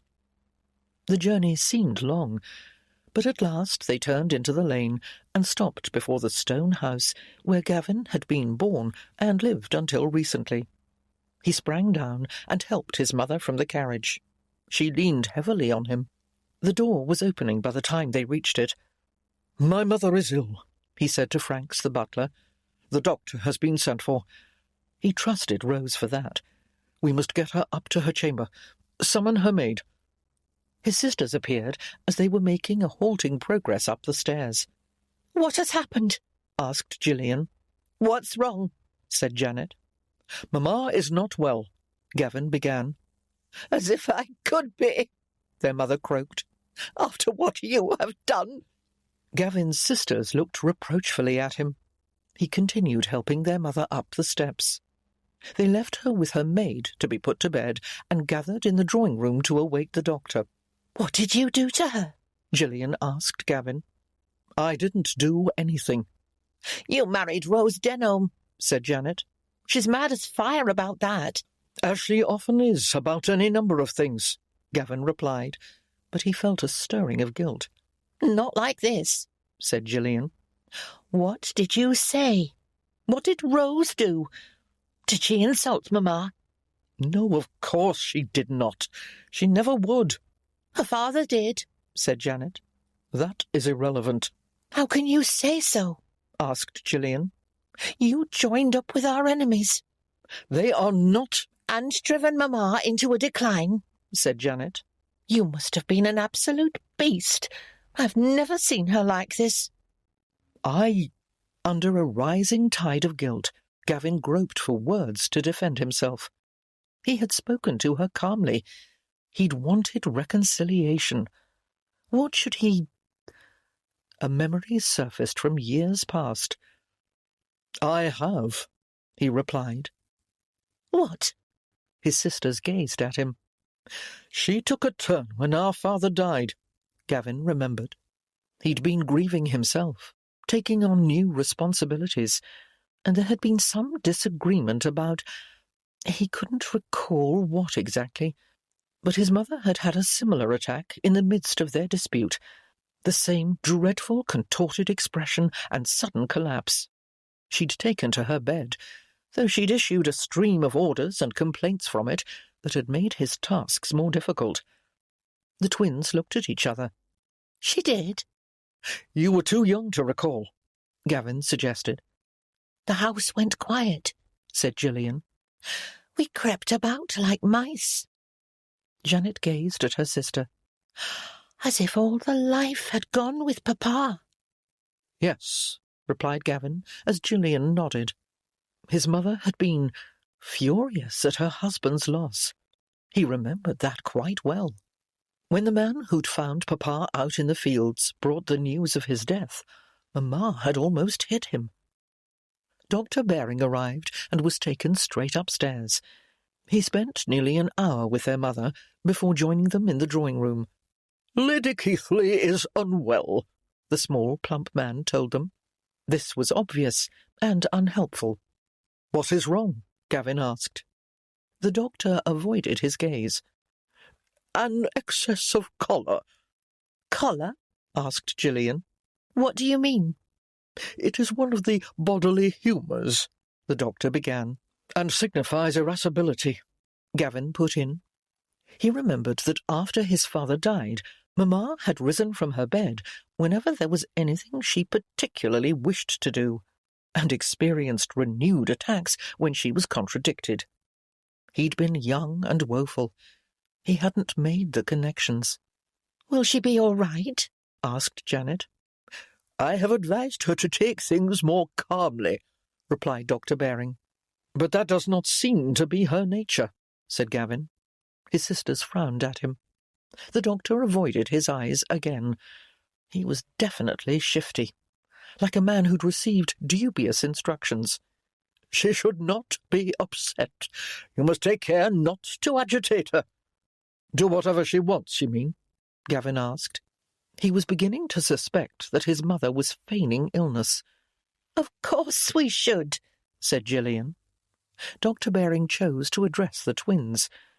"I've given Lady Keighley something to ease her. You should let her rest for a while.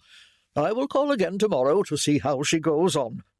"Thank you, Doctor," said Janet. With a relieved nod, the man departed. As soon as he was gone, the twins turned on Gavin. "You can't leave," said Gillian. "I'll stay here tonight." He'd already made up his mind to that. He would write a note to be taken to Rose at Yerndon. "You must return home for good," said Janet. "You must stay with Mamma." She gazed at Gillian and then at Gavin. "Brighton," she said. Her sister nodded. "I know it is selfish to think about that now, but we have never been anywhere." They both looked near tears. "Of course we are worried about Mamma. We are not very good nurses, though. The doctor said so when you had that fever, Gavin. He threw us out of your room. Said we made you worse with our fidgets and chatter." And an antiphonal flow rather like this one, Gavin thought. The twins always seemed to have a larger impact than two mere individuals. "There is some time yet before you are to go." "But—" "I suspect Mamma will recover quite soon." He would need to discover the true nature of her complaint, or pretence. He went to write his note and give it to a groom to take to Yerndon. He tried not to indulge in wistful thoughts of Rose, and the very different sort of night he'd been anticipating. Later in the evening, Gavin went to see his mother, taking a chair beside her bed. She was sitting up, wearing a night-dress and a lace cap. Her eyes were bright and her cheeks rosy. She didn't look at all ill. "There you are," she said. "Now we are settled again. We can do what needs to be done." "And that would be—" "You must see, now that I have got you away from that hussy." To describe Rose as a hussy was so ridiculous that Gavin nearly laughed. But the situation was too sad for humour. "You can't have lost all your wits," his mother added. She used the sarcastic tone that was designed to make one feel dim. Gavin was quite familiar with it. He felt his temper stirring. He bit off a sharp reply. She was ill, perhaps. There was no sign of it now. His mother counted on her fingers. "Set this farcical marriage aside. How you let yourself be cajoled into it I will never understand. Idiocy, Gavin." His anger grew. "Dispute this joint ownership of Yerndon in the courts," she went on. "The idea! A chit who knows nothing of estate management to hold land. Ludicrous. It is an insult to you. A calculated snub. It's as if those London people set out to make a mockery of the Keithleys." "They did no such thing," snapped Gavin. And then, catching a sly, sideways glint in his mother's eyes, he realized that she wanted him angry, furious even, too irate to think or analyze. It was the emotion she knew best, and knew best how to make use of. He sat back, anger diverted by dismay. Suddenly, he saw his mother in a different light. Being away from the manor, as he had not been since his schooldays, when things had been very different here, had altered his point of view. She hugged anger to her. It was her friend, her defence, her tool. She'd cultivated it in him, like some sort of internal gardener. "Yerndon will be ours, as it always should have been," Mamma continued. "The Keithleys will not be scorned." Which no one had done, Gavin noted, but the word was designed to inflame. "And Rose?" he asked. His mother made a dismissive gesture. "She has a home to go back to." "There would be talk," he replied, testing how far she would go with this. "Well, she shouldn't have behaved like a light skirt if she didn't wish to be talked about. Spending the night with you on the moor." "Along with 5 children." "Too young to understand scandalous behaviour." Did his mother actually imagine that he and Rose had indulged in improper acts in front of the Bronte brood? The most sharp-eyed, intelligent youngsters he'd ever met. That was ridiculous. And he was letting himself be steered toward an irrelevant argument. "In time you will bring a bride here," his mother went on, with the air of one offering a treat. "A nice, respectable girl." "Someone you can dominate, you mean?" "What a word!" She gave a false laugh. "Nothing of the kind. But I suppose my advice and guidance are not wholly worthless." "You are not really ill, are you, Mamma?" "What?" She fell back on the bed and clutched her chest. "Dr. Baring—" "What did that quack say to you?" "I told him—" "To order us to do whatever you say." "To let you know that my health requires your—" "Absolute obedience." "How could you pretend that way, Mamma? You must know how it worried us." "I had to do whatever was necessary to bring you to your senses. Am I to hold back when people conspire to humiliate me?" "You know, Mamma, I don't think anyone actually does that." She didn't seem to hear him. "I am not some meek little mouse." No, she looked for battles so that she could blame others for her troubles. Gavin didn't like this observation, but he couldn't help seeing it. Had she been this way before his father died? He didn't think so. "And you are not truly ill," he said. She bared her teeth. "You have no idea how I suffer." "I don't suppose I do." He didn't know how to help her either, though he would have been glad to. "I am going home tomorrow," he added. She looked bewildered. "You are at home?" He shook his head. "London is my home now, with my wife." "But we will have that false marriage." "There is nothing false about it." He met her glaring eyes, carefully not angry, which was a fierce inner battle. "She is a Denholm." "I am so tired of that fight." "You cannot care more for her than for your own mother." Gavin started to struggle with the question. How could he possibly choose? Conflicting impulses and loyalties threatened to overwhelm him. Then he realized that he didn't need to answer. This was another argument he was not required to have. He could care for both of them, as deeply as he was able, more than he now knew, and not stint either one. "It is not a contest," he said, half to himself. "Contest? What are you talking about?" "Simple good sense," Gavin murmured. He was entranced with the idea. Arguments one need not have. His mother's fingers twisted the cloth of her nightdress. "You will leave me here to die alone?" "No, Mamma, I will not. I will visit you quite often." "Visit?" "And if you should ever be truly ill, I will move heaven and earth to aid you." "I am ill," she declared, in a petulant tone that was not the least convincing. "Are you calling me a liar?" "But I will not be chivied into needless debates." He stood up.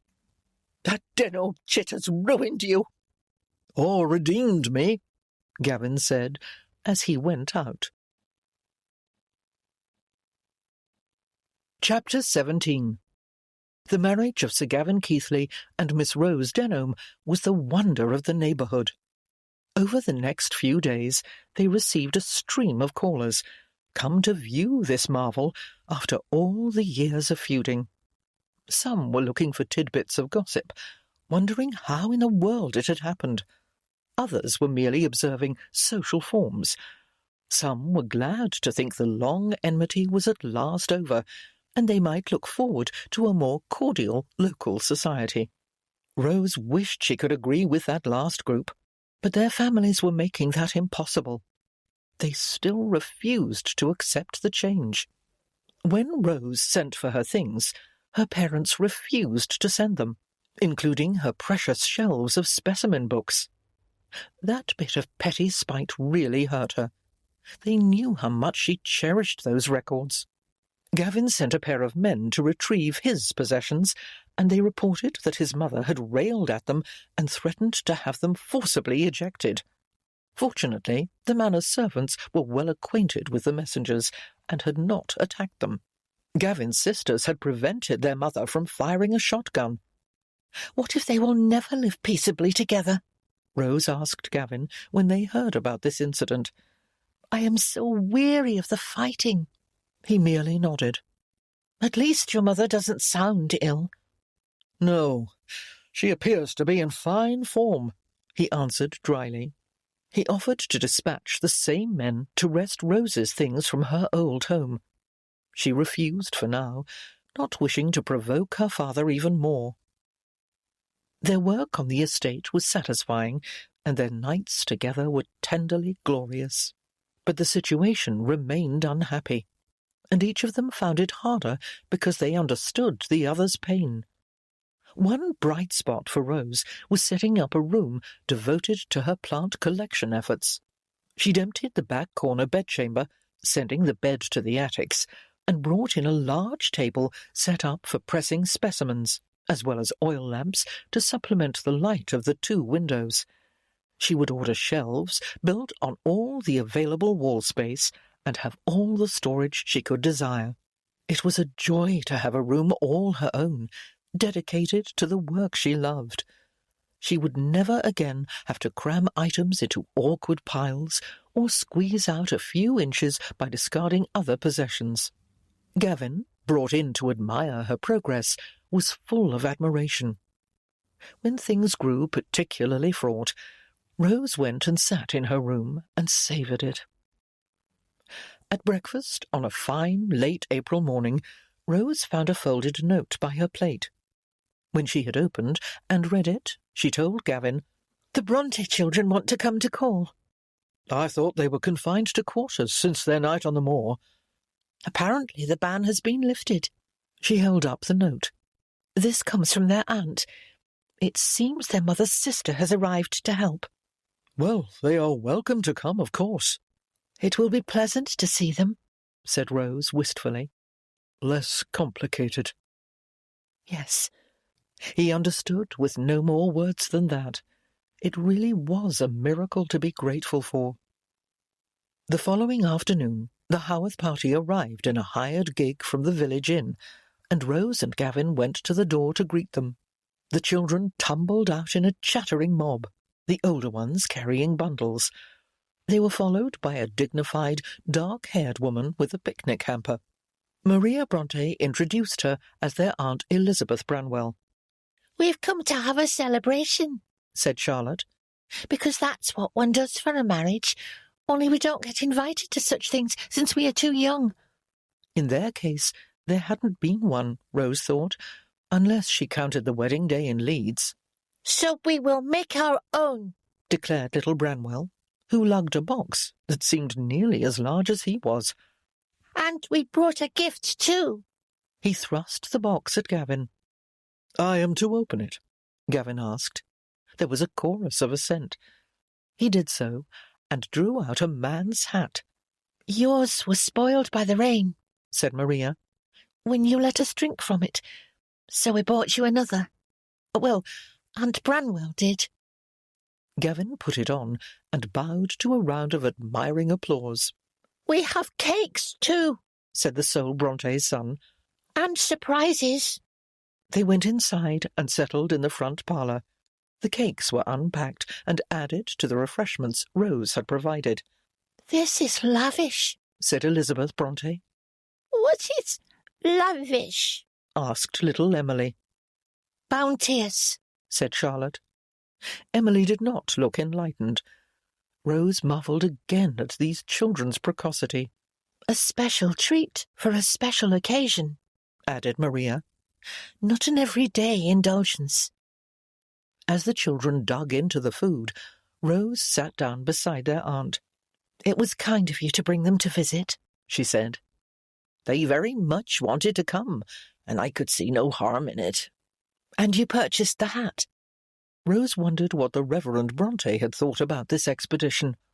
"I have my own income, and can do as I like to some extent." "All the more admirable that you have come to help during their mother's illness." "My sister is dying," said Elizabeth Branwell boldly. I could not turn away." Rose made a sympathetic sound. The other woman shook her head. 6 children. Mr. Bronte is not up to the task. This might have put a damper on the occasion for Rose, but the youngsters were too lively for that. Their animation and imagination could help carry them through the sad times ahead, Rose thought. When the cakes and other treats were eaten, Maria unfolded a small easel and set it on a table. Elizabeth brought an oblong package wrapped in a scarf and set it upright there. "This is our other gift," she said. "We made it for you." "I helped," declared Emily. "So did I," said Branwell. "We all did," said Charlotte. "But it was mainly Maria and Elizabeth who—" "Don't spoil the surprise," her eldest sister interrupted. Maria stood on one side of the easel, Elizabeth Bronte on the other. "Behold, the annals of Haworth Parsonage," said the latter. Maria pulled the scarf away. A homemade book was revealed, covers of cardboard bound together to enclose a stack of pages. The front was decorated by a watercolour of the crevice where they'd sheltered from the storm. The place was clearly identifiable. "Oh, that's well done," said Rose. "Maria painted it," said Charlotte. "She's an artist. She is teaching me to paint," said Branwell. The eldest Bronte blushed and looked down. "Everyone did their part," she said. "Elizabeth wrote the words, and Charlotte did some drawings too. When I'm older, I shall write a story about you," Charlotte replied. Smiling, Elizabeth Bronte opened the book.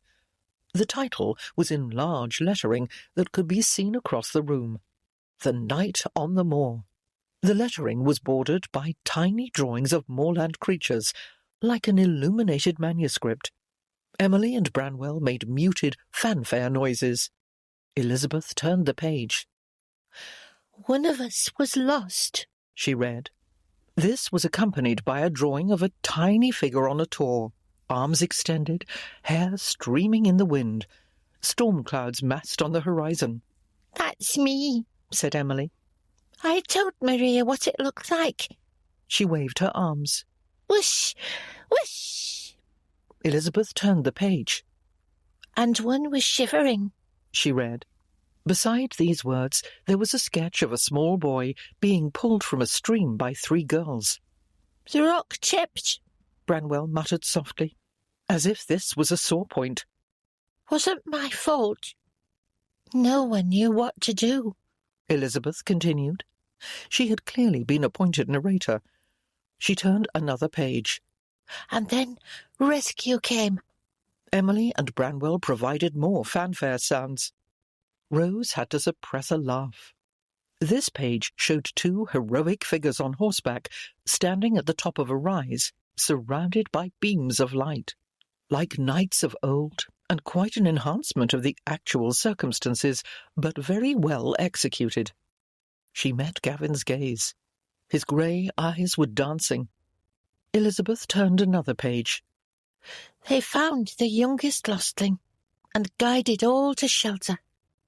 A series of small drawings here showed the descent of the tor and ride across the moor. "Only just in time," said Elizabeth dramatically, turning the next page to reveal a watercolour of a cliff beaten by a storm. "Thunder, lightning, lashing rain," she said, shuddering. "Boom!" exclaimed Branwell. "Whoosh! Whoosh!" added Emily. Carried away by excitement, they jumped up and danced around the room. "Crash! Smash!" cried Branwell, waving his arms. "The horses wouldn't endure it," Elizabeth continued. "They fled, leaving the little band at the mercy of the elements." She turned a page. This one showed another view of the crevice, including 7 crouching figures. Rain sheeted down before them. Lightning slashed across the sky. It was a grim scene. More so than the reality, Rose thought. "The rescuers made fire." The next page had several small pictures of increasing coziness. "They drew water." Gavin's hat featured here. They made a refuge in the wilderness. The hanging greatcoat partition was skilfully rendered. And guarded our rest. Sleeping children lay in a row by the fire. Elizabeth gave her audience time to appreciate the details of this sequence before she turned the next page. And when the morning came, they brought succour. She looked proud of the final word. Ta-ra-ra! Cried Branwell. Strictly speaking, Gavin had brought the succour, Rose noted. This drawing showed a mounted troop arriving at the crevice, with rather more members than had been involved. It might, in fact, have been an entire regiment. The effect was striking. Artistic license was not to be disputed. And returned the errant pilgrims safely home, said Elizabeth, turning the final page. A watercolour of Haworth Parsonage in the sunshine graced it. Again, very well done. Elizabeth gestured at the picture, then put a hand to her breast and bowed her head. The group erupted in applause. You were splendid, declared Charlotte to her sister. Much better than at home. Emily let out a long, happy sigh. She shook her head, as if emerging from a trance. Splendid, she echoed. Tremendous. Oh, let's do it again. One time is enough, said the children's aunt. But I'm sure our hosts enjoyed it. Hugely, said Gavin. It was wonderful, said Rose. Amazing. It really was. These children built on each other's imaginative flights, she thought, and were far more creative than any one of them could be alone. Their guests beamed at the praise. Another round of treats seemed in order. Rose summoned her reserves from the kitchen. Maria Bronte came to sit beside her. That was extraordinary, Rose told the girl. You are all very talented. You don't think it was a frivolous endeavour? She looked slightly anxious. Not at all. It was a wonderful gift. Maria ducked her head. I knew you and Sir Gavin were going to wed, she said. Rose blinked, surprised. You did? Yes. How? The way you looked that night. I expect you will be very happy. You do? Somehow Rose didn't feel as if she was talking to a little girl. There was something almost oracular about Maria in this moment. You were like a fairy tale. Those are just stories. People are stories, and stories make people, said Maria. Stories make the whole world. She looked up at Rose and blinked as if surprised by her own words. Lucy, who had just entered with a tray and heard this, said, That's the truth. It's what we do, eh? Tell stories. From Shakespeare on down. And you have to tell your own before somebody else does, and makes a right hash of it. 'Cause they will. That's for certain sure. Rose looked from the maid to the child. Their phrases had struck a chord somewhere in her mind, or her heart. Something significant had been planted just now, though she didn't yet know what. The renewed treats were consumed. Gavin offered a toast to their guests. Emily sang a song. Charlotte recited a poem, not one of her father's. Branwell attempted a handstand and nearly knocked over a table. And with that, their aunt declared it was time for the visitors to go. She stood, quelling a flurry of protests with one stern look. The children subsided and began putting on their coats. It emerged that the book they'd created was to go with them, not remain as a gift. It was to be part of an ongoing chronicle at the parsonage. But you can come and see it whenever you like, Charlotte assured Rose and Gavin. They thanked her solemnly. Their aunt herded the group to the gig in a hubbub of farewells. Branwell hung over the side of the vehicle, waving as it started off. Wasn't that a grand celebration? He asked. It was, called Gavin. Thank you, said Rose. They watched, waving back, until the gig was out of sight. The house seemed quiet and empty when they had departed. Those children will do great things, said Gavin, as they returned to the parlour. That was quite a feat. Rose nodded. And they are so young. Think what they'll be like when older. If they don't lose that spark, the world will try to take it away from them. Rose thought of the bereavement ahead of them and their father's rigid rules. Perhaps they will find refuge in stories, she murmured. What? Maria said something. Lucy too. Gavin raised his eyebrows.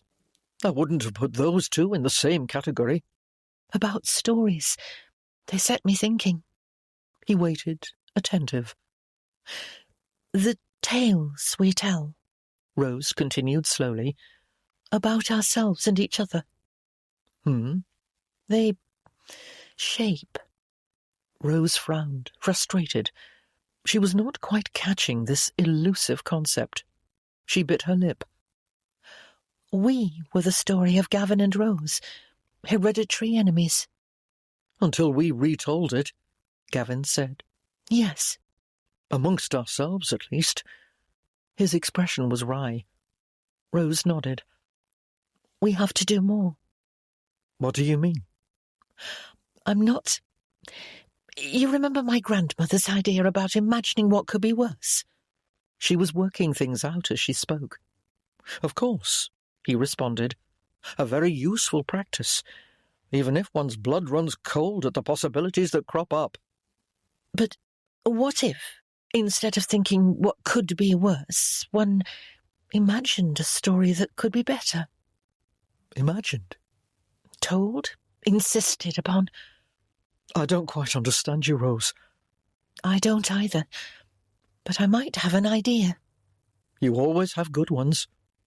She loved him so. We will have to puzzle it out together. Those are the best kind of ideas. One fantastically busy week later, Gavin and Rose stood ready to greet their friends and neighbours to a party at Yerndon to celebrate their marriage. They had invited everyone they knew, and some people they were barely acquainted with. They had sent for special provisions from Leeds, as well as a rainbow of flowers, and recruited helpers from around the neighbourhood. There was a luscious buffet set out in the dining room. A trio of musicians, also from Leeds, had set up in a corner of the front parlour and were tuning their instruments. Fortunately, May had begun warm and dry. If people overflowed the house, they would be comfortable outdoors. Chairs had been scattered about the garden for this eventuality. Their families were attending. Gavin's mother was being fetched, rather against her will. The twins had helped push her on when Gavin recruited them with the bait of the Brighton trip. Rose's parents had yielded to talk of appearances and what people would think if they stayed away. Gavin trusted that the public occasion would at least give them a bit of time to try out Rose's clever idea. "That is the Milsom's carriage," said Rose at his side. "I told you they would be among the first to arrive." Gavin squeezed her hand, which was trembling slightly in his. "Here we go, then." She turned to look up at him. "Oh, Gavin, do you think—" "Nothing ventured, nothing gained.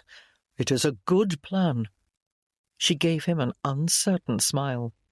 He hoped he was right.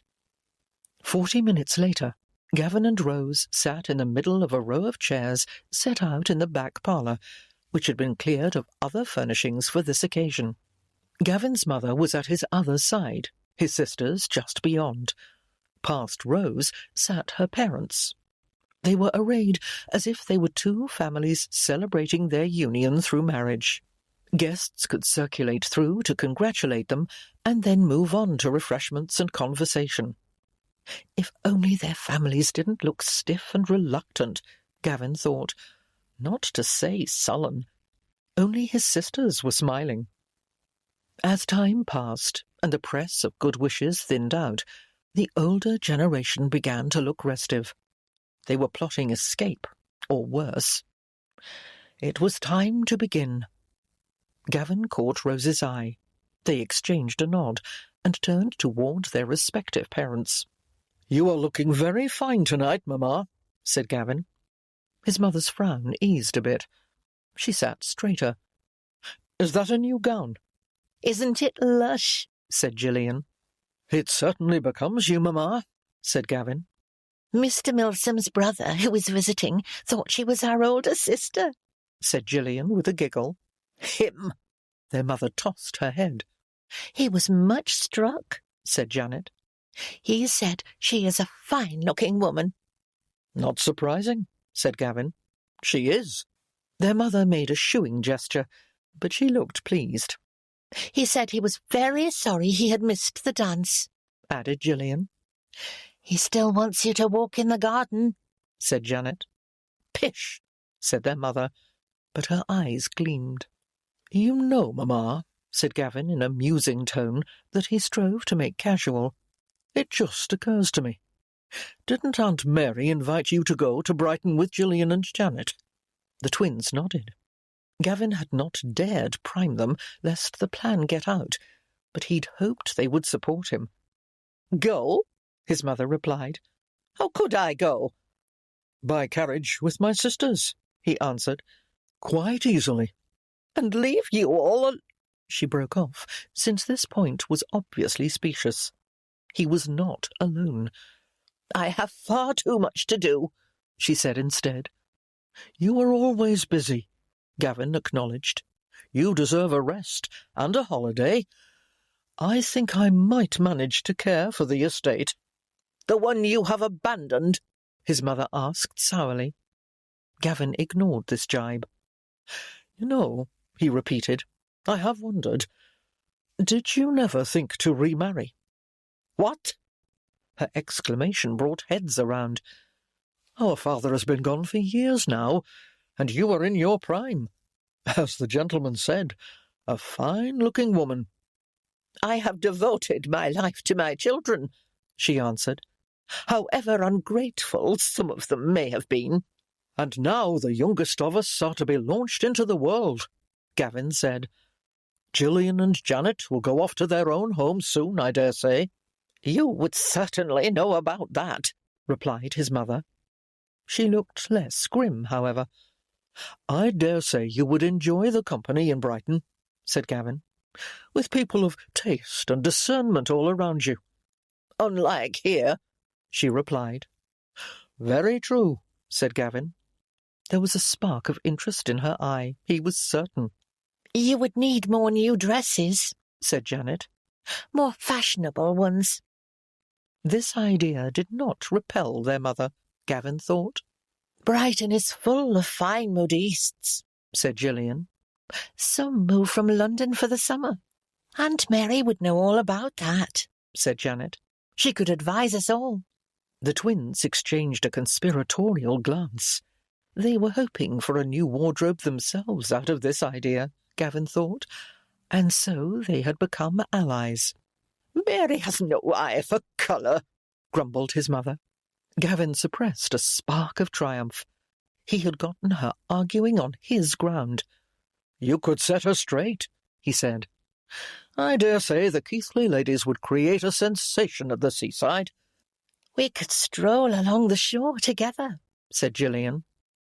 I expect you would often be mistaken for the twins' older sister, Gavin told his mother. Fine looking indeed.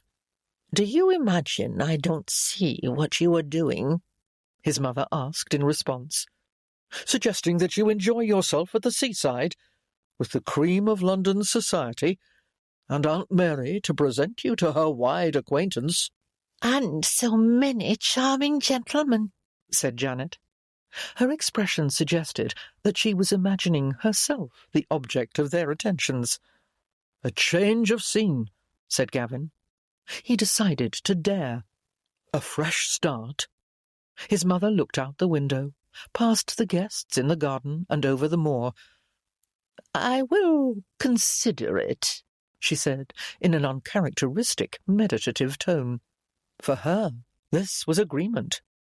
Gavin sat back, satisfied. On his other side, Rose had opened a conversation with her parents.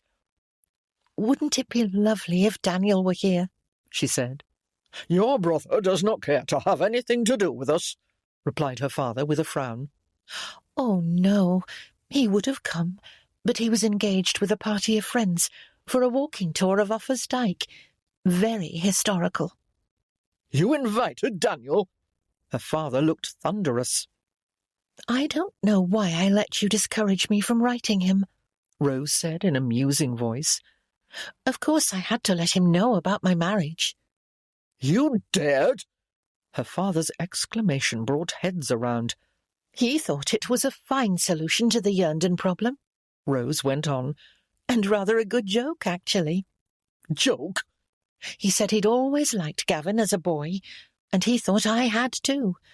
He'll come and visit another time. He can't come here instead of staying with us, exclaimed her mother. What would people say? He can do what he likes, snarled Rose's father. He always does. I wonder where he got that from, asked her mother with a sharp look. You should go and see him, said Rose. He does not care to receive us, replied her father, with the air of one closing a case once and for all. Because you were always fighting about Yernden, said Rose. Her brother had thought the feud ridiculous. It had been the chief bone of contention between the two Denham men. Now that the matter is resolved, and need not be mentioned again, I dare say he would be glad to see you. Do you think so? Asked her mother longingly. I do. You could hear about what he's up to in Oxford. Scholarship, muttered her father, as if it was some illicit pursuit. It might be quite interesting. He was telling me about Offa's Dyke in his letter. Her father looked at her as if she'd run mad. Rose's mother wrung her hands. Without Yernden to argue over, couldn't we be reconciled with Daniel? It is so long since we've seen him. I won't, began Rose's father. Won't what? Rose is right. Rose had never seen her mother look so fierce. It was rather lovely.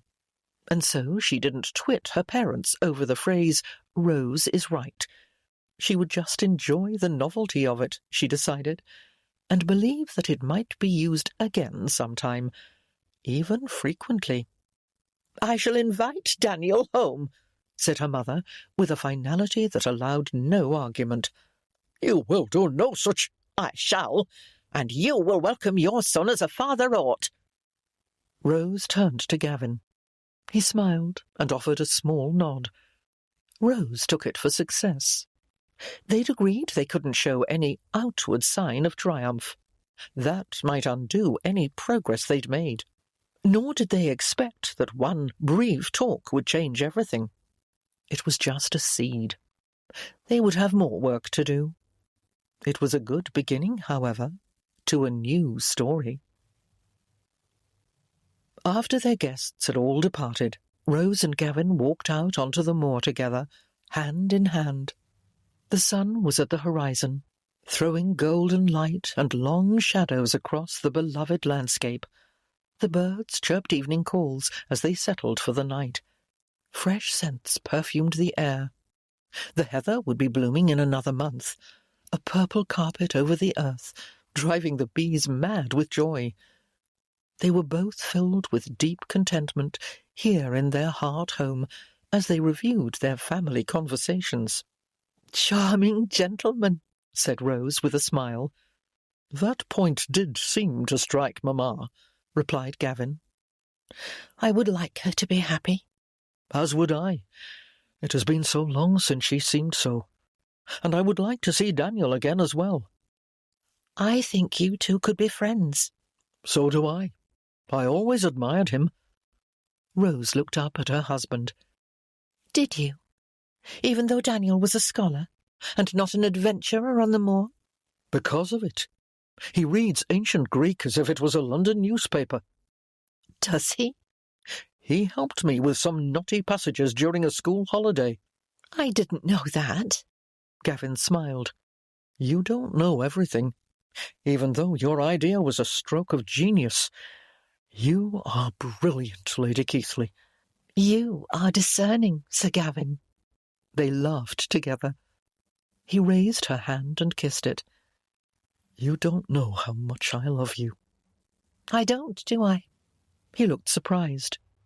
"How not?" "Well, you haven't actually said so before." Course I have. When? Rose asked him roguishly. Well, after we wed, or when I held you in my arms. She shook her head. I'm sure I must have, Gavin insisted. Not as